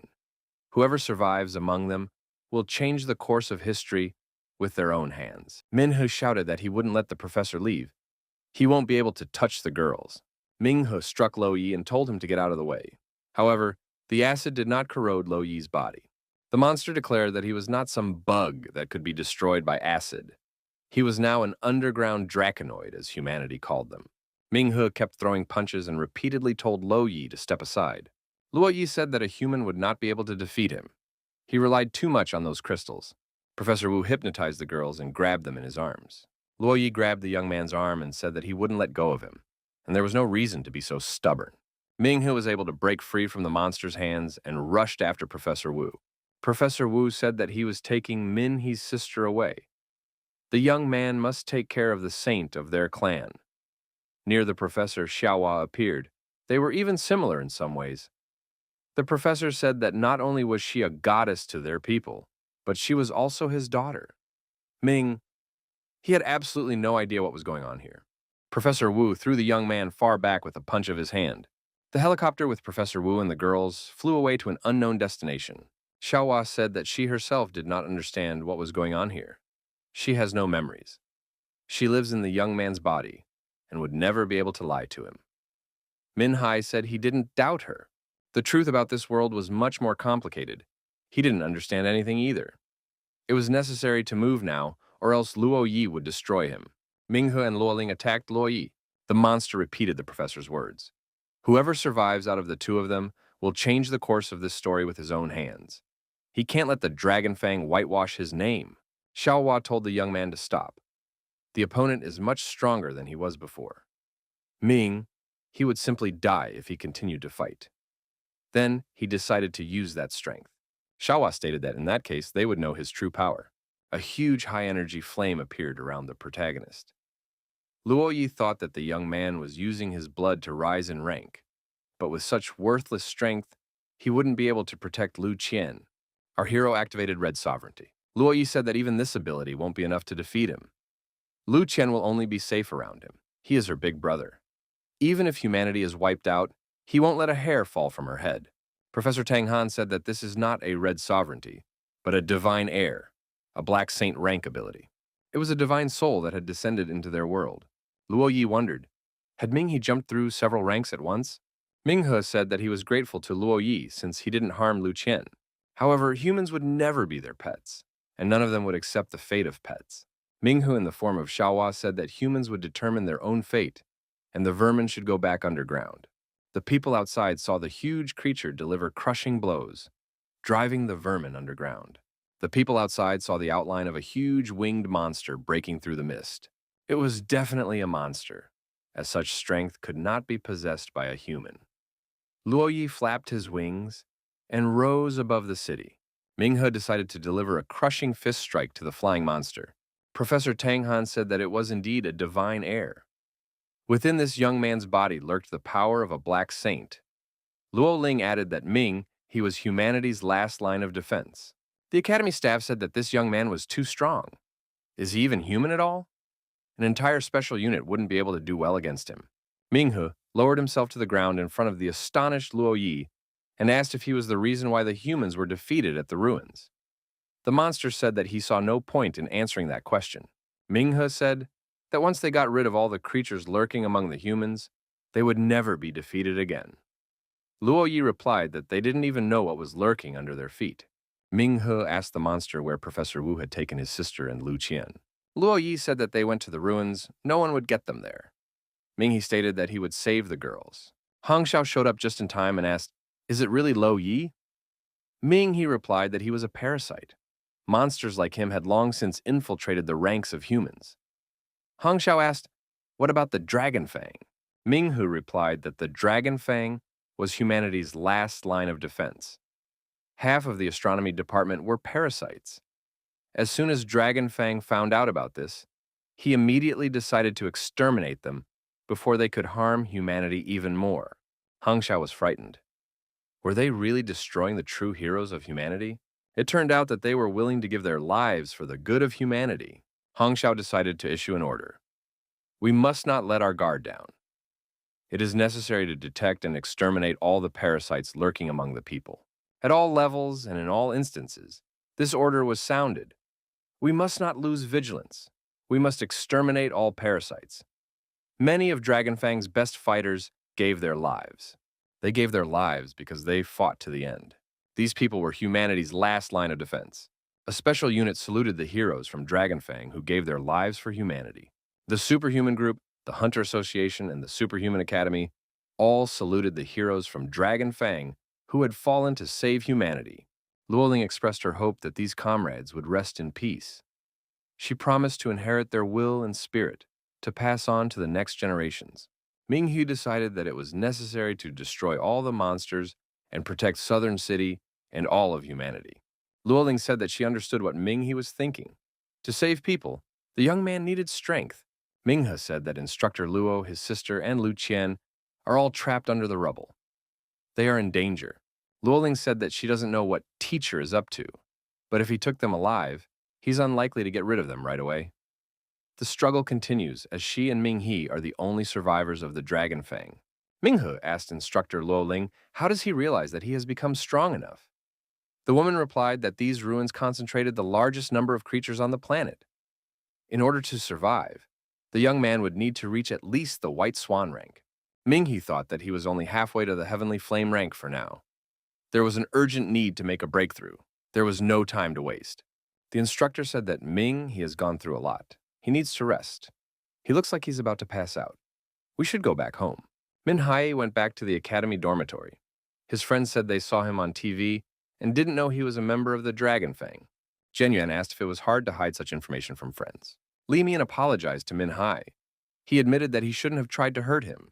He is the hero of the city. Minhai replied that it's okay. After all, they are brothers living in the same dormitory. Peng Xiao saw Minghe and rushed to him with a hug.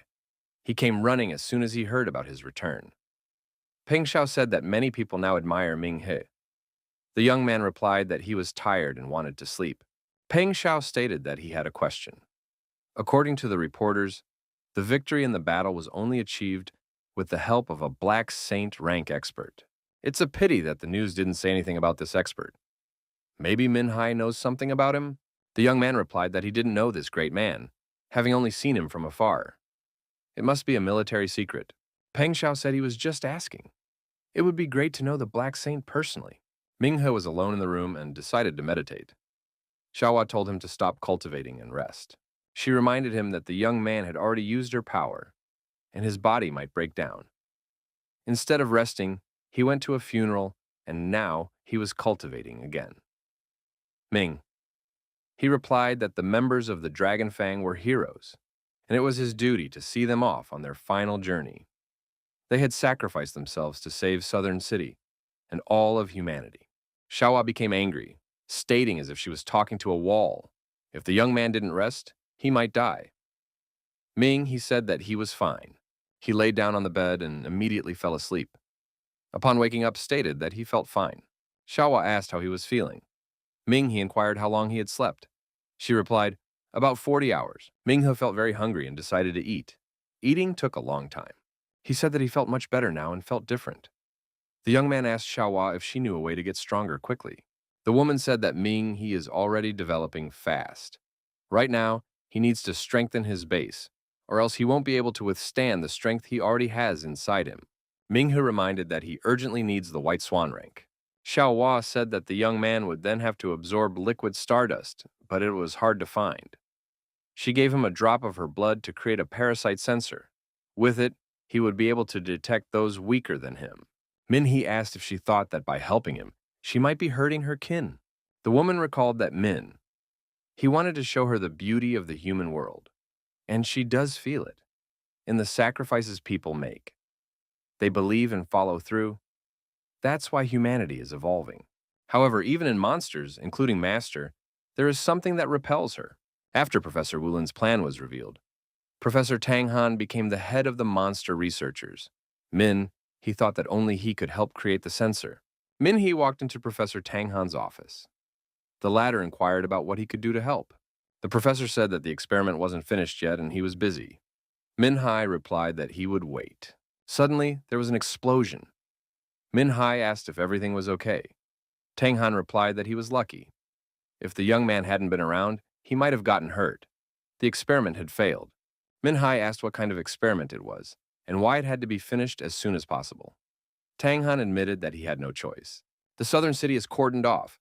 We need to find all the parasites, but they're hiding well. Unless they give themselves away, there's no way to find them. The professor added that's why he was asked to create a device to detect them. He tried using the blood and flesh of the parasites, but nothing worked. The experiments failed again and again. Min-he showed the professor a drop of blood and asked if he could make a sensor out of it. Tang Han wondered what kind of blood it was. He immediately sensed a powerful energy. It was the blood of a high-ranked monster. Ming-he said that it came from his body. He has the power of a black saint. This blood should be able to help. Tang Han promised to try it, but warned that it would take time. He already had all the other materials. Looking at the blood in the microscope, the professor said it was an excellent blood essence. Now he was sure it would work. An hour later, Tang Han reported that the device was ready. It looked like a watch. He explained that the sensor would signal if the parasite was within 100 meters. Min-hae asked how to use the watch. Tang Han replied, "You just need to channel energy into it." The young man said it worked. The red arrow is pointing in the direction of the parasite. So there really were infected people left in the academy. Min-he immediately decided to track down the parasite and jumped out the window. He thought that the target was probably somewhere in the dormitory. He wondered, were the parasites really any of the students? As they made their way through the forest, the vice president of the student council chased after someone who was flying on wings. Min-he also decided to catch this person using the binding vines. He stopped the fugitive and saw that it was Li Jin. The young man shouted for Ming-he to let him go. After all, they live in the same dormitory. Ming-he didn't expect such a thing. Did Li Jin really turn out to be a monster? The one admitted that he had become a parasite, but claimed that he had never done anything bad to people. Feng told Min-he not to listen to him. That monster is just trying to bullshit him. They caught Li Jin when he was trying to sabotage. He was planting bombs near the dormitory. He used to pass on a lot of important information when he was in the reserves. Many comrades died because of him. If he hadn't made a mistake, no one would have discovered him. Min-hai said that if that was really the case, he wouldn't listen to him. The hero used the crystal to finish what he started. Legion shouted that he had no right to destroy it. But the man didn't hesitate and dropped a huge stone on the traitor's body. Feng was shocked by what she saw. She was also going to destroy Legion, but he didn't hesitate for a second. Feng said that it had been a long time since they had seen each other. She didn't know that he had become so strong. Min-he confirmed, yes, they hadn't crossed paths for a long time. He too was surprised that Feng had reached the heavenly flame rank. The girl had expected that after rising to this level, she would be able to take revenge. But it turned out that he wasn't behind at all. Feng Ling reported that Southern City was surrounded. Everyone was being called back. The student council began to cleanse the Academy of Vermin. The girl added that they have split into 2 groups, led by her and Tian Ning. Things are not going well. The parasites are skillfully hiding. Legion is the first to be found, and that was by accident. Ming-he told Feng Ling to entrust the remaining vermin to him. He won't let them escape. Professor Ling was giving a lecture at the academy. Continuing the theme of the previous class, one of the students said that Professor Ling's lectures are interesting. Not only is she smart and beautiful, but she also has a sense of humor. Everyone respects her. Suddenly, the door to the classroom opened and Min-hee and Feng Ling walked in. The students immediately recognized Feng Ling. Some also recognized Ming-hei, the rookie who had defeated her in the battle at the observatory. Had these two really come to the lecture? Professor Ling recognized them as well. The woman asked if they wanted to listen to her lecture. Ming? He glanced at the universal clock. He confirmed, yes, they had indeed come for knowledge. Professor Lin invited them to come through and sit where it was convenient. But suddenly, the young men attacked the professor. They threw punches at her at the same time. Everyone in the audience thought that the students had gone crazy. Lin exclaimed, "How dare they attack the professor?" Minghe firmly stated that he knew. Professor Lin was a parasite. The students were outraged. She's been teaching for 5 years. It's impossible to accuse her of betrayal so easily. They are ready to defend her. Feng Ling asked her companion, "Perhaps these students are also infected?" Min, he replied that they are just under her influence. The girl realized it was impossible to destroy the students. We need to act differently. The professor jumped up and shouted for no one to dare harm her students. Min-hee punched the woman again, stating that there was no point in pretending. They had already realized everything. The woman screamed not to be touched. She wasn't hurting anyone. But in doing so, she turned into a monster. The students realized the professor really is a parasite. How was this possible? How could she be so good at pretending? Perhaps she was influencing the students with her aura. Perhaps she had extra classes with them at night. The monster shouted that these people were nothing but pathetic parasites. Ming-hee struck again and said, "It's not humans who are parasitized. It's the monsters that are taking over their bodies." Feng Ling looked at Ming-he and marveled at his strength. How could he defeat a high-ranked parasite so easily? She admitted that she hadn't expected such a thing. Professor Ling hid herself masterfully. Without the sensor, they would never have detected her. He agreed. Parasites really are perfect at disguising themselves as humans. The young man decided to continue the sweep and broke into the girls' dormitory. The girls were shocked. How dare he even dare to come in here? Immediately let him leave. But the young man paid no attention and forcefully punched one of the female students. He said that he would destroy her right now. Feng Ling noted that Ming, who was incredibly strong. The parasite didn't even have time to react. Ming has said that plant parasites were an extremely rare type of monster. Inside the academy, there were almost no parasites left. They found 9 and only one of them was a plant. Ming-hee told his companion that they had already combed through almost the entire academy. It was unlikely that there were still any left. He's going to contact Luo Ling. She hunts vermin outside the academy. She might need some help. Ming-he asked Lo Lin if they were okay. The woman replied that, not really. The parasites are hiding too well. They only found 3 of them, and that was thanks to information leaks. Right now, not a trace of them. He reported that they had already wiped out all the parasites in the academy. Luoling wondered, how could Ming-he find the whole 9 of them? Ming, who thought that he needed 5 portions of liquid stardust to obtain the White Swan rank. At the same time, he would be able to help Luoling. Luoling said that she was waiting for the young man on Yanhe Street. The young people traveled by bike, Ming. He asked the girl, isn't she rich? Why does she only have 1 bike? Feng Ling replied that they are in the academy. Why would she have multiple motorcycles if she's the only one riding? They rode up to Lo Lin's place and said hello to the instructor.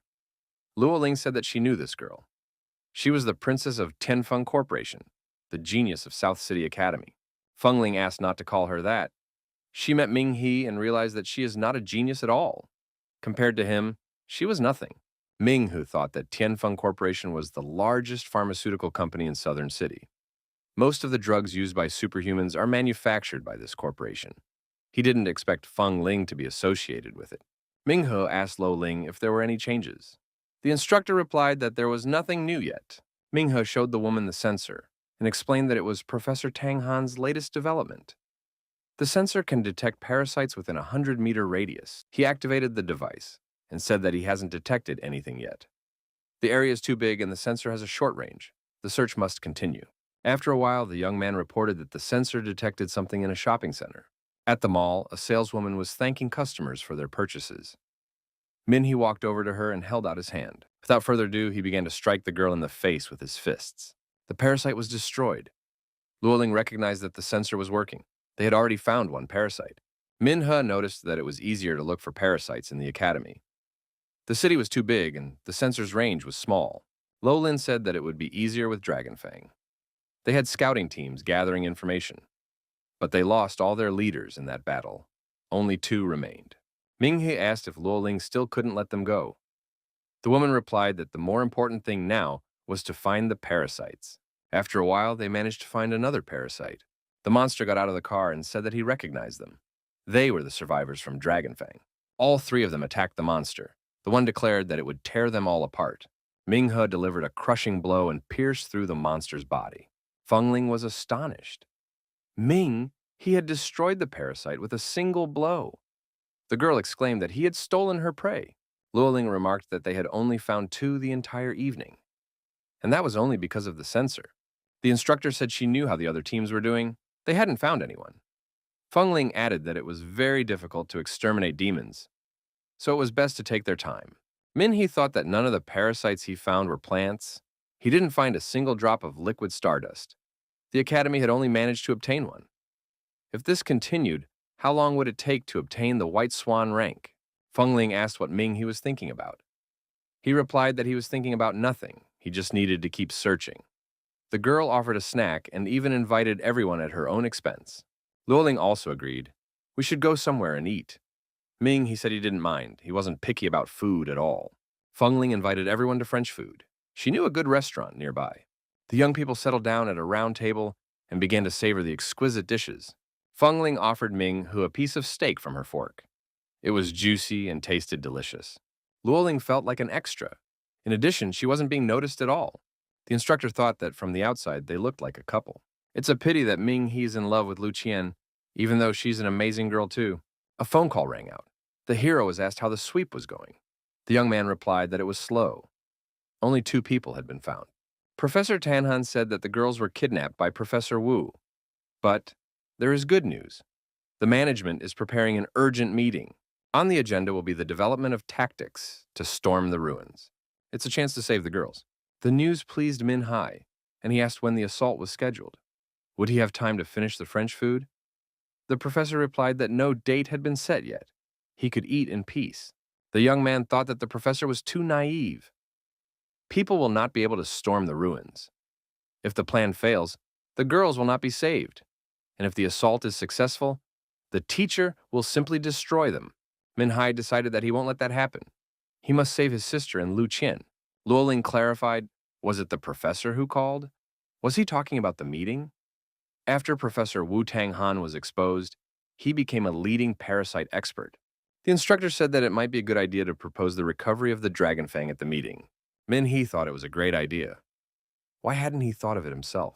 Dragonfang is no longer considered a traitorous organization. If it was reinstated, it would speed up the search for the parasites. He would gather stardust faster, reach the White Swan rank, and save the girls. He stated that they needed to leave. It was urgent to talk to the professor. Fengling wondered, why so soon? The food had just arrived. If they wanted to talk to the professor, they should take Tianning with them. She would be easier to convince him. She looked surprised. Why was everyone staring at her? Minghe said that the girl was absolutely right. She should urgently call Tianning and invite her to see the professor. Tianning said that she was a little late. She was hunting parasites with the Hunter Association. Minghe replied that there was no need to worry. They had just arrived as well. Now it was safe to head to the professor's office. Professor Tanghan was surprised. Shouldn't He be hunting parasites right now? Where did he get free time from? Luoling was the first to enter the conversation. She explained that they had come after hearing that the professor was going to have a meeting with the leadership of South City. They have a proposal to restore the Dragonfang. The professor is well aware of the cost of Dragonfang's victory. Right now, the organization actually does not exist. Min Hai stated that they urgently need help.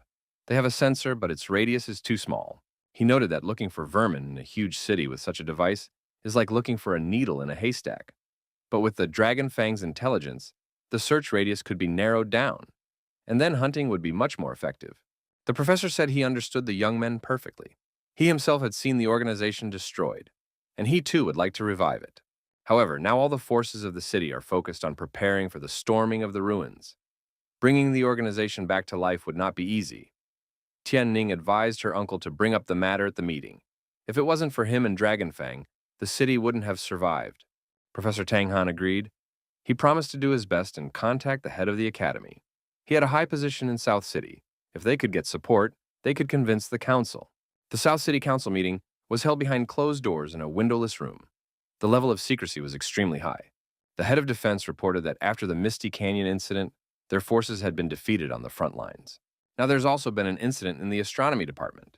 All of this points to one thing. The monsters are beginning to push humanity back. The threat coming from the ruins cannot be ignored. The head of defense said that the decision was made to use all available resources and together with other structures to organize an assault. Their goal was to exterminate the monsters right in the nest. He added that everyone was gathered here to work out a detailed plan of attack. After 2 hours of discussion, a clear plan was drawn up. The assault would begin in a week's time. Professor Tanhan raised his hand, asked for the floor, and voiced an idea. The parasites have spread throughout the city. If they are not eradicated, there could be an information leak. He suggested reviving the Dragonfang. The head of defense replied that the matter could be discussed if the professor thought revival was possible. The woman recalled that it was Tang Han who uncovered the conspiracy in the astronomy department, and Dragonfang who stopped the monster. They are heroes, and their contributions should not be forgotten. She supports the proposal. However, another council member expressed doubt. The Dragonfang was too independent. The head of defense objected. There was no problem with that. A special unit needs special privileges. Another council member agreed, but emphasized. The main task was to devote all resources to storming the ruins. There were not enough forces in the southern city, and it might be better to postpone the Dragonfang issue until the next meeting. The man added that although Fang had made a huge contribution, he had acted alone, without coordination. He didn't even trust the council, and it was impossible to wage a full-scale war alone. If Min Hai hadn't shown up at the last minute, the consequences would have been disastrous. The woman added that his appearance was not part of Fang's plan, although he was listed as part of the squad. Given the casualties suffered, it was safe to assume that Commander Lo Lin had something to do with it. The council member recalled that if it wasn't for Dragonfang, humanity wouldn't have known the truth about the events in the astronomy division. Despite everything, they sacrificed themselves and will remain heroes. They are due honor and respect. The head of defense confirmed. The parasite threat is serious, as the professor said, but resources are limited, and it is extremely difficult to work on several fronts. He added, if the ruins can be destroyed, the parasites in South City will be helpless without a leader. The head of defense asked, if everyone agrees, then the decision has been made. What would Professor Tang Han and Director Chu say? At this time, the heroes waited for the professor to return after the meeting. The professor returned and Min Hai asked how the meeting went. The professor reported that the Dragonfang issue had been postponed. That was all. Although there was support for the idea, the council felt that they couldn't handle 2 tasks at once, especially after the losses in the astronomy department. The professor added, if all attention was now on the assault, there would be no way to rebuild the organization. Feng Ling was indignant. Not even a child could be fooled by such an excuse. They just don't want the superhumans to enter the Dragonfang and not participate in the assault. Tenning said that arguing with the leadership is useless. Minghe suggested that it's all because Dragonfang acted on their own during the incident with the astronomy department. Because of this, they are not trusted. Luo Ling suggested forgetting about it for now. The council has its own views, and that's fine. She asked what he was going to do. He replied, he has no other plan. The assault is near, and if the parasites aren't destroyed, everything will fail. Since the recovery of the squad has been postponed, he will do the mopping up himself. It'll take a long time, but right now it's all he can do. He must keep collecting stardust. The professor wondered, is he really going to go out so late? Minhai replied, time is short. We need to act. He added he can wait, but his sister and Lu Qian can't. Feng Ling said she would go with him. For the next 3 days, the perimeter of the city was cordoned off. One of the warriors reported that the Dragonfang was on the roof of a building. At this time, Feng Ling fought the monster in a fierce battle. Minghu arrived in time and deactivated the parasite. The girl exclaimed that she could have handled it herself. Why did he take away her prey, Min? He explained that he was afraid. The parasite might escape. His hand had worked instinctively. He tried to calm her down and promised that next time she would finish off the enemy herself. It was just that this parasite was a rare plant type. Min had noticed that they hadn't even found 10 parasites in 3 days. Stardust had only been able to obtain it once. He thought that there wasn't much time left before the assault. At that moment, there was a powerful explosion in one of the buildings. The heroes did not realize what was happening. Everyone who was nearby was blown apart. There were screams and panic all around. Feng Ling said, "It was the vermin. Could it be that they had decided to take revenge?"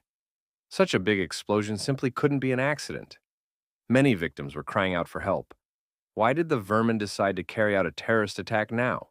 Min Hai saw someone being crushed by a car. "We need to help the person immediately." The young man threw the car aside with one fist punch, and the woman was underneath.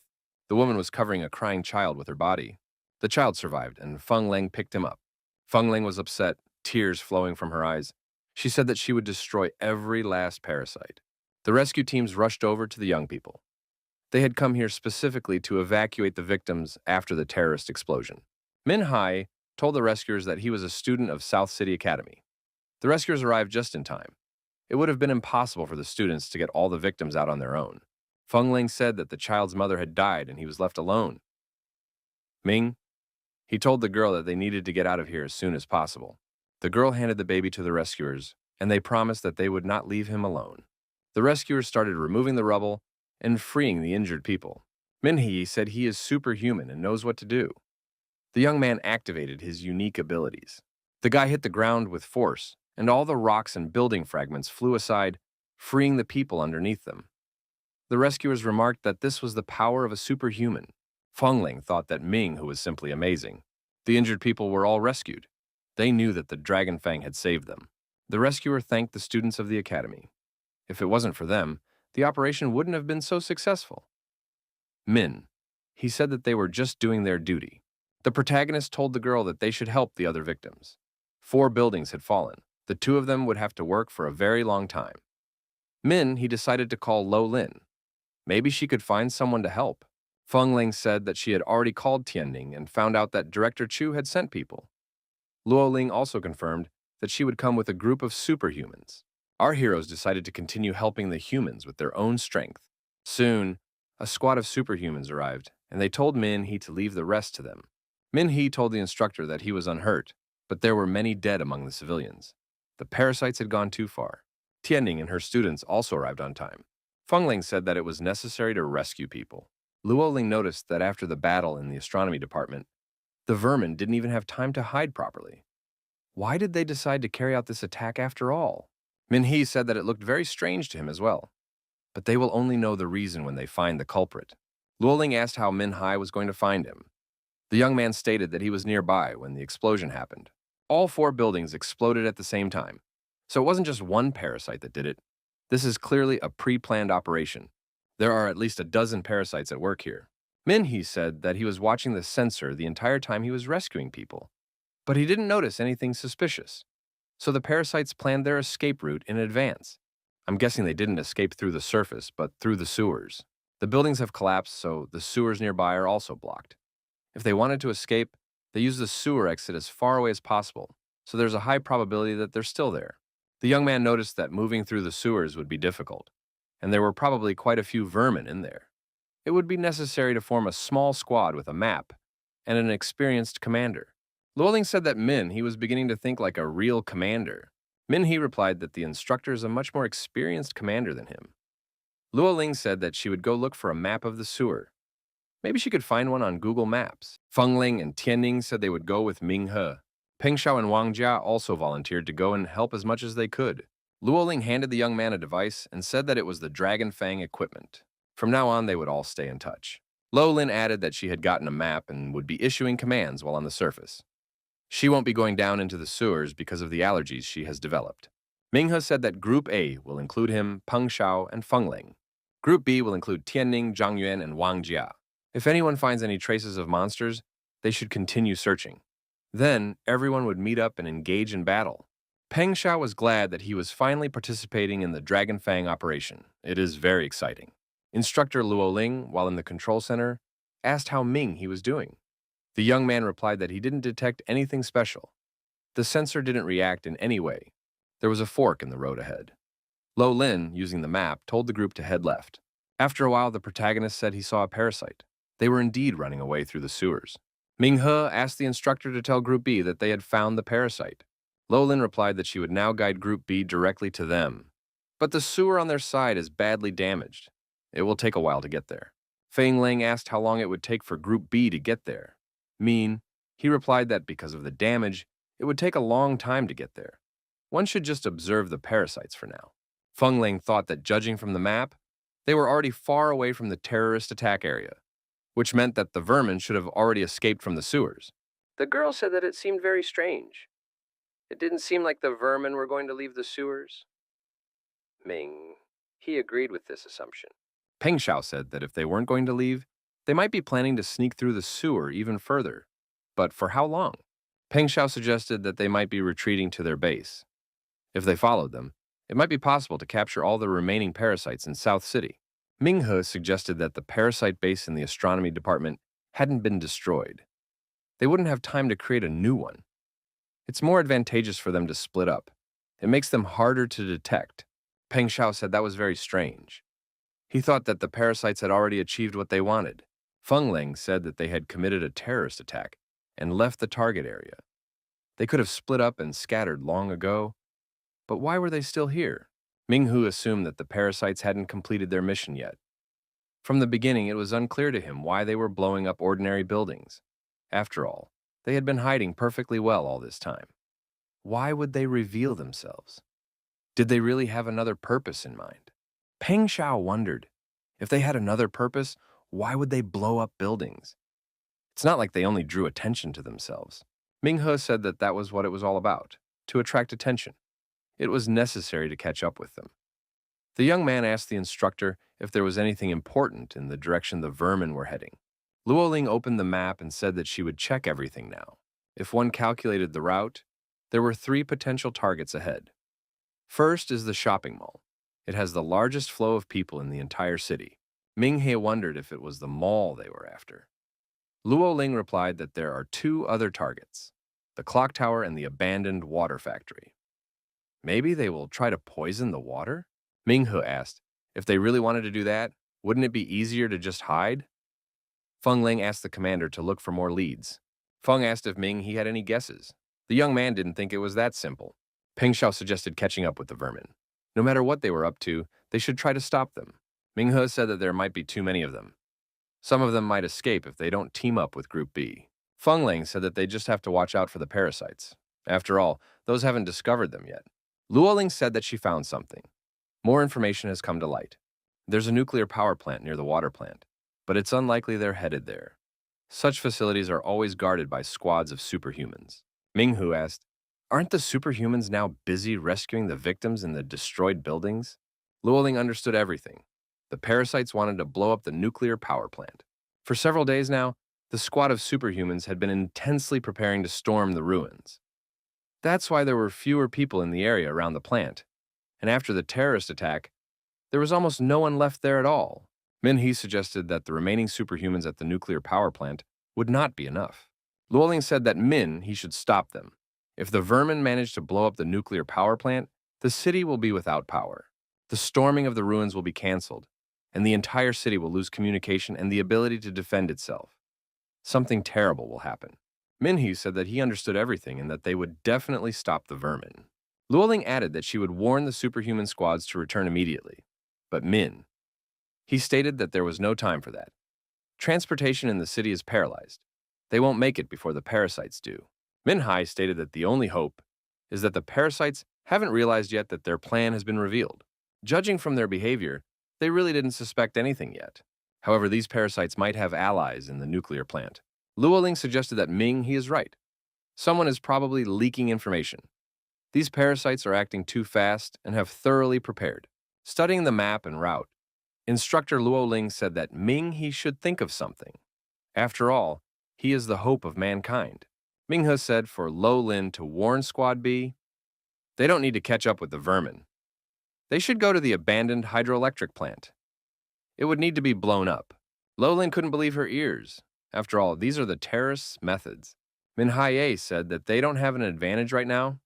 The southern city is the territory of the vermin. But if they know the target, then they don't have to go after the enemy. The parasites are moving through the sewers. because they have already transformed and can't move on the surface. Humans can. The hydroelectric plant is connected to the river. There's a lot of water there. If the dam is blown up, the water will flood the sewers. In that case, the vermin will take longer to reach the nuclear power plant.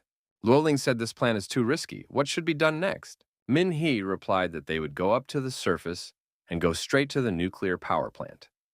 That way, they would get there faster than the parasites. The young man reminded that he has a sensor. He will use it to find the parasites hiding in the plant. After that, he will meet with Tianning. Feng Lang said that there are only 3 people in Tianning's squad. If they encounter the vermin, of which there are at least a dozen, it might not end well. Minghe said that they don't have time to think about it. He believes that Tianning will be able to hold off the enemy, and they themselves will head to the nuclear power plant where they will reveal the traitor and then go straight to help. Minghe thought that this is exactly how the Dragon Fang operates. Minhe told his companions that they were going upstairs. Our heroes got out of the sewers and took the first car they could find. The driver was indignant. After all, they were students of the academy. Is it possible to steal at that age? Peng Xiao jumped into the speeding car through the window. The whole group was together again. Feng Ling said that there was a hydroelectric power plant up ahead. Ming, he replied that they were passing by. Peng Xiao said that he could see Tianning through the window. From the car, they could see Tianning's squad tending to the hydroelectric power plant. Tianning told her companions that they should blow up the hydroelectric power plant and gain a foothold. Minghe looked at Tianning and wished her squad good luck. Feng Ling told Tianning to definitely wait for them. A nuclear power plant appeared up ahead.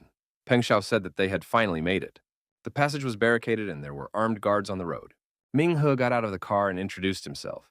His name was Ming He, and he was from Dragon Fang. Feng Ling added that they were disciples of the academy and had a super important assignment.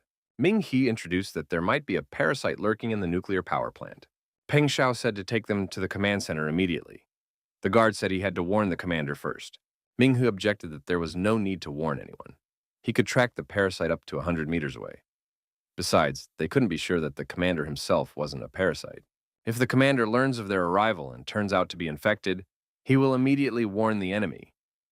Peng Xiao wondered, how would they be able to find the parasite in such a huge station without the commander's help? If they surveyed the area bit by bit, it would take several hours, and they don't have the time. What should they do? Min He asked which department was responsible for the daily inspection and maintenance of the station. The guard replied that the maintenance department handles that. Its office is located on the west side. Peng Xiao wondered why Ming He was asking this. Ming He said that after the withdrawal of most of the superhumans, the parasites still haven't kicked in. They're waiting for the rest. So there aren't many of them here, and they're hardly particularly strong. For their plan to work, the parasites must have taken key positions. Aside from the station manager, the regular maintenance department employees had the most access to the equipment. Peng Xiao recognized that Ming He was right and wondered why he hadn't guessed it himself. Feng Ling said that they were leaving right now. Peng Xiao demanded that the guards show them the way. One of the guards agreed to escort them. After a while, the group entered the service department office. Feng Ling asked Ming He if there were any vermin here. The young man replied that the place was clean. Ming He introduced himself, showed his ID, and said that he was from Dragon Fang and was on a special assignment. One of the people present said that he was the head of the service department.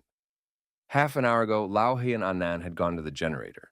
They said that there was a malfunction, and they needed to check everything. Ming He ordered them to take them there immediately. There was no time for explanations. The young men hurriedly walked towards the generator.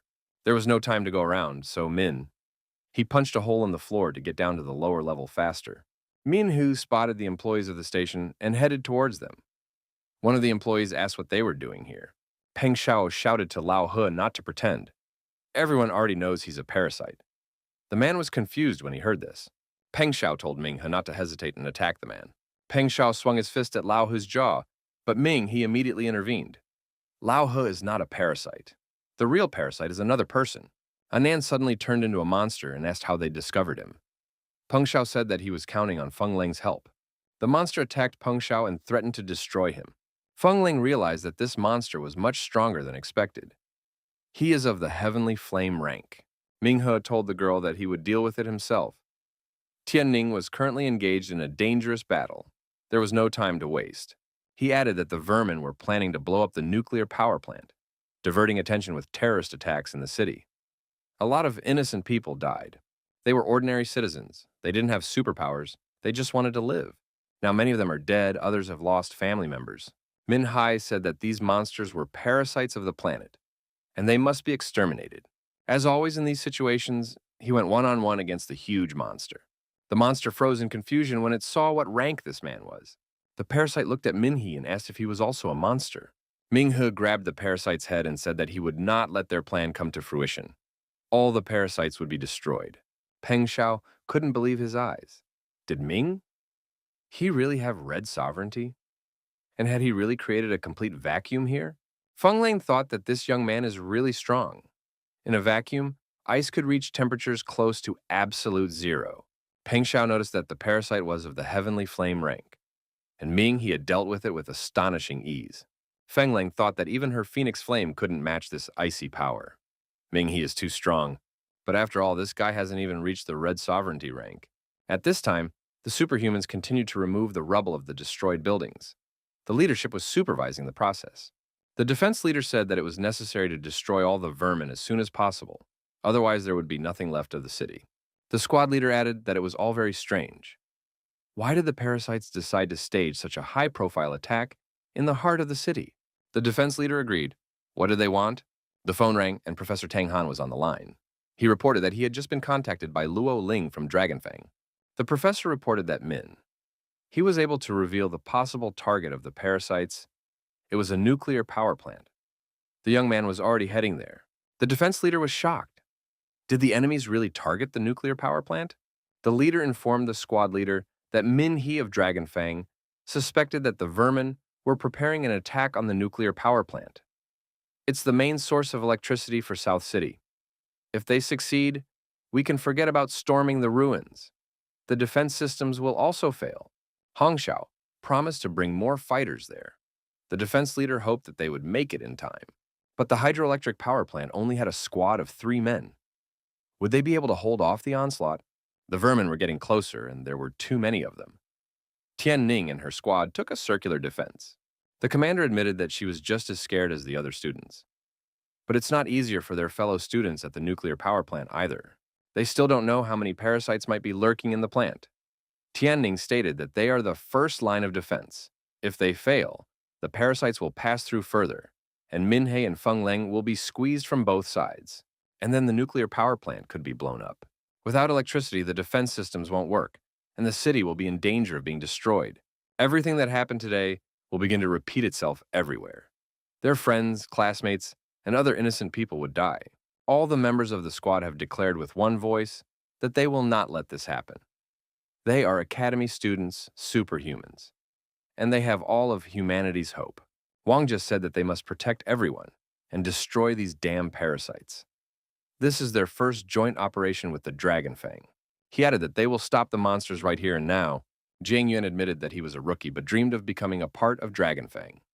The young man possessed powerful fist strikes. Wang Jie told the monsters not to underestimate him. After all, he was the future hope of mankind. He possessed the ability of geo-manipulation. Wang Jie helped his friend dodge the attack. Zhang Yuan thanked his comrade in arms. Both of them found themselves surrounded by bloodthirsty monsters. There was a cliff behind them. There was nowhere to retreat to. Fortunately, Tianning had arrived in time. She encased all the monsters in huge crystals. However, one of the parasites had fire ability. It could destroy the crystals. Wang Jia said that it was not good. There were about 20 parasites in front of them, and each one had its own unique ability. Even Tianning's ice couldn't stop them. The squad leader warned that the parasites would be released from her ice sooner or later, but as long as they were immobilized, they could be destroyed. The fight continued. The students mercilessly destroyed the immobilized parasites. One of the monsters broke free and grabbed Tianning's leg with its long tongue.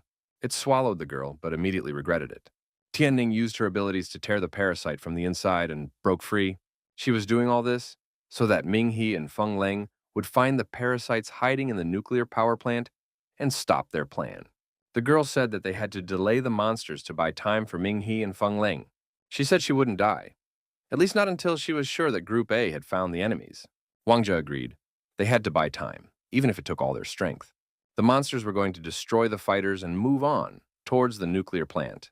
But Tianning exclaimed that what she had in front of her were only pathetic parasites. She would not let them do their dirty deeds. Zhang Yuan suddenly said that he had wanted to confess something to Wang Jia's friend for a long time. He confessed that he thought Lu Qian was the most beautiful girl in the academy. These words hurt Wang Jia's feelings. He shouted that Feng Leng was much better. Zhang Yuan added that he thought Tianning was even more beautiful now. Wang Jia agreed. They said that dying by her side is a great honor. They would cover Tianning even at the cost of their own lives. The monsters continued to arrive, but the squad of superhumans didn't waver. Suddenly, an explosion rang out, rock fragments flying in all directions. Who possessed such strength? It was Wang Jia. He set off fireworks and continued to destroy the monsters. Wang Jia and Zhang Yuan stood in front of their commander and said that they would protect her. Tianning said that they didn't have to die, they only needed to buy time. Wang Jia said, "Let the monsters attack." He wasn't afraid of them. Zhang Yuan shouted that he would destroy every parasite that came within striking distance of him. Tianning activated her wings and, hovering in the air, continued the fight. With a sweep of her arm, she sliced one of the monsters in half. After the reception, she lowered herself to the ground. In her hand was a blade-shaped crystal. At this moment, Min He appeared. Using his crystal abilities, he gave a decent support to Squad B. The young man asked how Wang Jia and Zhang Yuan were feeling. He reported that the parasite in the nuclear plant had been destroyed, and they arrived as soon as they could. Minghu extended his hand and asked if Tianning was okay.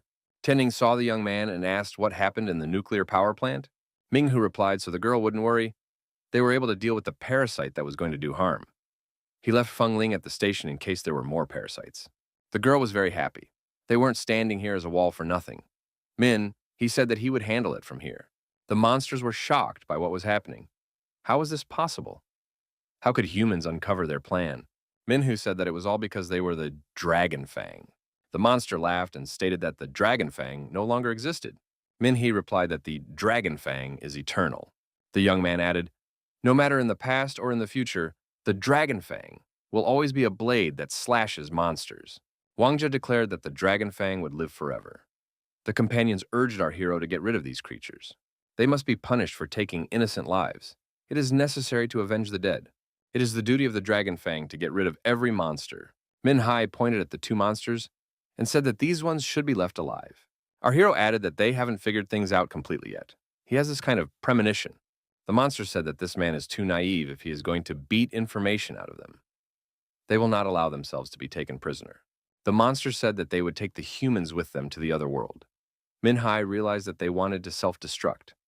Our hero told his friends to get out of here immediately. Hang Xiao rushed to the rescue.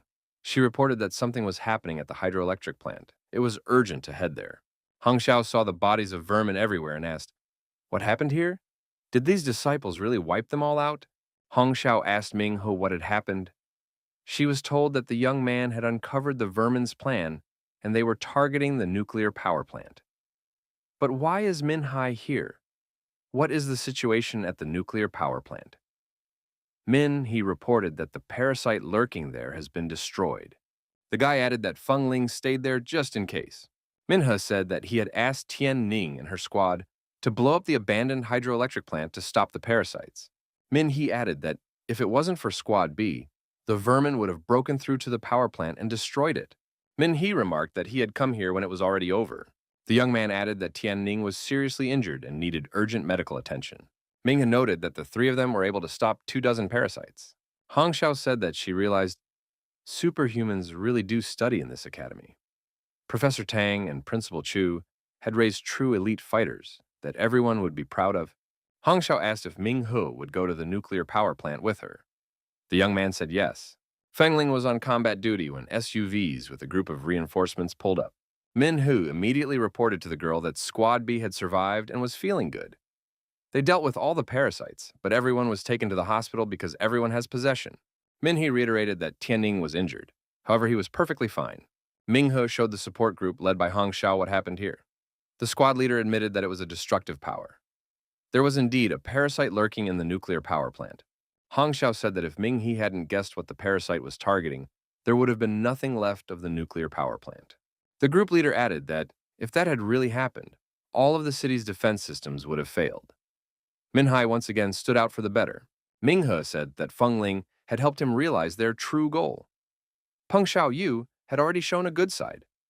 Without their help, he would never have been able to stop the vermin from blowing up the nuclear power plant.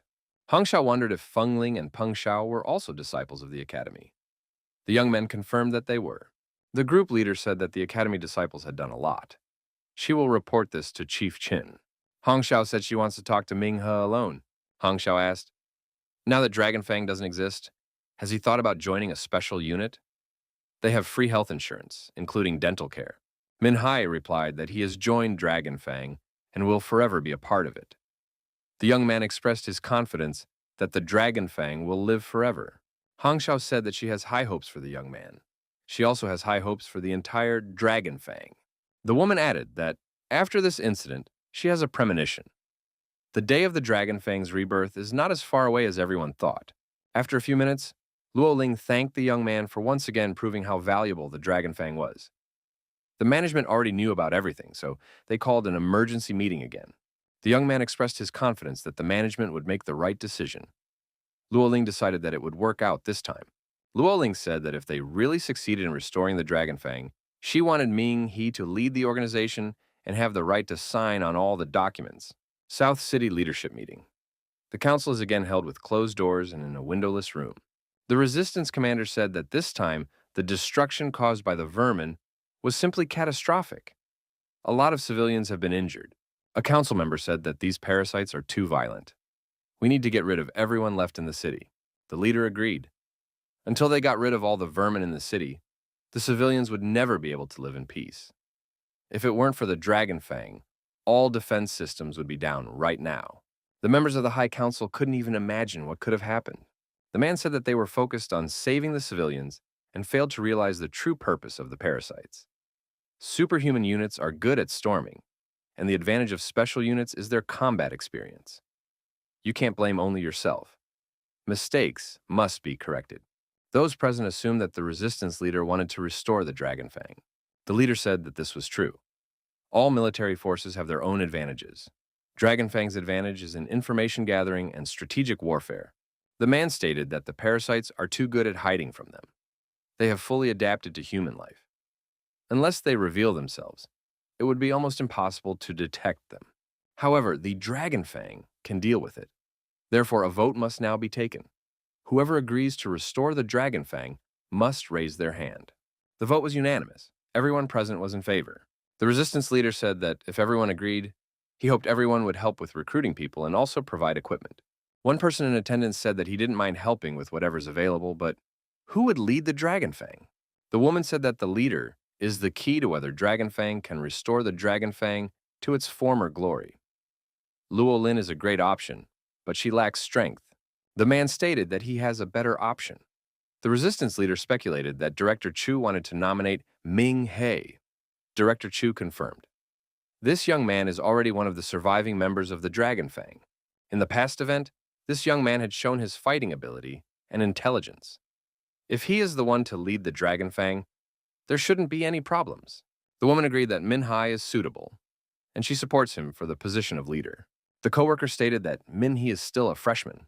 He hasn't even reached the White Swan rank. Aren't they in too much of a hurry? The resistance leader admitted that Min Hai is the most suitable candidate right now. He will take the position of leader temporarily. Min Hai will take care of mopping up all the vermin in the city. That way the young man can be tested. If he can get rid of all of them before storming the ruins, he can be considered to have passed the test. Then, he could be made a full-fledged Dragon Fang leader. Director Chu remarked that the storming of the ruins would take place in 4 days. Do those present really want the Dragon Fang to regain its former power in just 4 days? It was practically impossible to exterminate all the parasites in such a period of time. More time was needed. The resistance leader said that there was no more time. The assault on the ruins can't be delayed. We must finish what we started. When they attack, the city will be virtually defenseless. If the vermin were left inside, they would wreak havoc. Peng Xiao was glad that they had finally returned. Today had been a very interesting day. He had done so much that his father would no longer call him a useless freeloader. Peng Xiao asked our hero to take him on his next mission. He would help hunt vermin. Ming, he agreed, but he needs to get a good rest before doing so. Peng Xiao said that Ming he needed to rest. Feng Ling's father sent Uncle Yuan to pick her up as soon as he heard that the girl was in danger. His own father, on the other hand, didn't even call to see how he was doing. Men always have to rely only on themselves. Min Hae contacted Professor Tang Han and told him that the leadership has decided to rebuild the Dragon Fang, and he has been appointed as the leader. In order to do this, they need to get rid of all the parasites in the city. True, there are only 4 days left before the assault begins. The young man added that he needed to leave enough time to save his sister and Lu Qian, so he would have no more than 2 days to exterminate all the vermin. He also needed to collect enough liquid stardust, which meant he had to hurry. Minghe contacted Feng Ling by phone to see if she had made it home. The girl replied that she was still on the road. Minhe reported that the leadership agreed to rebuild the Dragon Fang, and he was appointed as the interim leader. The first mission is to eradicate all remaining vermin in the city. The young man added that he didn't have much time, so he wanted to ask her for help. She would be the head of one of the Dragon Fang's combat units. Feng replied that she didn't mind joining the Dragon Fang, but was she definitely the right person to be the head of the squad? She has no experience, and she hasn't even graduated from the academy. Minghe said that the head of a battle squad should at least be of the Heavenly Flame rank. Feng Ling is more than qualified for the position. The girl said that she had to think about it. Uncle Yuan asked why Feng Ling was hesitant. Being the head of the Dragon Fang squad was very cool. Feng Ling thought that she usually had room for error, but now if she made a mistake, she could interfere with all of Minghe's plans and would be sticking it to him. Uncle Yuan said that the girl was thinking too much. Right now, she doesn't look like the confident and straightforward Mrs. Feng Ling that he knows. Feng Ling said that Uncle Yuan is right. Minghe might be stronger than her right now, but she can't keep up with him forever. The Dragon Fang base was a working environment. Luo Ling was showing a list of recommended people.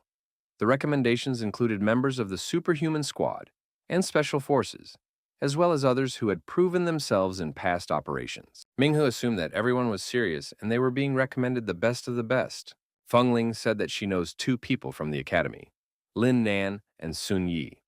They are in their 4th year and members of the student council. Both of them are very strong and have reached the Sun Flame rank. Lin Nan specializes in firearms. Sun Yi has unique stealth skills. Director Chu suggested the best candidates. Minghe said that in that case, it is necessary to meet with those people. Lo Lin said that there are problems with some former members of the organization who quit. After hearing about the revival of the organization, they want to join. Min. He was surprised, but what's wrong with that? Luoling added that most of them are fine, but it's not that simple with one of the candidates. Minhee looked at the dossier and realized that it was about the former squad leader. He was sent into retirement due to an injury. Now this person had not only healed, but had also become much stronger. He has reached the rank of a white swan. This candidate is very arrogant, and he might be a problem when he is sent on a mission. His squad previously did more than the others, but also lost the most fighters. Luo Ling expressed worry. If he returns to Dragonfang, he won't obey the new leader. This will become a big problem. She thinks this man should be rejected. Minhai said that strong people are needed now, so you can't say no. If Zhang is really a good fighter, there is no reason to refuse. Our hero decided, if he doesn't obey, we'll just have to force him. In the main hall of the Dragonfang, all the candidates were present. Those present saw the new leader and wondered, is he too young? After all, the guy is only in his 1st year. He thought that everything was just as Luo Ling had predicted. All the newcomers would split up into their 4 groups that they already belonged to. Thus, there would be no teamwork. Min Hai said hello to everyone and said that they didn't have much time, so he was ready to get right down to business. Everyone heard about the terrorist attack in the city. Parasites are hiding all over the city and will not stop harming people. The city leadership has decided to revive the Dragon's Fang. The task is to exterminate the parasites. Min He added that he will divide those present into squads and send them on missions. Jiang Hu said that they can't be in such a hurry. No matter how much time they have, things can't be done this way. One must sharpen the axe before chopping down trees. First, the young man should at least understand their capabilities. Then, he could form squads based on their skills. Luoling said that they had information about everyone. They discussed everyone and put together squads based on the characteristics. What is Zhang Hu trying to accomplish? Is he not satisfied with the leadership's decision? Luo Ling added that Zhang Hu is a Dragonfang veteran. He knows how to follow orders. The man said that he was really not happy with this decision. Some kid who doesn't understand anything in life becomes a leader. How did he earn this right? Luo Ling suggested looking at what this young man had accomplished. Had anyone forgotten about his battle in the astronomy department that happened not long ago? There was also the incident at the nuclear power plant. If Ming He hadn't done anything, the entire city would have been in ruins. Zhang Hu said that he had heard all of this. However, all the guys had gone through serious battles. Each of them had many valuable achievements behind them. Jiang Hu asked, "Who will prove that it was not simple luck? If this guy wants to be a leader, he should be the strongest among them." Ming Hu inquired who among the people present was stronger than him. Jiang Hu suggested that the leader should fight him. If Ming He wins, he will not oppose his candidacy. Min has said that he would fight that person. At the training arena, Lo Ling suggested that our hero change his mind. Feng Ling said that the instructor is right. This guy is very strong now. He is even stronger than their past leader. Min. He said that there is no other choice. They already have little time. They can't expect teamwork from these people now. They will have to use such methods. Min He added that Jiang Hu had volunteered to fight, so he would be able to show himself to everyone. There was no better chance. Minghe said for Luo Ling not to worry, he knows what to do. Jiang Hu said that this kid might be talented, but when it comes to pure strength, technique, and skills are not important. Today, he would make the young man realize this. A Dragon Fang leader is not for everyone. Ming Hu was surprised. Did Jiang Hu really mean to say that a true leader must sacrifice others? The battle between the rivals had begun. Jiang Hu immediately showed aggression towards our hero. Min He was not afraid of his opponent and gave him a worthy resistance. Those present said that it was an unequal fight. Not only did he have a polar bear rank, but he also had a blue spirit talent. Ming He retreated from the attack, however. Jiang Hu said that they had just started. Ming He didn't hesitate and gave his opponent a staggering blow. Jiang Hu had no problem blocking this strike. Our hero also blocked the opponent's counterpunch, which was several times stronger. Ming He said that Jiang Hu had made his move. Now it was his turn. Jiang Hu stated that now he even wondered, what is this guy made of? Jiang Hu said that the opponent had to be of the heavenly flame rank. Even if he has a red sovereignty talent, he still shouldn't fight him as an equal. It's against logic. Ming He said that Jiang Hu hadn't even realized where he was wrong yet. Jiang Hu, even with his energy beast, could not believe that such a thing was possible. Even the fierce tiger's kick didn't stop him. Ming He sent Jiang Hu to the far corner of the room with a leg kick. Ming He's talent was an absolute vacuum, while Jiang Hu's ability was related to sound. However, sound cannot spread in a vacuum.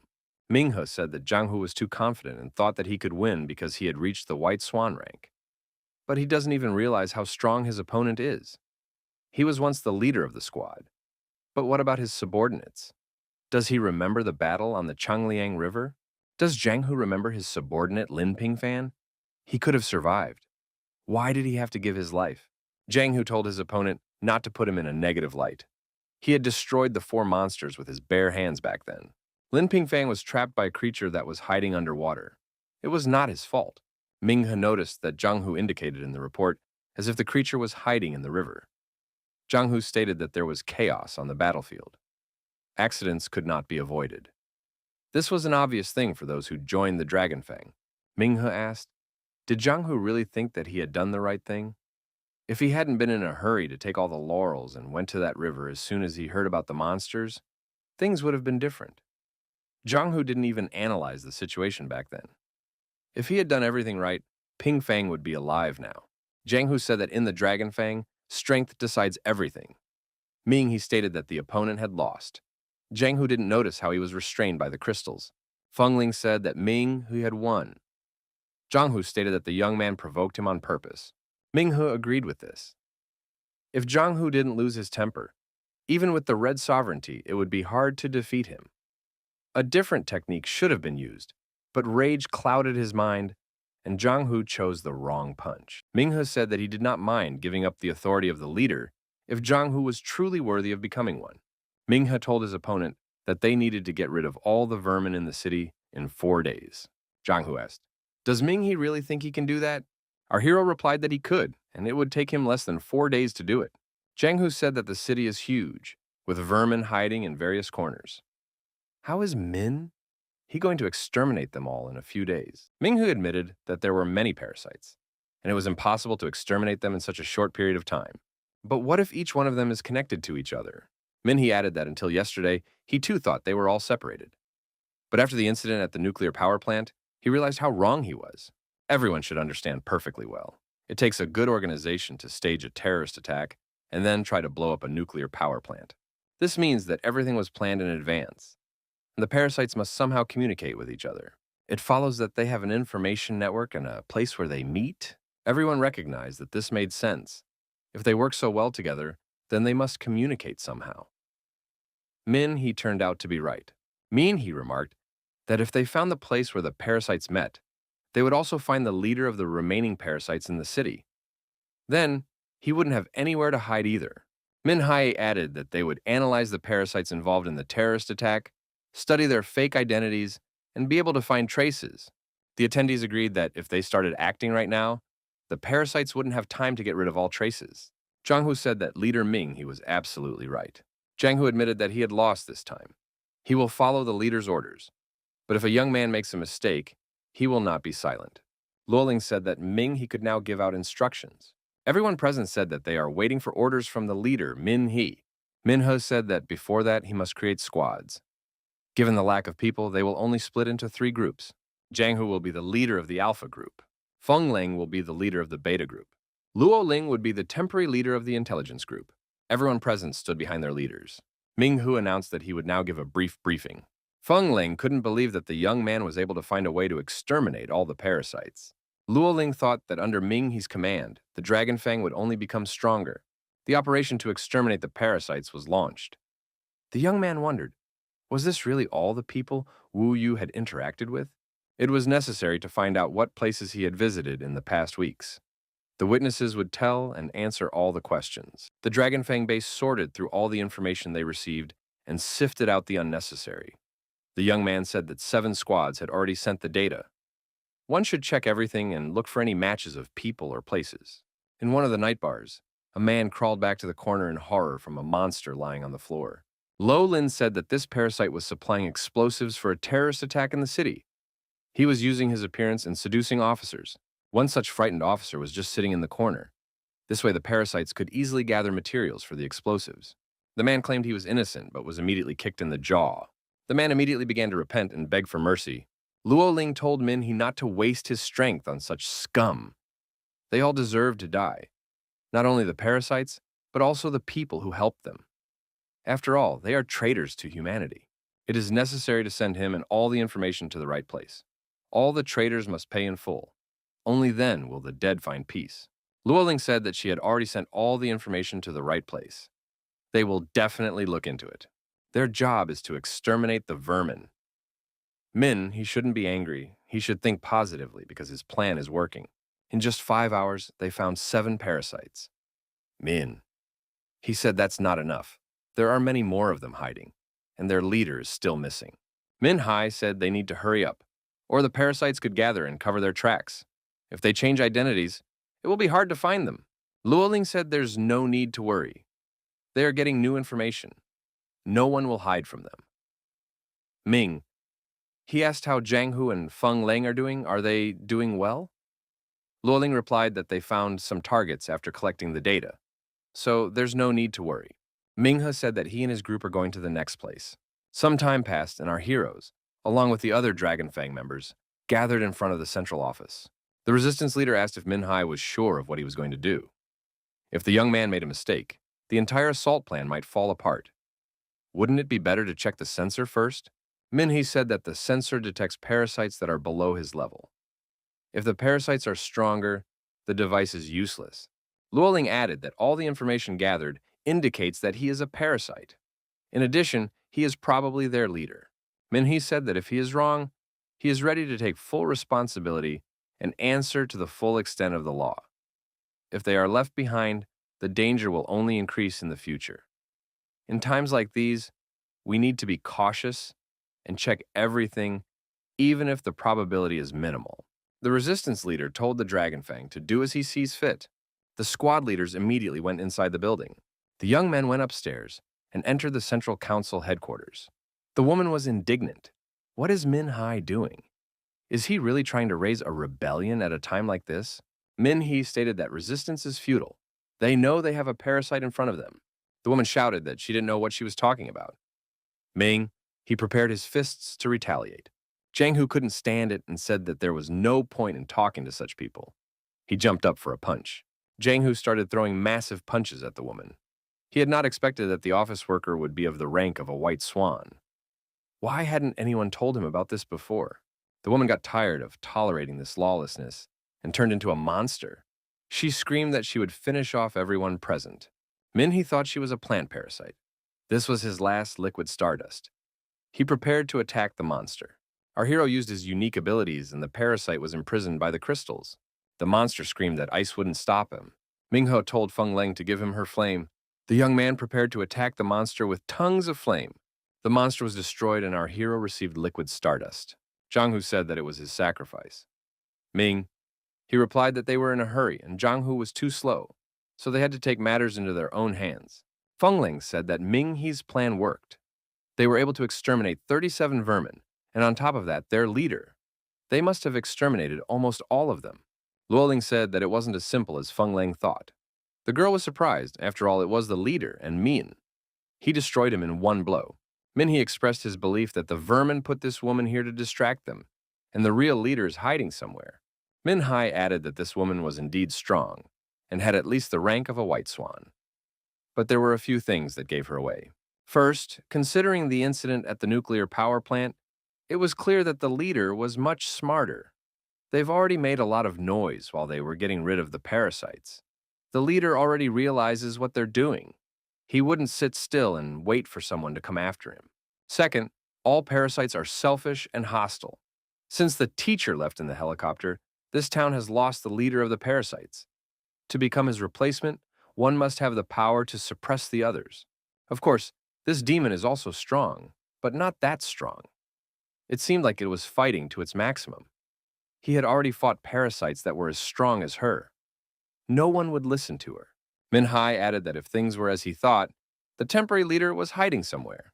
All the parasites that were found were just pawns that the leader threw out to create a distraction. Luoling said that she had the same guesses as Ming He. Feng Leng asked, "What should they do? Where is the real leader hiding?"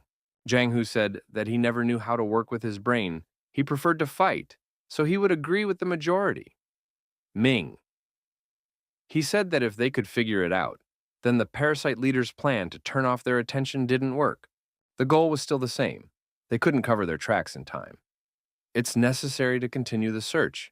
We need to check all the parasites they found in the past year, even when their main leader was still in town. We need to check all the information. Minhai added that if they search thoroughly, they will definitely be able to find him.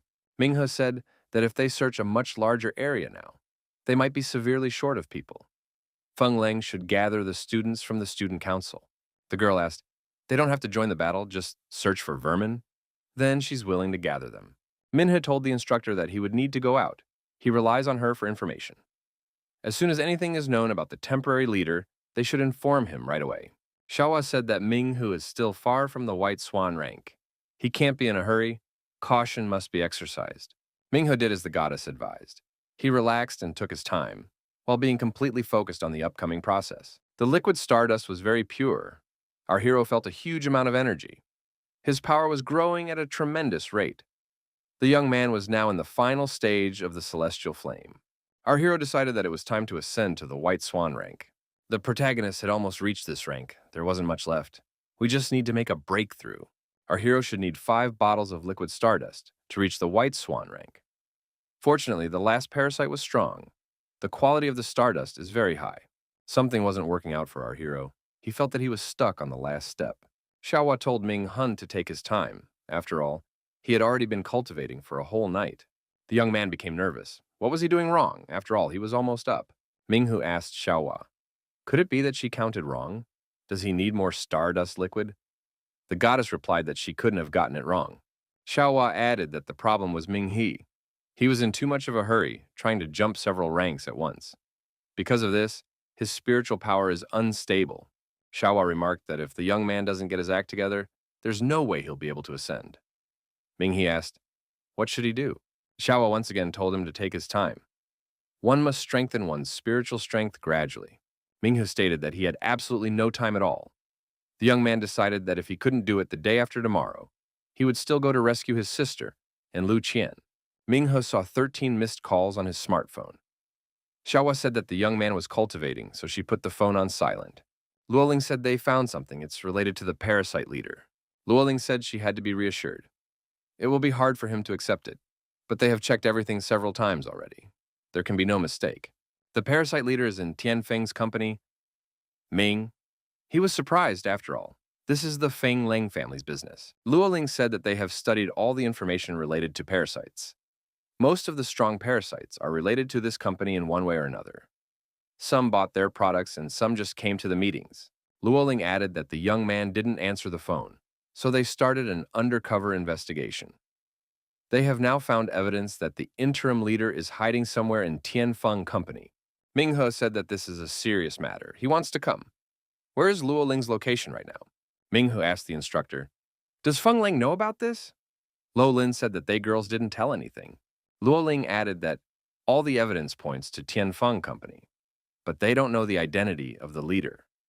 To prevent the enemy from realizing that they were being sought, only their IT guy was captured. With his help, they were able to dig into the system and find an important clue. Tianfeng Company was conducting transactions with the astronomy department. Minghu inquired what kind of transactions were we talking about. Luoling replied that they were medicines, and in huge quantities.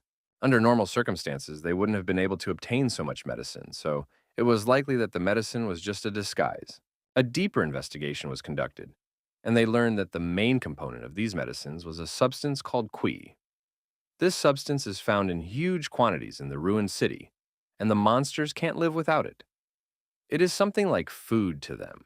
Minhe speculated that this was why the parasites were able to live among humans for so long without starving to death. It was all because they used Tianfeng Company as a source of qi that they brought from the ruins. Luoling added that Tianfeng Company was the largest medicine provider in the city. They even provided medicines for superhumans. That was how they were able to gain trust and smuggle qi into the city. Minghu speculated that their temporary leader might be one of the company's directors. Are there any suspects already? Luoling said that it's Feng Ling's father, Feng Xiangyang. He is in charge of the company and the one who makes all the decisions. Everything that happens in the company has to go through him. The second suspect is Feng Ling. She is also among the ruling top, so she is one of the main suspects. Minghe said that Feng Ling is definitely not a parasite. He can vouch for that. Luoling said she doesn't want to think so either, but parasites have gotten very deep into the ranks of the people. Professor Wu Lun, Lu Chen's brother Luo Yi, and other officials, these people no one even suspected. Minghe said that he understood everything, and from now on, they will act more actively. They no longer have time to delay. The suspects should be banned from traveling. Besides, there are still many parasites left in the city, and this kuai is as important as air to them. Our hero was sure that Tianfeng Company's warehouse still had a lot of such medicines. We should gather some people and turn the place upside down. If they can access the key, they can gain the upper hand. We can also investigate where else these medicines have been sent to. This way, not only the temporary leader could be tracked down. Minhu asked to send him the coordinates of those warehouses and said that they would meet there. Our hero tried to contact Feng Ling by phone, but the caller did not answer due to the phone being disconnected. Lo Lin told our hero that they were too late. The instructor pointed to the warehouse manager. This person said that just an hour ago, all the medications were removed from the warehouse. Lo Lin added that they had checked. There was nothing left at all. Ming, he asked the manager, what is going on here? Such a big company can't have empty warehouses. Didn't they even leave anything just in case? Where did they move everything to? The manager said their warehouse has never been empty since it was built.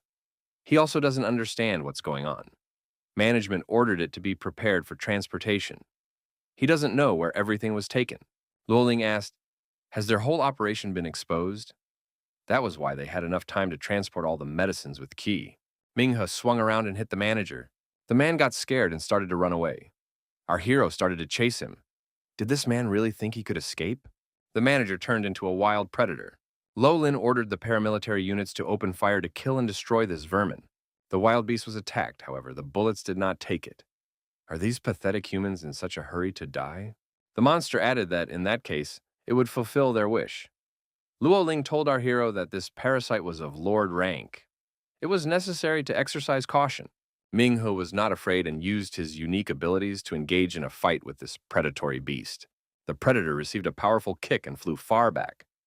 Luo Ling was surprised by what she saw. Minghe said that he had practiced this punch well. The speed and power were now at an appropriate level. The young man grabbed the monster and told it to confess, where is the medicine being transported to? The parasite asked if he told, would they let him go? Min? He replied that he would not be let go, but he would destroy it quickly. The parasite said he will be killed anyway. Why would he confess? He's not that stupid. Min Haye said that this beast will confess everything anyway. After all, he must have heard about the dragon fang. They have many ways to make the vermin talk. Min Hai added that he doesn't believe that the selfish parasite would choose to die for the sake of his comrades. The parasite admitted that the medicine was being transported to the first warehouse of the military arsenal. But would this young man dare to go there? Lo Lin said that things are not good. The armory is preparing for a counterattack on the ruins. This is where most of the resources are concentrated. The warehouses are numbered according to the importance of the stored resources. Warehouse number 1 is the most important. According to the latest regulations, only resources can be temporarily transported there, but not exported, so that parasites don't cause problems. Even incoming shipments are scrutinized thoroughly. Luoling said that before the operation, no one is allowed to go inside, not even them, without the permission of most of the management. Minghu remarked that those are stupid rules. Lo Lin replied that it made sense, considering that anyone could be a parasite. The instructor asked how Minghe realized that the manager was a parasite. After all, the sensor only detects those below him in rank. Minghu replied that he had become stronger. He was only one step away from the White Swan rank. Luoling wondered what they should do now. It wouldn't be easy to get into warehouse number 1 like this. The counterattack is just around the corner. The leadership is nowhere near the Dragon Fang right now. They won't be able to get permission. Min Hai said they have to try, they have no choice. The medicine isn't the biggest problem. There still needs to be some way to deal with the guards. Minghe asked where Zhang Hu and the others were now. Luoling replied that they are now at Tianfeng Company. Zhang Hu said that most of the company's board of directors had already been captured, except for Feng Xiangyang. He had disappeared somewhere. Luoling said that they can safely assume Feng Xiangyang is the temporary leader of the parasites. Feng Lang also remains under suspicion. Minghe said for Lo Lin to contact Zhang Hu. We need him to bring the others. Everyone should go to warehouse number 1. Feng Ling asked Uncle Yuan, is he sure they are going in the right direction? Uncle replied that father is not feeling well. They should hurry up and go home faster. Yuan said they are going to the right place. Master is now in the secret villa. Feng Ling said they need to concentrate on destroying the parasites. Can't leave for too long. It is necessary to travel back. Yuan said it doesn't matter how important the Dragon Fang affairs are. Is it more important than her father? Feng Ling said that in that case, she should make a phone call. However, there was no cell phone connection. Wen said that they were passing through an important place. There are military warehouses nearby. There will be an attack on the ruins soon. The military doesn't want there to be any information leakage. That's why there's no communication here. The checker on the road near the barrier asked for identification and realized that the person in front of him was from Tianfeng Company. At the same checkpoint, our heroes rode up on a motorcycle. Ming, he said he could see a familiar car ahead as well. Luo Ling said she had seen it somewhere too. The woman added that there are 800 rich people in the city who drive the same car. There's nothing surprising about that, but they're clearly not ordinary people. Leaving the city when a military operation is about to break out. Lo Lin added that it's normal. People are always profiting from military operations. Minghe rode his bike up to warehouse number 1.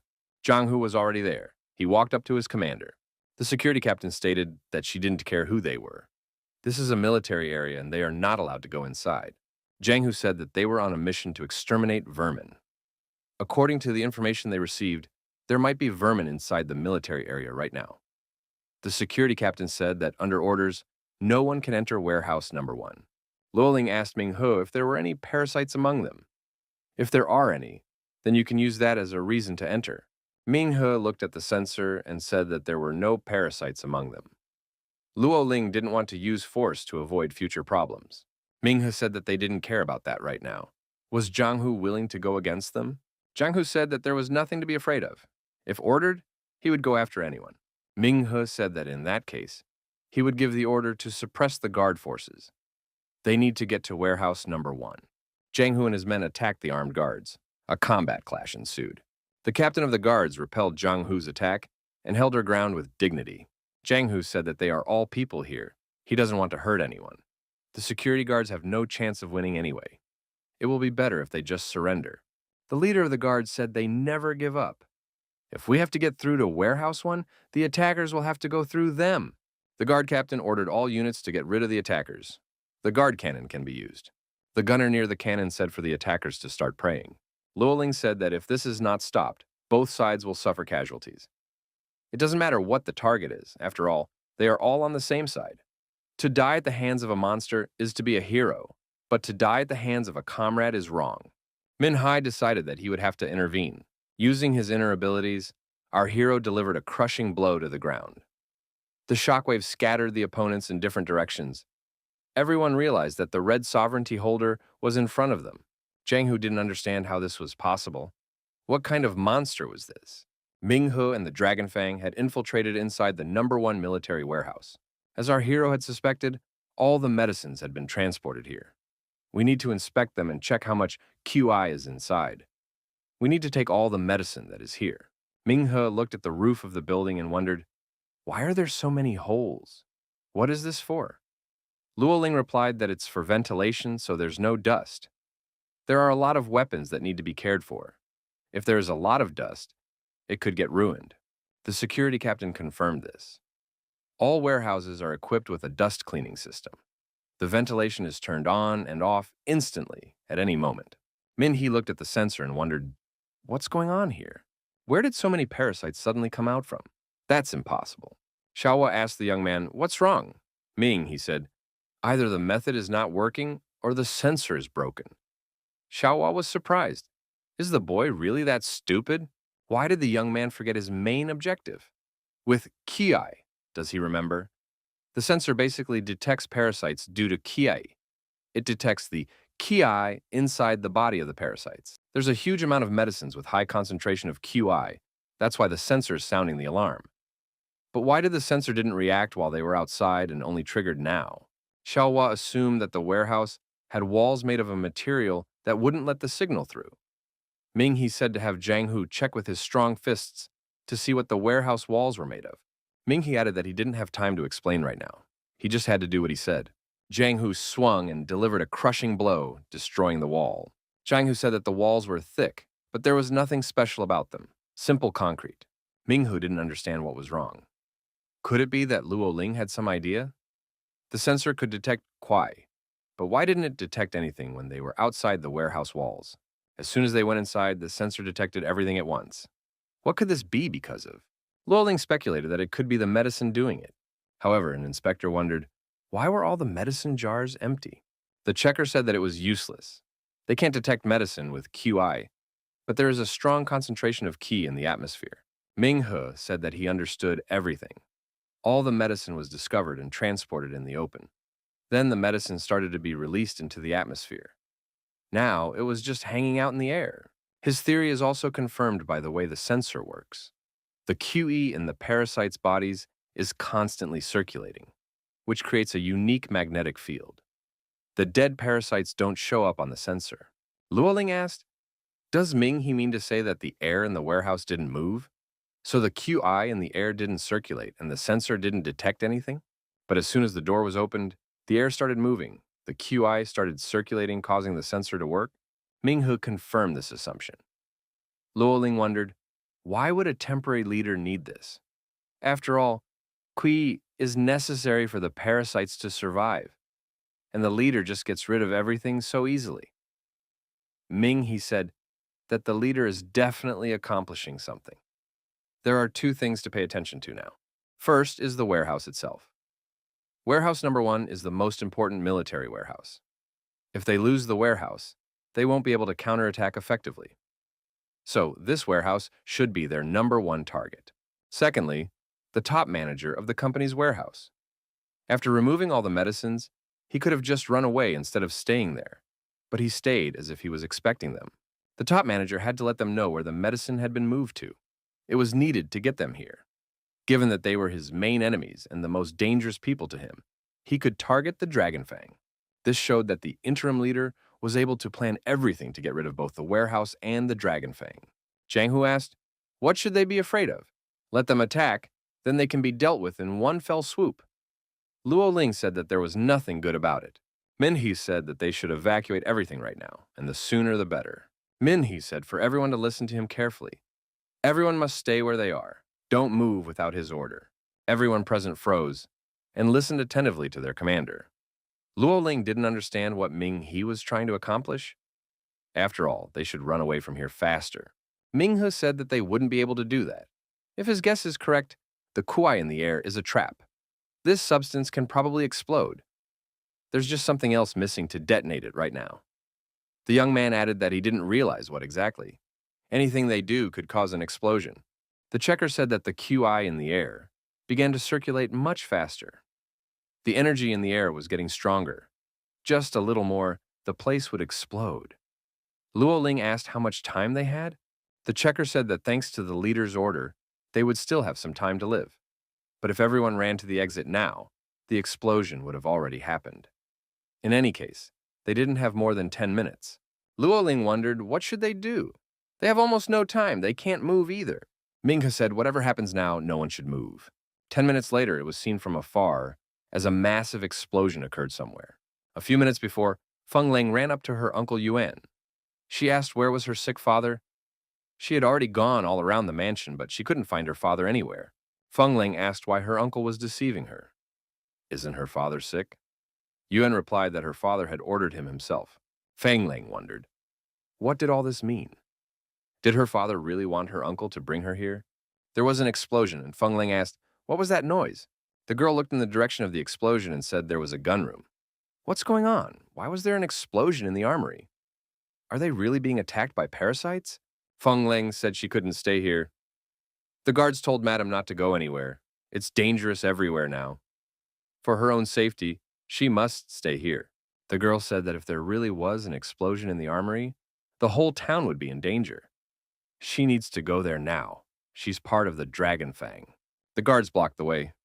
The girl demanded to be let through immediately. The guards said that they were following the boss's orders. Feng Ling didn't understand what was going on. Her father would never do such a thing. He is not here. Yuan told his niece that they were only following Master's orders, and one should remain calm. Master will explain everything himself when the time comes. Feng Ling said again that she had to go. The guards would not let her pass. Feng Ling said that she had no choice, and activated her unique abilities. The guards repelled the girl's attack and warned her not to force her to use force. Feng Ling said that if those two were able to repel her meteor fist, she wouldn't hold back anymore. After a while, the girl continued to attack, but the guards remained unwavering. A flame restraining net was used against Feng Ling. The girl was immobilized. She didn't realize who they were. Even after showing her full strength, she was no match for them. She couldn't help but notice such strong fighters among the staff. Ming He came out from behind the door and said that it was not surprising. Feng Ling couldn't have seen them before. After all, they weren't humans. Our hero didn't appear alone. He was accompanied by the Dragon Fang. The guards were perplexed. How was this possible? How did these people find this place? Minhai said that he enjoyed seeing their defeat at his appearance. They probably thought everyone had died in that explosion. The guard asked, how did those people survive? Minhe saw him being attacked but managed to dodge in time. The young man said that Feng Xiangyang turns out to be here too. Feng Xiangyang appeared in the form of a monster. Feng Ling couldn't understand why her father looked like this. How is this possible? Wen told the girl that they should leave this place immediately. Luo Ling decided to free the girl. However, the guards blocked her way. Feng Xiangyang was also perplexed why Dragon Fang was alive, and how did they find this place? Minghu replied that Feng Ling once told him that her family had a mansion in the Qingxi Mountains. She invited him to visit them sometime. It has a great view. Considering the plan to blow up warehouse number 1, it was the most suitable place for command and surveillance. If the plan worked, Feng Xiangyang would be able to escape from here. The monster said that this young man was smart. Feng Xiangyang noticed that warehouse number 1 had been successfully blown up. Minghe wondered, if he ended up here, did the monster think that his plan had worked? Feng Xiangyang said again that it was impossible, because he had definitely seen that explosion. Minghu admitted that the plan was an elaborate plan. Feng Xiangyang used his power to transfer the medicine and send the medicines from the QE to warehouse number 1, and then caused an explosion using their properties that people didn't know about. However, this plan failed. Jiang Hu said that they wouldn't be able to get out. At least the leader should escape. After all, Ming He is the hope of the Dragon Fang. If he is the only one to move, the explosion won't happen so quickly. Min Hai said that there was no point in escaping. He pointed to the vent and said that they should turn it on to maximum so that the QI would head there. Luo Ling said she understood what Ming He meant. If the ventilation is turned on, All the airflow will go in one direction and the QI won't trigger an explosion. When the QI goes into the atmosphere, it will dissolve and they will be safe. The guard captain said that it's a great plan. She will personally take care of it. Ming. He said to redirect the QI to the 18th warehouse. If the enemies put a lot of effort and came up with such a plan, they probably want to watch the explosion from the side. If they noticed something wrong, they would immediately run away. The explosion was organized in the 18th warehouse. Feng Shangyang realized that the explosion they saw was an empty warehouse. He hadn't even thought of it before. Minghe said that he realized Feng Ling's father in front of him, but it was time to destroy him. Wen told his niece that they needed to leave. Feng Ling shouted that she wasn't going anywhere. Luo Ling declared that they would not allow Feng Ling to be taken away. The girl resisted, but Uncle Yuan threw her on his shoulder. Feng Ling screamed for Ming He to spare her father. Feng Shangyang pounced on our hero with his fists. The rivals exchanged many blows, but both of them resisted. Feng Shangyang said that the young man was too weak for him, and besides, he was in his territory. Our hero attacked his opponent with 49 ice fists at the same time. The monster said that it was impossible. This young man wasn't even a white swan rank. How could he be so strong? Minghe said that he always trusted the opponent's daughter and calculated everything, but he didn't expect Feng Shangyang to turn out to be a parasite. Our hero used catastrophic force and attacked the opponent again. Zhang Hu recognized that he was not a rank white swan, but with his red sovereignty ability and martial skills, he was much stronger than any white swan. Luoling said for Minghe to save Feng Ling, who was carried away by Yuan. Minghe replied that he wouldn't go far and asked him not to finish off Feng Shangyang. Minghe said to heal Feng Shangyang and keep an eye on him until he comes back.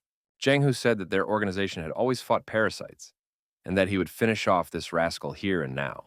Minghe wondered, was Zhang Hu really going to obey his orders? After all, one should at least wait for the commander to return. Luoling told Zhang Hu to listen to the leader and confidently pointed out that he had good reasons. We should wait for his return, Feng Ling shouted, demanding that her uncle let her go immediately. Yuan replied that Madam shouldn't waste her strength. He wouldn't let her go back there. Now that these people had found out that her father was a parasite, they wouldn't believe her, even if she returned on her own. Minhee caught up with the fugitives and stopped in front of them. Our hero asked whether he should call this man Uncle Yuan or the temporary leader of the parasites.